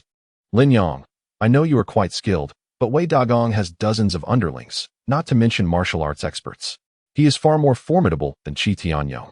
The last time Qi Tianyong sought revenge against you, I had to request Wei Dagong's intervention to settle it. Now, if you incapacitate him, my connections will be of no assistance. What are we to do?" Lin Yimo's anxiety grew as she spoke, her face etched with worry. "You sought Wei Dagong's help regarding Qi Tianyong?" "Indeed. Otherwise, could Qi Tianyong have spared you? After all, this predicament arose because of me. I couldn't just stand by. I must also thank you for today. Had you not appeared in time, my life would have been ruined by Wei Dagong." "You think I am unharmed because of Wei Dagong?" Lin Yang chuckled lightly. "Isn't that so? Qi Tianyong is not an easy adversary. You struck him, and without Wei Dagong's intervention, how would he have let it go?" Lin Yimo remained oblivious to the full truth. "Is it true that Wei Dagong asked you to spend the night with him?" Lin Yang inquired. Indeed, he had made such a proposition. Yet it was not solely due to your influence. My father is entangled in a staggering debt of tens of millions from high-interest loans, Wei Dagong remarked. If I become his mistress, he would assist me in resolving this predicament. Lin Yimo expressed her helplessness, stating, I too have reached a dead end. There is no other option. Otherwise, my father would be captured by those individuals, and I shudder to think of the consequences. However, I have only recently discovered that this entire affair was orchestrated by Wei Dagong. He deceived my father into gambling, and he is also the mastermind behind the usurious loans. Class monitor, I can unequivocally assure you that Qi Tianyong is in no way connected to Wei Dagong. Qi Tianyong would never act in deference to him. After hearing the full account of events, Lin Yang felt compelled to clarify. Unexpectedly, that incident nearly cost Lin Yimo her dignity, although it was not the primary reason. It certainly contributed to the pressure on her to submit. Fortunately, Lin Yimo emerged unscathed. Otherwise, Lin Yang would have felt immense guilt. Chapter 66. Are you certain you can offend me? Lin Yimo responded with a look of confusion. How is it that you remain unscathed? Qi Tianyong is not to be trifled with. Quite simply, Qi Tianyong fears me. Before me, he has no choice but to kneel and plead for mercy, Lin Yang asserted. Of course, Lin Yimo found it hard to believe that Lin Yang possessed such a formidable background that even Qi Tianyong would bow before him. Yet, the astute and diplomatic Lin Yimo refrained from voicing her skepticism, allowing Lin Yang to maintain his facade. I see, then I must have been unnecessarily worried, she conceded. Following Lin Yang's lead. Come with me. After all, this is Wei Dagong's territory, and it is perilous, Lin Yimo expressed her concerns. I have other matters to attend to. Lin Yang gently closed the car door behind her, and before she departed, she reminded him, Lin Yang, you must be cautious. Brother Yang, I was just about to call you. What took so long in the restroom? Zheng Nanshu emerged, wearing a look of satisfaction. Where is Xinxin? Lin Yang inquired. Noticing that the star attraction was absent from the private room. I was just about to mention this. Xinxin is the crown jewel of Phoenix Palace. It is fortunate that we were able to request her today. However, someone just arrived and insisted on having Xinxin accompany him. So she was taken away, Zheng Nanshu explained. Lin Yang took a sip of his drink, expressing his discontent. We paid for this beauty. How can she be whisked away by someone else midway? Is this how Phoenix Palace conducts its business? Turning to the matron, he voiced his dissatisfaction. The matron, with a smile, clarified, Mr. Lin, please do not be upset. This is not typical. However, this guest holds a prestigious status, and I cannot afford to offend him. Are you implying that we are beneath that guest? Allowing for such disrespect? Lin Yang retorted, displeased. A master should possess dignity and pride. Mr. Lin, if you insist on viewing it that way, there is little I can do. Nevertheless, it was Mr. Zheng who consented to Xinxin's departure.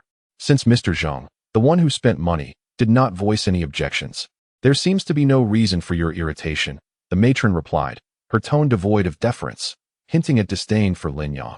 What do you mean? Is this how one speaks to a guest? Zheng Nanshu's expression darkened as he abruptly reprimanded. Zheng, please temper your anger. I am merely stating the facts. Your friend is lacking in awareness, and it is my duty to remind him. The mother figure interjected. Enough, please be quiet. Zheng Nanshu understood that the mothers at Phoenix Palace, though seemingly warm-hearted, possessed an underlying pride. They merely feigned enthusiasm unless one was a guest of esteemed status. He hastily explained to Lin Yang that the person he had dismissed was Wang Shenglan, the son of the vice president of the Marriott Business Association. Someone they could not afford to offend. Furthermore, Zheng Nanshu's company had business dealings with one of Vice President Wang's subsidiaries, rendering him even more cautious in his conduct. My apologies, Yang Ge.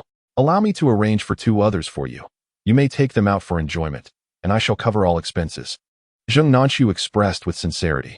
Upon hearing Zheng Nanshu's explanation, Lin Yang, of course, would not allow his brother to feel embarrassed, responding with a smile, we are brothers. There is no need for such formality. After all, I have Wei Wei accompanying me, so it is of no consequence. Make sure to keep Yang Ge entertained with drinks. Zheng Nanshu instructed Wei Wei. Wei Wei reluctantly lifted her glass to drink with Lin Yang, yet remained taciturn, completely unlike a companion of the evening. You must promptly arrange for 2 more individuals for Yang Ge. Look at her.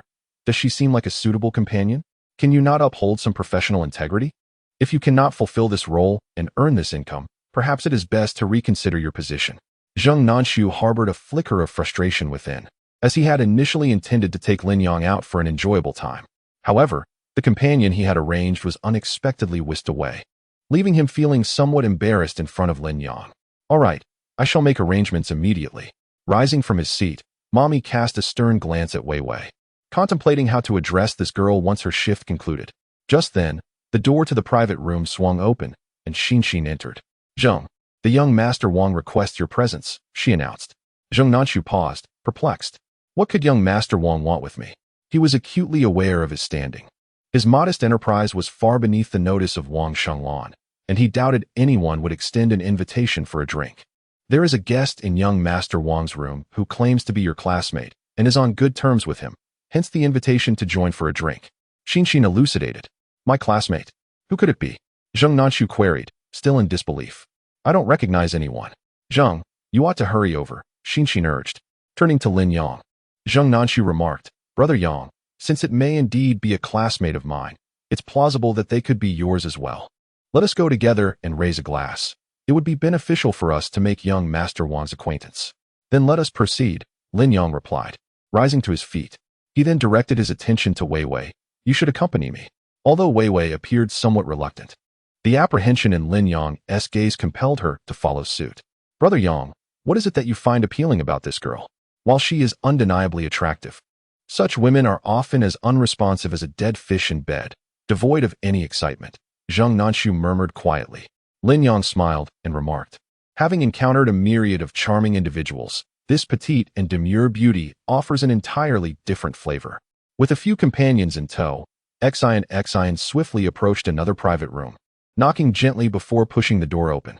Inside, there were around 10 people, 3 of whom were men. Among them was indeed a familiar face, Do Jun. A slight change washed over Zheng Nanshu's countenance at the sight of Do Jun, who had previously clashed with Lin Yang in their group chat, making their encounter undoubtedly awkward. Brother Yang, it's Do Jun, Zheng Nanshu stated. What of Do Jun? Are you afraid of him? Lin Yang chuckled. I'm not afraid. But isn't there a conflict between you two? I'm concerned this fellow might stir up trouble. Zheng Nanshu expressed his worries. That's inconsequential, Lin Yang replied nonchalantly. Do Jun, having noticed Zheng Nanshu and Lin Yang, immediately donned a mischievous grin. Oh, what a coincidence to find enemies crossing paths. Lin Yang, are you still among the living? Do Jun taunted. If you were dead, it wouldn't make a difference to me, Lin Yang retorted without hesitation. Do Jun's expression darkened momentarily before he swiftly masked his anger, a cold smirk forming in his mind as he thought, Today, I shall relish in your downfall, Lin Yang. Wang Shenglan inquired, Do Jun, are these 2 your classmates? Indeed. Wang Xiao. Allow me to make the introductions. Do Jun rose to his feet, first introducing Zheng Nanshu. Wang Xiao, I've heard that Zheng Nanshu has some dealings with your family. You ought to look out for him. Since you've brought it up, I shall certainly oblige. Wang Shenglan nodded slightly. Zheng Nanshu promptly raised his glass, bowing respectfully. Thank you, Wang Xiao. There's no need to thank me. Rather, express your gratitude to Do Jun. He is my friend. Had it not been for his introduction, your insignificant company would not have caught my attention. Wang Shenglan did not even lift his wine glass, adopting an air of superiority. Indeed, Zheng Nanshu quickly expressed gratitude to Do Jun, who waved his hand dismissively, saying, There's no rush to thank me. Allow me to formally introduce this individual. Chapter 67. The bottom of the shoe. Do Jun's gaze shifted to Lin Yang. This gentleman is also my classmate, Lin Yang, and he hails from a notable background. Oh, what is so remarkable about his background? Do enlighten me, Wang Shenglan inquired. He was once the young director of Xingyao Group, the scion of the Lin family, a prominent figure in school. Alas, more than 2 years ago, his parents perished in a car accident, and this prodigal son found himself incapable of managing the company. Ultimately, the enterprise changed hands and was entrusted to Qin Minong. He has since succumbed to debauchery, gambling, and drug use, becoming utterly worthless. However, today, he does seem to present himself well, Do Jun remarked, unable to stifle a loud laugh. I thought there was something truly impressive about him, but he is hardly noteworthy. I do not even regard the current Xingyao Group, let alone a fallen heir from the Lin family. He is unworthy of even carrying my shoes. Wang Shenglan lit a cigarette, reclining with his legs crossed. Nonetheless, I find Qin Minong of Xingyao Group quite intriguing. That woman is exceptional. The thought of sharing a bed with her is thrilling. Wang Shenglan's expression betrayed his lascivious intentions towards Qin Minong. Wang Xiao, isn't Qin Minong in her 30s? She might be a bit too old, someone interjected. I still prefer the tender ones. Qin Yinran, the daughter of Qin Mokan, is quite remarkable. Another man, Chen Zhe, seated beside Wang Shenglan, remarked. Wang Shenglan spoke eloquently, oblivious to the flicker of murderous intent in Lin Yang's eyes nearby. Young Master Wang, this fellow is the godson of Qin Mokan. If you wish to reach Qin Mokan, perhaps you could devise a scheme through him, Do Jun suggested, attempting to ingratiate himself with Wang Shenglan. Wang Shenglan indeed began to entertain the idea. Lin Yang chuckled. What a coincidence. I am also intrigued by your mother's undergarments. Why don't you procure them for me? Consider it an opportunity to endear yourself to me. Upon hearing this, Wang Shenglan erupted in fury and stood up. Are you seeking death? Who do you think you are to speak to me in such a manner? Do Jun, reveling in Lin Yang's audacity and Wang Shenglan's anger, called over Zheng Nanxiu, not out of goodwill, but to humiliate Zheng Nanxiu. Knowing he had a close relationship with Lin Yang and had defended him the previous day against mockery in their group. Unexpectedly, Lin Yang followed suit, presenting Do Jun with a splendid opportunity to strike 2 targets with 1 arrow. And who are you to speak to me in such a way? Lin Yang retorted. Good, excellent. I haven't encountered someone as audacious and oblivious as you in quite some time. Today, I shall ensure you exit this place on your back. Wang Shenglan sneered in rage. At that moment, Do Jun interjected, Young Master Wang, please temper your wrath. This is merely his arrogant demeanor, which I too find intolerable. Dealing with him is quite simple, just watch me. Very well, let us observe your performance. In any case, I shall not allow him to escape easily today.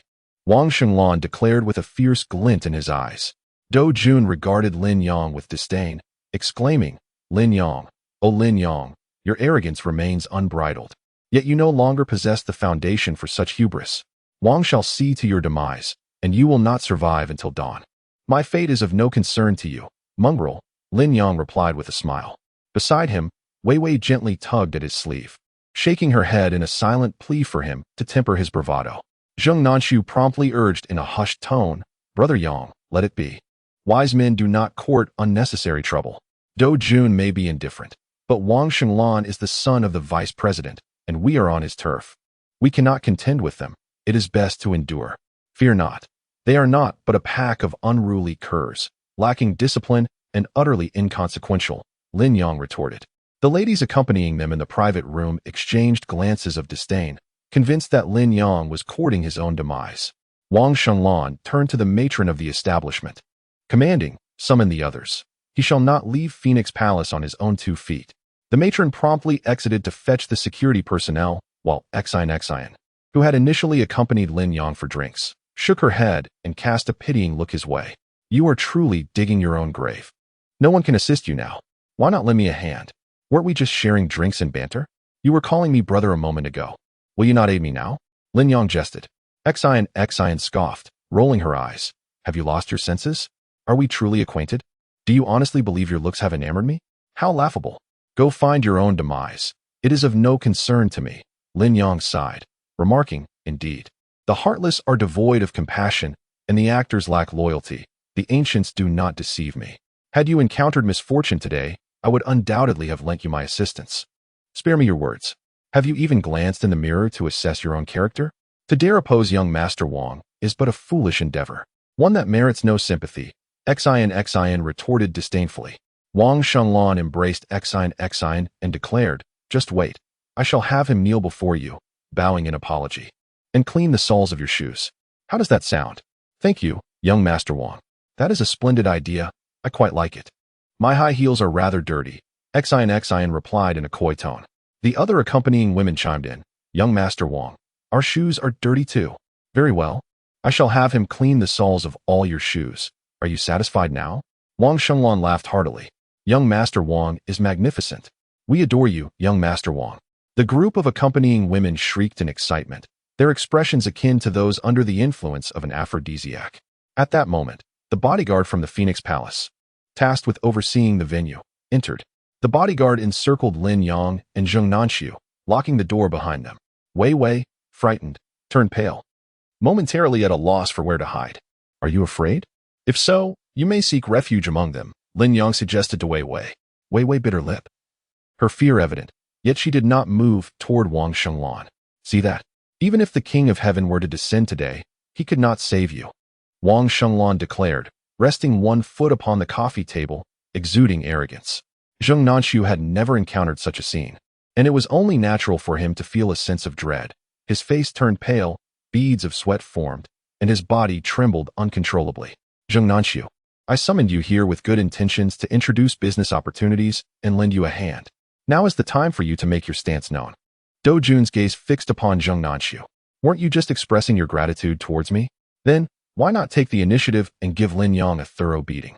The harsher you strike, the more pleased both Wang Xiao and I will be, and we shall be able to offer you even greater assistance. Chapter 68. I am fair. Upon hearing Dou Jun's words, Zheng Nanxiu's expression turned troubled, and he recognized Dou Jun's sinister intentions. Seeing Zheng Nanxiu hesitating, Dou Jun insidiously remarked, unable to act? Zheng Nanxiu, you must ponder this carefully. Showing loyalty to Wang Xiao and me can yield tremendous benefits for you. However, if you choose not to act, it will be tantamount to opposing us. You will not only fail to secure any projects, but you will also face a total ban. Your small company will be on the brink of bankruptcy in no time, and you will find it exceedingly difficult to leave here unscathed today. The distinction between what is light and what is heavy should be clear to anyone who is not a fool. Dou Jun pressed on aggressively. Zheng Nanxiu was well aware of the stakes involved. The two choices presented to him bore stark contrasts in their consequences, and Dou Jun was confident that Zheng Nanxiu would ultimately choose to align with them. Of course, to Dou Jun, this was merely a game of cat and mouse, a diversion at the expense of Zheng Nanxiu and Lin Yang. Even if Zheng Nanxiu decided to align himself, he would not reap any genuine rewards. Zheng Nanxiu, you are a clever individual. Intelligent people must refrain from making foolish decisions. We are no longer children. We should comprehend a fundamental truth. Interests reign supreme. In the face of self-interest, any semblance of camaraderie among classmates becomes utterly worthless. I shall grant you but a minute to contemplate this. Lin Yang observed the hesitant and conflicted Zheng Nanxiu, sighing inwardly. Such a choice indeed tests the essence of humanity. Even if Zheng Nanxiu were to strike at him, he would harbor no resentment. Moreover, Lin Yang had no desire to subject Zheng Nanxiu to such an ordeal. It was entirely unnecessary. Nanxiu, you need not torment yourself with indecision. Act as you will, and I shall not fault you, Lin Yang urged. Brother Yang. Zheng Nanxiu's face betrayed his inner turmoil. Come now, you may not even prevail against me. Lin Yang beckoned Zheng Nanxiu with a casual wave. Dou Jun smirked and taunted. Zheng Nanxiu, are you not going to make your move? Wang Shenglan lit a cigarette, watching Lin Yang and Zheng Nanxiu with great interest. Finding amusement in this game of cat and mouse, Dou Jun approached a bodyguard, seized a baseball bat, and tossed it to Zheng Nanxiu. You have half a minute left. Should you fail to act, you will only be left to endure Lin Yang's blows. Dou Jun pressed again. Zheng Nanxiu picked up the bat from the ground and stepped before Lin Yang, raising it high as if to strike. Yet ultimately, he refrained from attacking Lin Yang, and instead turned to Dou Jun. Dou, I am well aware of your ill intentions. Listen closely. I shall not be deceived, nor will I betray Brother Yang. Is it merely a brawl? Who is afraid of whom? I am no stranger to pain. Come forth. Zheng Nanxiu brandished the baseball bat, standing defiantly against the crowd. Dou Jun had not anticipated that Zheng Nanxiu would make such a foolish choice, rendering the game unplayable. You are truly a foolish dog, Dou Jun scolded darkly. Wang Shenglan stood up, clapping his hands in mock applause. What a display of deep camaraderie among classmates. It truly moves me. However, you have succeeded in making me quite unhappy. Your company is destined for bankruptcy. Zheng Nanxiu chuckled coldly, unfazed by Wang Shenglan's threats.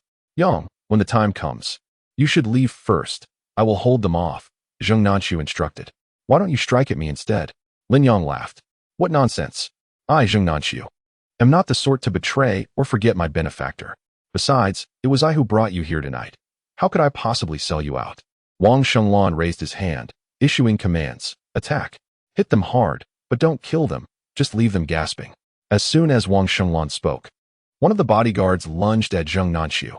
Although Zheng Nanxiu occasionally worked out and had learned a few self-defense moves, he was no match for the bodyguards of Phoenix Palace. Even one-on-one, he would struggle, let alone against 7 or 8 of them. Altogether, go, Dou Jun shouted. In less than a minute, all 8 bodyguards found themselves injured. Wang Shenglan and Do Jun wore expressions of shock and gloom, while the mothers and accompanying hostesses stood dumbfounded, utterly unprepared for the turn of events. Good heavens!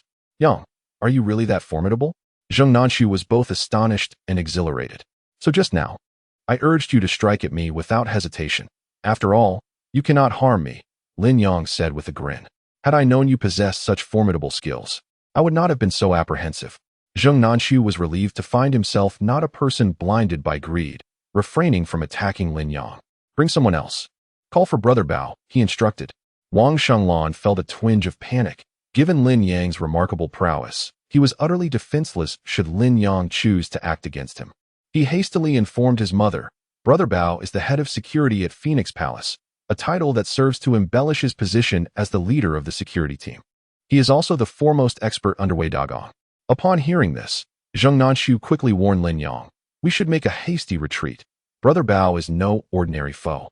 Reputed to be a 6th-tier master, ruthless and merciless. Only a 6th tier? That is hardly impressive, Lin Yang replied with a chuckle. Such bravado. Let me assure you, if you offend me, no one will be able to protect you. Do not be misled by a few martial arts techniques into thinking you are formidable. You are utterly unaware of your own limitations. Wang Shenglan's expression turned ashen. The one unaware of their limitations is you. Do not presume that just because he is merely a bodyguard captain at Phoenix Palace, I would regard him with any reverence. Even if Wei Dagong himself were here, I would not hold him in high esteem. At that moment, Wei Dagong had already been dispatched to the hospital for emergency treatment. Very well, very well. We shall see how you meet your end. Wang Shenglan sneered in fury. Do Jun joined in the mockery, saying, Lin Yang, I must admit I underestimated you. It appears you have learned a thing or two about fighting in these past 2 years. But what good does that do you? You cannot contend with us, before us. You are but an ant, easily crushed at any moment. Silence.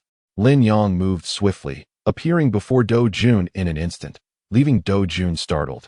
Unable to comprehend how he had approached so rapidly. With a resounding slap, Lin Yang struck Do Jun across the face, causing him to spin around and be momentarily dazed, blood streaming from his mouth and nose. Wang Sheng, his face pale and trembling, exclaimed, Stop this at once. Lin Yang cast a fleeting glance at Wang Sheng, only to reappear before him. Another slap echoed, leaving Wang Sheng's head ringing and his cheek aflame with pain. Do not come any closer. Chen Zhe, wielding a bottle of wine, spoke with a quiver in his voice, lacking conviction. I believe in fairness, a slap for each. No one is at a disadvantage, Lin Yang remarked nonchalantly. Chapter 69. Wei Dagong, I struck him as well. Though Chen Zhe clutched the bottle, he posed no threat to Lin Yang and received a resounding slap that sent him reeling, his face swelling instantly. The accompanying waitresses were taken aback, their faces drained of color, fearing they too might become victims of the violence. Mommy has already called Brother Bao, Wang Sheng warned, his tone trembling. You cannot act recklessly. The Phoenix Palace is not a place for your rampant behavior. Brother Bao will arrive shortly. I shall await him, Lin Yang replied, casually taking a seat. Wang Sheng, clutching his stinging face, glared at Lin Yang with eyes ablaze. Yet, until Brother Bao's arrival, Wang Sheng dared not provoke Lin Yang further, fearing another blow. Do Jun and Chen Zhe stood beside Wang Sheng, nursing their swollen faces. Lin Yang, you possess audacity beyond measure, even daring to strike young Master Wang. I shall witness how you extricate yourself from this predicament. Do Jun seethed inwardly.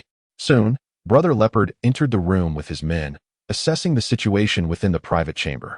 His subordinates, all personally trained by him, possessed considerable combat prowess, with 2 having even reached the 2nd grade level. A bunch of useless fools, get out of my sight. Brother Leopard barked. The injured bodyguards scrambled away in haste. Brother Leopard, you finally arrived. Capture this wretched creature. Today, I intend for him to meet his demise here. With Brother Leopard's presence, Wang Shenglan felt emboldened and dared to shout again. Yes, he must be eliminated. Do Jun and Chen Zhe echoed his sentiments. Brother Leopard nodded, assuring, Rest assured, young Master Wang. Since he has offended you and harmed my men, there is no way he will leave Phoenix Palace alive. With that, his gaze fell upon Lin Yang. Kid, I offer you a chance to reveal your identity. Perhaps it might save your life. Having navigated the underworld for many years, Brother Leopard was no fool. Noticing Lin Yang's extraordinary demeanor and his audacity to strike within Phoenix Palace, he suspected the youth might have some backing. prompting him to inquire cautiously. You aren't worthy of me disclosing my identity, Lin Yang replied, crossing his legs nonchalantly. Brother Leopard furrowed his brow, though displeased. He felt a tinge of concern, pondering if this fellow truly had connections. Brother Leopard, you need not fret. He is merely the adopted son of Qin Manong from the Xingyao group, Wang Shenglan interjected. Oh, is that so? With this revelation, Brother Leopard cast aside his reservations. Qin Manong's influence does not grant you the freedom to act as you please within our Phoenix Palace. Enough of this tedious chatter. Lin Yang, disinterested in wasting words with Leopard Brother, took immediate action, seizing the initiative. The prowess of Leopard Brother was comparable to Jiang Zhuofeng, rendering him utterly defenseless before Lin Yang. As Lin Yang launched his attack, Leopard Brother swiftly reacted, clenching his iron fist with utmost concentration. When Lin Yang's punch came crashing down, Leopard Brother roared in anger. Opting to meet force with force, the outcome, as one might expect, was inevitable. Leopard Brother was sent flying by Lin Yang's blow, his right arm fracturing upon impact. He crashed heavily against the wall-mounted television, sparks flying in all directions. Inside the private room, an eerie silence fell, as if an invisible hand had gripped everyone's throats. This was the esteemed first expert of Phoenix Palace, the infamous Leopard Brother, a sixth-tier master, and yet he was vanquished in a single move by Lin Yang. Yang Gu. You, Zheng Nanxiu, witnessing Leopard Brother's plight, turned pale with fear, trembling uncontrollably, overwhelmed by shock once more. I did mention that sixth tier is hardly noteworthy, Lin Yang stated with a smile. They could scarcely fathom that Leopard Brother would fall to Lin Yang in one blow. Are there any other experts among you? Lin Yang inquired. The crowd fell silent, finally comprehending that they were facing a genuine master. Leopard Brother, having lost an arm, struggled to rise from the ground. His face ashen. I did not anticipate your hidden depths. It seems I have underestimated you. You may leave Phoenix Palace at any time. Not so fast. The matter is far from over, Lin Yang replied. Are you intending to eradicate us completely? My boss is Wei Dagong, a prominent figure in Luo City. Do not presume that your skills grant you the liberty to act as you please here, Leopard Brother retorted solemnly. Wei Dagong. He must be in the hospital undergoing emergency treatment, right? Lin Yang smirked. How do you know? Brother Bao asked in astonishment. Because the one who injured Wei Dagong is me. As soon as Lin Yang spoke these words, the faces of those present changed dramatically once more. Wei Dagong is not someone to be trifled with. He has been entrenched in the underworld of Luo City for over a decade, known for his ruthlessness. Behind Wei Dagong stands one of the four great masters, Cheng Kuo. The entire West District is under the control of the Cheng family, which is why it is often referred to as Cheng Family District. Wei Dagong is but a hound trained by the Cheng family. Especially among the mothers and hostesses in Phoenix Palace, the person they fear the most is none other than Wei Dagong, a figure of great stature. Xin wore a look of shock, her beautiful eyes reflecting a hint of admiration. She couldn't believe that the young and handsome man before her had actually managed to injure the esteemed Wei. She felt as though she had missed an opportunity that could have altered her destiny. Zheng Nanxiu swallowed hard and quietly inquired, Brother Yang, is this true? Do I appear to be lying? When did you injure Wei? Weren't you singing in the private room all this time? Zheng Nanxiu questioned, perplexed. I stepped out for a moment, Lin Yang replied with a smile.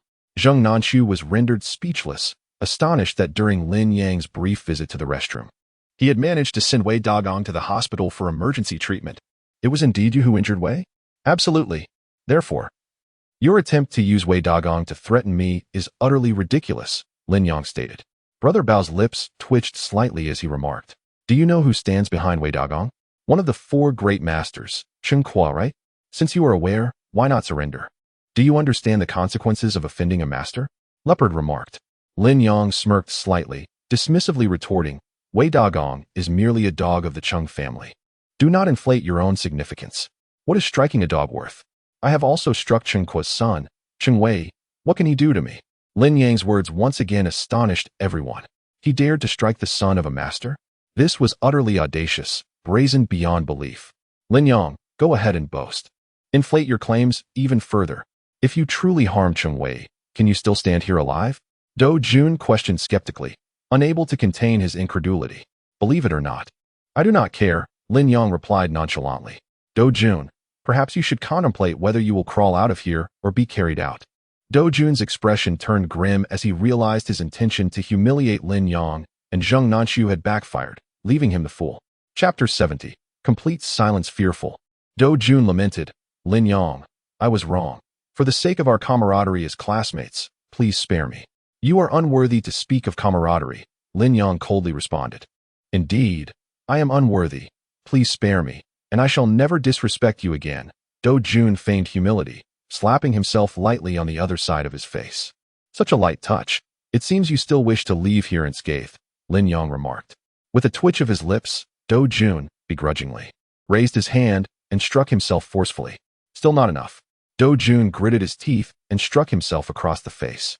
The sharp sting igniting a fiery pain that contorted the expressions of the accompanying hostesses, who winced in sympathetic agony. Lacking sincerity, he knelt down to continue his self-inflicted punishment. Slapping his face repeatedly, Lin Yang harbored no sympathy for such a man. With a thud, Do Jun fell to his knees, delivering resounding slaps to his own face, causing blood to trickle from the corner of his mouth. Lin Yang turned his gaze to Wang Shenlan. Why do you remain idle? Wang Shenlan, confident in his status, was unwilling to strike himself. Lin Yang, my father is Wang Jiaqian, the vice president of the Marriott Business Association. Do you think you can afford to offend me? If you refuse to act, allow me to assist you.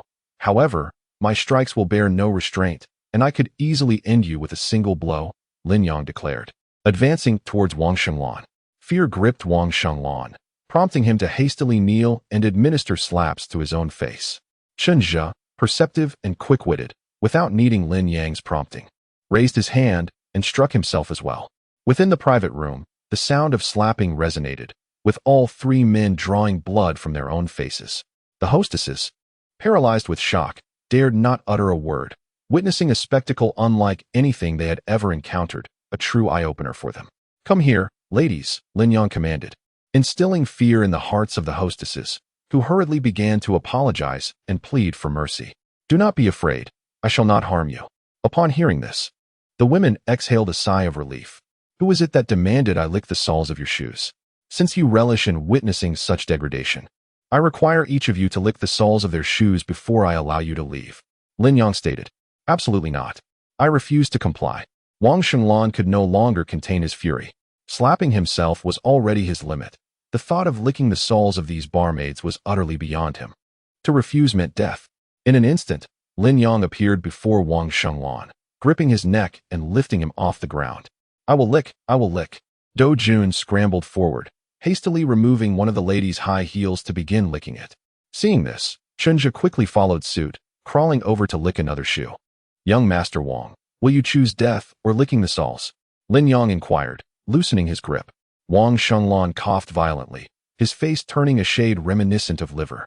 And after a long pause, he finally uttered, I will lick. Xin, remove your shoe for him to clean, Lin Yang commanded. Xin, trembling with fear, complied and tossed her shoe at Wang Shenlan's feet. He picked it up and began to lick it fervently. Meanwhile, Brother Bao observed in silence, completely at a loss for words. These three young masters were all esteemed patrons of the Phoenix Palace, each with a notable background, yet tonight they faced unparalleled humiliation, likely experiencing such disgrace for the first time in their lives. You, come here, Lin Yang beckoned to the injured Brother Bao. I will lick. Brother Bao immediately yielded, demonstrating remarkable quickness as he swiftly removed a lady's shoe to lick it. Lin Yang could hardly contain his amusement. He had no intention of making Brother Bao lick the soles. The ladies looked on in astonishment at the three men licking the soles of their shoes, feeling as though they were trapped in a surreal dream.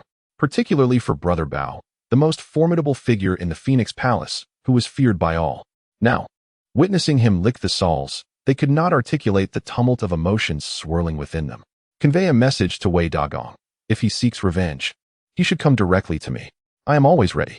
I reside in Building 18 of the Imperial Garden. After Lin Yang spoke, he lost interest in watching them grovel, as the scene was rather distasteful. He grasped Wei Wei's hand and continued to address Brother Leopard, saying, This girl has captured my attention. She shall no longer return to work. Lin Yang, holding Wei Wei, summoned Zheng Nanxiu and exited the private room. The hostesses sighed in relief, grateful to have evaded a calamity. Wang Shenlan immediately discarded the shoe in her hand, her face contorted in fury. Lin Yang, if I do not dismember you and feed you to the dogs, I, Wang Shenlan, vow to forsake my humanity. Her teeth clenched in rage, her eyes gleaming with fury. How arrogant. He must not be allowed to escape unscathed.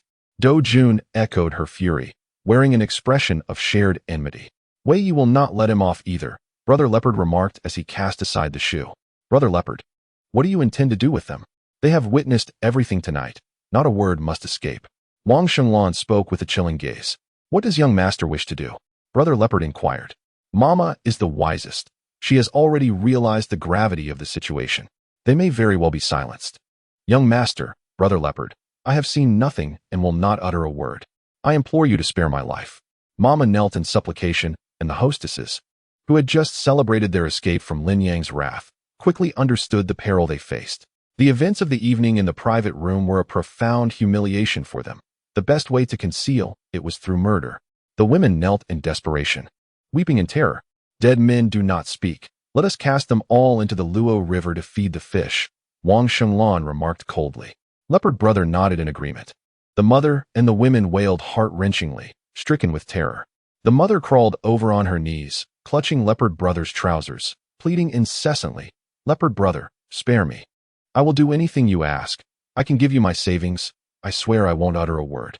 Leopard Brother callously kicked her aside, his expression devoid of warmth. Young Master Wang, did you not claim to be fond of me? Please, do not take my life. I beseech you. Heartfelt sobs escaped Xin as she too knelt and implored. Wang Shenglan did not even spare her a glance. He removed his coat and draped it over his head, hastily exiting the private room. Do not blame me for my ruthlessness. Direct your ire towards that man named Lin, for he is the one who exposed you to sights best left unseen. If you must haunt someone, seek him out for retribution. A new cadre of bodyguards entered the room, and Leopard Brother issued a direct command. Knock them all unconscious and stuff them into sacks for the river.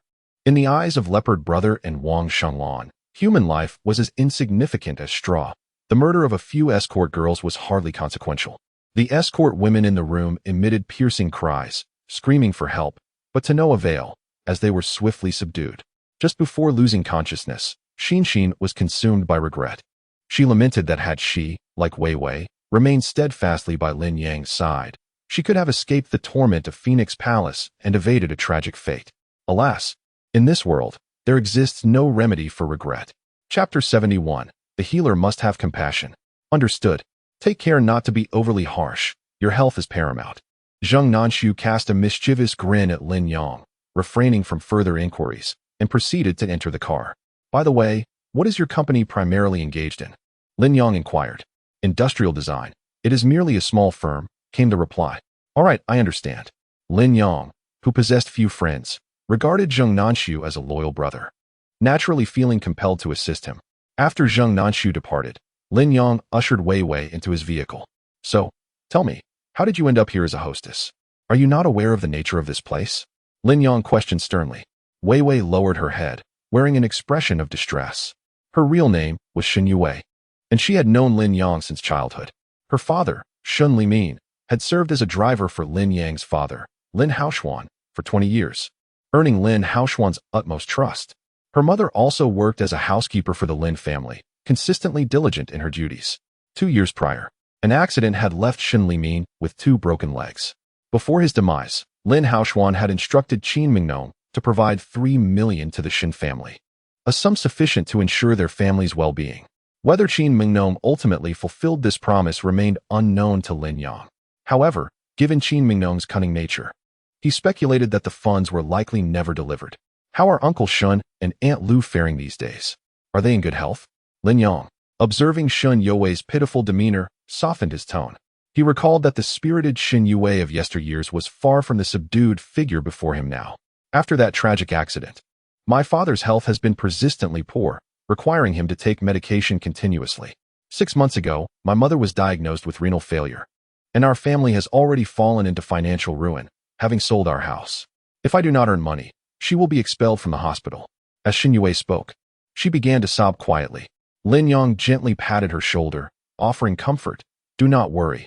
I am here. Aunt Lu's illness can be treated. In his heart, Lin Yang cursed Qin Mon for being so ruthless and selfish, having pocketed the 3 million, forcing Shen Yue to resort to earning money in a place like Phoenix Palace. It's futile. My mother's blood type is rather unique. making it difficult to find a suitable kidney donor. With me, a skilled physician, a mere case of renal failure is not insurmountable, Xin Yue quickly added. Xin Yue, a junior at Luoqing Normal University, faced the dilemma of the school dormitory being locked at this late hour. Are you waiting for someone? Lin Yang noticed Xin Yue hesitating to start the car, seemingly waiting for something.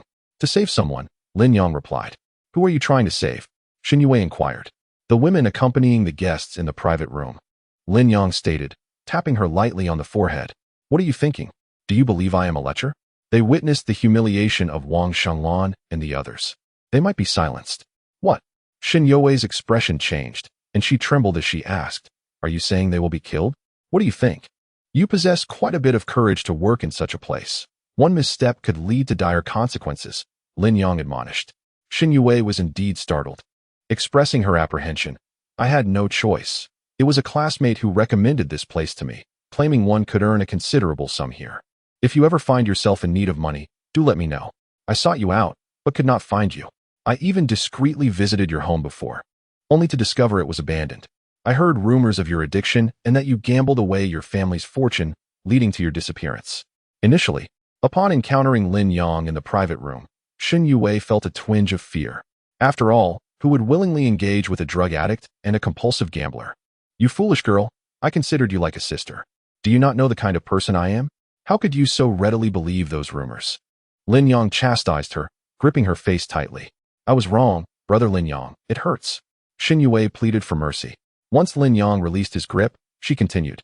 But you vanished for over 2 years without a trace, leaving one no choice but to harbor doubts. At that moment, Lin Yang noticed the bodyguards at the freight elevator, emerging with a sack that evidently contained a person. Wait for me in the car, he instructed before stepping out and making his way towards the freight elevator. The bodyguards carelessly tossed the sack into a van.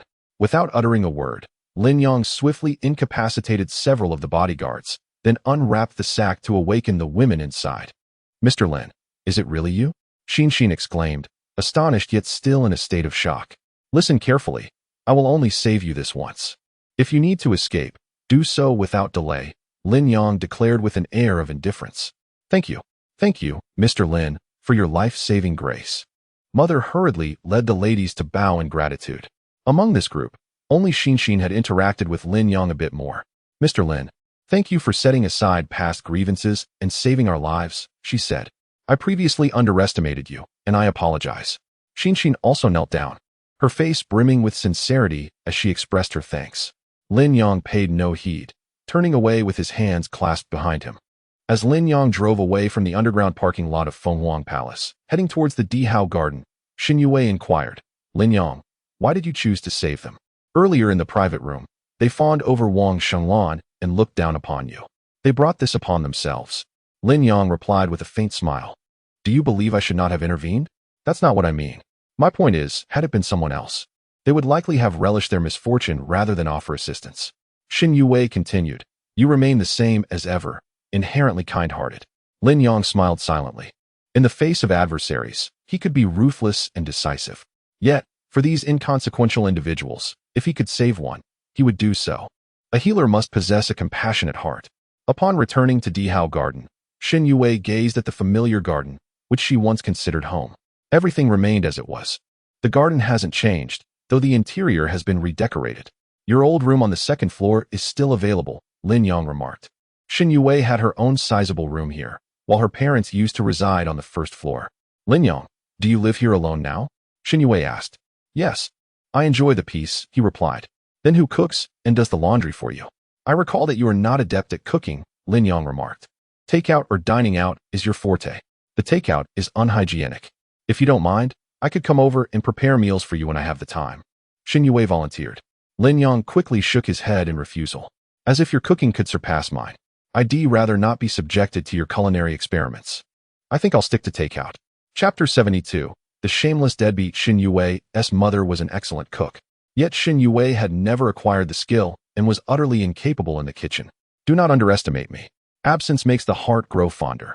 Over the past 2 years, with my mother's illness, I have indeed learned to cook.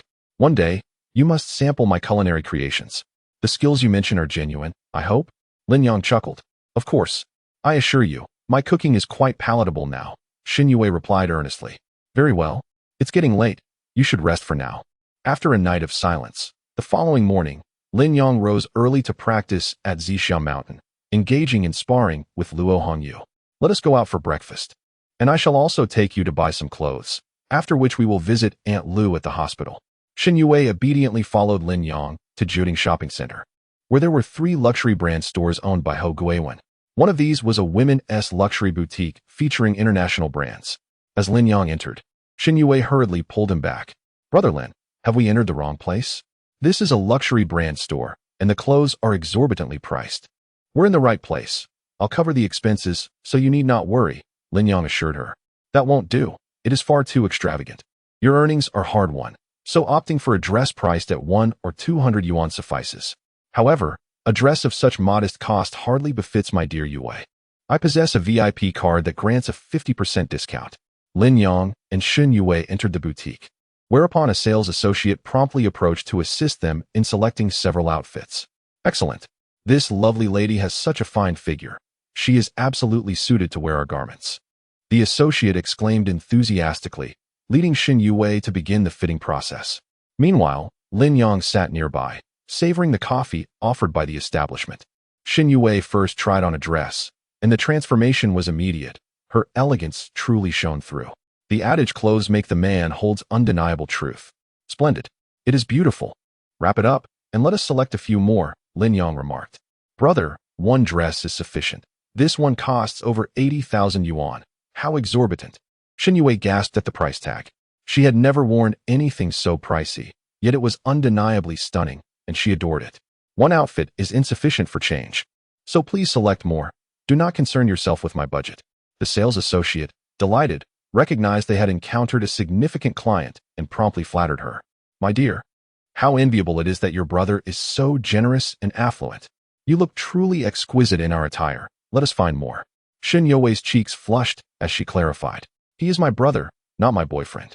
The associate quickly apologized, and Xin Yue proceeded to try on 2 more delightful outfits. That dress on the model looks lovely. Let us have that one as well. Lin Yong pointed at the dress worn by the mannequin in the display window and remarked, Sir, this dress is a limited edition and has already sold out. This one is not for sale. If you insist, I might just call your boss, Ho Guiwen, to inquire if it can be sold. Upon hearing this, the shop assistant, feeling unable to make such a decision, hurried off to report to the store manager. Brother, let it go. Such limited editions are quite expensive, costing at least 200,000. I believe you would look splendid in it. Lin Yong smiled. At that moment, the store manager approached and explained, Sir, I sincerely apologize, but our store policy prohibits the sale of limited edition display items. Only members holding our exclusive Diamond VIP card may purchase them. Lin Yong possessed the black diamond card personally bestowed upon him by Ho Guiwen and was about to present it when a man and a woman entered the store. Vivi, what brings you here? Lu Qian scoffed. Can you afford the clothes here? Lin Yong recognized Lu Qian. She was Xin Yue's cousin, who had previously attempted to flirt with him, even making bold advances, but he had rebuffed her. Although she had a certain charm, jealousy simmered within Lu Qian as she observed the affection Lin Yong showed Xin Yue, treating her like a cherished sister. I imagine you cannot afford these clothes either. Can you? With your parents deceased, do you still fancy yourself a wealthy heir? After 2 years, her sharp tongue remained unchanged. Lin Yong replied coolly, Lu Yong, do not take pride in front of me. I am no longer the person I was 2 years ago. And you are no longer the esteemed heir of the Lin family, Lu Qian scornfully rebuked. What right do you have to address me as brother Lin Yong? Your family. A bunch of deadbeats, owes ours over 3 million and refuses to repay it. You have the audacity to pretend to be wealthy in front of me. Xin Yue retorted with fury. What 3 million? Lin Yong inquired. 2 years ago, Aunt Qin provided 3 million, claiming it was for my parents' retirement, as instructed by Uncle Lin before his passing. However, it was all borrowed by my uncle, who said it was for business investments and promised dividends for my parents. You know my mother has only 1 brother, and he is easily swayed. He lent them the money. Who could have guessed they would refuse to acknowledge the debt and never repay it? Xin Yue spoke of the matter, her face filled with indignation and frustration. My mother is gravely ill, waiting for funds for her treatment, yet you all, driving luxury cars, residing in lavish homes, you have no shame. Upon hearing this, Lin Yong realized that Qin Minong had indeed given 3 million, and he regretted having misunderstood her. However, Shen Yue's words ignited a flame of anger within him. Shen Yue, cease your baseless accusations. When has our family ever owed yours money? Do you possess any evidence? Any promissory note? Speaking without proof. I could just as easily claim that you owe me 5 million. Will you repay that? Lu Qian sneered. It's impossible for you to have borrowed 3 million without a promissory note. If you can present any evidence, I assure you we will repay the debt. You, shameless. Shen Yue was seething with rage. Since it was her uncle's family, who had occasionally borrowed money in the past with a reputation for integrity, their familial relationship had always been harmonious, leading her to forego a written agreement. Moreover, her uncle had provided a shareholder agreement at the time, claiming that the 3 million was an investment. It was only later, when repayment was demanded, that she discovered the contract was a forgery, devoid of any legal validity. Consequently, the Lu family adamantly refused to acknowledge the debt.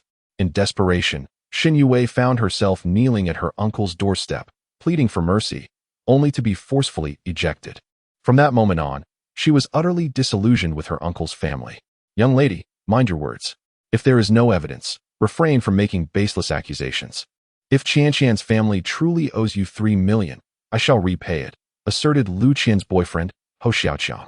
Shen Yue felt a mix of anger and helplessness, unable to counter such brazen insolence. Lin Yang had already pieced together the entire story, and a chilling glint flickered in his eyes. Such despicable and shameless individuals must be punished. Otherwise, where would justice reside? Chapter 73. Stealing cards. What a bold claim, Lin Yang. Are you truly so reckless as to wager your life on it? How audacious of you to expect us to return your money with interest. Lu Qian mocked. Lin Yang dismissed her derision. Turning to the shop assistant, please wrap up the several outfits we selected earlier, including this dress. Sir, this is indeed a limited edition item. Not for sale. To purchase it, you must possess a diamond VIP card. The store manager, recognizing the tension between the boss's son and these individuals, resolved to handle the situation with utmost professionalism. Had it not been for the rigorous training imposed on all managers and staff by their employer, Ho Guiwen, to avoid offending customers at all costs, the manager would not have neglected Lin Yang and Lu Qian in an attempt to appease Ho Xiaoqiang. The manager had heard of another store manager, Feng Yujiao, who, after offending a customer, lost her job, endured a beating, and nearly faced being thrown into the Luoshui River as fish bait. Unbeknownst to her, Lin Yang before her was one of the key figures in that incident. How pretentious. Do you even know how much one must spend to qualify for a diamond VIP card? In the entire city of Luo, there are fewer than 100 holders of such cards. You are clearly unworthy of possessing one. Lu Qian continued her derision. Vivi, I've heard whispers that you've been working as a hostess at Phoenix Palace. Earning money is not an easy task, is it? As your cousin, I must advise you. The earnings from being a hostess come from the toil of selling one's beauty and charm. Why must you strive to purchase luxury brands? Even a beggar clad in a dragon robe cannot become an emperor. Lu Qian's words dripped with disdain and mockery, publicly branding Shen Yue as a hostess, revealing her malicious intent. You are speaking nonsense. I am not a hostess. Shen Yue retorted, her anger palpable. Still in denial? Just a few days ago, a friend of mine visited Phoenix Palace and saw you there, capturing a video as proof. Now, all our relatives and friends are aware of it. Lu Qian sneered ominously.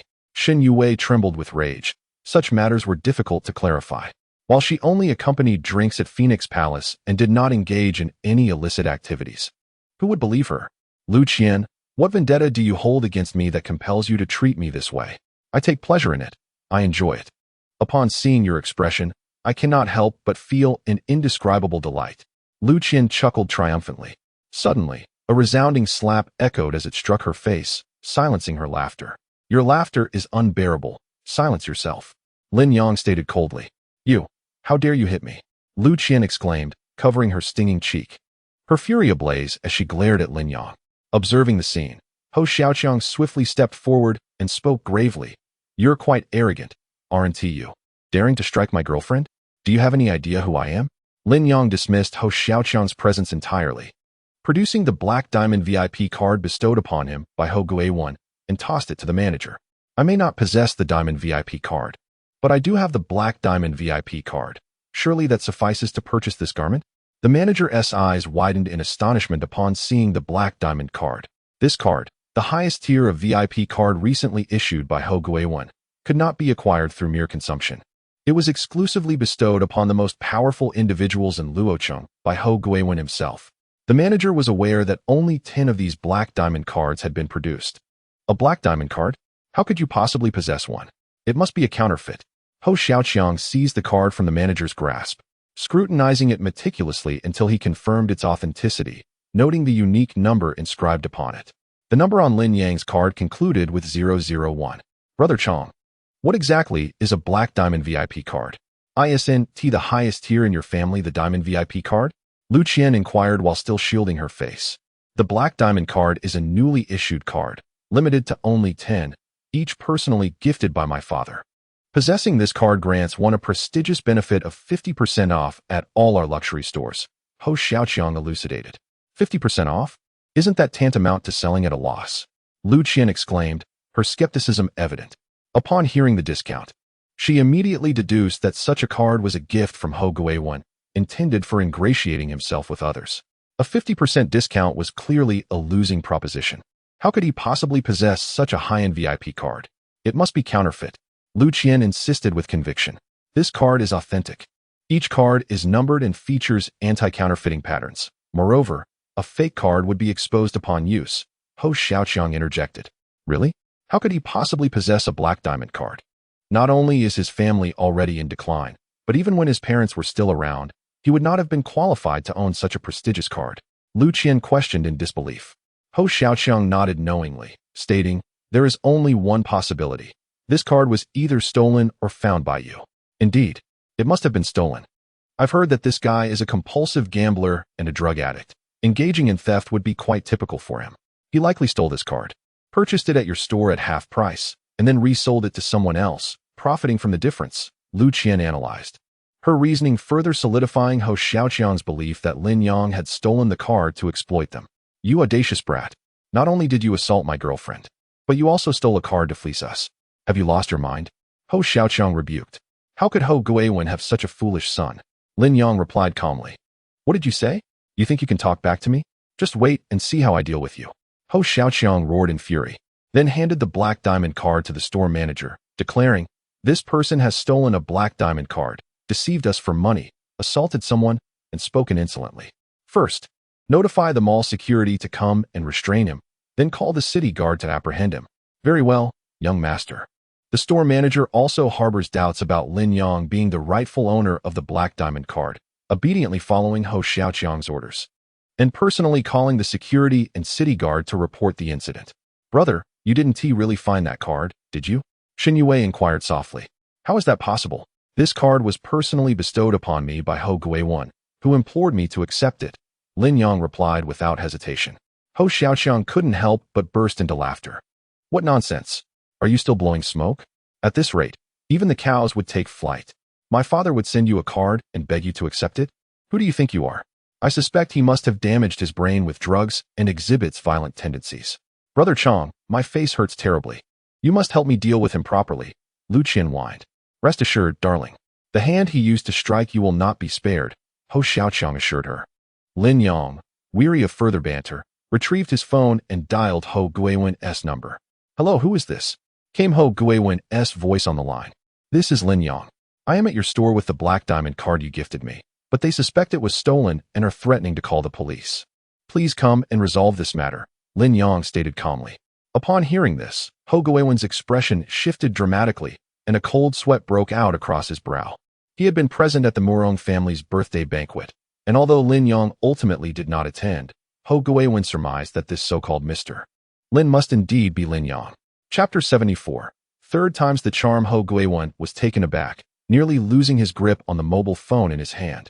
Mr. Lin, please temper your anger. The individuals below have eyes but cannot recognize a mountain. Which store are you at? I shall rush over immediately. He hastily offered his apologies, inwardly cursing the store clerks for their foolishness. Jiuding Shopping Center. My patience is limited. I shall grant you 10 minutes, which should suffice, correct? If not, you may as well close all the stores in Jiuding Shopping Center, Lin Yang stated before hanging up. Who did you call? From the tone, it sounded like you were speaking to my father, Ho Xiaoqiang inquired. Indeed, came the reply. Ho Xiaoqiang erupted into laughter. What do you think you are? Do you actually possess the authority to command my father? Who are you trying to intimidate? Do you believe that a mere phone call will sway my belief? Exactly. This fellow must have had his brain kicked by a donkey, calling your father in front of you and spouting such arrogance, demanding he arrive within 10 minutes. Lu Qian added, completely skeptical of Lin Yang's capacity to summon Ho Guiwen with a single call. If you truly can bring my father here with just a phone call, I will kneel and apologize. Otherwise, I will ensure you regret this day, Ho Xiaoqiang declared defiantly.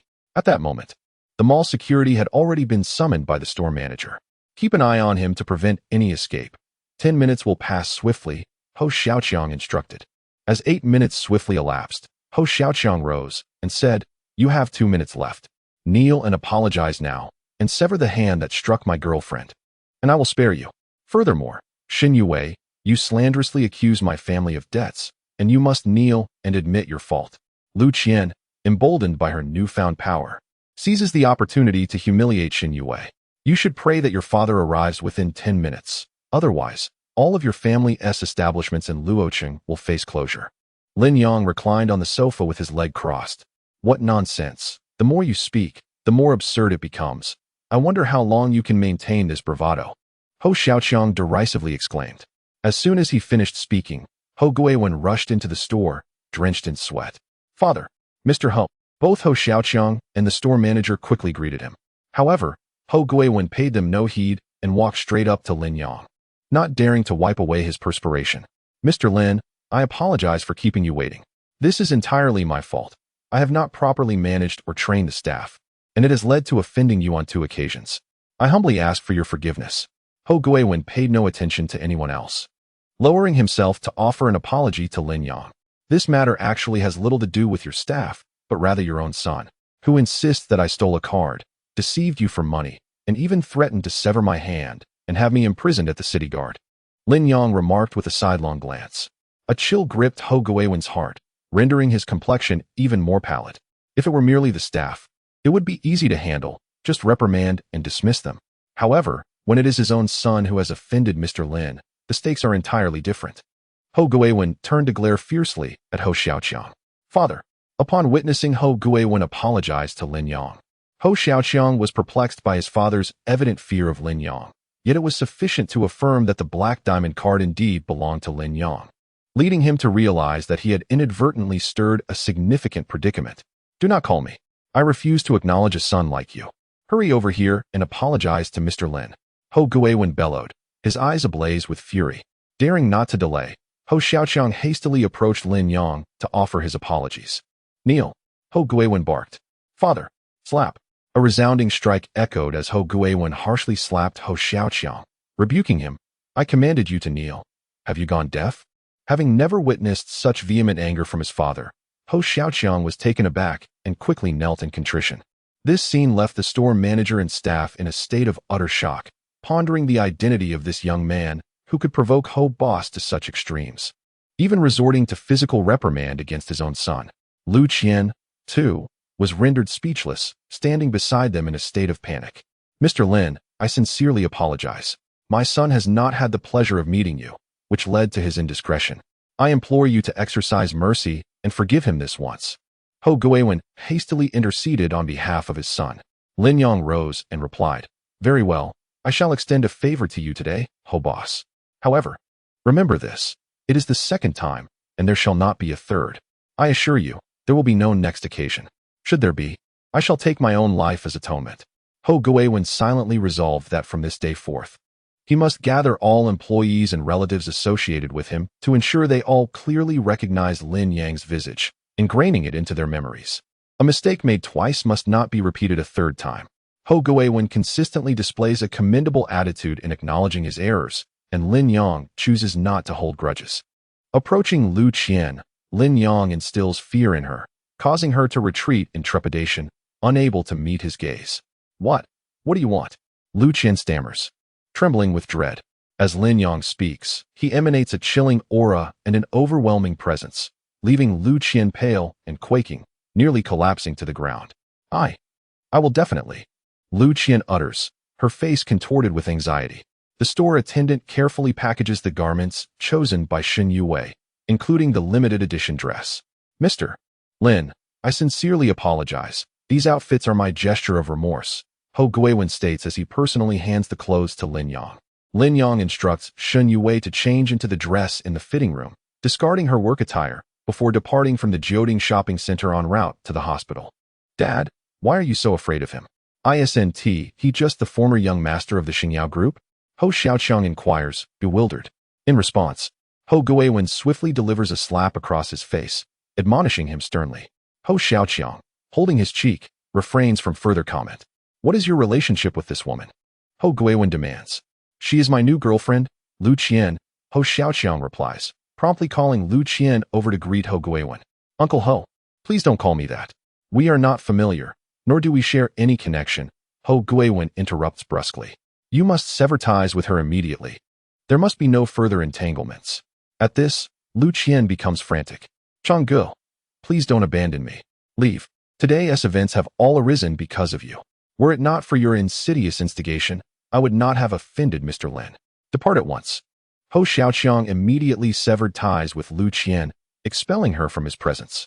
Lu Qian, despondent and bereft, had initially believed that by aligning herself with Ho Xiaoqiang, she could ascend into a wealthy family, thereby elevating the Lu family's status and even gaining an opportunity to join the prestigious Wanhao Chamber of Commerce, integrating into the upper echelons of Luoqing society. Yet, to her dismay, all her hopes lay in ruins.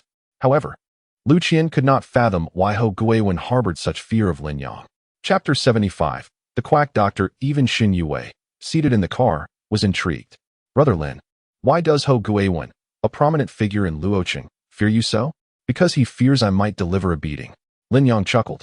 All right, you are quite formidable in a fight. Brother Leopard from Phoenix Palace was injured by your punch. You must teach me, Shen Yue exclaimed eagerly. Practicing martial arts is arduous. You should focus on your studies instead. I am not afraid of hardship, Shen Yue replied resolutely. Lin Yang affectionately ruffled Shen Yue's hair.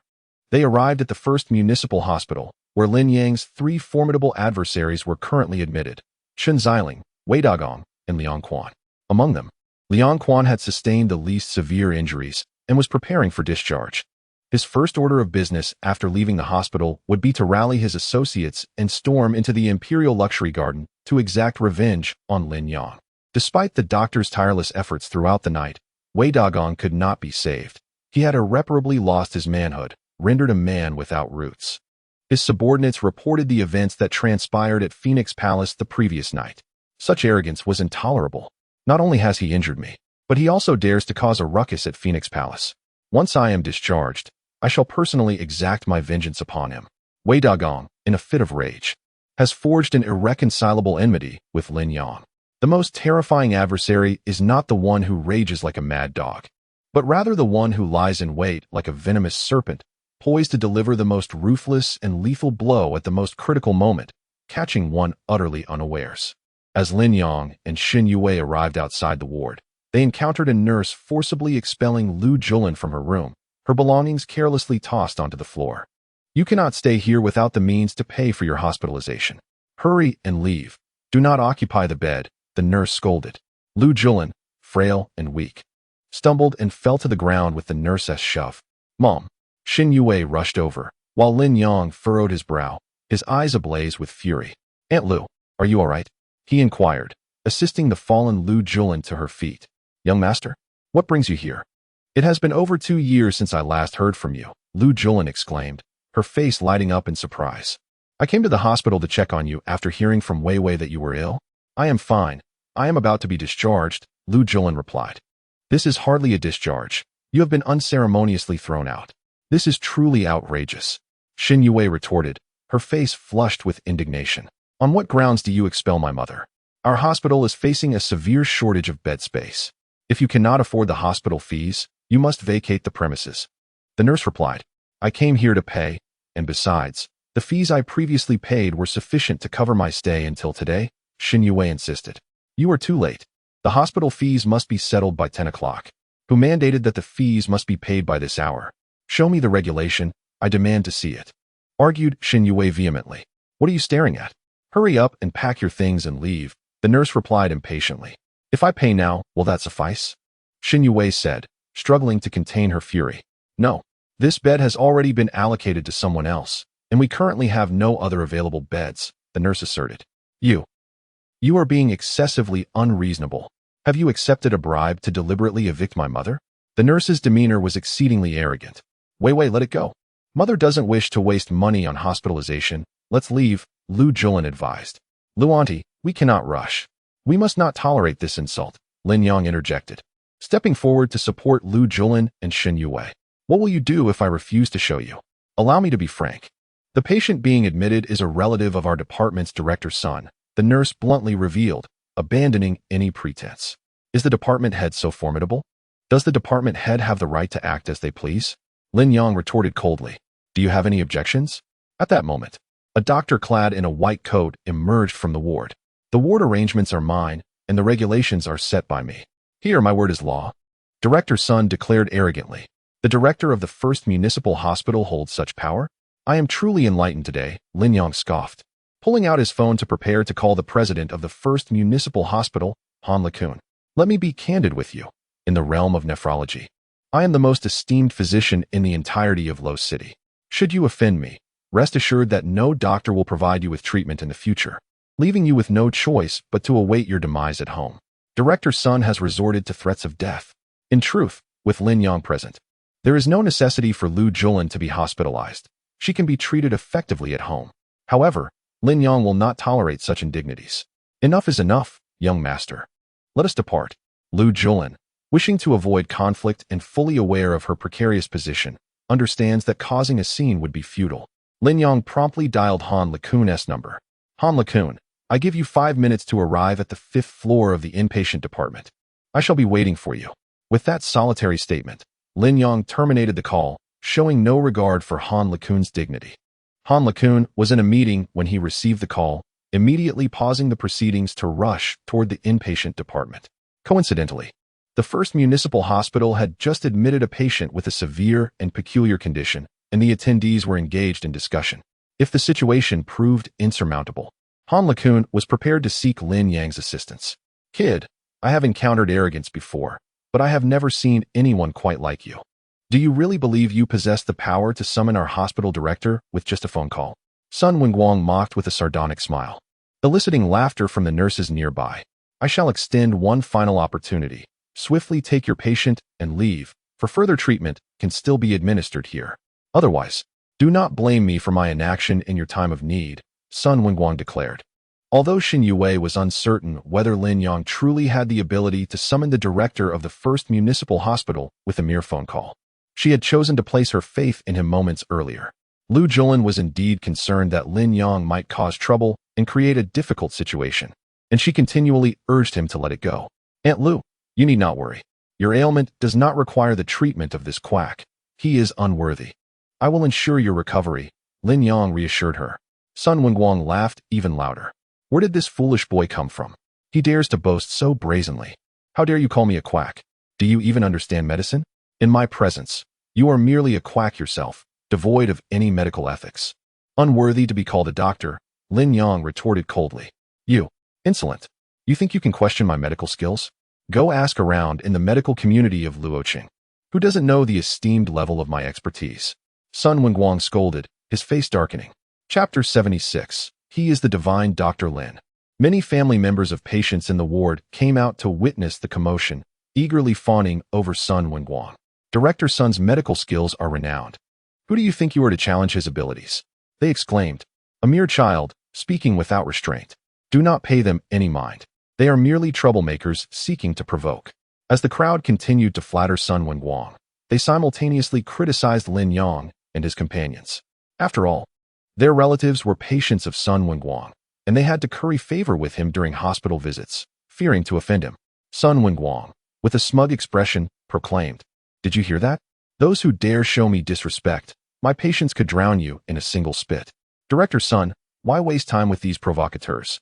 We should simply call the police to handle this, someone suggested. One must never indulge such individuals, lacking the means for hospitalization, yet obstinately refusing to leave. Do they believe the hospital is a welfare institution? Truly shameless. Depart at once. I have never encountered such audacity. Faced with the public's vehement condemnation, Lu Julin and Shen Yue found themselves utterly speechless, their mouths sealed by the barrage of insults, leaving them in a state of agitation. Lin Yang furrowed his brow, harboring a deep disdain for the family members whose biases clouded their judgment, oblivious to the underlying circumstances. Silence.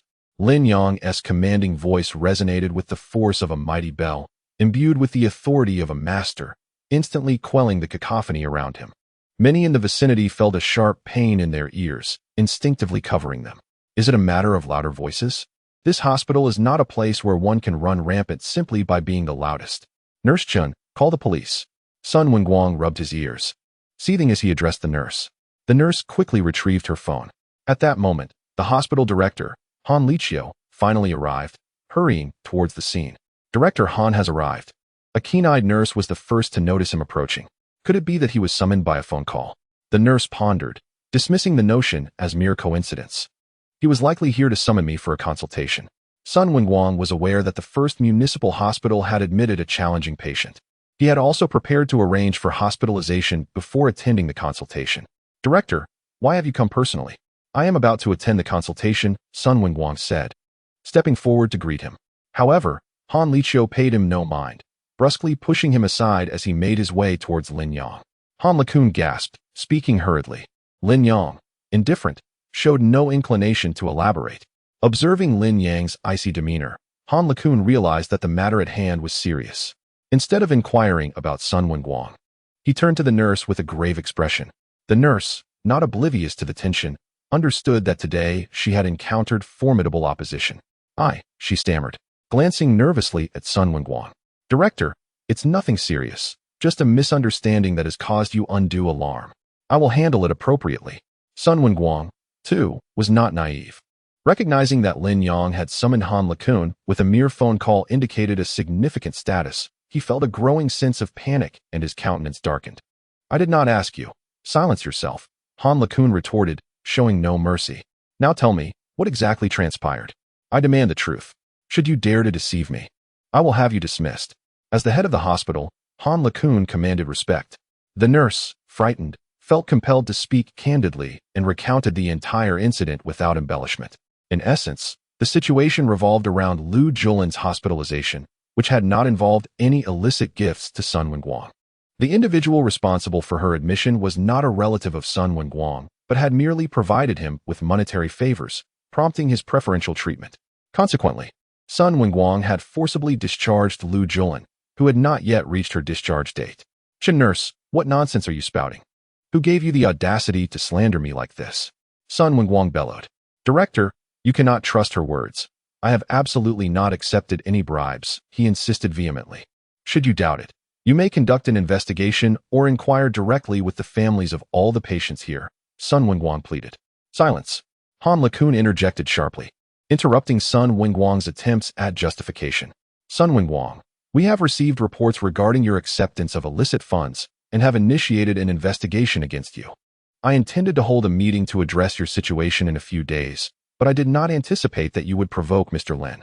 Given this circumstance, I shall address the matter today. You are hereby relieved of all your duties, and I will submit the evidence of your misconduct to the health department. Han Lekun displayed no mercy, acting with resolute decisiveness. Upon hearing this, Sun Wenguang's face turned ashen, and he fell to his knees before Han Lekun. Director, please reconsider. I was momentarily blinded by greed and accepted some money, yet I have genuinely treated my patients. They are all under my care. If I am dismissed, who will attend to them? You know I am among the foremost specialists in nephrology in our city. Grant me another chance, and I shall promptly free up a bed for Mr. Lin and offer him my sincerest apologies. Han Lekun responded with a cold scoff. One must first cultivate virtue before claiming to be a doctor. As a physician, you lack even the most fundamental medical ethics. No matter your skills, you are unworthy of the title. Our city hospital has no need for someone like you. Sun Wenguang was utterly defeated, his complexion drained of color. The wealth he had amassed over the years was sufficient to sustain him through several years of imprisonment. The fear of his situation began to dawn upon him. In that moment, he realized that the only person who could save him was not Director Han Lekun, but Lin Yang. Sun Wenguang hurriedly fell to his knees before Lin Yang, pleading earnestly, Mr. Lin, I have erred gravely. I implore you, show mercy and spare me. I shall sincerely mend my ways and will never accept bribes again. Moreover, your relative's ailment is quite severe. No one in the entire city of Luo possesses greater medical skill than I. If you grant me mercy, I shall dedicate myself wholeheartedly to her treatment. Otherwise, given her condition, she may not survive for long." Wen Guang was indeed astute, simultaneously begging for mercy while leveraging the plight of Lu Julin to threaten Lin Yang. Under ordinary circumstances, one might relent for the sake of a loved one. However, he misjudged Lin Yang. "Do you think my Aunt Lu requires your treatment? As I have previously stated, before me, you are merely a quack," Lin Yang replied coldly. At that moment, Han Lekun approached, utterly extinguishing any flicker of hope within Sun Wenguang. To speak plainly, Mr. Lin's medical prowess is nothing short of extraordinary. Just a few days ago, Director Chow was poisoned and in a dire situation, with the entire hospital at a loss. The one who ultimately saved him was Mr. Lin. Do you still wish to brandish your sword before the god of war? Sun Wenguang, upon hearing this, seemed to be drained of all vitality, collapsing dejectedly onto the ground. Chapter 77. Forced to operate. The reputation of Lin, the miraculous physician, had already spread among the doctors at the first hospital of the city, following his remarkable treatment of Chao Keming. However, only the hospital director and a few specialists had personally encountered Lin Yang. The rest had only heard of his name without having seen his face. Upon realizing that the Lin Yang before him was indeed the renowned physician, Sun Wenguang's hope evaporated, and he understood that he was irretrievably doomed. Han Lekun wasted no time and summoned the hospital security, directly transferring Sun Wenguang to the health department for further action. "Director, you have suspended Director Sun. What will happen to our patients? We have all paid." The corridor was soon filled with the clamor of distressed family members of patients. "This situation is my responsibility, and I sincerely apologize to everyone." Han Lekun bowed in apology and continued, "Please do not worry. The money you contributed will be refunded in full. Furthermore, our hospital is not solely reliant on Director Sun. There are other capable doctors available to attend to your medical needs, but the other doctors may not possess the same skills as Director Sun. My elderly father has always been under his care, and his condition has improved. If his health deteriorates again, will your hospital take responsibility?" The family members of patients began to exert pressure on the hospital. They were clearly taken advantage of. Why do they still defend Director Sun? Xin Yue questioned in confusion. Perhaps they are not defending him, but are instead seizing the opportunity to create a scene, hoping to extort compensation from the hospital, Lin Yang remarked nonchalantly.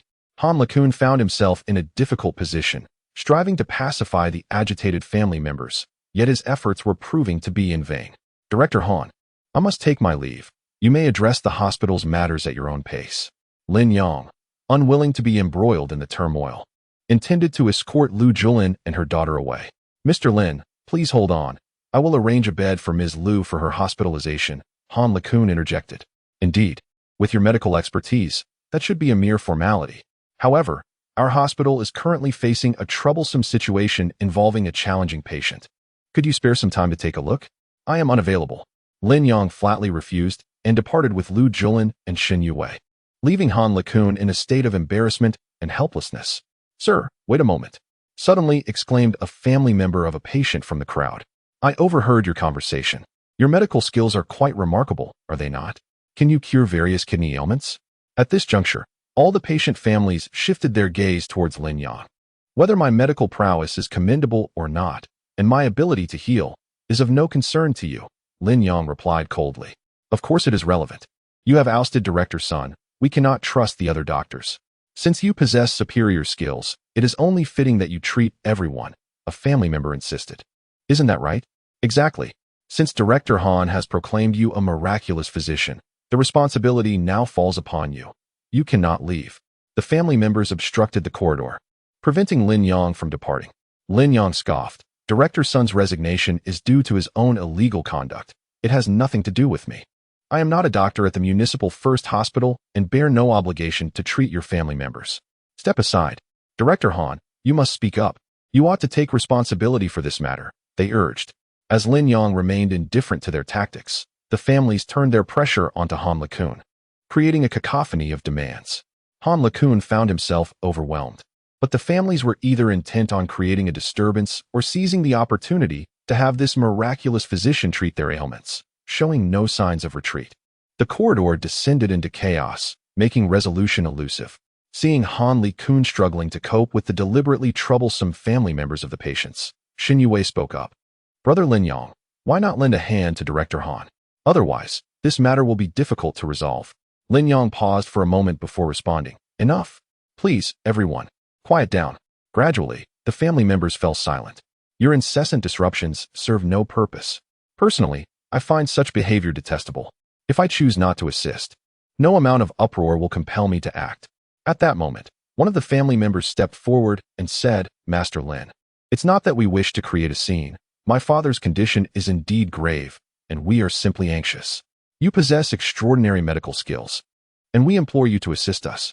Previously, we pressured you at Director Sun's behest out of desperation. We sincerely apologize for our lack of discernment.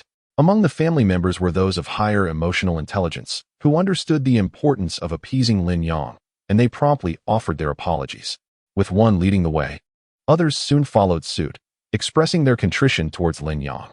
Lin Yang rubbed his forehead, clearly displeased with such confrontations. I do not have the time to attend to each of your ailments individually. However, I can request Director Han to compile your medical records and send them to my residence. After reviewing the cases, I will prescribe medications and treatment plans. For those whose conditions are not severe, there is a possibility of a cure.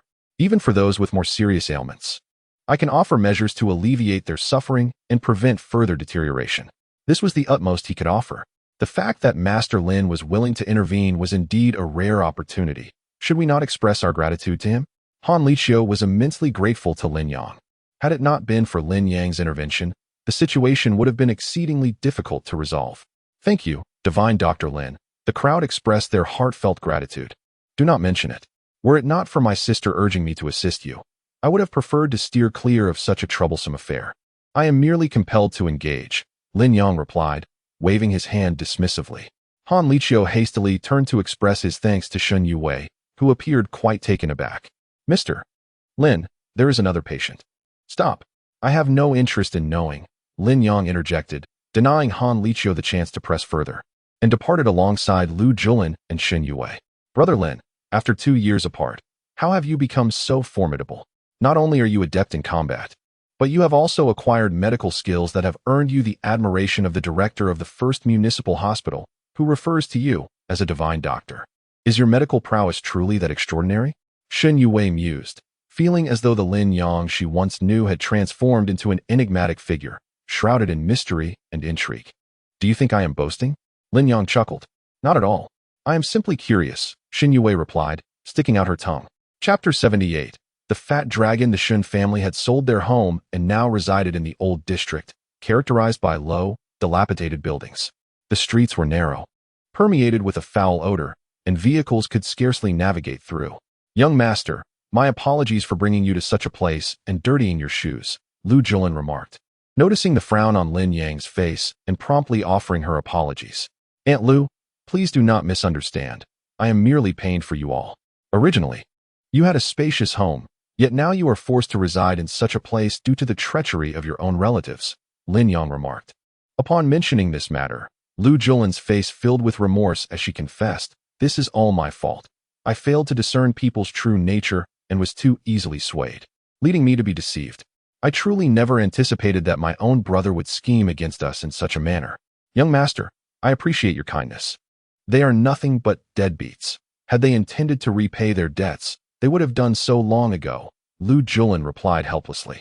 Shen Yue witnessed Lu Qian being utterly terrified, likely fearing the repercussions of refusing to pay back the money.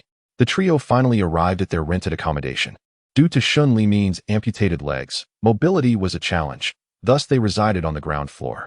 However, the dimness and dampness of the first floor would undoubtedly be detrimental to their health over time. Old Shin, do you see who has arrived? Lu Julin opened the door to find Shen Limin seated in a wheelchair, engrossed in the television. Young master? Shen Limin exclaimed, his face lighting up with excitement upon seeing Lin Yang. Uncle Shun. After 2 years apart, Shen Limin appeared considerably aged, his complexion sallow and gaunt. He scrutinized the now vibrant Lin Yang, tears streaming down his face. Were it not for encountering Shen Yue at Phoenix Palace, Lin Yang would have remained oblivious to the hardships endured by this family of 3. To behold the young master once more before I depart this world, I would have no regrets. Shen Limin spoke, only to be interrupted by a fit of coughing. Uncle Shun, you are still youthful.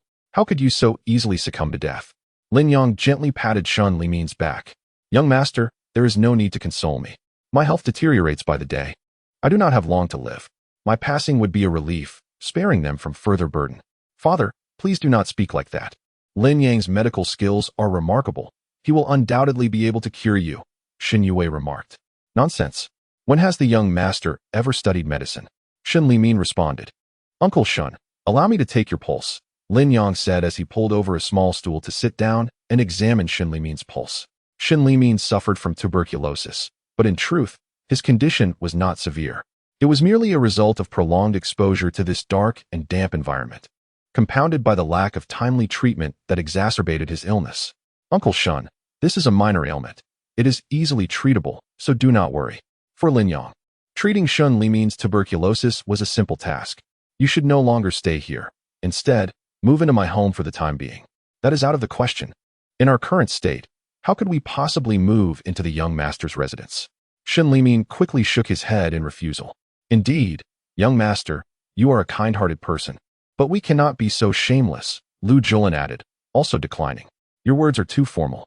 Moreover, this place is entirely unsuitable for convalescence. Please stay temporarily at my home until the Lu family repays their debt, and then you may purchase another house to move into. Shin Limin said helplessly. Rest assured, they would never dare to default. After Lin Yang's persuasion, the elderly couple finally agreed, quickly packing a few belongings and following Lin Yang to temporarily reside at the Imperial Garden. However, just as they stepped outside with their luggage, they were intercepted. You actually intend to flee? Do you think you can escape? The speaker was a bald, portly man with a scar on his face, exuding an air of menace, adorned with a large gold chain around his neck. Who is this? Lin Yang inquired. The landlord's brother, a local bully in the old district. Known to everyone as Fat Dragon, Shin Yue explained. Initially, she harbored a deep fear of the corpulent Long, but with Lin Yang by her side, she felt emboldened. Brother Long, we are not fleeing. We are merely relocating temporarily, Shin Liming, seated in his wheelchair, clarified. Relocation is acceptable, but first, settle the outstanding rent. If you cannot afford it, then as previously discussed, we shall use your daughter as compensation. As Fat Dragon spoke, he leered at Shin Yue with an unmistakable intent. How much is 3 months' rent? I shall pay it, Lin Yang declared, unwilling to waste words on such a person. Who the hell are you? Fat Dragon, noticing Lin Yang's unfamiliarity, arrogantly inquired. Who I am is of no concern to you. Simply state how much is owed, and upon receiving the payment, be gone. Fat Dragon, noticing Lin Yang's luxurious attire and confident demeanor, realized he likely had the means to pay. However, his true intention was not monetary. He had long coveted Shin Yue. Kid, don't think that just because you possess a bit of money, you can flaunt yourself before me. You should inquire about my reputation. Fat Dragon is not to be trifled with. Be wise and step aside. This matter does not involve you. Otherwise, I assure you, you will not exit this alley unscathed. Fat Dragon's face contorted into a menacing sneer as he threatened. It was evident that this was not merely a financial dispute. Lin Yang, recognizing the lascivious glint in Fat Dragon's eyes directed at Shin Yue, understood the man's ulterior motives. Ignoring Lin Yang, Fat Dragon turned to Shun Liming and said, Shun Liming, you should consider yourself fortunate to have such a strikingly beautiful daughter. Allow her to be with me, Fat Dragon, and I assure you both a life of luxury, free from the burden of rent. What do you think? No, Shin Limin declared resolutely. He would rather perish than thrust his daughter into the abyss. Unappreciative fools. My patience is finite. Fai Long, lacking in patience as well, swiftly instructed his 2 henchmen, Go, bring Shin Yue here. In an instant, Lin Yang intervened, delivering a single punch that sent the 2 henchmen sprawling, causing them to cough up blood, which startled Fai Long. In broad daylight, you dare to forcibly abduct a woman? Your audacity is remarkable. Lin Yang advanced toward Fai Long step by step. Fai Long, intimidated by Lin Yang's prowess, dared not utter a sound and turned to flee, stumbling and rolling in a comical fashion, which elicited a chuckle from Shin Yue. Young master, this Fai Long is no trifling matter. He reigns over this old district, and none dare provoke him. If he escapes now, he will certainly summon reinforcements for revenge. You and Wei Wei should leave. We will remain behind. Shin Limin expressed his concern. Father, you need not worry. Brother Lin Yang is quite formidable now. In Fei Long's eyes, He is merely a fat worm. Shen Yue held a deep admiration for Lin Yang, viewing him as omnipotent. Even the likes of Wei Dagong, the owner of Phoenix Palace, and Wang Xinglan, the son of the vice president of the Wanhao Chamber of Commerce, were beneath Lin Yang's consideration. What was a mere Feilong compared to that? You foolish girl, do you not understand? We cannot burden the young master with our troubles. Shen Limin immediately reprimanded Shen Yue. Uncle Shen, you are being overly formal. Besides, such a minor character as Feilong hardly qualifies as a concern. Lin Yang is now the 5th master of Luo City, and a small character like Fei Long is hardly worthy of his attention. The 4 of them moved towards the alley's exit, but at that moment, Fei Long had already surrounded them, blocking their escape. A glance revealed that at least 30 individuals filled the alley, brandishing either machetes or clubs, exuding an aura of menace and murderous intent. Seeing this intimidating scene, Shen Yue felt a surge of fear.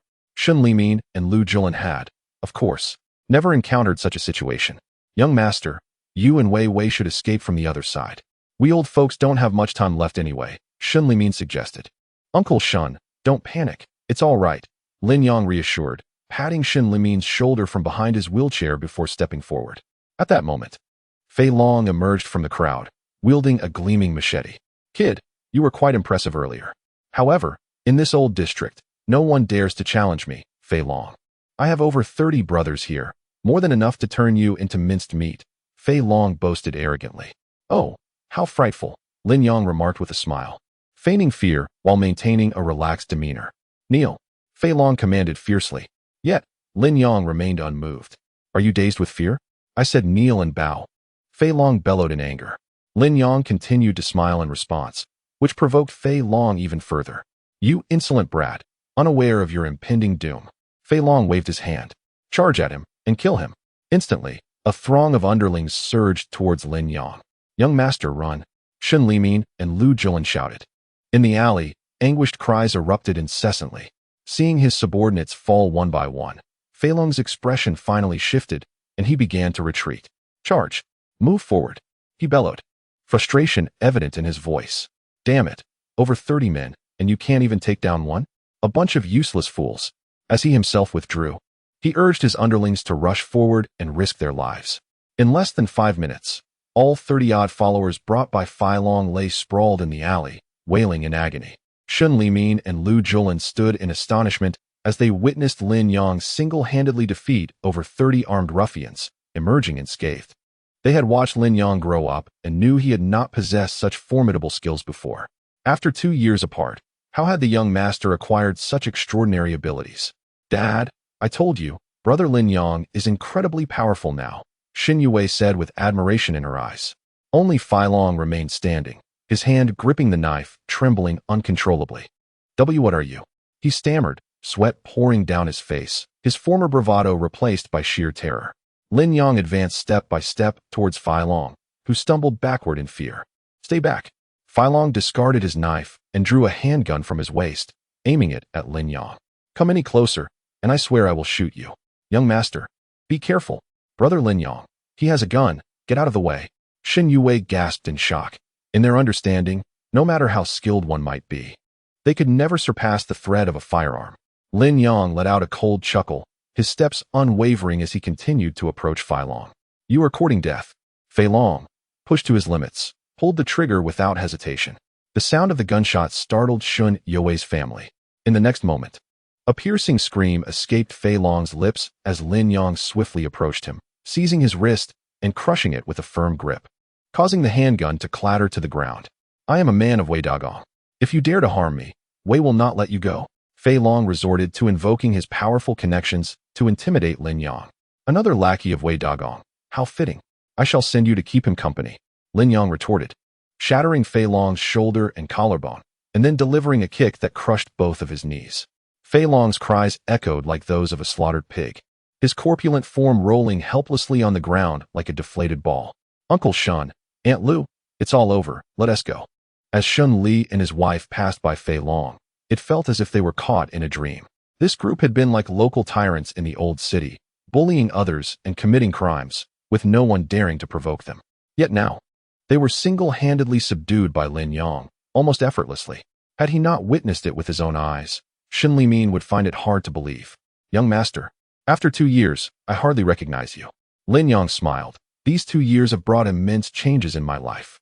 Young master, I regret my past actions. It was entirely my fault. Had I been more cautious while driving, perhaps the accident would not have occurred, and Mr. Shun and his wife would not have perished in it. Uncle Shun, it was an accident. Life is unpredictable, and misfortune can strike at any moment. How could you blame yourself? Shun Li Min, an experienced driver, clarified that he was not the one who collided with another vehicle. Rather, he was struck by another car. Lin Yang had reviewed the video footage of the incident at the city guard office, noting that the event occurred unexpectedly and bore no relation to Shun Li Min. However, the young master, you may not be aware, I have long contemplated the possibility that the car accident was not merely an accident, but rather a deliberate act. Shun Li Min stated. Lin Yang was taken aback by this revelation. Indeed, he had entertained similar suspicions. Nevertheless, the city guard office concluded the case as an accidental collision, and both he and Qin Mornong had viewed the accident footage, which, through professional technical analysis, confirmed it was an accidental event. During the 2 years Lin Yang was imprisoned by Qin Mornong, he had often questioned whether Qin Mornong could be the mastermind behind it all. After all, with his parents deceased, the primary beneficiary appeared to be Qin Mornong. Yet, lacking evidence, Lin Yang refrained from further speculation. Uncle Shun, what leads you to believe it was not an accident, but a human act? This accident was initially deemed accidental, and the driver responsible perished on the spot. Although the accident occurred suddenly, my driving skills should have afforded me a reaction time. Yet, in that moment, I felt a sudden dizziness, my vision darkened. And then the car collided with mine. I found my hands powerless as I attempted to steer. Consequently, this is why Mr. Lin's vehicle sustained such damage. The more I reflect on this matter, the more I sense something amiss. Chapter 80. Could it be a girlfriend? Upon hearing Shun Li Min's words, Lin Yang found himself questioning the events of the car accident once more. Uncle Shun, why did you not mention this before? Lin Yang inquired. Regarding this matter, I have spoken with President Qin and the city guard responsible for this case. What did Qin Monong say at that time? Lin Yang asked. Shun Li Min earnestly replied. President Qin suggested that I might be overthinking or perhaps misremembering, but I am certain that my recollection is accurate. Uncle Shun, please refrain from discussing this with others. I will conduct a thorough investigation, Lin Yang remarked, his eyes glinting with a cold light. At present, the individual with the highest suspicion remains Qin Monong. Qin Monong, if you truly are the one responsible for my parents' demise, I shall ensure your destruction, Lin Yang thought to himself, narrowing his eyes. He contacted Qi Yisan, requesting him to deliver some medicinal herbs.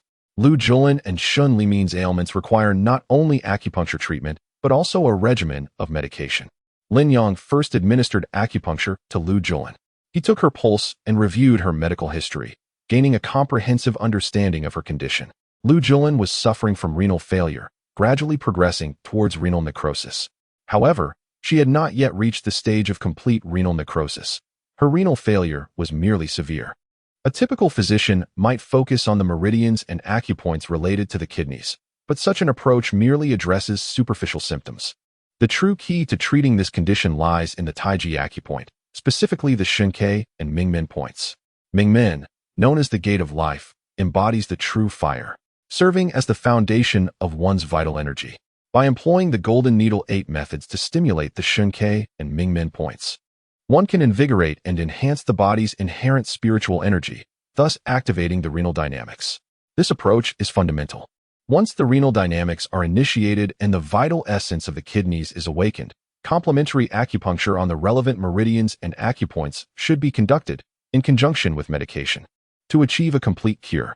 Shun Li Min and Shun Yue observed as Lin Yang deftly maneuvered his fingers, skillfully inserting silver needles into Lu Julin's acupoints, including Taishi, Mengyu, and Gaoyu. Though they lacked medical knowledge, it was evident that Lu Julin's complexion visibly improved after the treatment.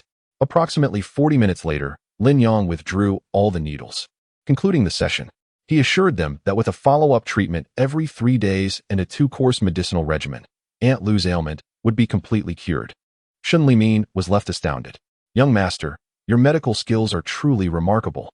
Lu Julin's condition was deemed incurable by the city hospital, which only prescribed medication and dialysis for symptom relief. Can you genuinely restore her health? Shun Li Min found it hard to believe. Of course, The physicians at the City First Hospital cannot compare to my expertise, Lin Yang replied confidently. Father, it's true. Director Han LeCun of the City First Hospital holds great respect for Brother Lin, referring to him as Divine Dr. Lin, Shen Yue added proudly. At that moment, Lu Jolin began to regain consciousness, her complexion rosy, a clear indication of her significant recovery. Jolin, you are truly saved now, Shen Limin exclaimed, grasping Lu Jolin's hand with excitement. Uncle Shun, let me take a moment to rest before I treat you. Your condition is not severe, so it will be simpler. Lin Yang smiled reassuringly. Just then, the doorbell rang, and Lin Yang instructed Shen Yue to answer it. It was Qi Yisin delivering medicine. Shen Limin and Lu Jolin both recognized the renowned healer from Luoqing. Isn't this divine Dr. Qi? Young master, did you invite him to treat us as well? Shen Limin inquired. He has come to deliver the medicine, Lin Yang remarked. Qi Yisin entered, saying, Mr. Lin, I have prepared all the herbs you requested. And they are right here. Just place them there, Lin Yang replied casually. Qi Yisin set down the herbs, and Shen Limin said, I appreciate your efforts, Dr. Qi, for personally delivering the medicine. Although Qi Yisin was unfamiliar with Shen Limin and Lu Jolin, he understood that anyone in Lin Yang's household must be extraordinary, and he dared not treat them lightly. Please, do not refer to me as such. In the presence of Mr. Lin, I cannot presume to be a divine physician. He is the true master of medicine.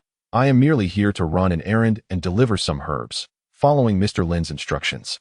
Shen Limin and Lu Jolin, witnessing the esteemed Dr. Qi's profound respect for Lin Yang, became even more convinced of Lin Yang's exceptional medical skills.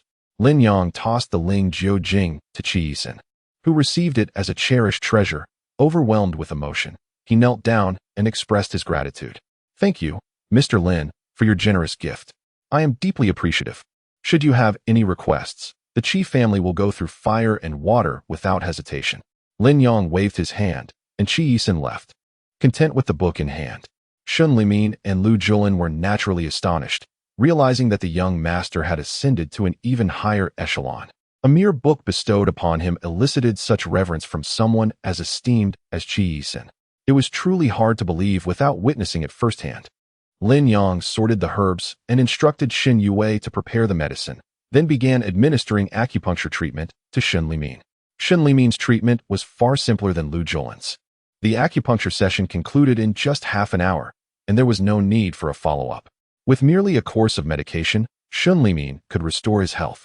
As Lin Yang sat down, the doorbell rang again, signaling the arrival of Murong Yun. Familiar with the door's code, she pressed the bell twice and entered unimpeded, coinciding with Shen Yue's intent to open the door. Who are you? They both inquired in unison. I am here to see Mr. Lin. Murong Yun noted the presence of a strikingly beautiful young woman in Lin Yang's home, and her surprise was palpable. You are looking for my brother? He is at home, Shen Yue replied, her gaze scrutinizing Murong Yun. The more she observed, the more she felt a twinge of inferiority.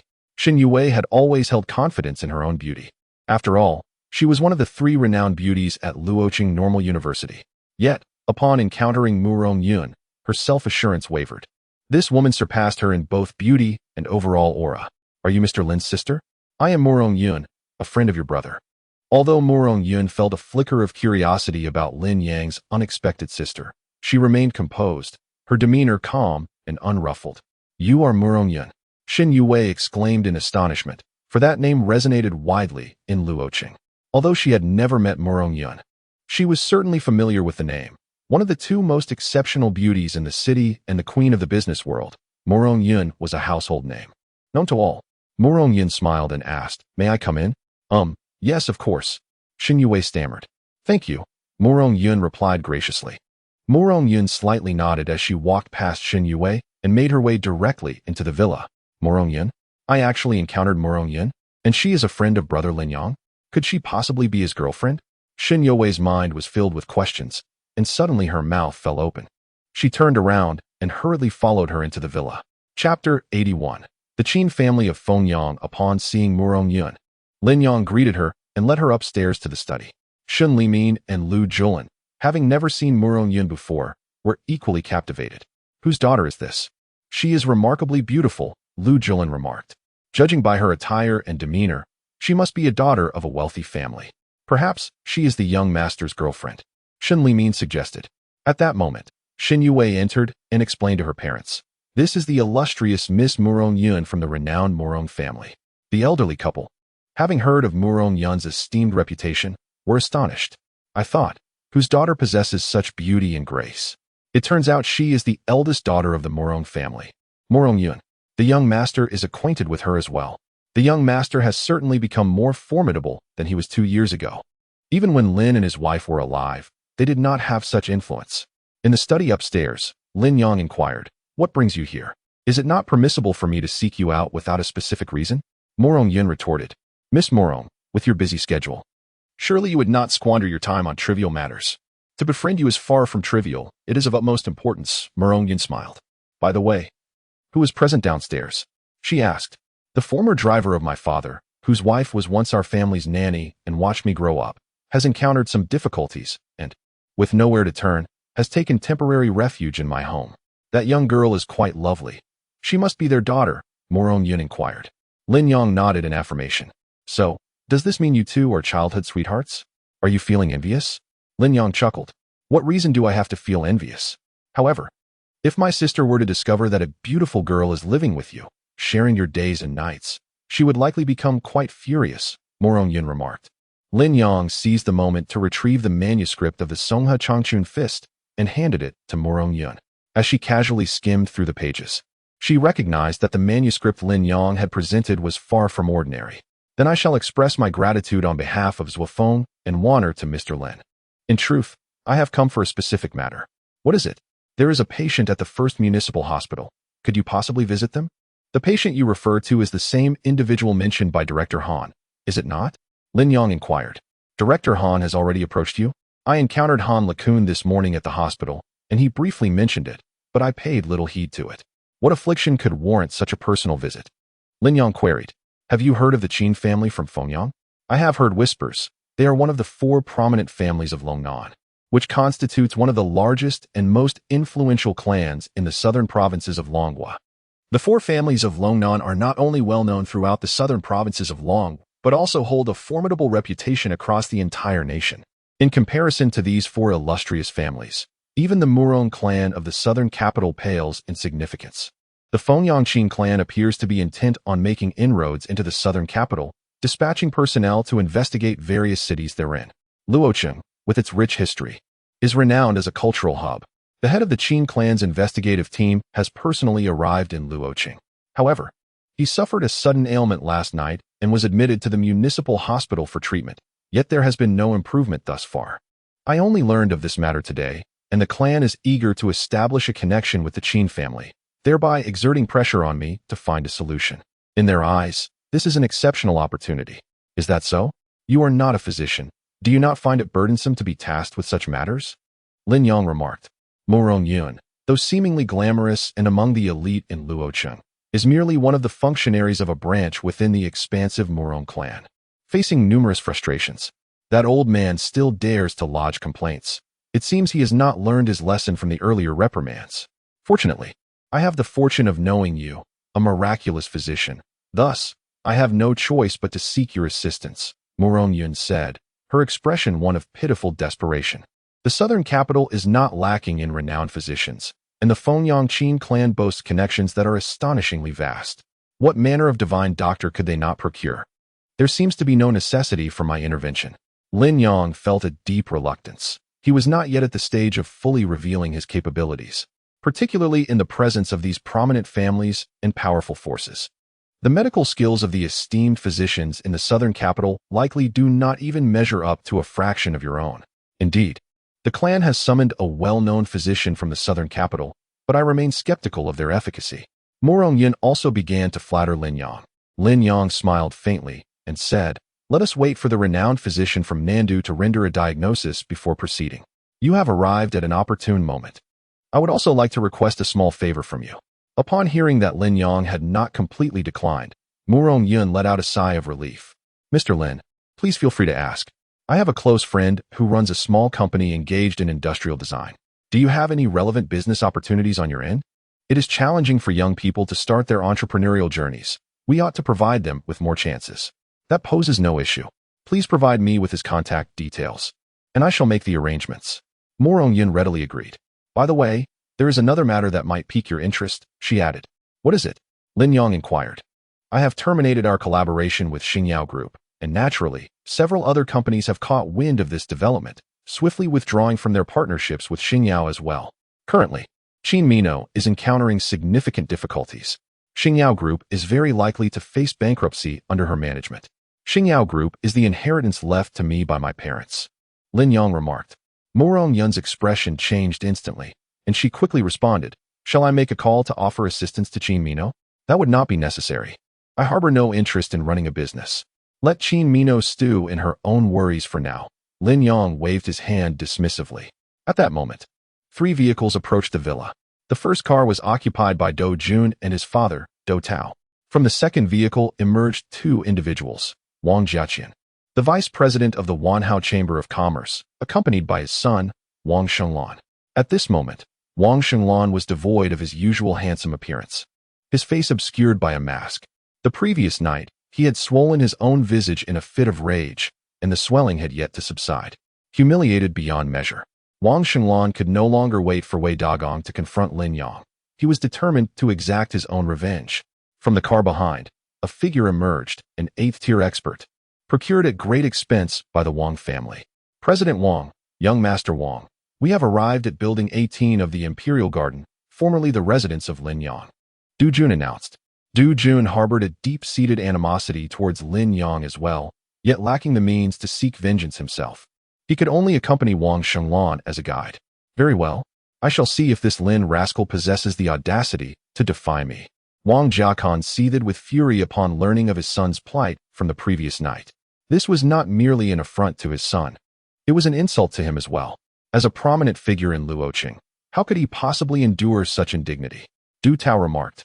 This young man truly possesses an audacity beyond belief, relying on his modest martial skills to look down upon others. If President Wang can summon Mr. Ding, he shall undoubtedly be brought to his knees in supplication. The Du father and son had come merely to stir the pot and flatter their way into favor. Being brought to his knees is insufficient. I intend to make him wish for death. Wang Shenglan trembled with rage, his face twisted beneath the mask, consumed by hatred. Indeed, he must not be shown any mercy. He shall be made to suffer unbearably, humiliated to the utmost degree, Du Jun echoed in fervor. Immediately, the Du father and son volunteered to knock on the door. Inside the residence, Shen Limin and the others heard the thunderous sound of kicking against the door. Vivi, it seems we have guests again. Please open the door, shouted Shen Limin. Hearing such a commotion, Shen Yue thought it was not merely knocking at the door, but rather a forceful kick. What kind of guest would behave so rudely? Could it be that Wei Dagong had come seeking revenge? Shen Yue hesitated to open the door at once. Upstairs, Lin Yang and Yun had also heard the noise and made their way to the balcony. Is it Chun Tianhao's men? Yun's expression changed.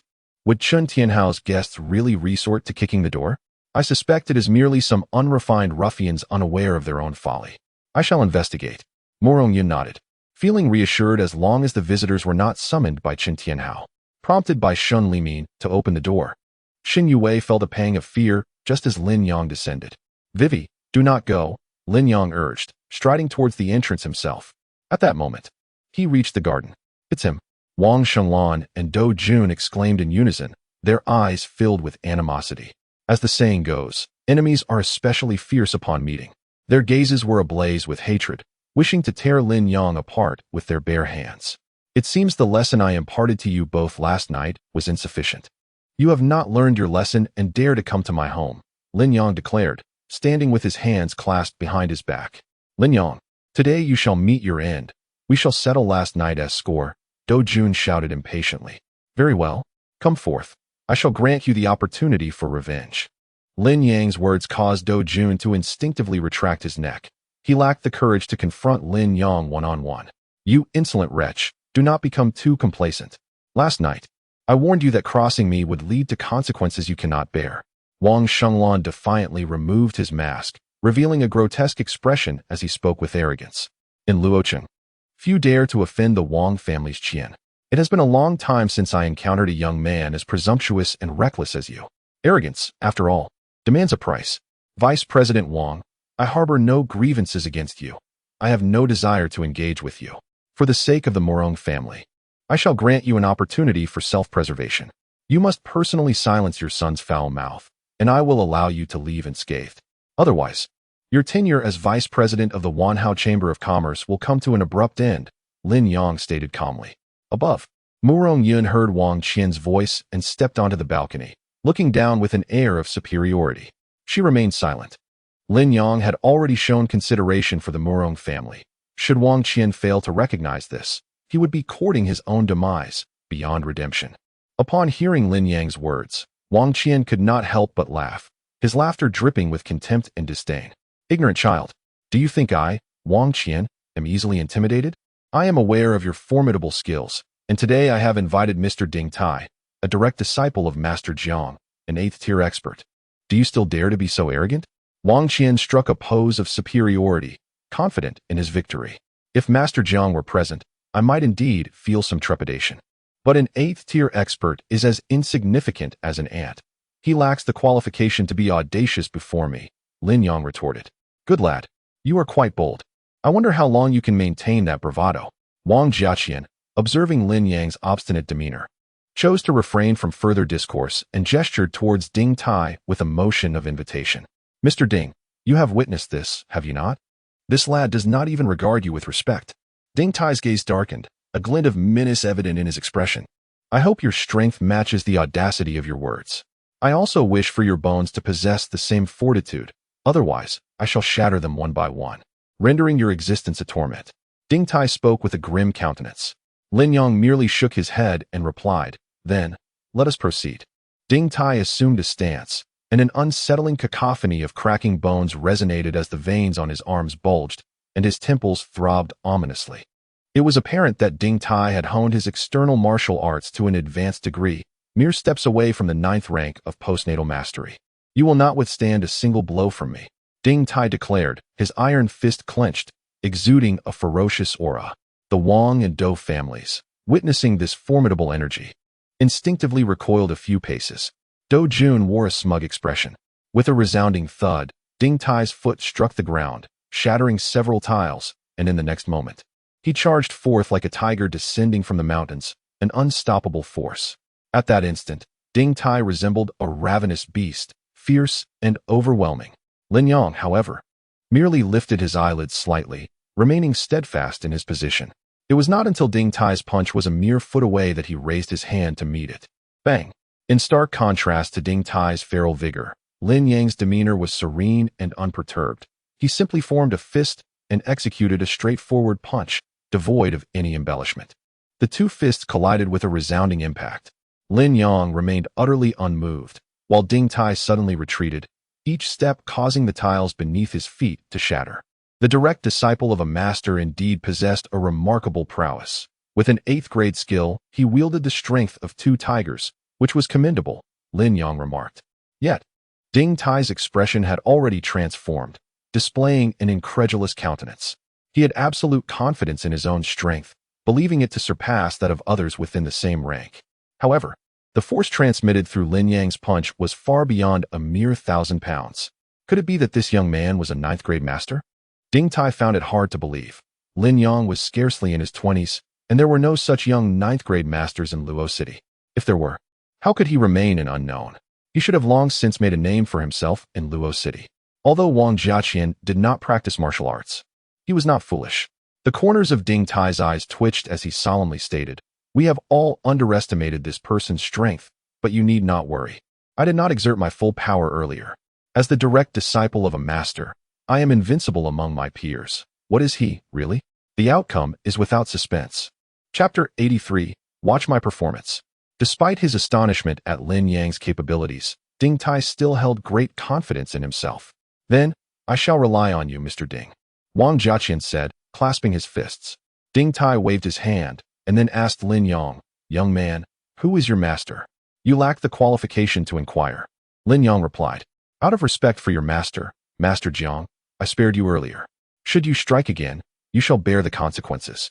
Lin Yang could have severely injured Ding Tai with a single move, but he chose to show him some courtesy, given that he was a disciple of a master. Yet, how could Ding Tai believe Lin Yang's words? He scoffed, such arrogance. Just moments ago, I had not exerted my full strength. yet it seemed to have instilled confidence in you. Now, I shall devote myself entirely. Prepare to face your demise. Ding Tai once more assumed a formidable stance, embodying the spirit of a fierce tiger, and launched another assault towards Lin Yang. This time, Ding Tai held nothing back. His punches were more ferocious, channeling the immense power of two tigers into his fists. However, Lin Yang was no longer passive, simply awaiting the blow. He unleashed the 3,000 thunder techniques. And as Ding Tai's heavy fist descended, he seemed to teleport, appearing directly beside Ding Tai. In an instant, Lin Yang executed a horizontal kick, sending Ding Tai hurtling more than 10 meters away, crashing to the ground, and rolling another 10 meters before colliding with the garden wall, where he finally came to rest. Ding Tai spat blood and cried out in agony, while the onlookers appeared as if they had been grasped by the throat, rendered speechless in sheer astonishment. Yes, I knew brother Lin Yang was formidable. He would certainly not be defeated. Xin Yue, who had been quietly observing from the entrance, was filled with excitement. Her cheers finally jolted the Wang and Dou families back to reality. How could this be? Mr. Ding, an 8th-tier master and a direct disciple of a grandmaster, was severely injured by a single strike. This was no longer a matter of disbelief. It felt as though they had encountered a ghost. President Wang, what? What shall we do? The Dou family, now gripped by fear, realized that they had sought vengeance only to find their strongest member incapacitated. How could they possibly prevail? What is there to panic about? As long as I am here, he dares not act. Wang Chong feigned composure. Ding Tai struggled to rise from the ground, gravely injured and utterly incapable of continuing the fight. Who exactly are you? Ding Tai inquired, wiping the blood from the corner of his mouth. Do you have anything else to say? Lin Yang, standing with his hands clasped behind his back, strolled forward. I admit my defeat, but the Hai Tian gang will not falter. You have offended the entire Hai Tian gang. Prepare to face their wrath. Despite his grievous injuries, Ding Tai remained defiant, issuing threats. A defeated foe still dares to threaten me? I spared your life out of respect for Master Jiang, yet it appears you have no desire to live. With that, Lin Yang moved once more, like a gust of wind sweeping through the air, and in an instant, he stood before Ding Tai. With a swift punch, Ding Tai's chest caved in, his eyes bulging as he was sent flying once again, crashing through the villa's entrance and onto a car. The vehicle crumpled beneath the impact, and Ding Tai lay atop it, blood gushing from his mouth, his lips moving as if to utter something, only for his head to tilt, lifelessness claiming him. Is he dead? Dou Jun approached, checking for breath, his body trembling and his face ashen. President Wang. Dou Tao hurriedly concealed himself behind Wang Jiaqian. An 8th-tier master, a disciple of a grandmaster, had been slain over a trivial dispute. Dou Tao realized the fragility of his own existence. Whether he would survive this ordeal was uncertain. Though Wang Jiaqian appeared composed, fear not at him. The Wanhao Chamber of Commerce, despite its size, may not surpass the might of the Hai Tian gang under the protection of a grandmaster. Dad, what should we do? Will he kill us too? Consumed by a singular desire for vengeance, Wang Shenglan found himself utterly paralyzed by fear, perceiving Lin Yang as an apparition of dread. What do you intend to do?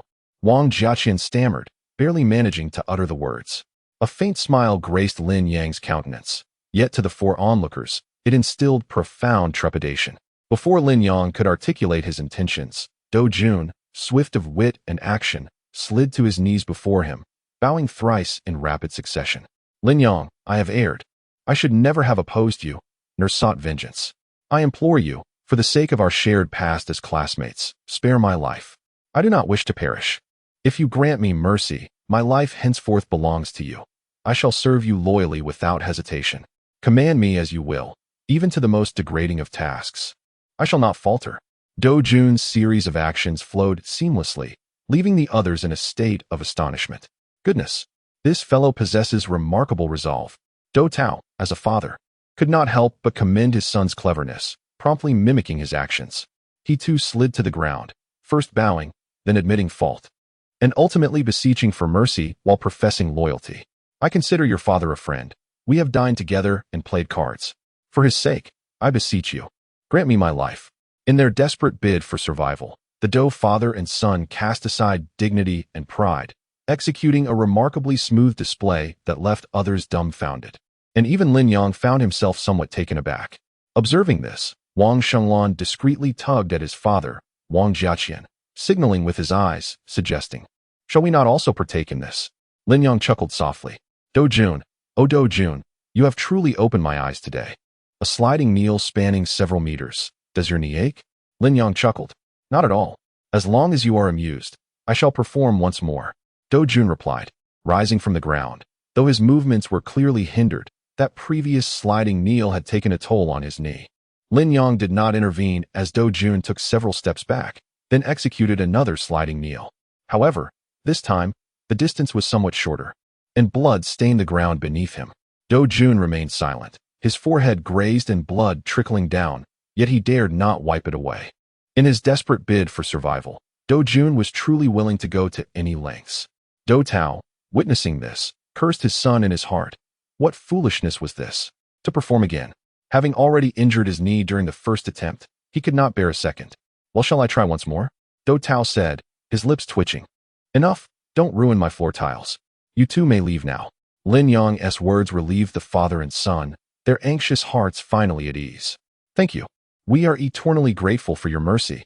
Do-jun bowed deeply, prostrating himself, and even Do-tao felt a twinge of admiration for his son, in terms of yielding. He was indeed unmatched. "Remember, 3 strikes and you're out. Should you fall into my hands again, not even the King of Heaven can save your lives. Now, be gone." He was certain that after this encounter, the father and son would not dare to court death again. Chapter 84. There is no other Mr. Lin in Luo City. Now only the Wang father and son remained. Wang Shenglan continued to tug at Wang Jiaqian's clothing, signaling him to perform as well. After all, he had struck himself last night and licked the soles of his shoes. Executing a slippery kneel and bowing seemed hardly a daunting task. Wang Jiaqian pushed Wang Shenglan's hand aside.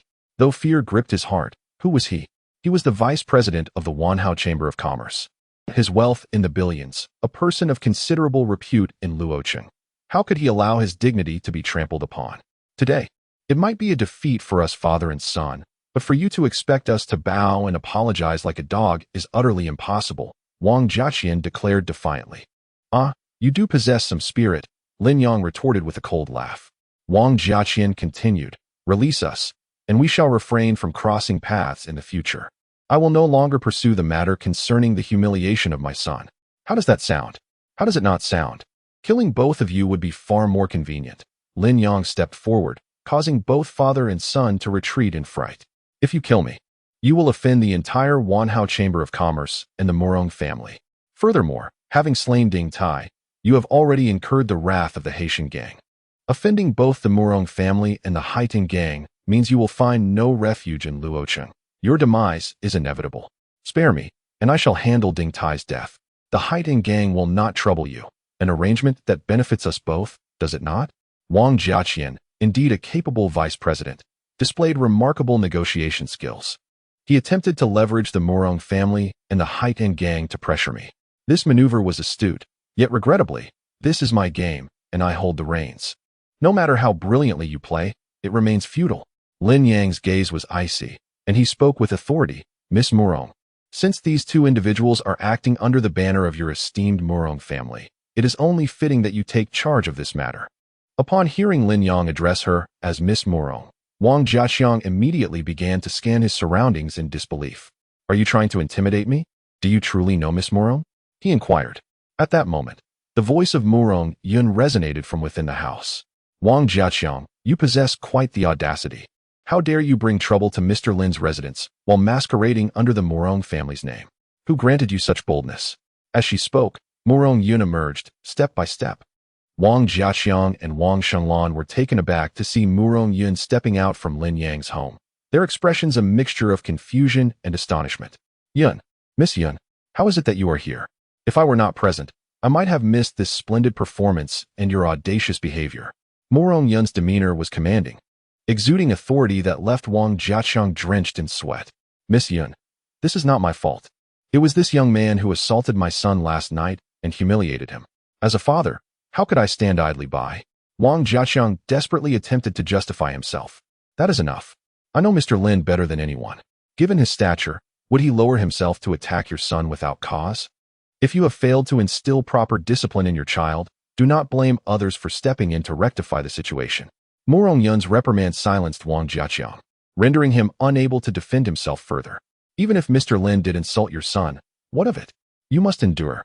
Now that you have come seeking revenge and failed, it is your own doing, and you dare to invoke the name of the Morong family?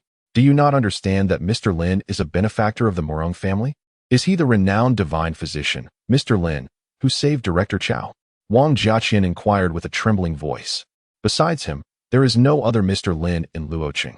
Morong Yun replied coldly. Wang Jiaqian could no longer hold himself together, as if all strength had been drained from his body. He collapsed onto the ground, grief-stricken. Wang Shenglan, too, prostrated himself on the ground, trembling uncontrollably. He could never have imagined that the person he had offended was none other than the illustrious Mr. Lin, a man whom everyone sought to befriend. Wang Jiaqian hastily turned around, repeatedly bowing and pleading for mercy. Mr. Lin, I was wrong. I failed to recognize your greatness. Had I known you were the illustrious Mr. Lin, I wouldn't have dared to approach you, not even with 100 times the courage. After speaking, Wang Jiaqian's eyes darted, and he immediately rose to unleash a flurry of punches and kicks on Wang Shenglan. You wretched fool, blind to the truth. How dare you offend Mr. Lin? I'll beat you to a pulp. Wang Shenglan cried out in agony. His already swollen face received more than a dozen slaps, blood streaming from his mouth and nose, leaving him a mere puddle of despair on the ground. Mr. Lin, all this turmoil is caused by my rebellious son. Please believe that I would never dare to show you the slightest disrespect. This disobedient child is at your mercy. I implore you to temper your wrath and spare me. Wang Jiaqian displayed a ruthless demeanor, decisively choosing to sacrifice his own son to safeguard himself. If he were to perish, the Wang family would be utterly doomed. A son? He had more than one. The Wang family must not fall. Even a tiger does not consume its own cubs. In a desperate bid to preserve his own life and wealth, he disregarded even the life of his own son. Such a person is unworthy of even dying at my hands. Wang Jiaqian felt a flicker of relief. Regardless of the circumstances, his life had been spared. From this day forth, you are no longer the vice president of the Wanhao Chamber of Commerce. Your membership is hereby revoked. Leave immediately. Furthermore, dispose of the corpse outside. Morong Yun was always decisive in her actions, and while Lin Yang disdained taking lives, she felt compelled to deal with Wang Jiaqian. Aware of Morong Yun's resolute nature, Wang Jiaqian refrained from the futile act of begging for mercy. Thank you, Yun, for sparing my life, he expressed, bowing deeply before dragging Wang Shenglan away. Wang, how shall we handle the body? Inquired Wang Jiaqian's driver. First, toss it in the trunk. It might still prove useful, Wang Jiaqian replied, casting a resentful glance at Lin Yang's villa. Having lost his position as vice president and been expelled from the chamber, he was effectively ostracized by the Morong family. Wang Jiaqian realized that he had only two paths before him: either liquidate all his assets and flee from Luoqing to start anew, or seek to align himself with another faction. The most advantageous option would be to ally with the Hongxing Chamber of Commerce, the fiercest competitor of the Wanhao Chamber, under the auspices of Chen Tianhao. However, this choice came with significant risks. Betrayal could lead to utter ruin. Though his heart brimmed with resentment, he was still uncertain about the final decision. Upon entering the room, Morong Yun addressed Lin Yang. I apologize for the trouble I've caused you. It is of no concern to me. Lin Yang waved his hand and said, I will arrange for someone to repair the yard. Moreover, given that a Master's direct disciple has died, I shall negotiate with Master Jiang to prevent anyone from exploiting the situation and inciting greater conflict.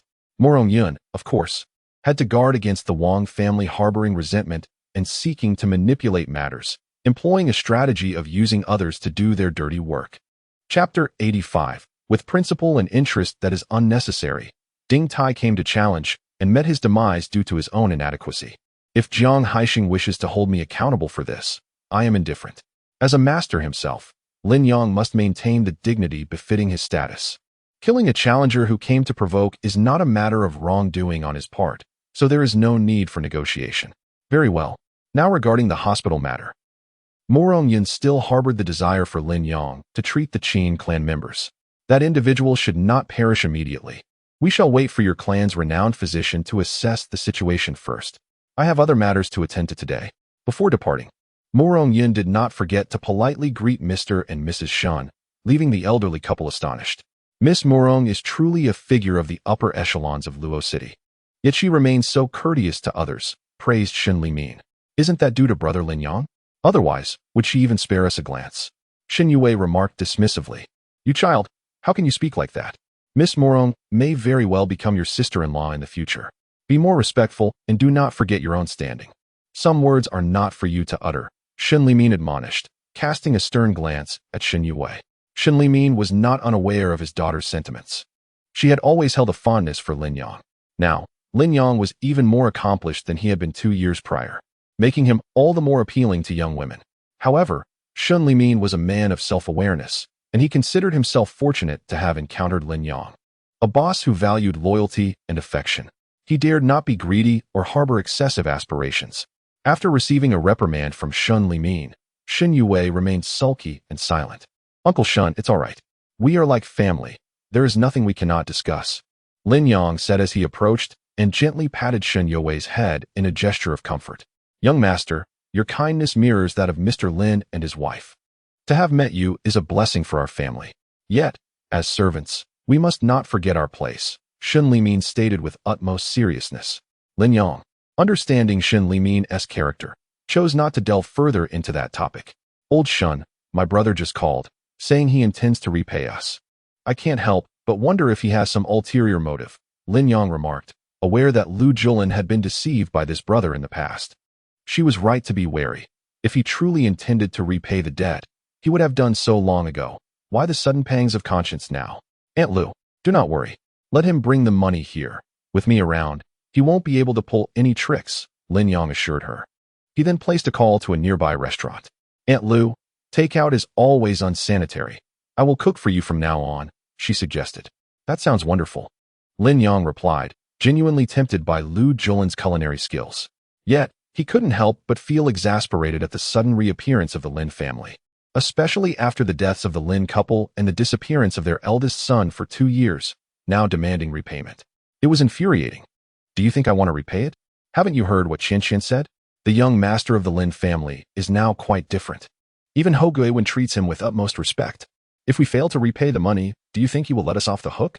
That little scoundrel Lin Yang, meddling in affairs that do not concern him, as if we owe him anything. Enough with the chatter. We cannot afford to provoke him. Let us simply repay the debt. Sister, brother-in-law, are you eating? Who allowed you to come in here? Lin Yang said indifferently. Get out. Wait outside. What is this? How dare he expel us? Zhang Chuiying whispered, her face filled with displeasure. Indeed, this is utterly intolerable. He looks down on us far too much. Though the couple's complaints were muted, Lin Yang, who was dining inside, heard them clearly. After finishing his meal, he instructed Wei Wei, go invite them in. Sister, brother-in-law, there are 3 million in this card. I will return it all to you. It wasn't that I didn't want to repay earlier, but I truly faced cash flow difficulties. As you know, our factory has been expanding production recently and acquiring a lot of equipment. With this 3 million, they would no longer need to live in financial strain. Just as Shen Limin reached to take the card, Lin Yang remarked, the money is insufficient. How can it be insufficient? There are exactly 3 million in there. If you don't believe it, you can check with the bank. There's not a single cent missing. 3 million principal, with 2 years of borrowing. You must pay at least 500,000 in interest. The total, principal plus interest, should be 350,000, Lin Yang stated coldly. With regard to the 3 million, he resorted to borrowing 2 million from the bank, as the cash in his possession was insufficient. Indeed, there was no initial mention of interest. Young Master Lin, this matter concerns both our families. There is no need for you to involve yourself so deeply, Zhang Chuiying remarked with a sarcastic tone. Lu Julin interjected, Julin, refrain from speaking. Let us heed the young master's decision in this matter. 350,000. Not a penny less. Whether you will pay or not, please state your answer plainly. If you refuse, we shall take our leave. I will not retain you. Lin Yang harbored no semblance of leniency for such unscrupulous debtors. This is a sum you have chosen to forfeit. In that case, let us save even the 3 million. Lin, I wonder what you can do about it. Do not presume that your current status intimidates us. I shall see just how formidable you truly are. Within 10 minutes. I will have you begging for repayment, Lin Yang declared. Zhang Chuiying dismissed Lin Yang's words as mere bluster, scoffing in disbelief. Chapter 86. The shameless are unworthy of forgiveness. Very well. You may leave. Lin Yang gestured towards the door. Leave indeed. If I set foot in here again, may my entire family perish. Upon hearing this, Lu Julin felt a twinge of regret over the 3 million. Lin Yang then took out his phone and called Morong Yun. Sister, brother-in-law, I have transferred an additional 500,000 to the account, totaling 350,000, principal and interest included. Please accept it. The couple, who had just moments ago wagered the lives of their entire family, found themselves the target of Shun You's scorn. Vivi, it was all our fault earlier. Are we not family? Why dwell on such matters? This time we genuinely intend to repay the debt, 3,500,000, not a cent less. They had not ventured far when a phone call informed them that the Wanhao Chamber of Commerce intended to impose sanctions upon them. Zhang Chuiying was initially perplexed, unable to comprehend why such a formidable organization would suddenly target their modest food factory. Do you truly have the audacity to speak of family? Xin Yue seethed inwardly, her resentment boiling over as she witnessed her uncle's family display such shamelessness. When you deceived us out of our money, did you consider that we were family? When my parents needed funds for urgent medical treatment, did you think of family? While our family has been reduced to selling our home to live in a slum, and you reside in lavish villas and drive luxury cars, did you ever think of family? When I knelt at your doorstep, pleading in desperation, did you remember we were family? Now that we have Lin Yang backing us, you dare to mention family? I have never encountered such callousness, ingratitude, and brazen audacity. Xin Yue, filled with fury and injustice, finally felt a surge of relief as she vented her pent-up emotions. Vivi, I apologize. We were wrong. This time, we truly repent. Zhang Chuiying hastily offered her apologies, appearing sincere. Yet Lin Yang understood that such individuals were inherently shameless and unfeeling, utterly unworthy of sympathy. I would sooner believe a sow could climb a tree than trust a single word from your lips again. From this point forward, our families shall sever all ties, becoming as strangers, and there shall be no need for further encounters. Xin Yue resolutely determined to have no further association with her uncle's family.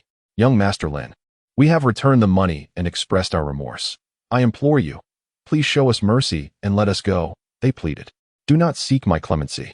The individuals you have wronged are the Shun family, and it is their forgiveness you should seek, Lin Yang replied with an expression of indifference. Sister, brother-in-law, I truly recognize my errors. We were heartless and ungrateful. Please forgive us, or we will surely face ruin, he lamented, adopting a pitiful demeanor to beg for forgiveness. Zhang Chuiying, for the sake of her factory, was compelled to lower her pride and join in the pleas. Shen Limin scoffed, showing no sign of compassion as he turned away, choosing to ignore them. I have no brother like you. These past 2 years, you have brought us nothing but misfortune.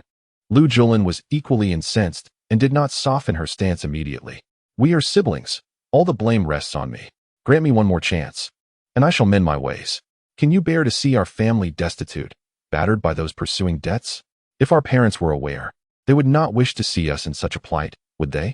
Mother, do not be easily deceived. They employed the same tactics when borrowing money from us initially. Xin Yue was not easily swayed. Sister, if you do not forgive me, the factory will close, and I will be driven to suicide. I implore you, grant me your forgiveness. A mere word from you could save our family. Indeed, Lu Julin sighed, her heart ultimately softening. Very well, rise. Since the debt has been repaid, I forgive you. However, let us cease all future interactions. I shall pretend you are not my brother. Thank you, sister, brother-in-law.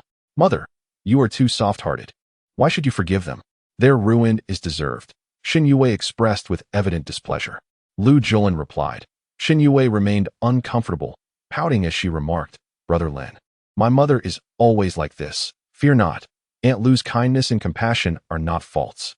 Rest assured, I am here for you, Lin Yang comforted, patting the back of Xin Yue's hand. Young Master Lin, look, my sister has forgiven us. Lin Yang sneered, then you may leave. This place does not welcome those with treacherous hearts. Do not return. Thank you, young Master Lin, for your magnanimity. We assure you we shall not disturb your grand estate again. Lin Yang retorted coldly. Did I ever say I would cease to impose sanctions upon you? You just stated that as long as my sister and brother-in-law forgave us, it would suffice, she countered. What I meant was that you ought to apologize to them and seek their forgiveness, but I never said I would let you off the hook. Young Master Lin, my wife and I have endured much hardship. We have repaid our debts and offered our apologies. We beseech you to grant us a chance at survival, otherwise we shall truly lose everything. I implore you. Your ruin is of no concern to me, Lin Yang replied with an expression devoid of warmth. Are you forcing us toward death? Zhang Chuiying exclaimed, unable to contain her distress. If you wish to perish, do so at a distance, he retorted coldly. Sister, brother-in-law, please intercede for me. My factory cannot afford to close down. I promise to share half of my future profits with you, Xin Limin pleaded. Remain silent. While Lu Julin's heart softened once more, prompting her to plead with Lin Yang. Aunt Lu, do not involve yourself in this matter, Lin Yang asserted resolutely. Faced with his dismissal, Lu Julin felt powerless. Julian, the young master's decisions are always grounded in reason. Let us refrain from speaking out, Xin Limin advised. Reluctantly, Lu Julin fell silent. Observing this, Zhang Chuiying resorted to a tantrum, sitting defiantly on the ground. If you refuse to consent, we shall not leave. We will die right here. Lin Yang scoffed. You think to play the rogue with me? I am not swayed by your theatrics. If you wish to die here, I shall accommodate you. With that, he swiftly approached Zhang Chuiying, seizing her by the neck and lifting her off the ground. She gasped for breath, her face turning a deep shade of purple as she flailed helplessly, her eyes bulging in terror. Lu Julin and Xin Limin were taken aback, their faces drained of color. Young master, Lu Julin stammered in fear. Only then did Lin Yang release Zhang Chuiying, casting her onto the floor.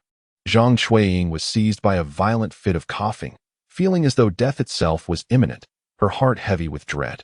If you wish to live, leave my presence immediately. Should you desire death, I can readily accommodate you. Xin Yue smirked, giving Lin Yang a thumbs up. She had no intention of allowing her shameless uncle and aunt to escape unscathed. They deserved their due punishment. Lin Yang did not intervene, indeed. The Xin family was ill-suited to remain in his home. He had already made numerous enemies, and should he be absent, their presence would only put them in peril. The Shuns were ordinary people, entitled to their own lives, and should not be dragged into his conflicts. Wei Wei, seek out a decent apartment, preferably in the city center, with comprehensive amenities. Should funds fall short, I shall provide the difference. This was Lin Yang's way of honoring their past connection, offering them substantial assistance. Young master, you have already done us a great service, even treating our ailments. How can we impose upon you further for a home? Xin Lidong shook his head in refusal. Uncle Shun, there is no need for formality. Please, do not hesitate. Lin Yang replied with a smile. Yet, Xin Lidong insisted that Xin Yue look for a modest residence. Capping the budget at 2 million, unwilling to accept any additional money from Lin Yang. Young master, I understand that money is no object to you. Several million is trivial. However, one must not be greedy. Moderation is key. Your kindness and generosity are deeply appreciated. Brother Lin Yang, my father is right. This sum is already more than sufficient for us. We cannot accept any more of your money, Xin Yue added. Upon hearing this, Lin Yang ceased his persuasion and handed the car keys to Xin Yue, who, along with Lu Julin, set out to view the properties. Dr. Han Lacun from the First Municipal Hospital brought the patient's medical records for Lin Yang's review. You may leave them here. Return tomorrow for the prescription, Lin Yang remarked. Noticing that Han Lacun seemed hesitant to depart. Is there anything else? Yes, it concerns the treatment of a patient. Last night, the First Municipal Hospital admitted an individual of considerable significance, but the symptoms are peculiar, leaving us utterly unable to devise a treatment plan.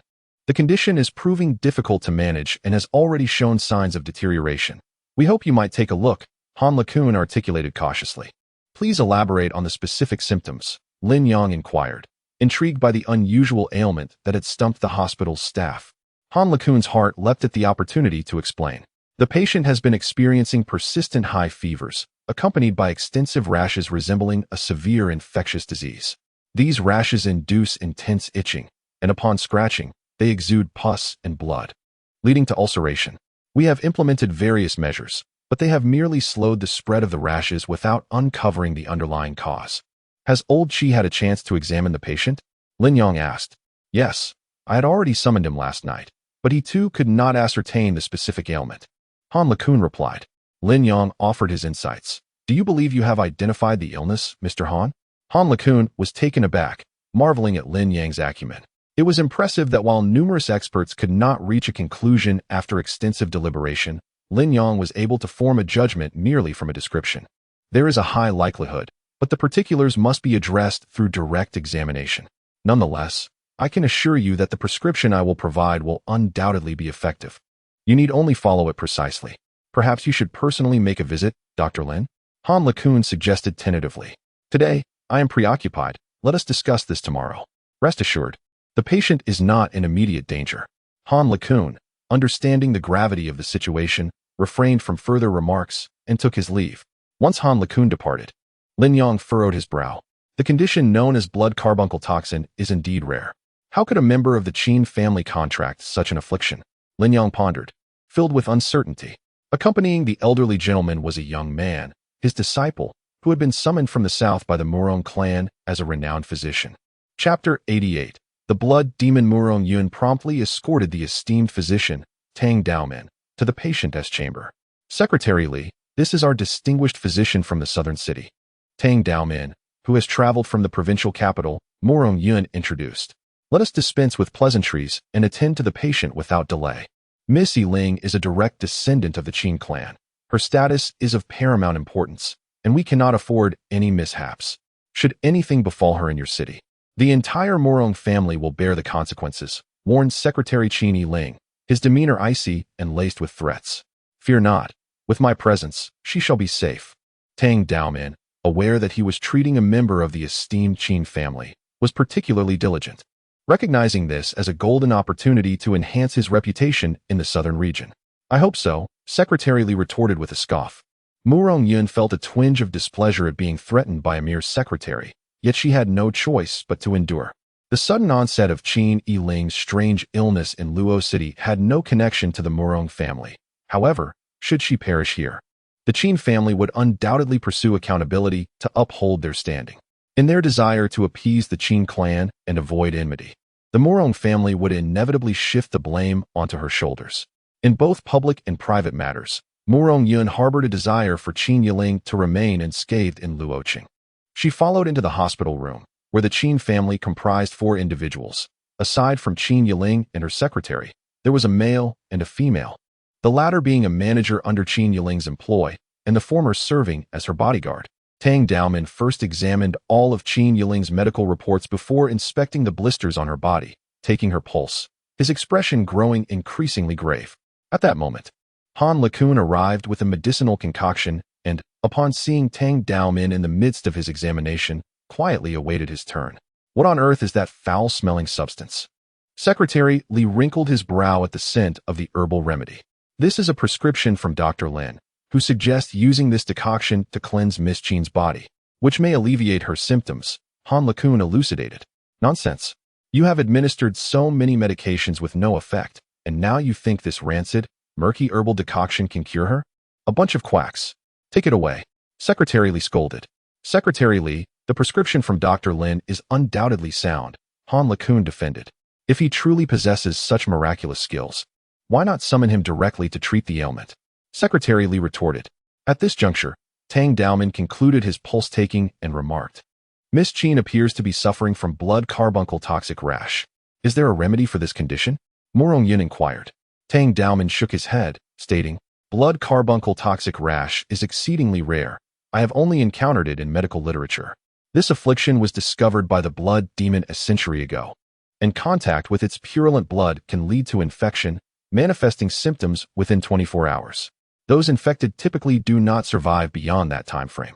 Upon the utterance of Tang Daomin's words, the crowd was taken aback, particularly Secretary Li and the 2 others, as they realized they had come into contact with the purulent blood, implying that they too had been infected. Moreover, since Qin Yiling had fallen ill the previous night, it indicated that she had but a few hours to live, her demise seemingly inevitable. How could this be? Secretary Li's complexion turned ashen, and he was overtaken by a chill of fear. Master Tang, you are a renowned physician in Nandu. Since you can diagnose the ailment, surely there must be a remedy? Murong Yun inquired hastily. Tang Daomin, initially brimming with confidence, had hoped to seize this opportunity to forge a connection with the Qin family and achieve renown. Yet now, he found himself engulfed in a sense of helplessness. This illness re-emerged a century ago, causing considerable turmoil, yet we have not heard of it since, which suggests it must have been cured. Why then is it untreatable now? Secretary Li pressed on. Fortunately, it was the divine pharmacist who intervened at that time, formulating a remedy that eradicated the disease, and thereafter, the methods of treatment were lost to time. Today, the only one capable of curing this affliction is the divine pharmacist. Tang Daomin elucidated. But the divine pharmacist from a century ago would surely have long since passed away, Morong Yun remarked. The divine pharmacist, being a transcendent figure, possesses a lifespan that spans millennia. How could he possibly perish? He is the foremost authority in the medical field of our time, Tang Daoman replied, stroking his beard with reverence as he spoke of the divine pharmacist. Where might we find this divine pharmacist? Secretary Li asked anxiously. Such an extraordinary individual, akin to a dragon whose head is seldom seen, is not easily found, Tang Daoman responded. Upon hearing Tang Daoman's words, Secretary Li felt utterly weakened. What should be done? What can be done? Morong Yun inquired. Old Tang, are you certain there will be no misdiagnosis?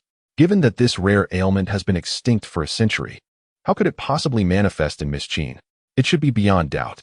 I encountered this illness recorded in a rare medical tome, and the pulse and symptoms of Miss Qin mirror the description of blood toxin rashes precisely. Is there really no remedy at all? Morong Yun's expression turned grave. I am truly powerless, Tang Daoman replied, shaking his head. At this moment, Han LeCun suggested, why not try this herbal decoction? It may alleviate the symptoms and lessen the suffering. If there were indeed a remedy for this illness, would I not be aware of it? Tang Daoman retorted. This prescription is from Physician Lin. It might prove beneficial, sparing Miss Qin from such torment. After hearing Tang Daoman's explanation of blood toxin rashes, although Han LeCun believed that Lin Yang might not be able to cure this ailment either, he thought it was worth a try if the herbal concoction was prepared. Since it is prescribed by Mr. Lin, let us give it a chance, Morong Yun said. Wait a moment. Which Physician Lin are you referring to? I have only heard of someone named Qi Yisin in Luo City, whose medical skills are quite commendable. I have never heard of any physician surnamed Lin who would dare to claim such divine status, Tang Daoman scoffed. Mr. Lin's medical prowess surpasses that of Qi Yisin. Elder Qi is also thoroughly convinced of Mr. Lin's skills, Han LeCun remarked. Oh, there exists someone in Luo City whose medical expertise exceeds that of Qi Yisin? Although Tang Daoman considered his medical skills to surpass those of Qi Yisin, it would indeed be remarkable if anyone could rival Qi Yisin's expertise. However, even if his abilities were superior, they would be incapable of curing this affliction. If you wish to try, then do so, he stated. Han LeCun, hesitant to act on his own accord, sought the counsel of Secretary Li. At that moment, Secretary Li, acutely aware that he too might succumb to this fatal illness, was rendered paralyzed by fear, devoid of his previously assertive demeanor, and merely gestured his approval.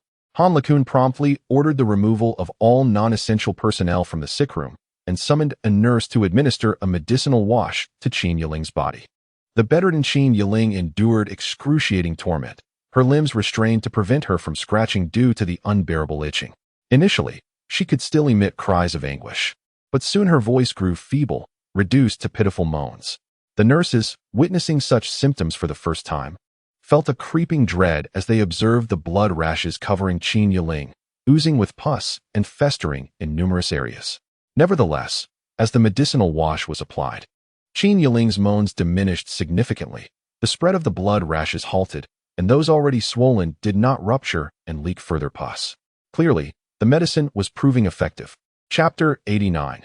The power of influence. Qin Yiling, a direct descendant of the Qin family, held a position of great esteem within her clan.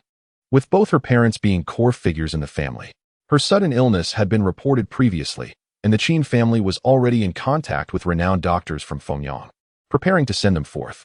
13th Master, Miss Yiling's condition is beyond remedy, Secretary Li lamented over the phone. Qin Yiling's father, Qin Jinkuan, responded gravely, as Secretary Li tearfully relayed the details of the blood-borne toxic rash to him. In that moment, Qin Jinkuan remained silent, clearly taken aback by the shocking revelation that his beloved daughter was afflicted with such a rare and dire illness, leaving him utterly flustered. After hanging up the phone, he hastened to gather information regarding the blood toxin rash. Meanwhile, Secretary Li was acutely aware that she would soon succumb to the illness, which would claim her life within 24 hours, filling her with profound dread. Seeing the situation unfold, Morong Yun realized that even if Lin Yang intervened, he would be unable to effect a cure, and thus she could not escape the impending blame. She had no choice but to comply with Secretary Li's demands. At that moment, a nurse rushed out of the ward, exclaiming, "Director, you must come in and see. What is it? Has Miss Qin's condition deteriorated?" Han LeCun, startled by the nurse's frantic demeanor, felt a wave of anxiety wash over him. If Qin Yiling were to perish within the confines of the hospital, his tenure as director would come to an abrupt end. I have always maintained that the blood toxin rash is untreatable. Administering random medications will only exacerbate the patient's suffering. Ignoring the wisdom of the elders leads to immediate repercussions, Tang Daomin remarked, shaking his head slightly. That is not the case. It seems Miss Qin's condition has stabilized. The nurse exclaimed with excitement. Is that truly so? The others gasped in astonishment upon hearing her words. Impossible. How could an unknown herbal concoction possibly contain the outbreak of the blood toxin rash? Tang Daomin firmly refuted. Director, it is indeed true. If you do not believe me, please go inside and see for yourself, the nurse insisted. The crowd swiftly crowded into the ward, and Tang Daomin examined Qin Yiling's limbs, noting that the spread of the rash was indeed being contained. I knew it. The prescription that Mr. Lin provided must have efficacy, Han LeCun exclaimed, overjoyed. Aside from the spread of the poisonous rash being curbed, Qin Yiling's body temperature gradually returned to normal, and her painful groans had significantly diminished, indicating that the tormenting agony had lessened.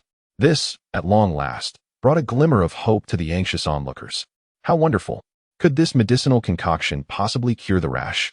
Please prepare some for us as well, to prevent any onset of the illness. Secretary Li completely overlooked his previous disdain for the foul-smelling brew and gazed at it with wide eyes, as if it were the elixir of life. This noxious concoction was, at this moment, more precious than gold. However, do not rejoice too soon, even if this remedy alleviates the symptoms. It is utterly impossible for it to cure the blood toxin rash, cautioned Tang Daomin, dousing the enthusiasm of the crowd. Secretary Li, being a shrewd individual, paid no heed to Tang Daomin's words and pressed Director Han further. Director Han, who provided this prescription, if he is capable of prescribing a remedy for symptom relief, surely he can also cure this peculiar ailment? I cannot say whether Mr. Lin can provide a cure, Han LeCun replied honestly. Regardless of whether he can or cannot, summon him at once. Secretary Li was unwilling to let any opportunity slip away, treating this as a desperate gamble. Han LeCun looked troubled and said, Mr. Lin mentioned he is unavailable. What an air he has. If he can indeed cure this strange illness, the Qin family will not let him go unrewarded. He shall undoubtedly reap both fame and fortune. Secretary Li, accustomed to his authoritative demeanor, was taken aback to hear that Lin Yang would not come, and he frowned disapprovingly. Han LeCun found himself in a predicament.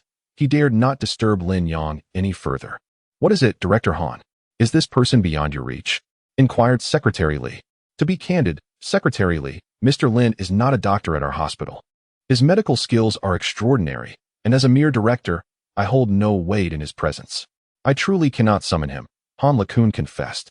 You must convey to him that it is the command of the Qins of Fengyang for him to come to the hospital immediately to treat the ill, without fail. I refuse to believe that he would disregard the authority of the Fengyang Qins, Secretary Li retorted with a cold snort. Han LeCun found himself caught between the two, unwilling to offend Secretary Li yet equally hesitant to relay such an ultimatum to Lin Yang. Through their previous encounters, Han LeCun had gleaned insights into Lin Yang's temperament. Attempting to coerce him with the prestige of the Qin family would likely backfire, as Mr. Lin was undeniably a man of principle. Moreover, considering Mr. Lin's medical prowess, what difference would it make if he disregarded the face of the Fengyang Qins? Naturally, Han LeCun refrained from expressing these thoughts to Secretary Li. Observing Han LeCun's dilemma, Mu Rongyan stepped in to alleviate the tension. Secretary Li, I am acquainted with Mr. Lin as well. I previously sought him out to request his assistance in healing. Then why did he not come? If Director Han cannot summon him, can you, Miss Moro?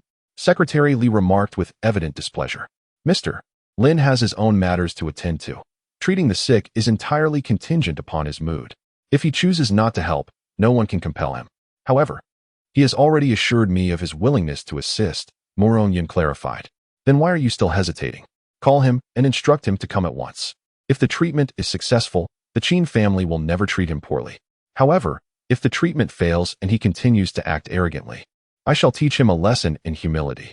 Mu Rongyan had already taken out her phone, preparing to make a call, but upon hearing Secretary Li's words, her brow furrowed in displeasure. Why do you look at me when I intend to make a call? Secretary Li, filled with dread and urgency, exhibited little patience and a growing temper. Secretary Li, I can certainly make the call, but allow me to remind you of something. You may take pride in your position and speak down to us, and that is acceptable. However, you must understand that you are the one seeking assistance for a medical condition, and thus you should adopt a posture of humility. If you maintain such an attitude, even Mr. Lin would not be inclined to offer his aid. In truth, Morong Yun harbored a strong discontent towards Secretary Li, viewing him merely as a secretary, a classic example of someone who abuses their power. Therefore, she seized this opportunity to put Secretary Li in his rightful place. We, the Qin family of Fengyang, offer him the chance to gain renown. He should be grateful to us. The Qin family of Fengyang never begs for favors. Miss Morong, let me clarify. I am commanding him to come and treat the patient, not begging him to do so. Secretary Li completely disregarded Morong Yun's warning, his demeanor growing even more arrogant. Chapter 90. The possibility is zero. Seeing Secretary Li's attitude, Morong Yun shook her head with an icy expression. If you maintain such a demeanor, then I see no need to make the call. Mr. Lin will not intervene. Would he dare refuse the request of the Qin family of Fengyang? Despite his esteemed reputation as a miraculous healer, he must still bow before the Qin family, obeying their every command. Secretary Li raised an eyebrow, unwavering in her haughty demeanor, exuding an air of superiority.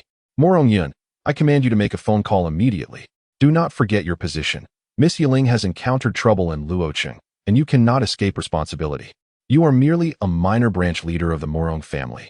Even the Morong clan of Nandu pales like an ant in comparison to our Qin family. Secretary Li embodied the epitome of arrogance, invoking the name of the Qin family at every turn. A glimmer of cold light flickered in Morong Yun's beautiful eyes. It is you who should remember your own status. You are merely a lowly secretary. What pretense is this? The Qin clan may indeed be lofty, but are you truly one of them? I find you to be even more formidable and domineering than Miss Yiling herself. Your behavior resembles that of an animal masquerading as a human. Though Morong Yun refrained from explicitly using the term arrogance derived from power, her meaning was abundantly clear. Secretary Li was not foolish. She could easily make the connection. Morong Yun, how dare you accuse me of being arrogant due to my connections? Secretary Li exclaimed in exasperation, fully aware of her own shortcomings, yet unwilling to accept being called out. Morong Yun's public rebuke struck a nerve, and it was evident that Secretary Li could hardly swallow this insult. This is what you yourself have proclaimed. It seems Secretary Li is somewhat self-aware after all. With her cutting remark, Morong Yun once again left Secretary Li flustered. In terms of intellect and presence, how could a mere secretary hope to rival Morong Yun? In a mere exchange of words, Morong Yun rendered Li Yin quite flustered. You! Li Yin exclaimed in fury, raising her hand in an attempt to strike Morong Yun across the face. If you dare to lay a finger on me, I shall ensure you never leave Luo City. Morong Yun, perceiving Li Yan's intentions, displayed not an ounce of trepidation. Instead, she arched her brows, asserting her dominance over Li Yan with sheer presence. Li Yan's hand lingered in the air, paralyzed by hesitation. At that moment, Qin Yiling's bodyguard, a formidable 8th-tier master, approached Li Yan's side, bolstering their stance. The atmosphere in the hospital room thickened with tension. Should a confrontation arise, no one present could impede the bodyguard's prowess. Yet, Morong Yun remained unfazed, exuding an aura of confidence and bravery. As the standoff persisted, Qin Yiling, whose condition had notably improved, regained a semblance of consciousness. Previously, every area afflicted by the toxic blood sores had been a source of relentless itching and agonizing pain, tormenting her to the brink of despair. Now, however, she distinctly sensed a significant alleviation of pain, the unbearable itch subsiding, replaced by a soothing coolness at her wounds. Although her awareness was somewhat hazy, she was still cognizant of the unfolding events. Secretary Li, do not be rude. Step back. Qin Yiling weakly instructed from her bed. Miss Yiling, how do you feel? Li Yin and the others hurried to her side, concerned for her well-being. The symptoms have alleviated considerably, Qin Yiling replied. Li Yin felt a surge of joy, not merely due to the improvement in Qin Yiling's condition, but more importantly, if this Mr. Lin could indeed cure the blood toxin rash, then she would not have to face death alongside her. I have just vaguely heard that this remedy was prescribed by a certain Dr. Lin. Miss Morong, might I trouble you to invite this esteemed Dr. Lin to the hospital? If he can successfully treat this ailment, I would be eternally grateful and offer a substantial reward. Qin Yiling spoke to Morong Yun, who replied, Miss, you are unaware. This individual surnamed Lin has quite the inflated ego. It is precisely due to this matter that I quarreled with Morong Yun. To treat a member of the Qin family is a monumental opportunity for many. Yet he dares to act so high and mighty. Li Yin maintained her haughty demeanor. Silence. Qin Yiling rebuked. If this Dr. Lin can cure this illness, then he is indeed a true divine physician. Do you comprehend the esteemed status of a divine physician? Even our Qin family must show utmost respect, treating him as an honored guest. No one wishes to offend a true divine physician. You shall apologize to Miss Morong at once. Qin Yiling, as a direct descendant of the Qin family, possessed a distinct education and broader perspective. She understood the esteemed position of a divine physician. Li Yan's audacity was shocking. Should she offend the physician and he refused to treat them, the consequences would be dire. Qin Yiling had endured enough suffering and yearned to escape this torment. Upon hearing Qin Yiling demand an apology, Li Yin was reluctant and retorted, "Miss, my concerns for you motivated me to hasten the arrival of assistance, and besides, Miss Morong just scolded me for leveraging my connections. What now? At this moment, I find myself confined to a sickbed, and my words seem to hold no weight. I demand your apology, dismissing any explanations or arguments you may proffer." Qin Yiling, in her management of subordinates, is notably stringent. A mere utterance from her left Li Yin pale with fright, hastily prompting her to apologize to Morong Yun, though internally she brims with discontent. Morong Yun, uninterested in engaging with someone of Li Yan's ilk, remains silent. "Miss Morong, I apologize for the trouble my sudden illness has caused you. Additionally, I acknowledge my shortcomings in managing my subordinates, who have failed to maintain discretion. I hope for your understanding. Under ordinary circumstances, Qin Yiling would merely have demanded an apology from Li Yin. She would never deign to express such sentiments to Morong Yun. Deep down, Qin Yiling harbors immense pride, and it is unlikely she would easily apologize to someone from a lesser clan in Luoqing. However, now that life and death hang in the balance, she is wearied by suffering, rendering her arrogance worthless. She understands fully that she cannot afford to offend Morong Yun. "Miss Qin, you are far too courteous." With Qin Yiling having expressed herself thus, Morong Yun naturally feels compelled to reciprocate, her expression softening considerably. "I would be grateful if Miss Morong could kindly engage Dr. Lin for my treatment. This ailment has truly tormented me to the brink of despair, leading to a mental breakdown. I shall reach out to Mr. Lin immediately, though I cannot guarantee he will arrive without delay," Morong Yun replies. Qin Yiling, recognizing the gravity of the situation, musters her resolve. As the chief overseer of this inspection in Nandu, she wields considerable authority in this matter. "I shall do my utmost," Morong Yun assures with a smile. The old gentleman interjects, "I believe, Miss Qin, it would be prudent not to harbor overly optimistic expectations. A physician residing in Los Angeles may fortuitously possess a remedy for alleviating the affliction known as blood carbuncle toxin rash, yet his medical prowess may not be particularly esteemed. To anticipate his healing capabilities regarding this ailment, I must candidly assert, is utterly implausible." Tang Daoming, having failed to seize the opportunity to curry favor with the Qin family, felt an undeniable sense of discontent, prompting him to utter a sardonic remark. Chapter 91. Investigating the cause of illness. Morong Yun paid no heed to Tang Daoming's words, which were laden with palpable disdain. It was, however, Secretary Li Yin who interjected, stating, "Miss Morong, as you wished, we have expressed our apologies. We sincerely hope that this esteemed physician Lin possesses the true skill to remedy this illness. Otherwise, Though Li Yan's sentence remained unfinished, the implied threat was unmistakable, as she remained brooding over the recent forced apology. "I am curious to know, do you wish for him to cure this illness, or not?" Morong Yun inquired. "Needless to say, it would be most desirable for him to succeed," Li Yin replied without hesitation. "In that case, you ought to keep your silence. Your prattling is excessive. No one will consider you mute if you refrain from speaking." Morong Yun effectively rendered Li Yin speechless once more. However, given the current need for assistance, Li Yin could only stifle her indignation. Upon exiting the ward, Morong Yun called Lin Yang and detailed Qin Yiling's condition. As I had anticipated, it was indeed the blood carbuncle toxin rash. "Mr. Lin, can you cure this ailment?" Morong Yun asked, biting her lip in hesitation. After all, Tang Daoming had claimed this was a rare malady, conjured by the blood demon a century ago, and only the sage of medicine could provide a remedy. Thus, Morong Yun found herself unable to counter Tang Daoming's derisive remarks. Calling Lin Yang, Morong Yun did not harbor overly optimistic expectations. "Of course it can be treated. came Lin Yang's assured voice over the phone, instantly filling Murong Yun with delight. Really? When have I ever deceived you? Lin Yang replied. That is truly wonderful. Tang Daomin claimed that only the legendary medicine sage could cure this ailment. I had nearly lost all hope, but I never anticipated that Mr. Lin's medical skills could rival those of the fabled medicine sage. Murong Yun's face radiated joy and excitement. To know someone whose medical prowess is comparable to that of the medicine sage, and to have forged a friendship with him is profoundly exhilarating and pride-inducing. The medicine sage's skills are unparalleled. I still have a long way to go. I merely happen to know the treatment for blood toxin sores, Lin Yang replied modestly. Furthermore, do not rejoice too soon.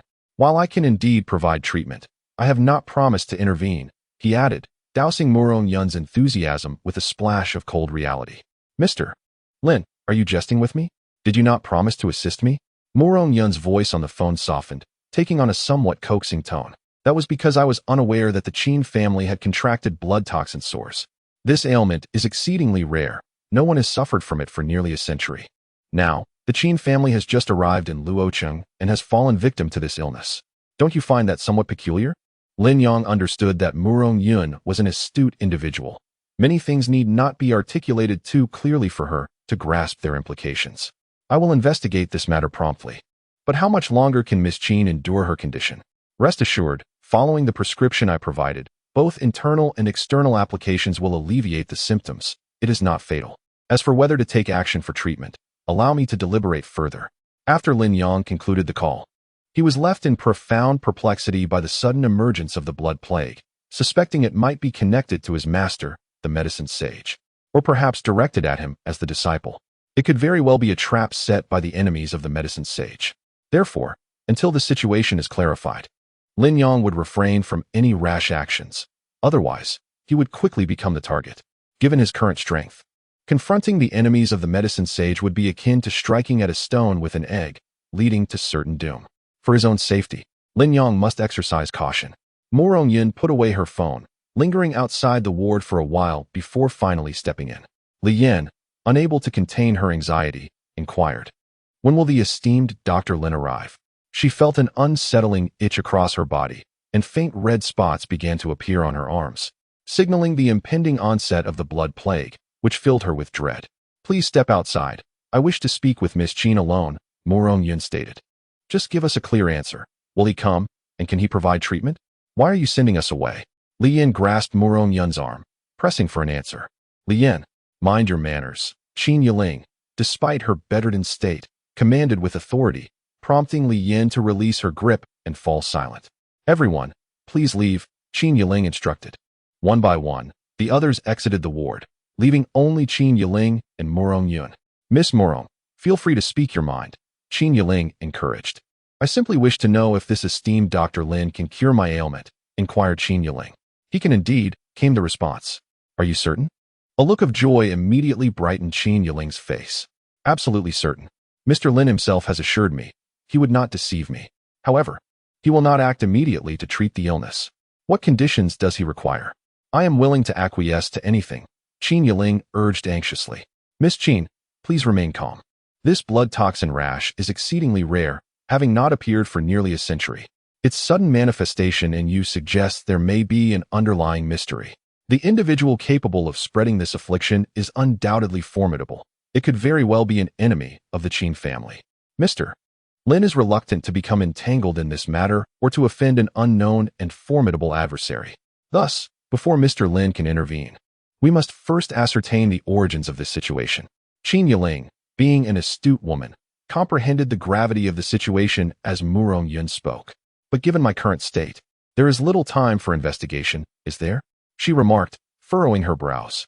Mr. Lin has stated that the prescription he provides can be taken both internally and externally, alleviating symptoms and suppressing the rash, ensuring you will not succumb.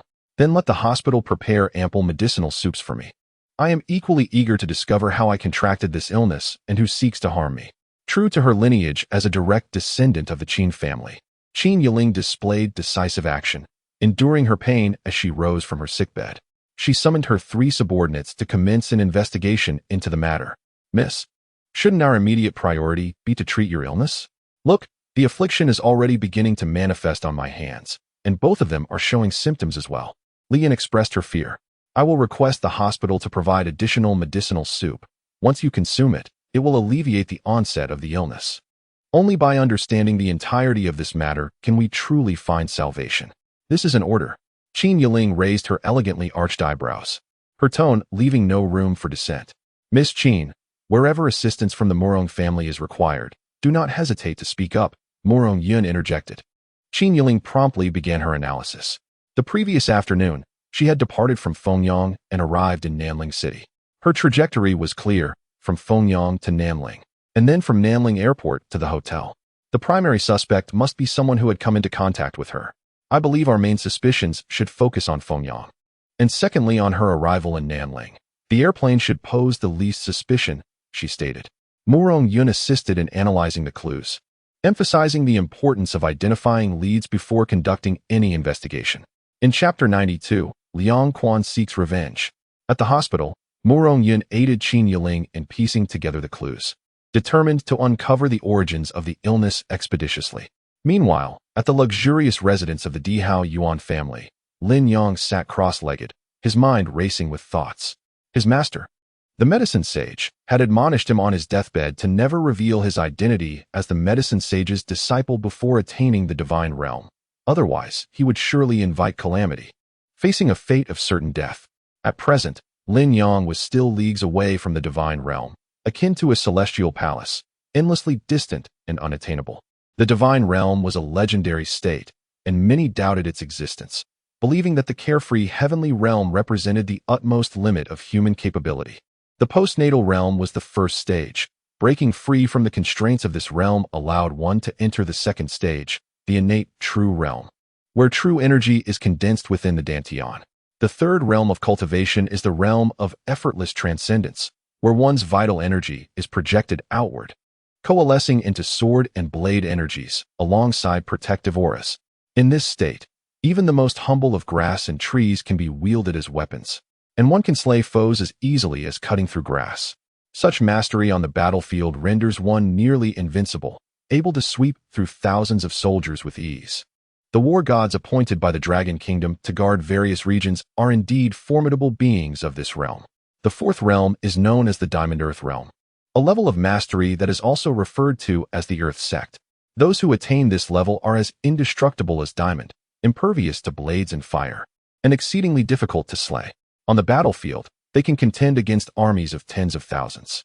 Beyond the Diamond Earth realm lies the realm of effortless sky, which is said to represent the pinnacle of human potential. In this state, one's vital energy transforms into wings, allowing them to break free from the constraints of the earth and soar through the skies. This realm is imbued with a profound sense of unity with the cosmos, granting the ability to foresee dangers in an almost mystical manner. Reaching the Diamond Earth realm is already a formidable achievement. A practitioner of the Earth Sect in ancient times could rise to the rank of Marquis. The effortless sky realm, however, is even more elusive, a zenith that countless martial artists may spend their entire lives striving to reach without success. The Qin family of Fengyang is said to have ascended to prominence among the four great families of the southern region due to the presence of a remarkably strong Earth Sect master among them. In the martial world, there exists a belief that beyond the effortless sky realm lies the legendary divine realm. Lin Yang had once heard such claims, but remained skeptical about the existence of a divine realm, firmly believing that humans are merely human, incapable of transcending to such heights. It was only upon encountering his master, the sage of medicine, and receiving the profound teachings of the sage, that Lin Yang came to understand the reality of the divine realm, as his master had indeed reached such a pinnacle of power. The sudden emergence of blood-borne toxic rashes felt like a signal, perhaps an omen, stirring a sense of unease within Lin Yang. After a moment of contemplation, Lin Yang felt a slight alleviation of the psychological pressure weighing upon him. At that moment, Zheng Nanxu called, his voice brimming with excitement, inviting Lin Yang to dinner and drinks that evening to celebrate. Celebrate what? Lin Yang inquired. My friend, fortune has smiled upon me. I am about to strike it rich. Just now, the secretary of the president of the Dingxing Group called me, expressing a desire to discuss a collaboration. I am to visit the Dingxing Group tomorrow morning. Lin, this is the Dingxing Group. They are reaching out to someone like me, a mere small company. If I can board this grand vessel, My future endeavors will surely flourish. Zheng Nanchu exclaimed. Indeed, congratulations are in order. Such opportunities are rare. You must cherish it, Lin Yang replied. Of course, this is a golden opportunity for my resurgence, one that the heavens rarely bestow a second time. I must seize it. Tonight, I'll treat you. Let us change the venue and enjoy ourselves. As last night was quite disheartening, Zheng Nanchu enthused. I have prior commitments this evening and cannot join you. Perhaps another time, Lin Yang decided. He resolved to visit Qin Monong's home later that night to probe into the matter of his parents' accident, hoping to extract some clues from Qin Monong. Deep down, he truly wished that his parents' demise had no connection to her. Very well then. By the way, has Wang Shenglan troubled you at all? I feel quite ashamed that I cannot be of assistance in this matter, Zheng Nanchu continued. He did come by, but I managed to chase him off. Rest assured, I can handle these matters on my own. You should focus on your career, Lin Yang replied with a smile. A fortuitous opportunity has been bestowed upon me, and I shall not squander it. Zheng Nanchu now speaks with an air of spirited confidence. At the Dihao Garden, in the Lu family villa, Liang Quan has recently been discharged from the hospital. Although the wounds on his face have yet to fully heal, he is eager to seek vengeance against Lin Yang. Liang Quan first drives to the Lu residence. Upon his arrival, Yu Ping is exceedingly delighted, treating him with utmost respect and displaying a demeanor of eager servitude. Inquiring about his well-being. During Liang Quan's hospitalization, Yu Ping and Lu Fuyu frequently visited the hospital, having resolved to firmly attach themselves to the Liang family, as it is essential for their standing within the Wanhao Chamber of Commerce.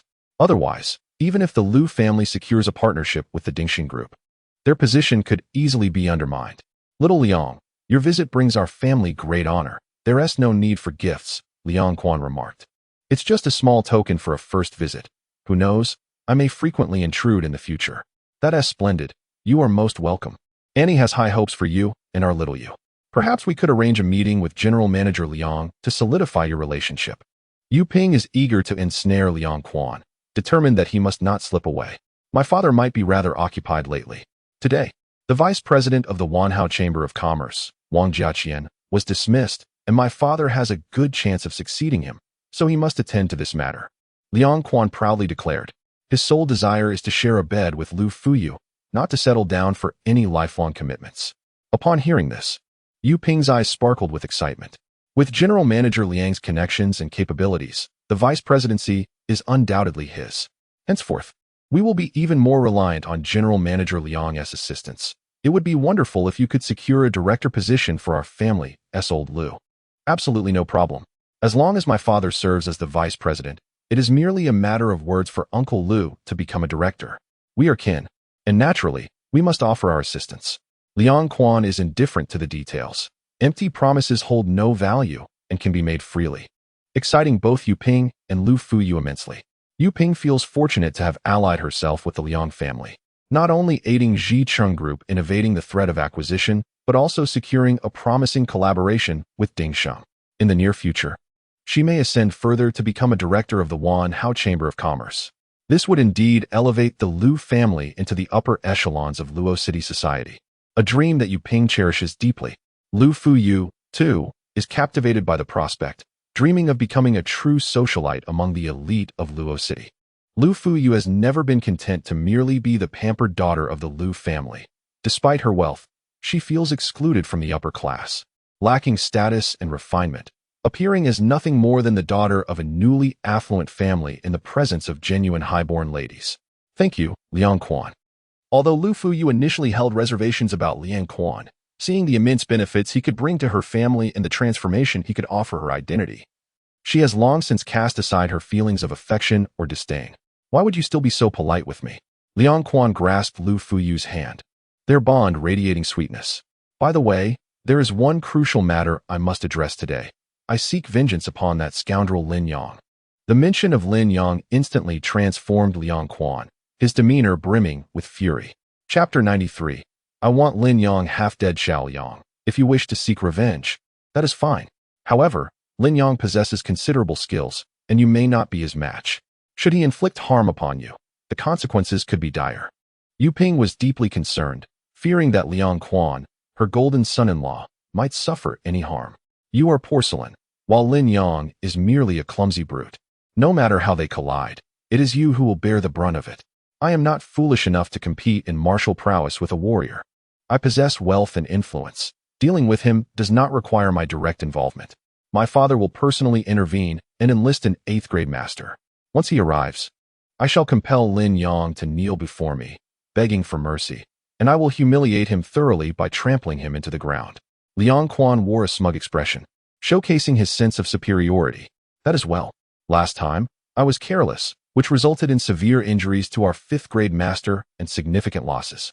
This time, with an 8th grade master taking action, I am eager to see what capabilities this little wretch possesses to withstand such force. Yu Ping gritted her teeth in anger. Every time I recall that arrogant demeanor of his, as if he always remains aloof and looks down on others, my fury intensifies. What pride can a kept young man possibly have? By what right does he feel superior in our presence? Lu Fuyu harbored her own grievances against Lin Yang. The source of her resentment stemmed from the 2 years of his absence and their recent encounters, during which she had gained nothing but disappointments and humiliation. Today is not only about avenging myself, but also about giving you a sense of relief. Just wait and witness the spectacle. I assure you, he will kneel and plead for mercy. Liang Quan laughed heartily. It would be best to cut off his means of survival, forcing him to leave Luo City, never to appear before us again. Lu Fuyu replied, "It is but a trivial matter. Handle him as you see fit," Liang Quan solemnly declared. At this moment, he received a phone call from his father's secretary. "Young master, Mr. Deng and I have arrived at the Dihao Garden." "Excellent. Proceed directly to building 18 for our meeting." Liang Quan's face brightened. He hung up and rose to his feet. "Let us be on our way. Mr. Deng has arrived, and the performance is about to commence." Lu Fuyu intertwined her arm with Liang Quan's as they exited and entered his sports car, while Yu Ping drove her own vehicle towards building 18. The entirety of Dihao Garden spans nearly 1,000 acres, yet it comprises only a handful of villas, each distanced from one another, necessitating a drive even for a casual visit. The trio of Liang Quan arrived at the exterior of Building 18, reminiscing that it had been over 2 years since their last visit. "Time has flown," Yu Ping mused. The Lin and Lu families used to share a close bond, often visiting one another, but now, with Lin Haoshuan and his wife long gone, Yu Ping's sentiments towards the past connection between the Lin and Lu families had naturally faded. A black sedan approached, and Liang Jian's secretary was the first to alight. In the back seat sat a middle-aged man, none other than Deng Jinkui, the 8th-tier master previously summoned by Qi Tianming to seek vengeance against Lin Yang. Deng Jinkui was a notable figure in Luocheng.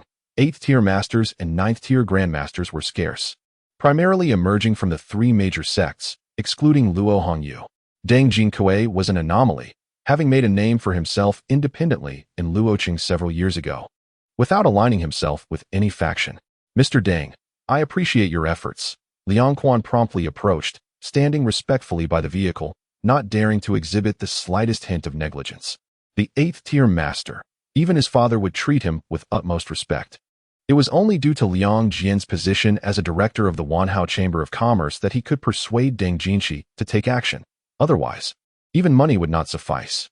Deng Jinshi did not immediately exit the vehicle, but nodded slightly, inquiring, "Is the person you wish to deal with residing here?" "Indeed." "Should they be alive or dead?" Deng Jinshi asked. "Half alive will suffice. I shall handle the rest to spare you from getting your hands dirty," Liang Quan replied. Deng Jinshi expressed his satisfaction with Liang Quan's demeanor, smiling as he remarked, "You are quite considerate." Yu Ping and Lu Fuyu stood silently aside, both harboring trepidation in the presence of an 8th-tier master. "I understand that it may be beneath you to personally attend to such trifling matters, but the other party is exceedingly arrogant." Liang Quan quickly nodded in agreement. Yes, indeed. "Go knock on the door." Deng Jinshi signaled to Liang Quan. With the backing of an 8th-tier master, Liang Quan walked with an upright posture, brimming with confidence. Lu Fuyu mirrored his prideful demeanor, linking her arm with his as they strode into the garden, closely followed by Yu Ping. Upon reaching the garden of Lin Yang's residence, Liang Quan cleared his throat and bellowed, "Lin's wretched spawn, come out and face your demise." Inside, Shun Limin, hearing the raucous insults from outside, emerged in his wheelchair. Who was making such a ruckus with foul language? Shun Limin did not recognize Liang Quan, but was familiar with Yu Ping and Lu Fuyu. "Miss Lu, what brings you here? Crippled fool, what are you doing here? Where is Lin Yang? Summon him forth." Lu Fuyu cast a disdainful glance at Shun Limin. revealing her contempt unabashedly. Observing the change in demeanor from once addressing him as Uncle Shun with courtesy, Shin Limin quickly grasped the situation. The young master is resting upstairs. What business do you have with him? Shin Limin inquired. It has nothing to do with you, you crippled wretch. Hurry and summon him, Lu Fuyu retorted. Who would have thought that Lin Yang would summon this disabled man to continue as his chauffeur? I dare say you lack the capability to drive now, Yu Ping scoffed. Still calling him the young master? Do you genuinely believe he remains the scion of the Lin family? Do you wish to curry favor with him still? I recall you have a daughter who shamelessly trailed after Lin Yang, attempting to usurp my daughter's place as the Lin family's daughter-in-law. Do not think I am unaware of your intentions. A servant's daughter, aspiring to ascend and become a phoenix? Yu Ping's caustic mockery infuriated Shin Limin, reddening his face. Cease your nonsense. Though we are servants, we have never overstepped our bounds nor harbored inappropriate desires. We act with integrity and dignity. It matters not. Your daughter is quite well suited to Lin Yang, a servant's daughter paired with a kept man, an impeccable match. Yu Ping continued her derisive commentary. Xin Yue, that ugly duckling, is unworthy even to carry my shoes. Lin Yang has long since become unworthy of my attention. If your daughter fancies such a character, she may take him, provided he is still alive by today's end. Lu Fui has never regarded Xin Yue with any respect. It was merely due to Lin Yang's protection that she refrained from bullying Xin Yue in the past. Chapter 94. Are you truly a genuine 8th-tier master? When it comes to the art of sharp-tongued banter, the honest and straightforward Shin Limin is utterly no match for Yu Ping and Lu Fui, who left him speechless and humiliated, unable to retort. Have you both said enough? At that moment, Lin Yang emerged from the room, his expression stern. He harbored no fondness for Yu Ping and her daughter Lu Fui. However, out of respect for Lu Qingji, he chose not to bicker with them and allowed them a measure of dignity. Yet, their scornful treatment of Shin Limin provoked Lin Yang's ire. This is my home, and it is not your place to intrude and dictate terms. You have no right to insult anyone within it, Lin Yang said coldly. Your home?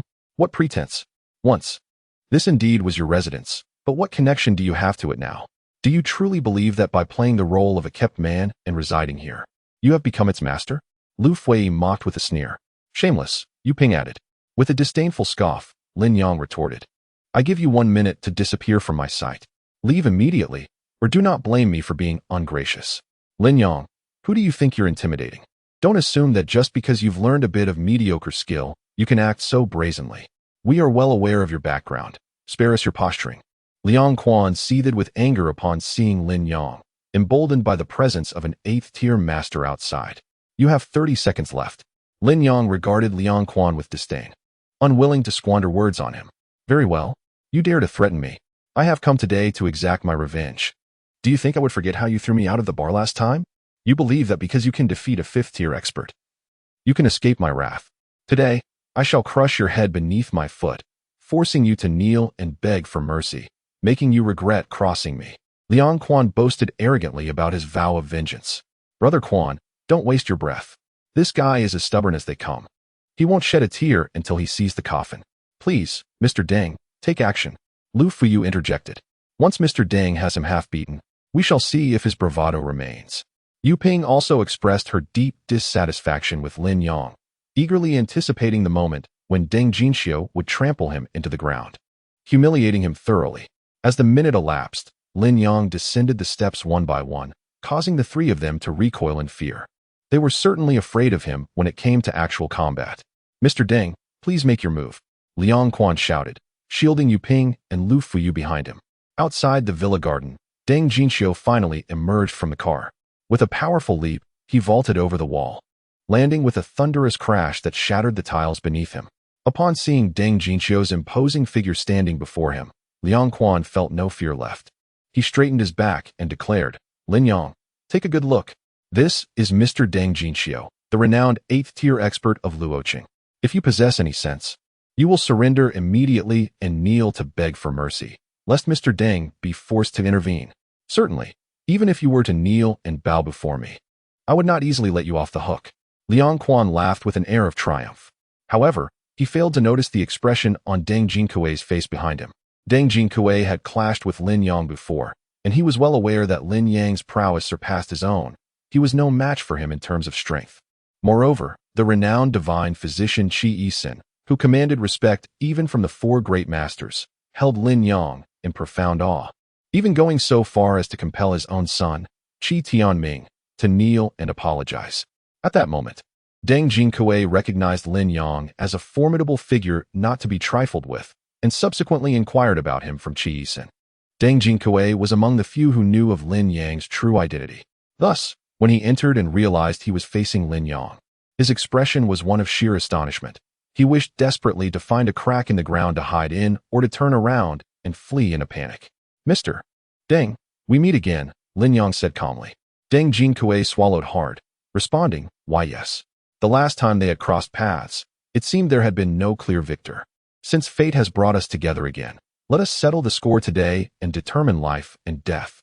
As Lin Yang spoke, a glint of cold light flickered in his eyes, sending a chill down Deng Jingke's spine, making the hairs on his body stand on end, with a shiver running from his feet to the crown of his head.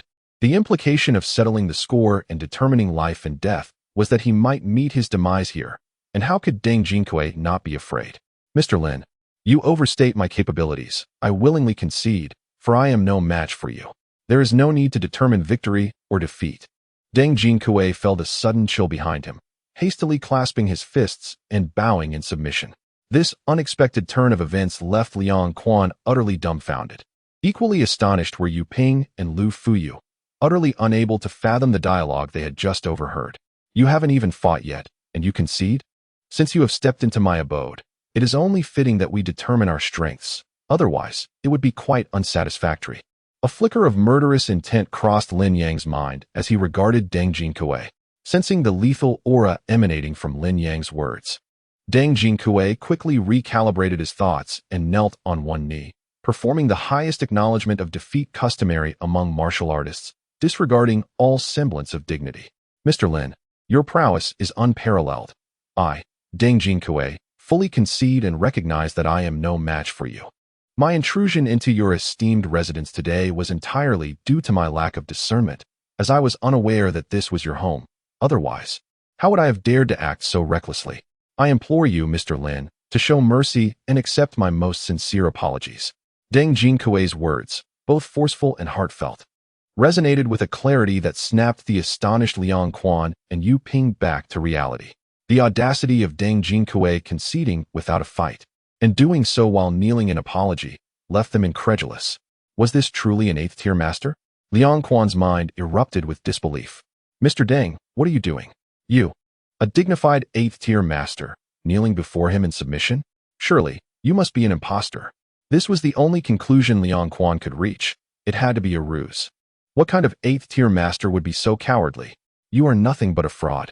Lu Fuyu echoed his disbelief with a fervent outcry, unable to accept the reality unfolding before her. Yet Yu Ping remained silent, for she had encountered Deng Jingke before. At this moment, her mind was in disarray, a tempest of confusion overtaking her thoughts, rendering her momentarily incapable of rational reflection. Before Mr. Lin, the proficiency of an 8th-tier master seemed utterly insignificant. With a mere flick of his finger, he could extinguish her existence. Deng Jingke, upon hearing Liang Quan and Lu Fuyu audaciously question his integrity, felt an immense surge of anger. Had it not been for Lin Yang's current indecision, he would have already leapt up to reprimand Liang Quan and Lu Fuyu. "Nonsense. I am well aware of Lin Yang's true nature.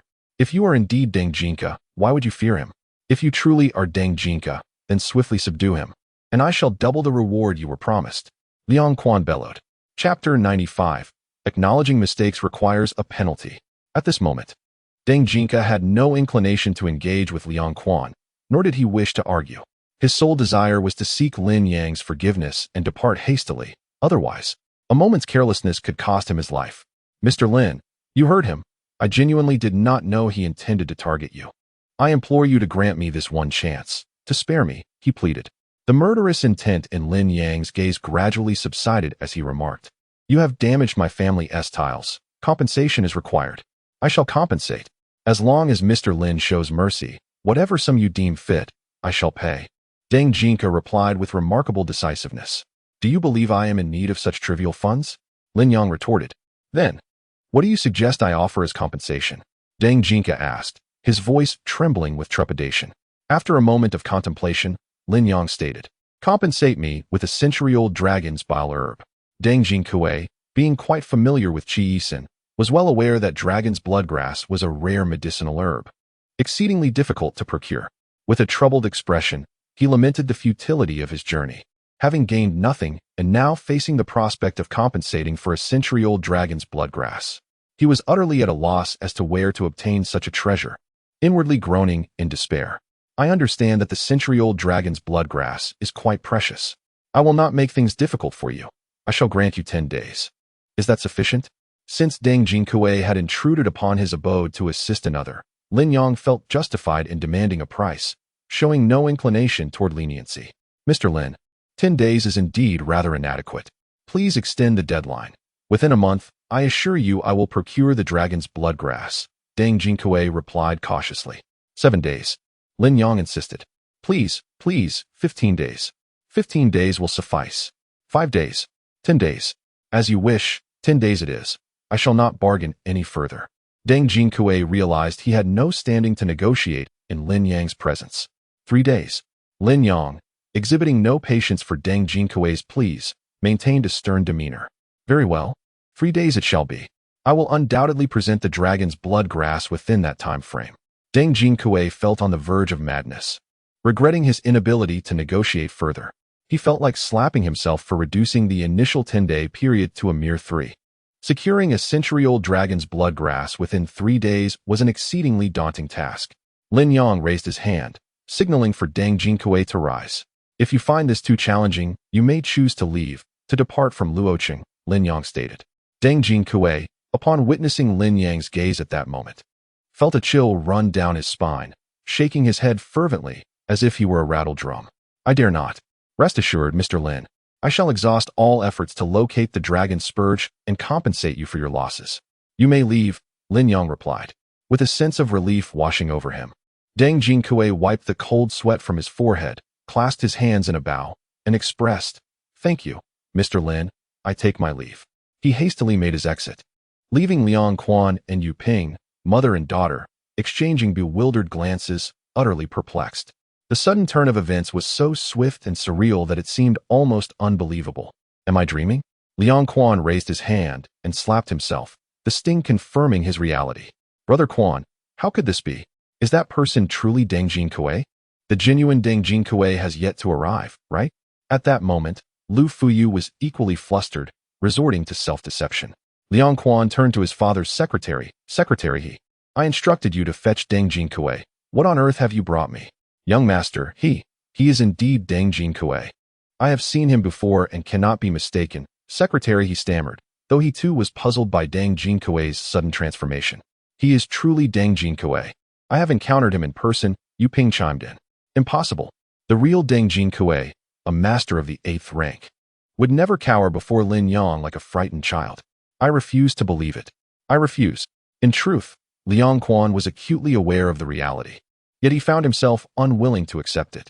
In a state of profound empathy, Lu Fuyu's gaze towards Lin Yang became exceedingly intricate, her face etched with skepticism. "Lin Yang, who exactly are you?" She finally could no longer restrain herself from asking. "Who I am is of no concern to you, nor do you possess the right to know," Lin Yang replied coldly, no longer willing to show any consideration for Lu Fuyu or Yu Ping.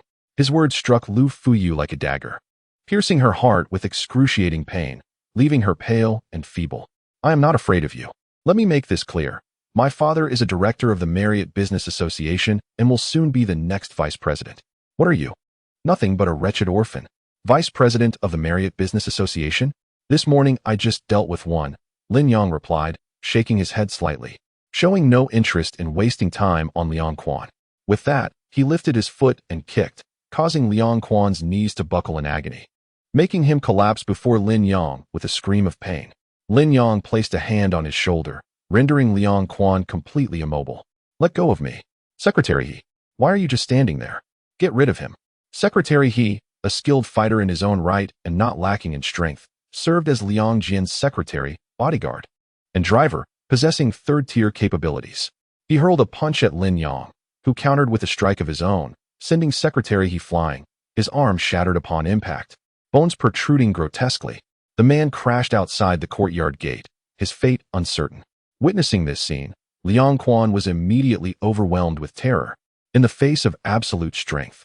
Despite Liang Quan's reliance on his prestigious lineage, he is filled with trepidation. Yu Ping and Lu Fu, you are not strangers to witnessing Lin Yang's capacity for violence. The previous encounter at their residence with Chun Gongming ended in a similar manner as that of Secretary He. Even so, the mother and daughter are rendered pale and trembling with fear. Engaging with a fool such as yourself is truly tedious and a waste of time. I have granted you an opportunity, yet you chose to court your own demise. Thus, you must bear the consequences. Lin Yang gradually tightened his grip on Liang Quan's fingers, causing excruciating pain to radiate from his shoulder, as if his bones were being methodically crushed. Liang Quan emitted a wretched scream akin to that of a slaughtered pig, his former pride evaporating, leaving him devoid of the once formidable demeanor he carried. He was terrified. Lin Yang, please release me. I was wrong. I apologize. For the sake of our shared past as classmates, spare me. Overwhelmed by pain and fear, Liang Quan was compelled to submit and plead for mercy. Recognizing his errors, he understood he must pay the price. With a sharp crack, Liang Quan's shoulder bone shattered, and his clavicle snapped, producing a scream that pierced the air. Chapter 96. Worse than a pig or a dog. Liang Quan, drenched in sweat and pallid, found Lin Yang's grip now ensnaring his other shoulder. The fear of complete ruin loomed over him. If both shoulders were to be crushed, he would indeed be rendered utterly useless. Lin Yang, I beg you, show mercy and let me go. I promise I shall never dare to trouble you again. Did you not just boast of trampling me underfoot and humiliating me, vowing to beat me to a pulp? I have merely incapacitated one of your arms, and yet you cannot endure it? Lin Yang spoke with an icy detachment. Whatever you wish to do to me, I shall reciprocate in kind. That is the essence of fairness. I was wrong. Forgive me. I did not grasp the gravity of the situation and spoke too loudly. Lin Yang, I bow before you. Please, treat me as inconsequential as a passing wind. Ignoring the excruciating pain from his shattered left arm, Liang Quan hastily prostrated himself before Lin Yang, his forehead bleeding, yet he dared not cease. Liang Quan was terrified.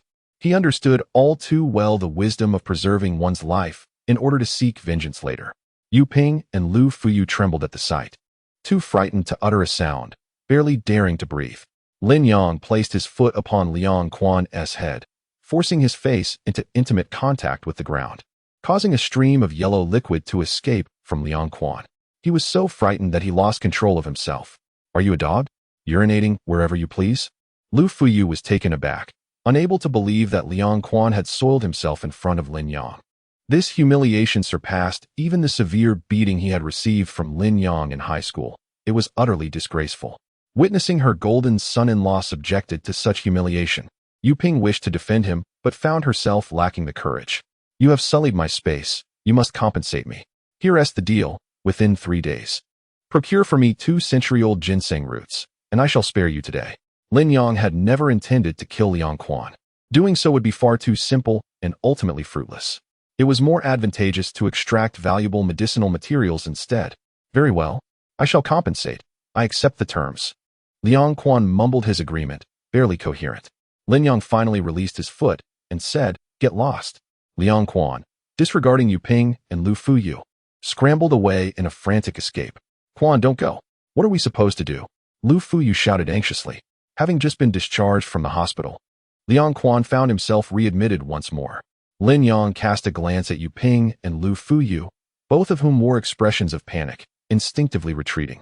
Little Yang, it was Liang Quan who sought revenge against you, and he insisted we come along to witness the spectacle. Yu Ping quickly shifted the blame onto Liang Quan. Is this spectacle truly entertaining? Lin Yang inquired. And no, it's not, Yu Ping answered cautiously. Ain't you? Last time you plotted against me. Out of respect for our past relationship and for Uncle Lu's sake, I chose to overlook it. I have stated clearly that your lack of virtue does not warrant my lack of justice. However, you must understand that my patience and tolerance are not boundless. What you have done today has entirely depleted my forbearance and the last remnants of goodwill I held for you. Lin Yang's voice was icy, no longer extending leniency towards the mother and daughter duo. He was acutely aware that no amount of tolerance would elicit genuine feelings from them, given the chance. They would still opt to trample him down. What do you intend to do? Are you going to treat us as you did Liang Quan and injure us? Yu Ping was terrified of losing limbs and becoming disabled. Did you not just mock Uncle Shun for being disabled? I shall allow you to experience that feeling for yourselves. Lin Yang declared as he advanced towards Yu Ping and Lu Fuyu. No. Lu Fuyu screamed in terror, fearing for her limbs even more than Yu Ping did. Lin Yang, Shun Limin was merely a former chauffeur for your family. Yet what is the nature of our relationship? I have watched you grow since childhood, cradled you in my arms, prepared meals for you, and even fed you. Today we may have erred. But do you truly intend to wield your power against us for the sake of a servant? Yu Ping, with no other recourse, was compelled to invoke the bonds of emotion. Although Uncle Shun is a servant, lacking the status and standing that you possess, he possesses something that you do not. By that very distinction, you are unworthy to compare yourselves to him. What does he have? A mere servant. What could he possibly possess? Yu Ping lamented. Conscience. He possesses a conscience, which you lack. You are nothing but ungrateful ingrates, selfish and self-serving, having lost even the most fundamental virtues of humanity. Yet you dare to mock others. How utterly ludicrous. A dog, when given a few scraps of bone, understands the virtue of wagging its tail in gratitude. Yet you, so cold and shameless, are even lower than beasts. How can you dare to invoke past kindness, to plead for mercy? Lin Yang's words struck like daggers, inflicting wounds upon Yu Ping and Lu Fuyu, leaving them utterly humiliated and in disarray. I never sought your gratitude, nor do I harbor hatred for your ingratitude. However, you insist on repaying kindness with enmity, wishing for my demise, and thus I cannot be blamed for retaliating with severity. Lin Yang's words rendered Yu Ping and Lu Fuyu speechless, unable to refute him, consumed by shame. Brother Lin Yang, I was wrong. Please do not harm me. If you would spare me and my mother, I am willing to restore our engagement and continue as your fiancé. Lu Fuyu exclaimed in a panic. Will you be my fiancé? Lin Yang shook his head and disdainfully replied. You are unworthy. This simple statement wielded tremendous power, inflicting a profound sense of humiliation upon Lu Fuyu. She had initially intended to endure the moment, planning to escape this predicament, and had never truly wished to be Lin Yang's fiancée. Yet, Lin Yang's dismissal of her, as if she were a discarded object, struck her hard, leaving her reeling from the blow. Mother, what should I do? I do not wish to be crippled. That would ruin my life entirely.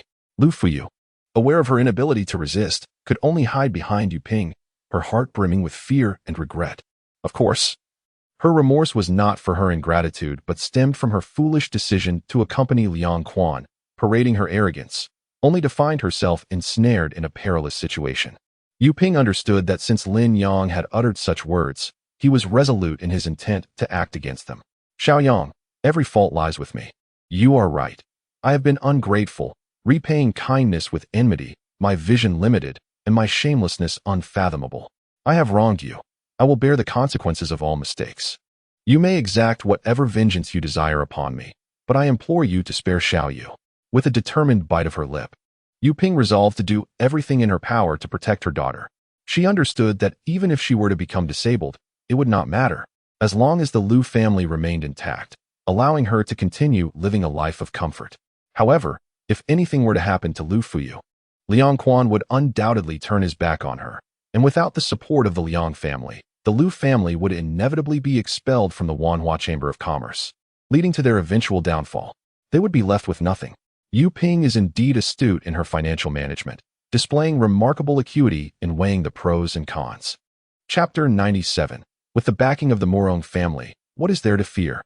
Lin Yang effortlessly perceives Yu Ping's intricate calculations. Since you acknowledge your mistakes, you should, like Liang Quan, accept the consequences of your errors. Lin Yang does not resort to severing Yu Ping's limbs directly. Instead, he employs a specialized acupoint technique to seal 3 of her acupoints. While these points are not fatal, they will inflict pain akin to a needle prick daily, a torment that cannot be alleviated by medication. Now, both of you must immediately vanish from my sight and are forbidden from setting foot in my home ever again. Yu Ping, surprised that Lin Yang merely touched her lightly, felt no immediate discomfort, which took her aback. Is that all? It's over? She exclaimed in astonishment. Isn't it good that there is nothing wrong? Let us hurry and leave.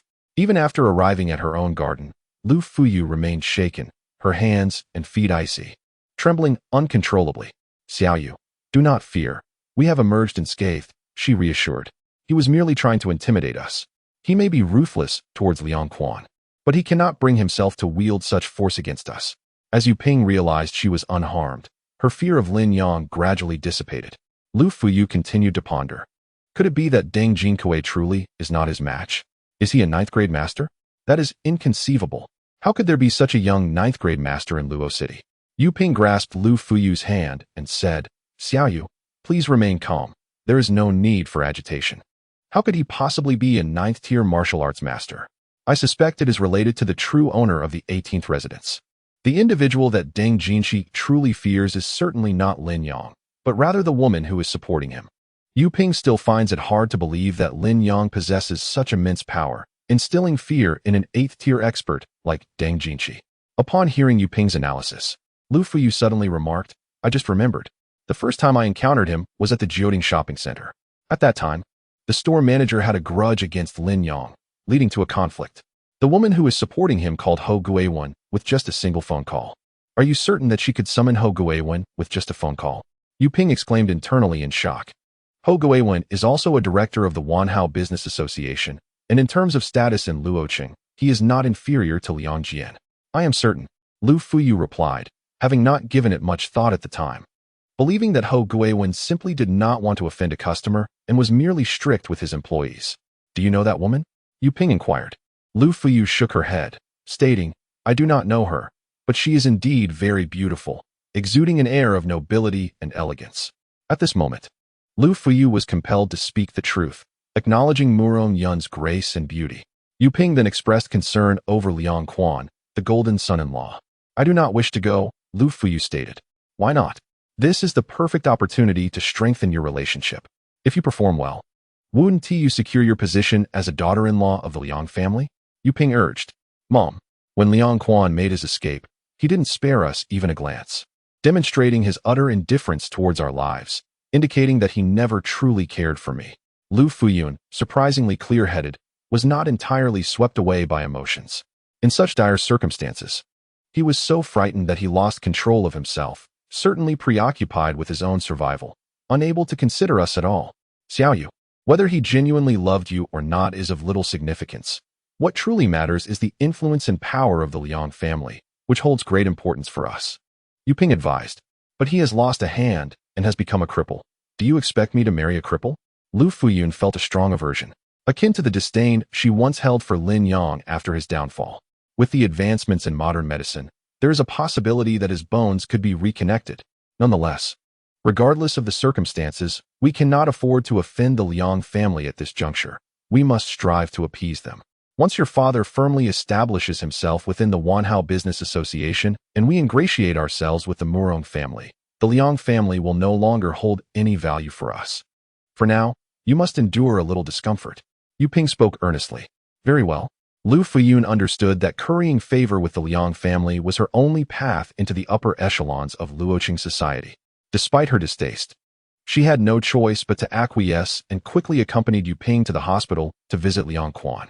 Upon their arrival, Liang Quan had not yet been taken into the operating room, and Liang Jian had just arrived. Wasn't Mr. Deng supposed to accompany you? How did it end up like this? Liang Jian exclaimed in anger. Father, we were deceived by Deng Jinkui. He never intervened at all, Liang Quan recounted the incident, causing Liang Jian's brows to furrow in concern. Why does Deng Jinkui harbor such fear towards Lin's young scion? Even during Lin Haoshuan's lifetime, the Lin family could not possibly possess the strength to instill dread in an 8th-tier expert. Liang Jian found himself equally perplexed. Uncle Liang, it is not Lin Yang that Deng Jinkui fears, but rather the woman who supports him, Lu Fuyu remarked. Who is she? I do not know her name, but I have witnessed Ho Guiwen treat her with utmost reverence, suggesting she is not an ordinary person, Lu Fuyu continued. Upon hearing this, Liang Jian furrowed his brow.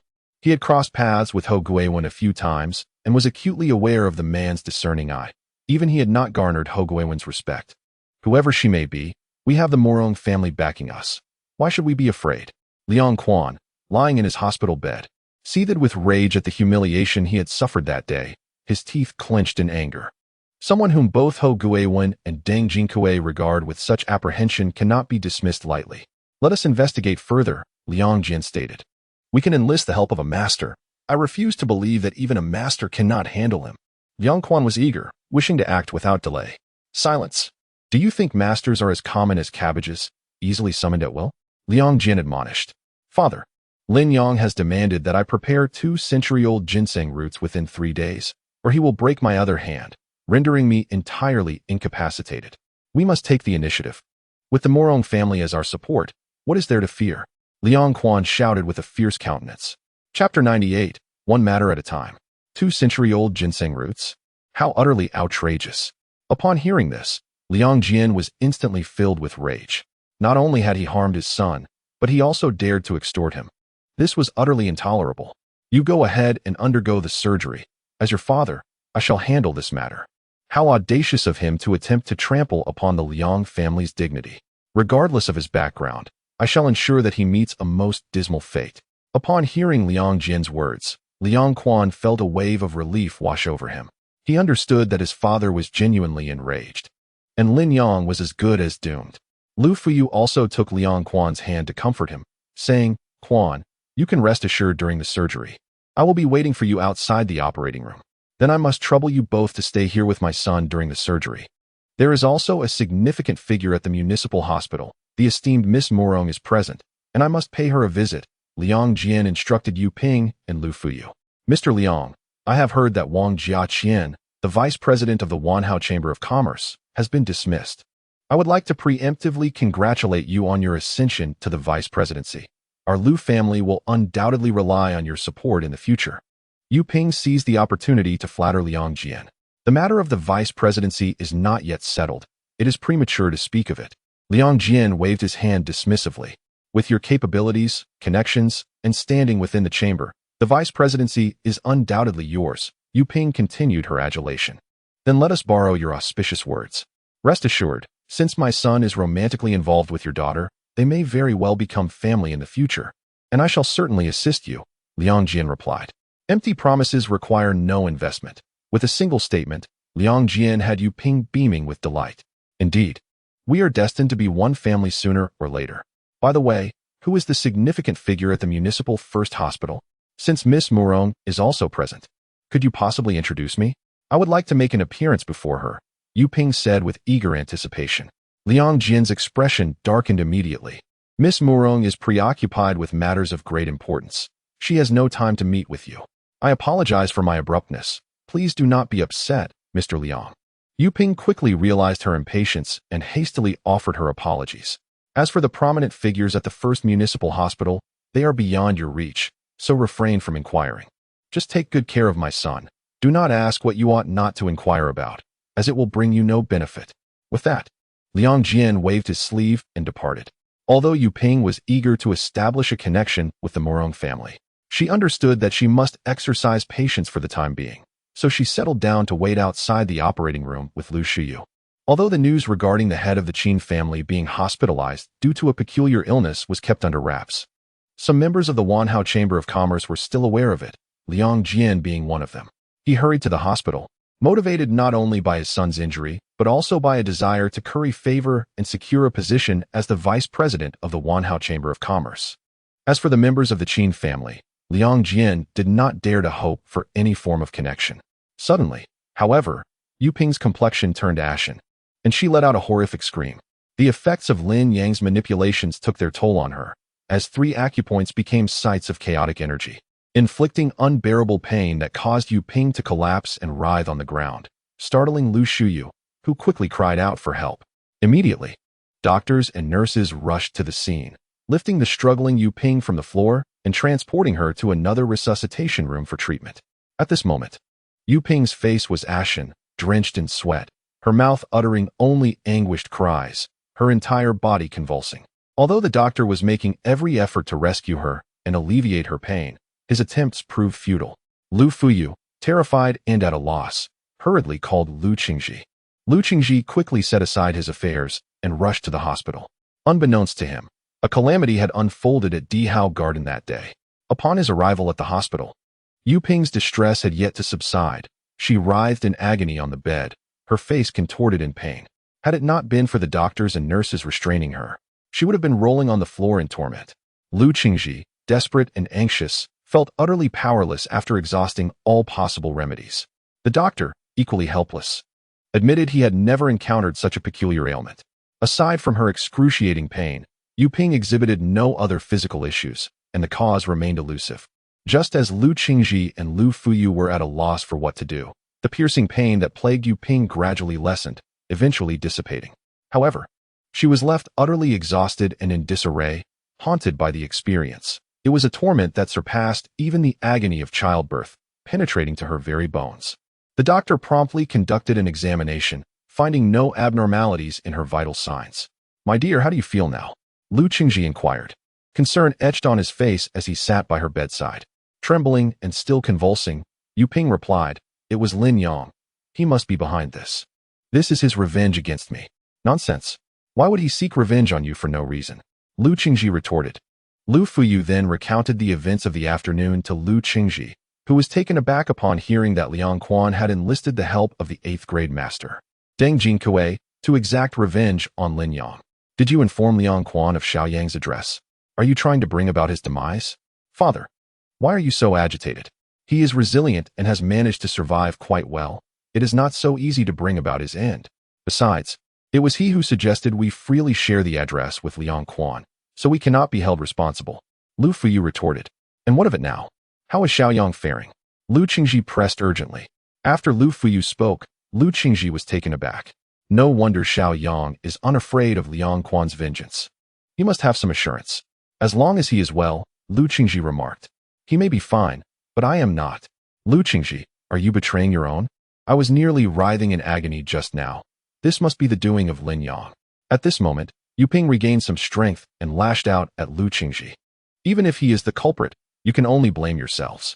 Moreover, the doctor has just examined you and said there is no significant issue. So do not dwell on it," Lu Qingji consoled. "But what if it happens again? I do not wish to endure that once more. You cannot fathom the sensation. The pain cutting to the very bone, rendering life unbearable. That wretched creature is so cruel to inflict such suffering upon me." Yu Ping trembled uncontrollably at the recollection of her recent torment. What can I do? I am not a doctor," Lu Qingji said helplessly. "You must call that wretched creature and inquire precisely what he has done to me," Yu Ping insisted. "Very well," Lu Qingji, with no other option, stepped out of the hospital room to call Lin Yang. In the Imperial Garden, Lin Yang noticed a call from Lu Qingji, undoubtedly regarding Yu Ping. He promptly silenced his phone and set it aside, opting not to answer. Lin Yang regarded Lu Qingji as an elder, yet he had already extended ample leniency towards Yu Ping. His respect for Lu Qingji would not lead him to condone Yu Ping's various transgressions. Distinctions were clear in Lin Yang's perspective. He maintained a sense of justice. Chapter 99. I admire your stubbornness. Lin Yang took the time to review the medical records sent by Han LeCun, formulating treatment plans and prescriptions. After dinner, he drove straight to the Qin family villa. However, upon his arrival, he discovered that Qin Manong was not at home.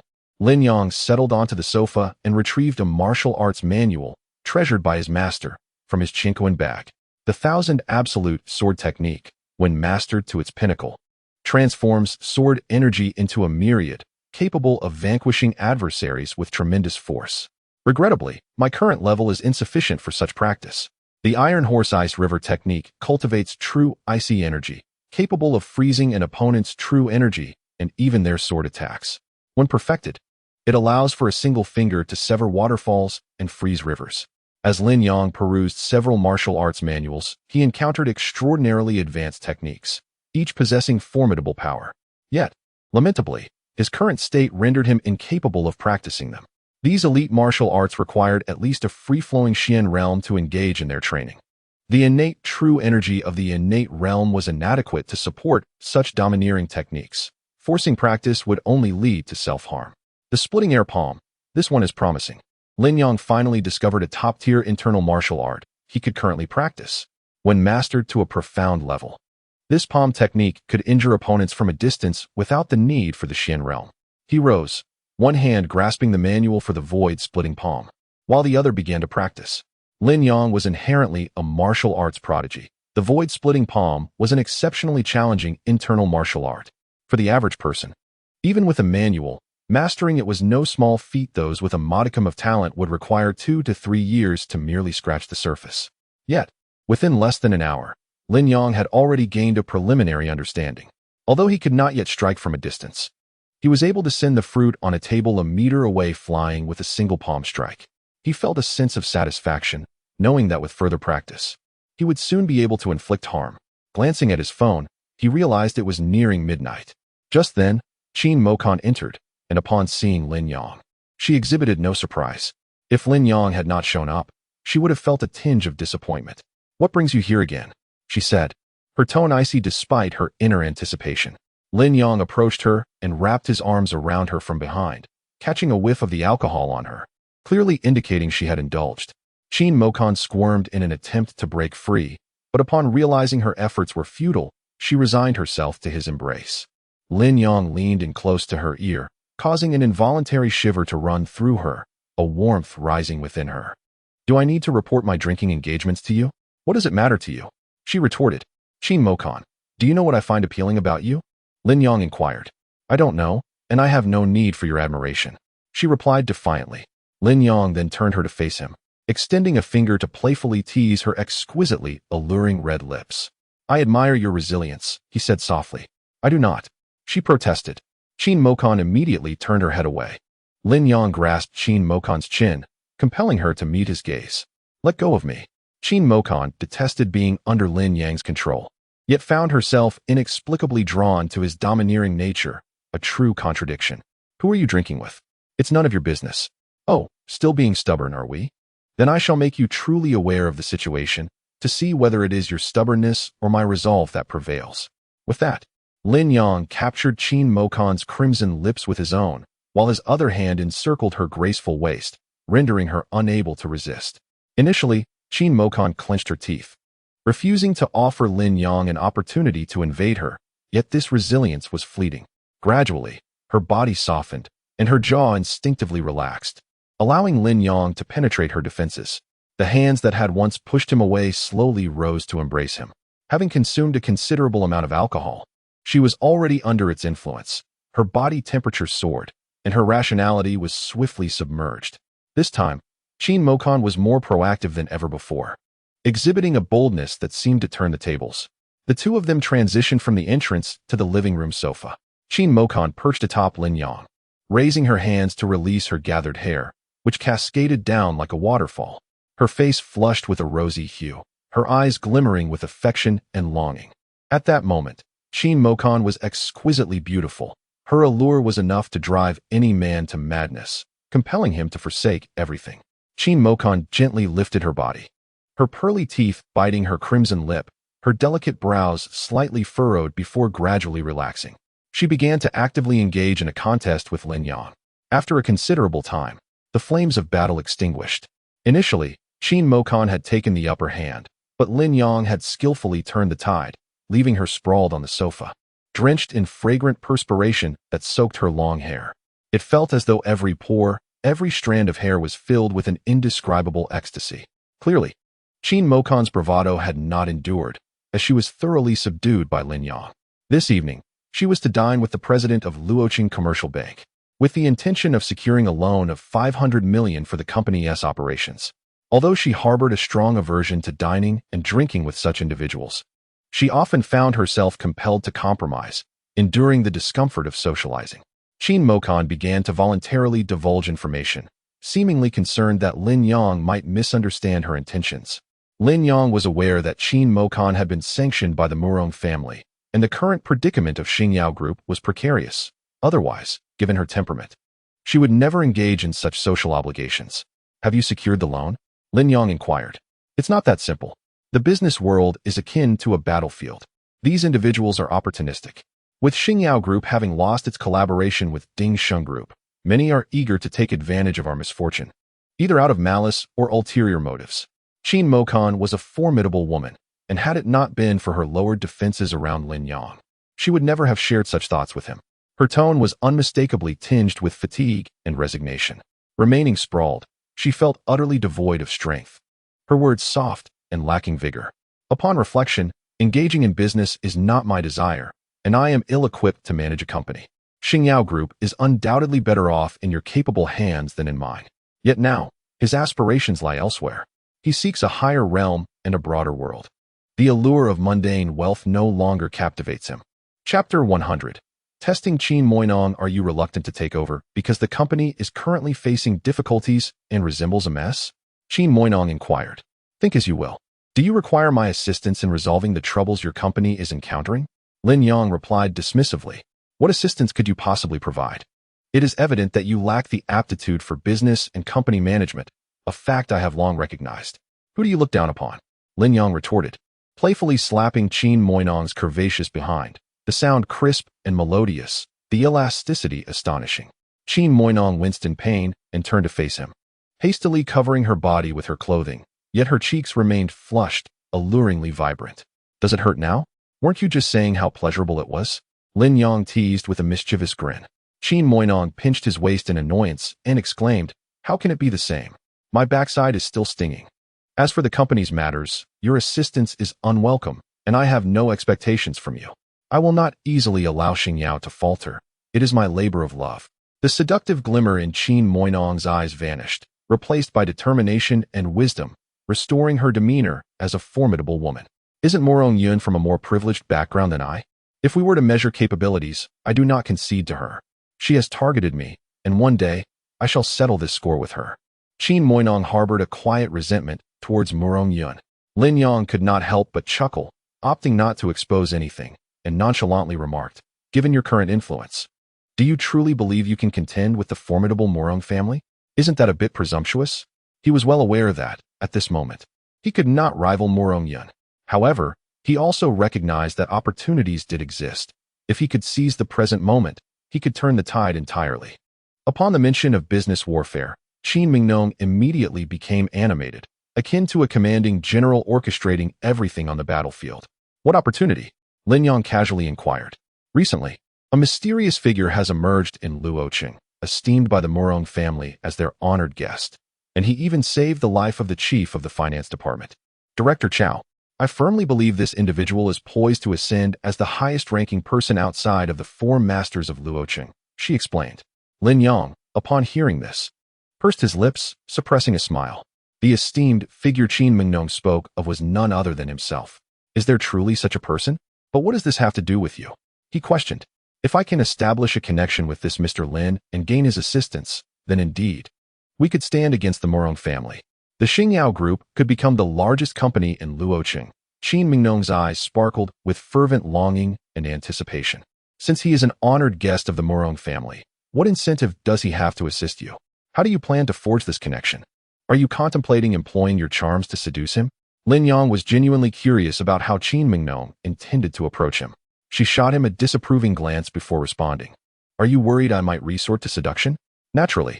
You are my woman. If you were to seduce someone else, would that not be akin to placing a green hat upon me? I will not allow such a thing. You will henceforth be solely mine. No man shall dare to lay a finger upon you. Should anyone attempt to do so, I shall not hesitate to eliminate him. Lin Yang declared with an air of dominance. From the intensity and resolve in Lin Yang's gaze, Qin Moinong could perceive the seriousness of his words, as well as the underlying menace that emanated from him, which stirred a surreptitious sense of delight within her. Cease your nonsensical prattle. Who do you think I am to you? I am here against my will, and if given the chance, I would not hesitate to eliminate you. It is simply that, for now, I find myself unable to do so, Qin Moinong retorted defiantly. Remember this, Lin Yang. I am not your woman, and I shall never be. Lin Yang merely smirked, disinterested in engaging in such debates with Qin Moinong. Let us return to the enigmatic Mr. Lin. How do you intend to establish a connection with him?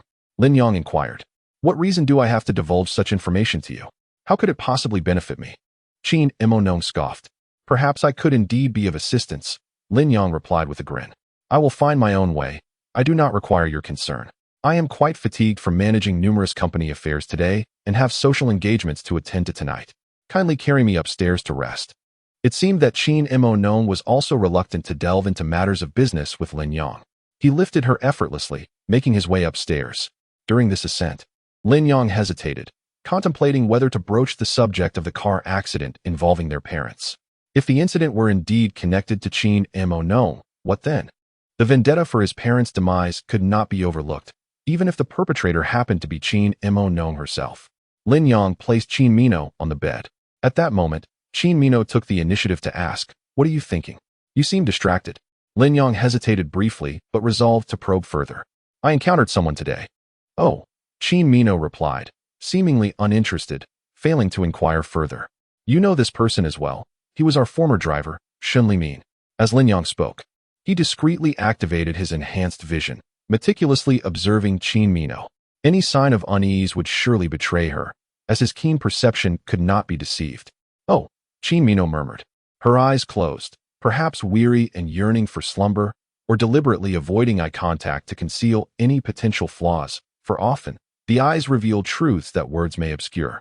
However, Lin Yang noted that her facial expression remained devoid of even the slightest change. "I am speaking to you. Could you not show me some respect?" Lin Yang asserted. Only then did Qin Mino open her eyes, revealing a weary countenance. "I'm truly exhausted and wish to sleep. I have no interest in your encounter with Shun Limin.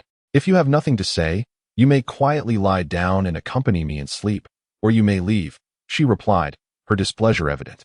Upon hearing this, Lin Yang narrowed his eyes slightly, sensing that Qin Mino was purposefully evading the conversation. He resolved to persist in his inquiry. "Do not rush. Shun Limin revealed something significant to me." Qin Mino lazily closed her eyes again and asked, "What significant matter? He is merely a driver. What could he possibly know?" "It pertains to my parents' car accident." Lin Yang cast a probing bait.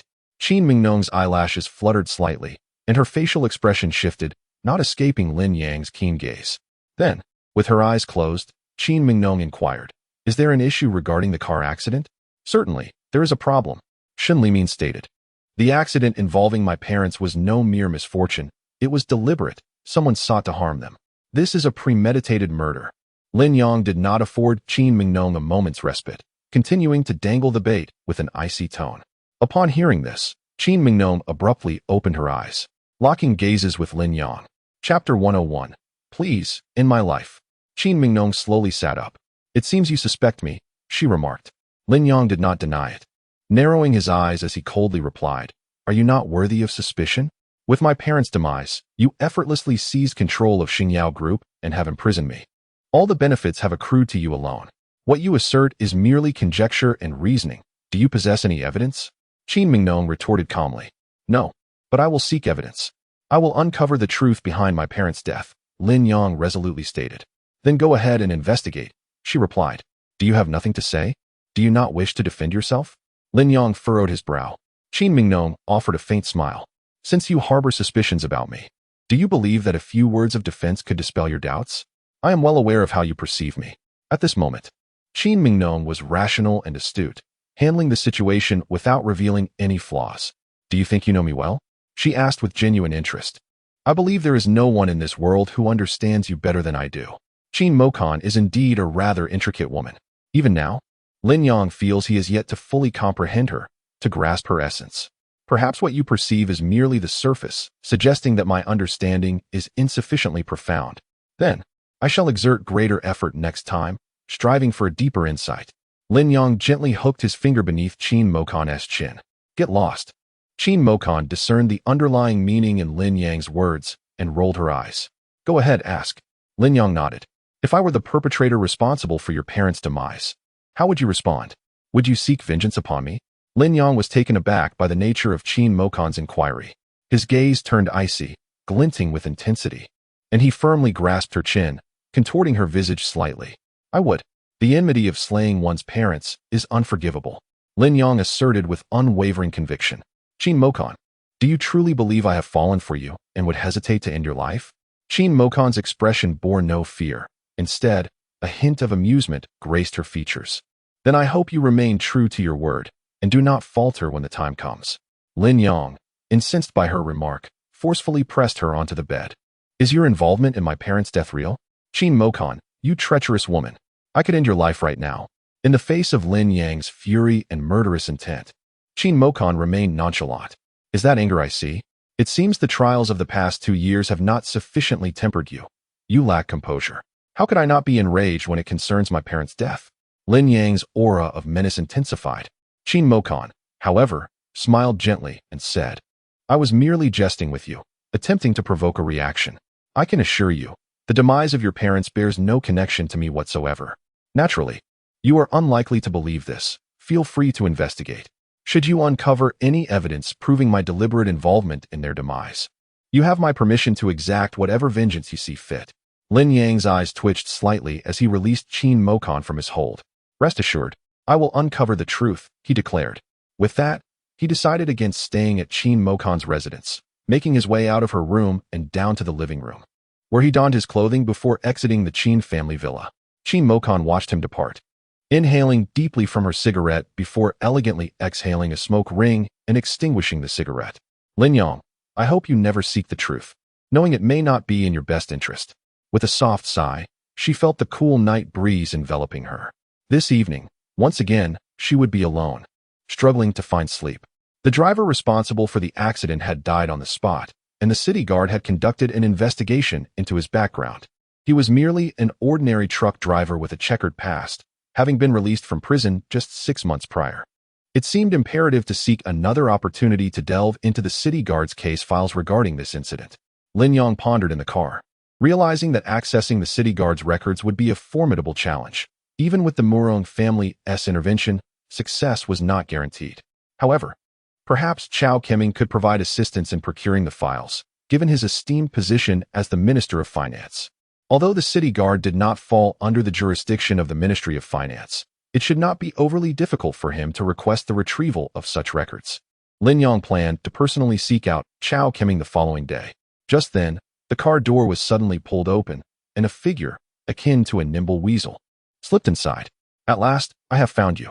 The intruder was none other than the vengeful Zisha Qiong who had nearly met her demise at his hands. Lin Yang was acutely aware of Qiong merciless nature, harboring a natural wariness towards her. You're still in Luoqing. Are you here to seek revenge? You heartless scoundrel. You took advantage of me and then vanished without a trace. Do you not fear that I might fall into the arms of another? Surprisingly, Qiong exhibited no trace of hostility. What happens to you is of no concern to me. After all, aren't you akin to a public bus? Are you afraid of being taken advantage of?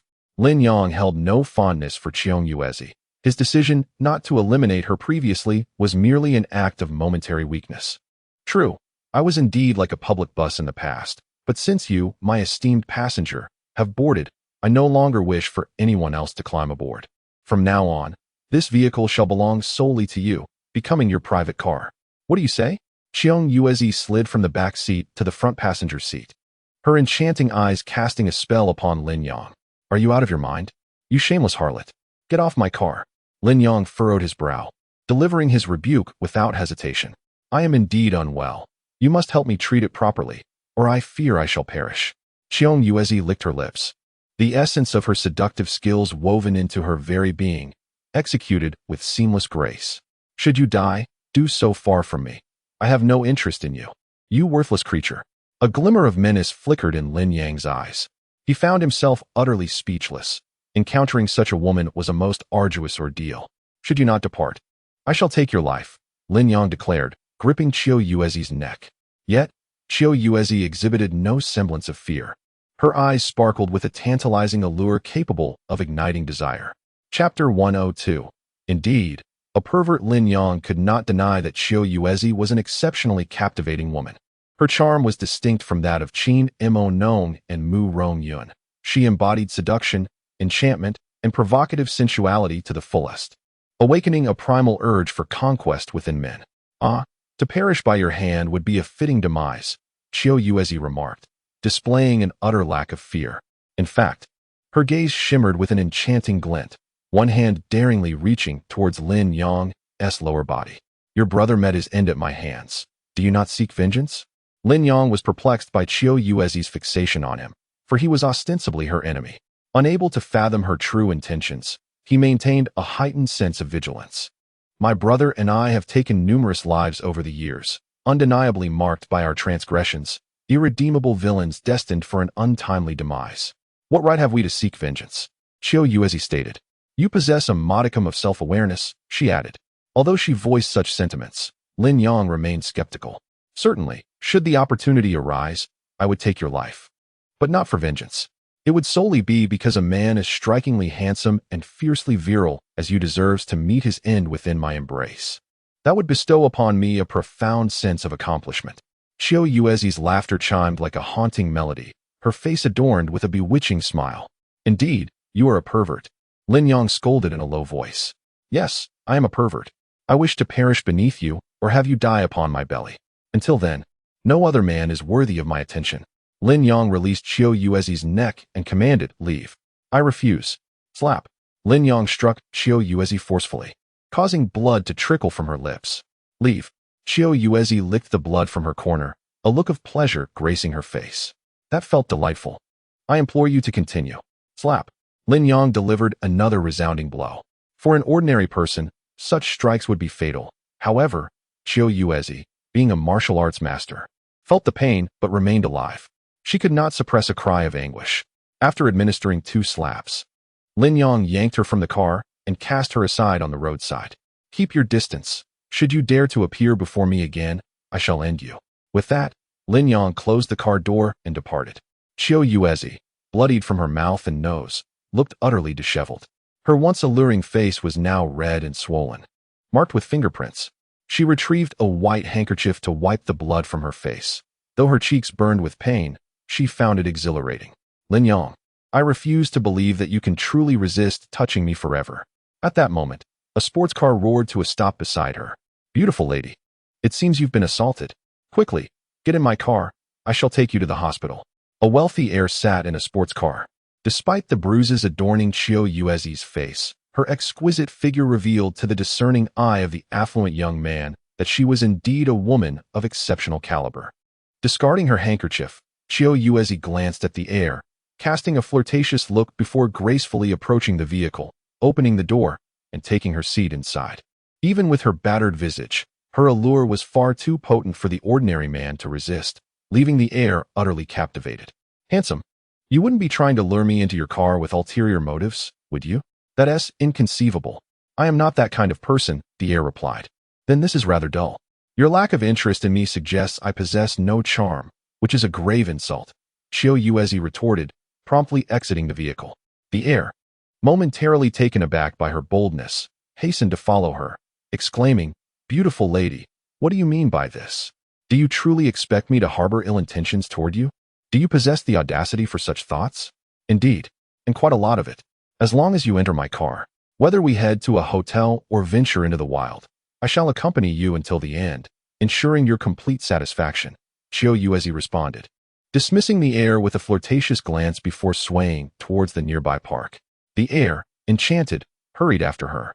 Yet, as they reached the shadows, Chiyo Yuezi suddenly pivoted, deftly snapping the heir's neck in a single motion. The audacious young man fell lifelessly to the ground. You think you could have your way with me, you superficial creature? You are unworthy. Chiyo Yuezi casually discarded the body of the affluent heir into the thicket by the wall, before seizing his car keys and departing in his sports car. She remained the same merciless Chiyo Yuezi, unflinching in her deadly resolve. Luo Hongyu continued to spar with Lin Yang, executing nearly 100 moves. At which point Lin Yang revealed the long-prepared manual on the void-splitting palm technique. Master Luo, I possess a martial arts manual, a pinnacle of internal martial arts. I would be honored for you to peruse it. Luo Hongyu accepted the manual, swiftly flipping through several pages before closing it. Indeed, it qualifies as an excellent internal martial art, well suited for your practice. Should you master it, it would elevate your combat prowess significantly, she remarked. Lin Yang spoke earnestly. Master Luo, do you not find this palm technique appealing? A hint of amusement graced Luo Hongyu's features as she replied, No need. Focus on your own practice. Is Master Luo uninterested in this technique?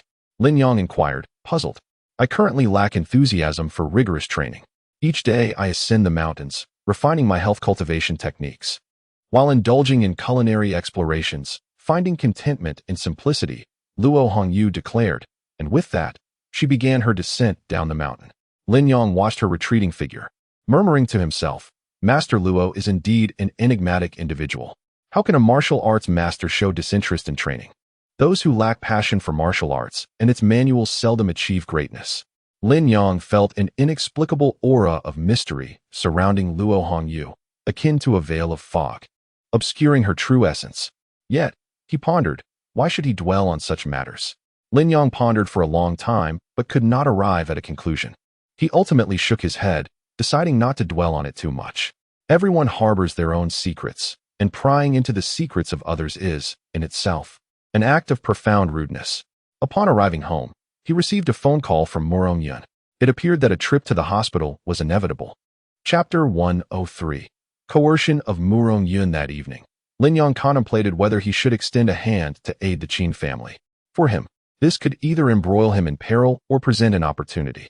Eventually, he would have to leave Luocheng and the southern capital. And as one of the 4 prominent families in southern Dragon Country, the Qin family could indeed serve as a suitable springboard. Luocheng was ultimately too small for him.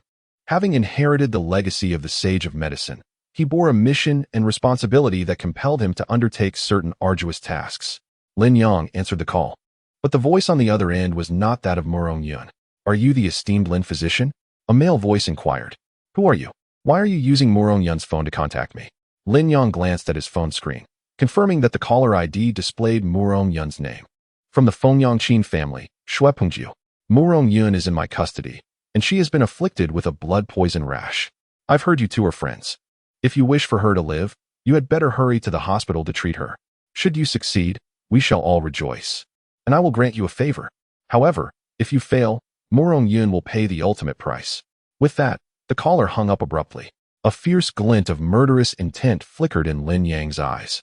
He had originally intended to have breakfast before heading to the hospital for treatment, but he was utterly astounded by the unexpected turn of events. Lin Yang, disregarding his meal, swiftly changed his attire and descended the stairs. "Young master, breakfast is ready. I have urgent matters to attend to. I shall not eat." Lin Yang dashed out of the house and drove straight to the first hospital of the city. At the first hospital of Luocheng, Qin Yiling's condition had once again deteriorated. Lin Yang's prescription could alleviate the symptoms of the blood toxin rash, yet it could not completely suppress it. As time passed, the blood toxin rash developed a resistance, and the severity of its outbreak escalated. Qin Yiling was engulfed in suffering. Among the other 3, Secretary Li Yin's condition was the most severe. Her rash had spread and festered, accompanied by a persistent high fever that tormented her immensely. Li Yin had applied medicinal soup all over her body and consumed a considerable amount, yet it failed to halt the onset of the blood toxin rash. "Murong Yun, now you too have contracted the blood toxin rash. If that doctor named Lin does not arrive soon, or if he comes and cannot cure us, you shall not survive either."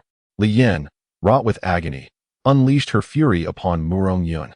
The reason Li Yin felt emboldened to speak thus was the arrival of reinforcements from the Qin family. Qin Jinquan had dispatched 2 individuals, Qin Yiling's cousin Shuepengjiu and a martial arts master. Upon arriving at the hospital early in the morning to ascertain the situation, Shuepengjiu confronted Murong Yun directly. "If there is a doctor capable of treating this illness, why was he not summoned immediately? Is Luocheng not your Murong family's territory? Can you not even summon one person? Pathetic." Shuepengjiu reprimanded harshly. "Mr. Lin is a miraculous physician, and such a physician possesses an esteemed status that is beyond my capacity to challenge." Murong Yun stated with an unwavering demeanor. "Then it is you and your Murong family who are utterly incompetent. What great physician are you referring to? If this were in Fengyang, a mere command from my Qin family would compel even the most distinguished physicians to bow in submission." Shuepengjiu retorted with a scoff. "Young Master Shue, from the very beginning, Murong Yun has been evasive. She is not only inept, but also deliberately stalling, intending to bring harm to Miss Yiling." Li Yin remarked from her sickbed. "Very well. In that case, I shall make you experience the torment of the blood carbuncle." Upon saying this, Shuepengjiu gestured to his accompanying master, "Master Su, bring forth some of the toxic blood. Let her also suffer from the blood carbuncle." "What a splendid idea. Young Master Shue is indeed astute." Li Yin immediately praised him. Hearing this, Murong Yun frowned, her voice icy. "Young Master Shue, your actions are exceedingly oppressive. Do you truly believe my Murong family is a soft target?" Shuepengjiu replied with a derisive smile. "Do not mistake this. Not only are you a mere branch of the Murong family, but even the Murong clan of Nandu is of little consequence to my Qin family. What if I bully you?" Murong Yun understood that Shuepengjiu was accompanied by a martial arts master, a force her family could not contend with. With Shuepengjiu intent on inflicting the toxic blood upon her, she found herself powerless to resist. The humiliation ignited a profound anger within her. "Young Master Shue, I implore you to reconsider. Han Li-kun urged, bracing himself to intervene, while Murong Yun's secretary, Jiang Lin, quickly stepped forward to protect her. Director Han, do you wish to experience the agony of the blood carbuncle as well? Xue Pengju cast a cold glance at Han Li-kun and threatened. Miss Murong has spent the entire night awake, devotedly guarding the hospital. Moreover, she is a friend of Dr. Lin. If you treat her in such a manner, it could backfire. Once Dr. Lin learns of this, he will undoubtedly refuse to treat Miss Qin out of anger. Han Li-kun spoke earnestly. Xue Pengju rose abruptly and struck Han Li-kun across the face. How dare you use a doctor to threaten me? If he refuses to treat her, I shall have him killed. Xue Xiao is indeed formidable. What of the divine doctor? If he dares to refuse treatment, let him be slain. In the presence of the Qin family, what significance does a divine doctor hold? Li Yin groaned in pain, but could not help but join in the outcry. Master Su Feihong had already extracted the poisoned blood from Li Yin. Yun, you must leave at once. Jiang Lin stepped forward, valiantly protecting her charge. Jiang Lin was not only Murong Yun's secretary, but also her personal bodyguard. Although her strength was not extraordinary, being at the 4th rank of acquired abilities, she had always been fiercely loyal to Murong Yun. However, even Jiang Lin's 4th rank could not stand against Master Su Feihong, let alone Xue Pengju, who was far superior in strength. A loyal servant is only as good as their ability to protect their master.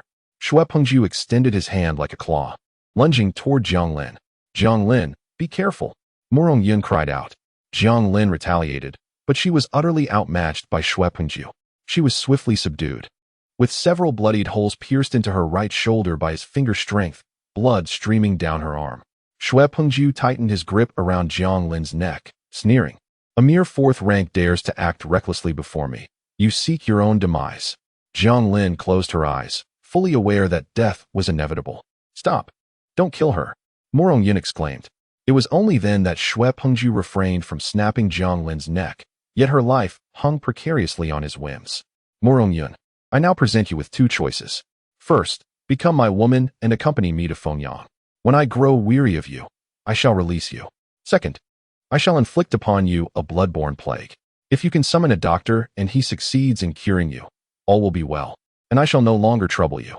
But if he fails, you will serve as a companion for my cousin in death. You are a clever woman, and I trust that,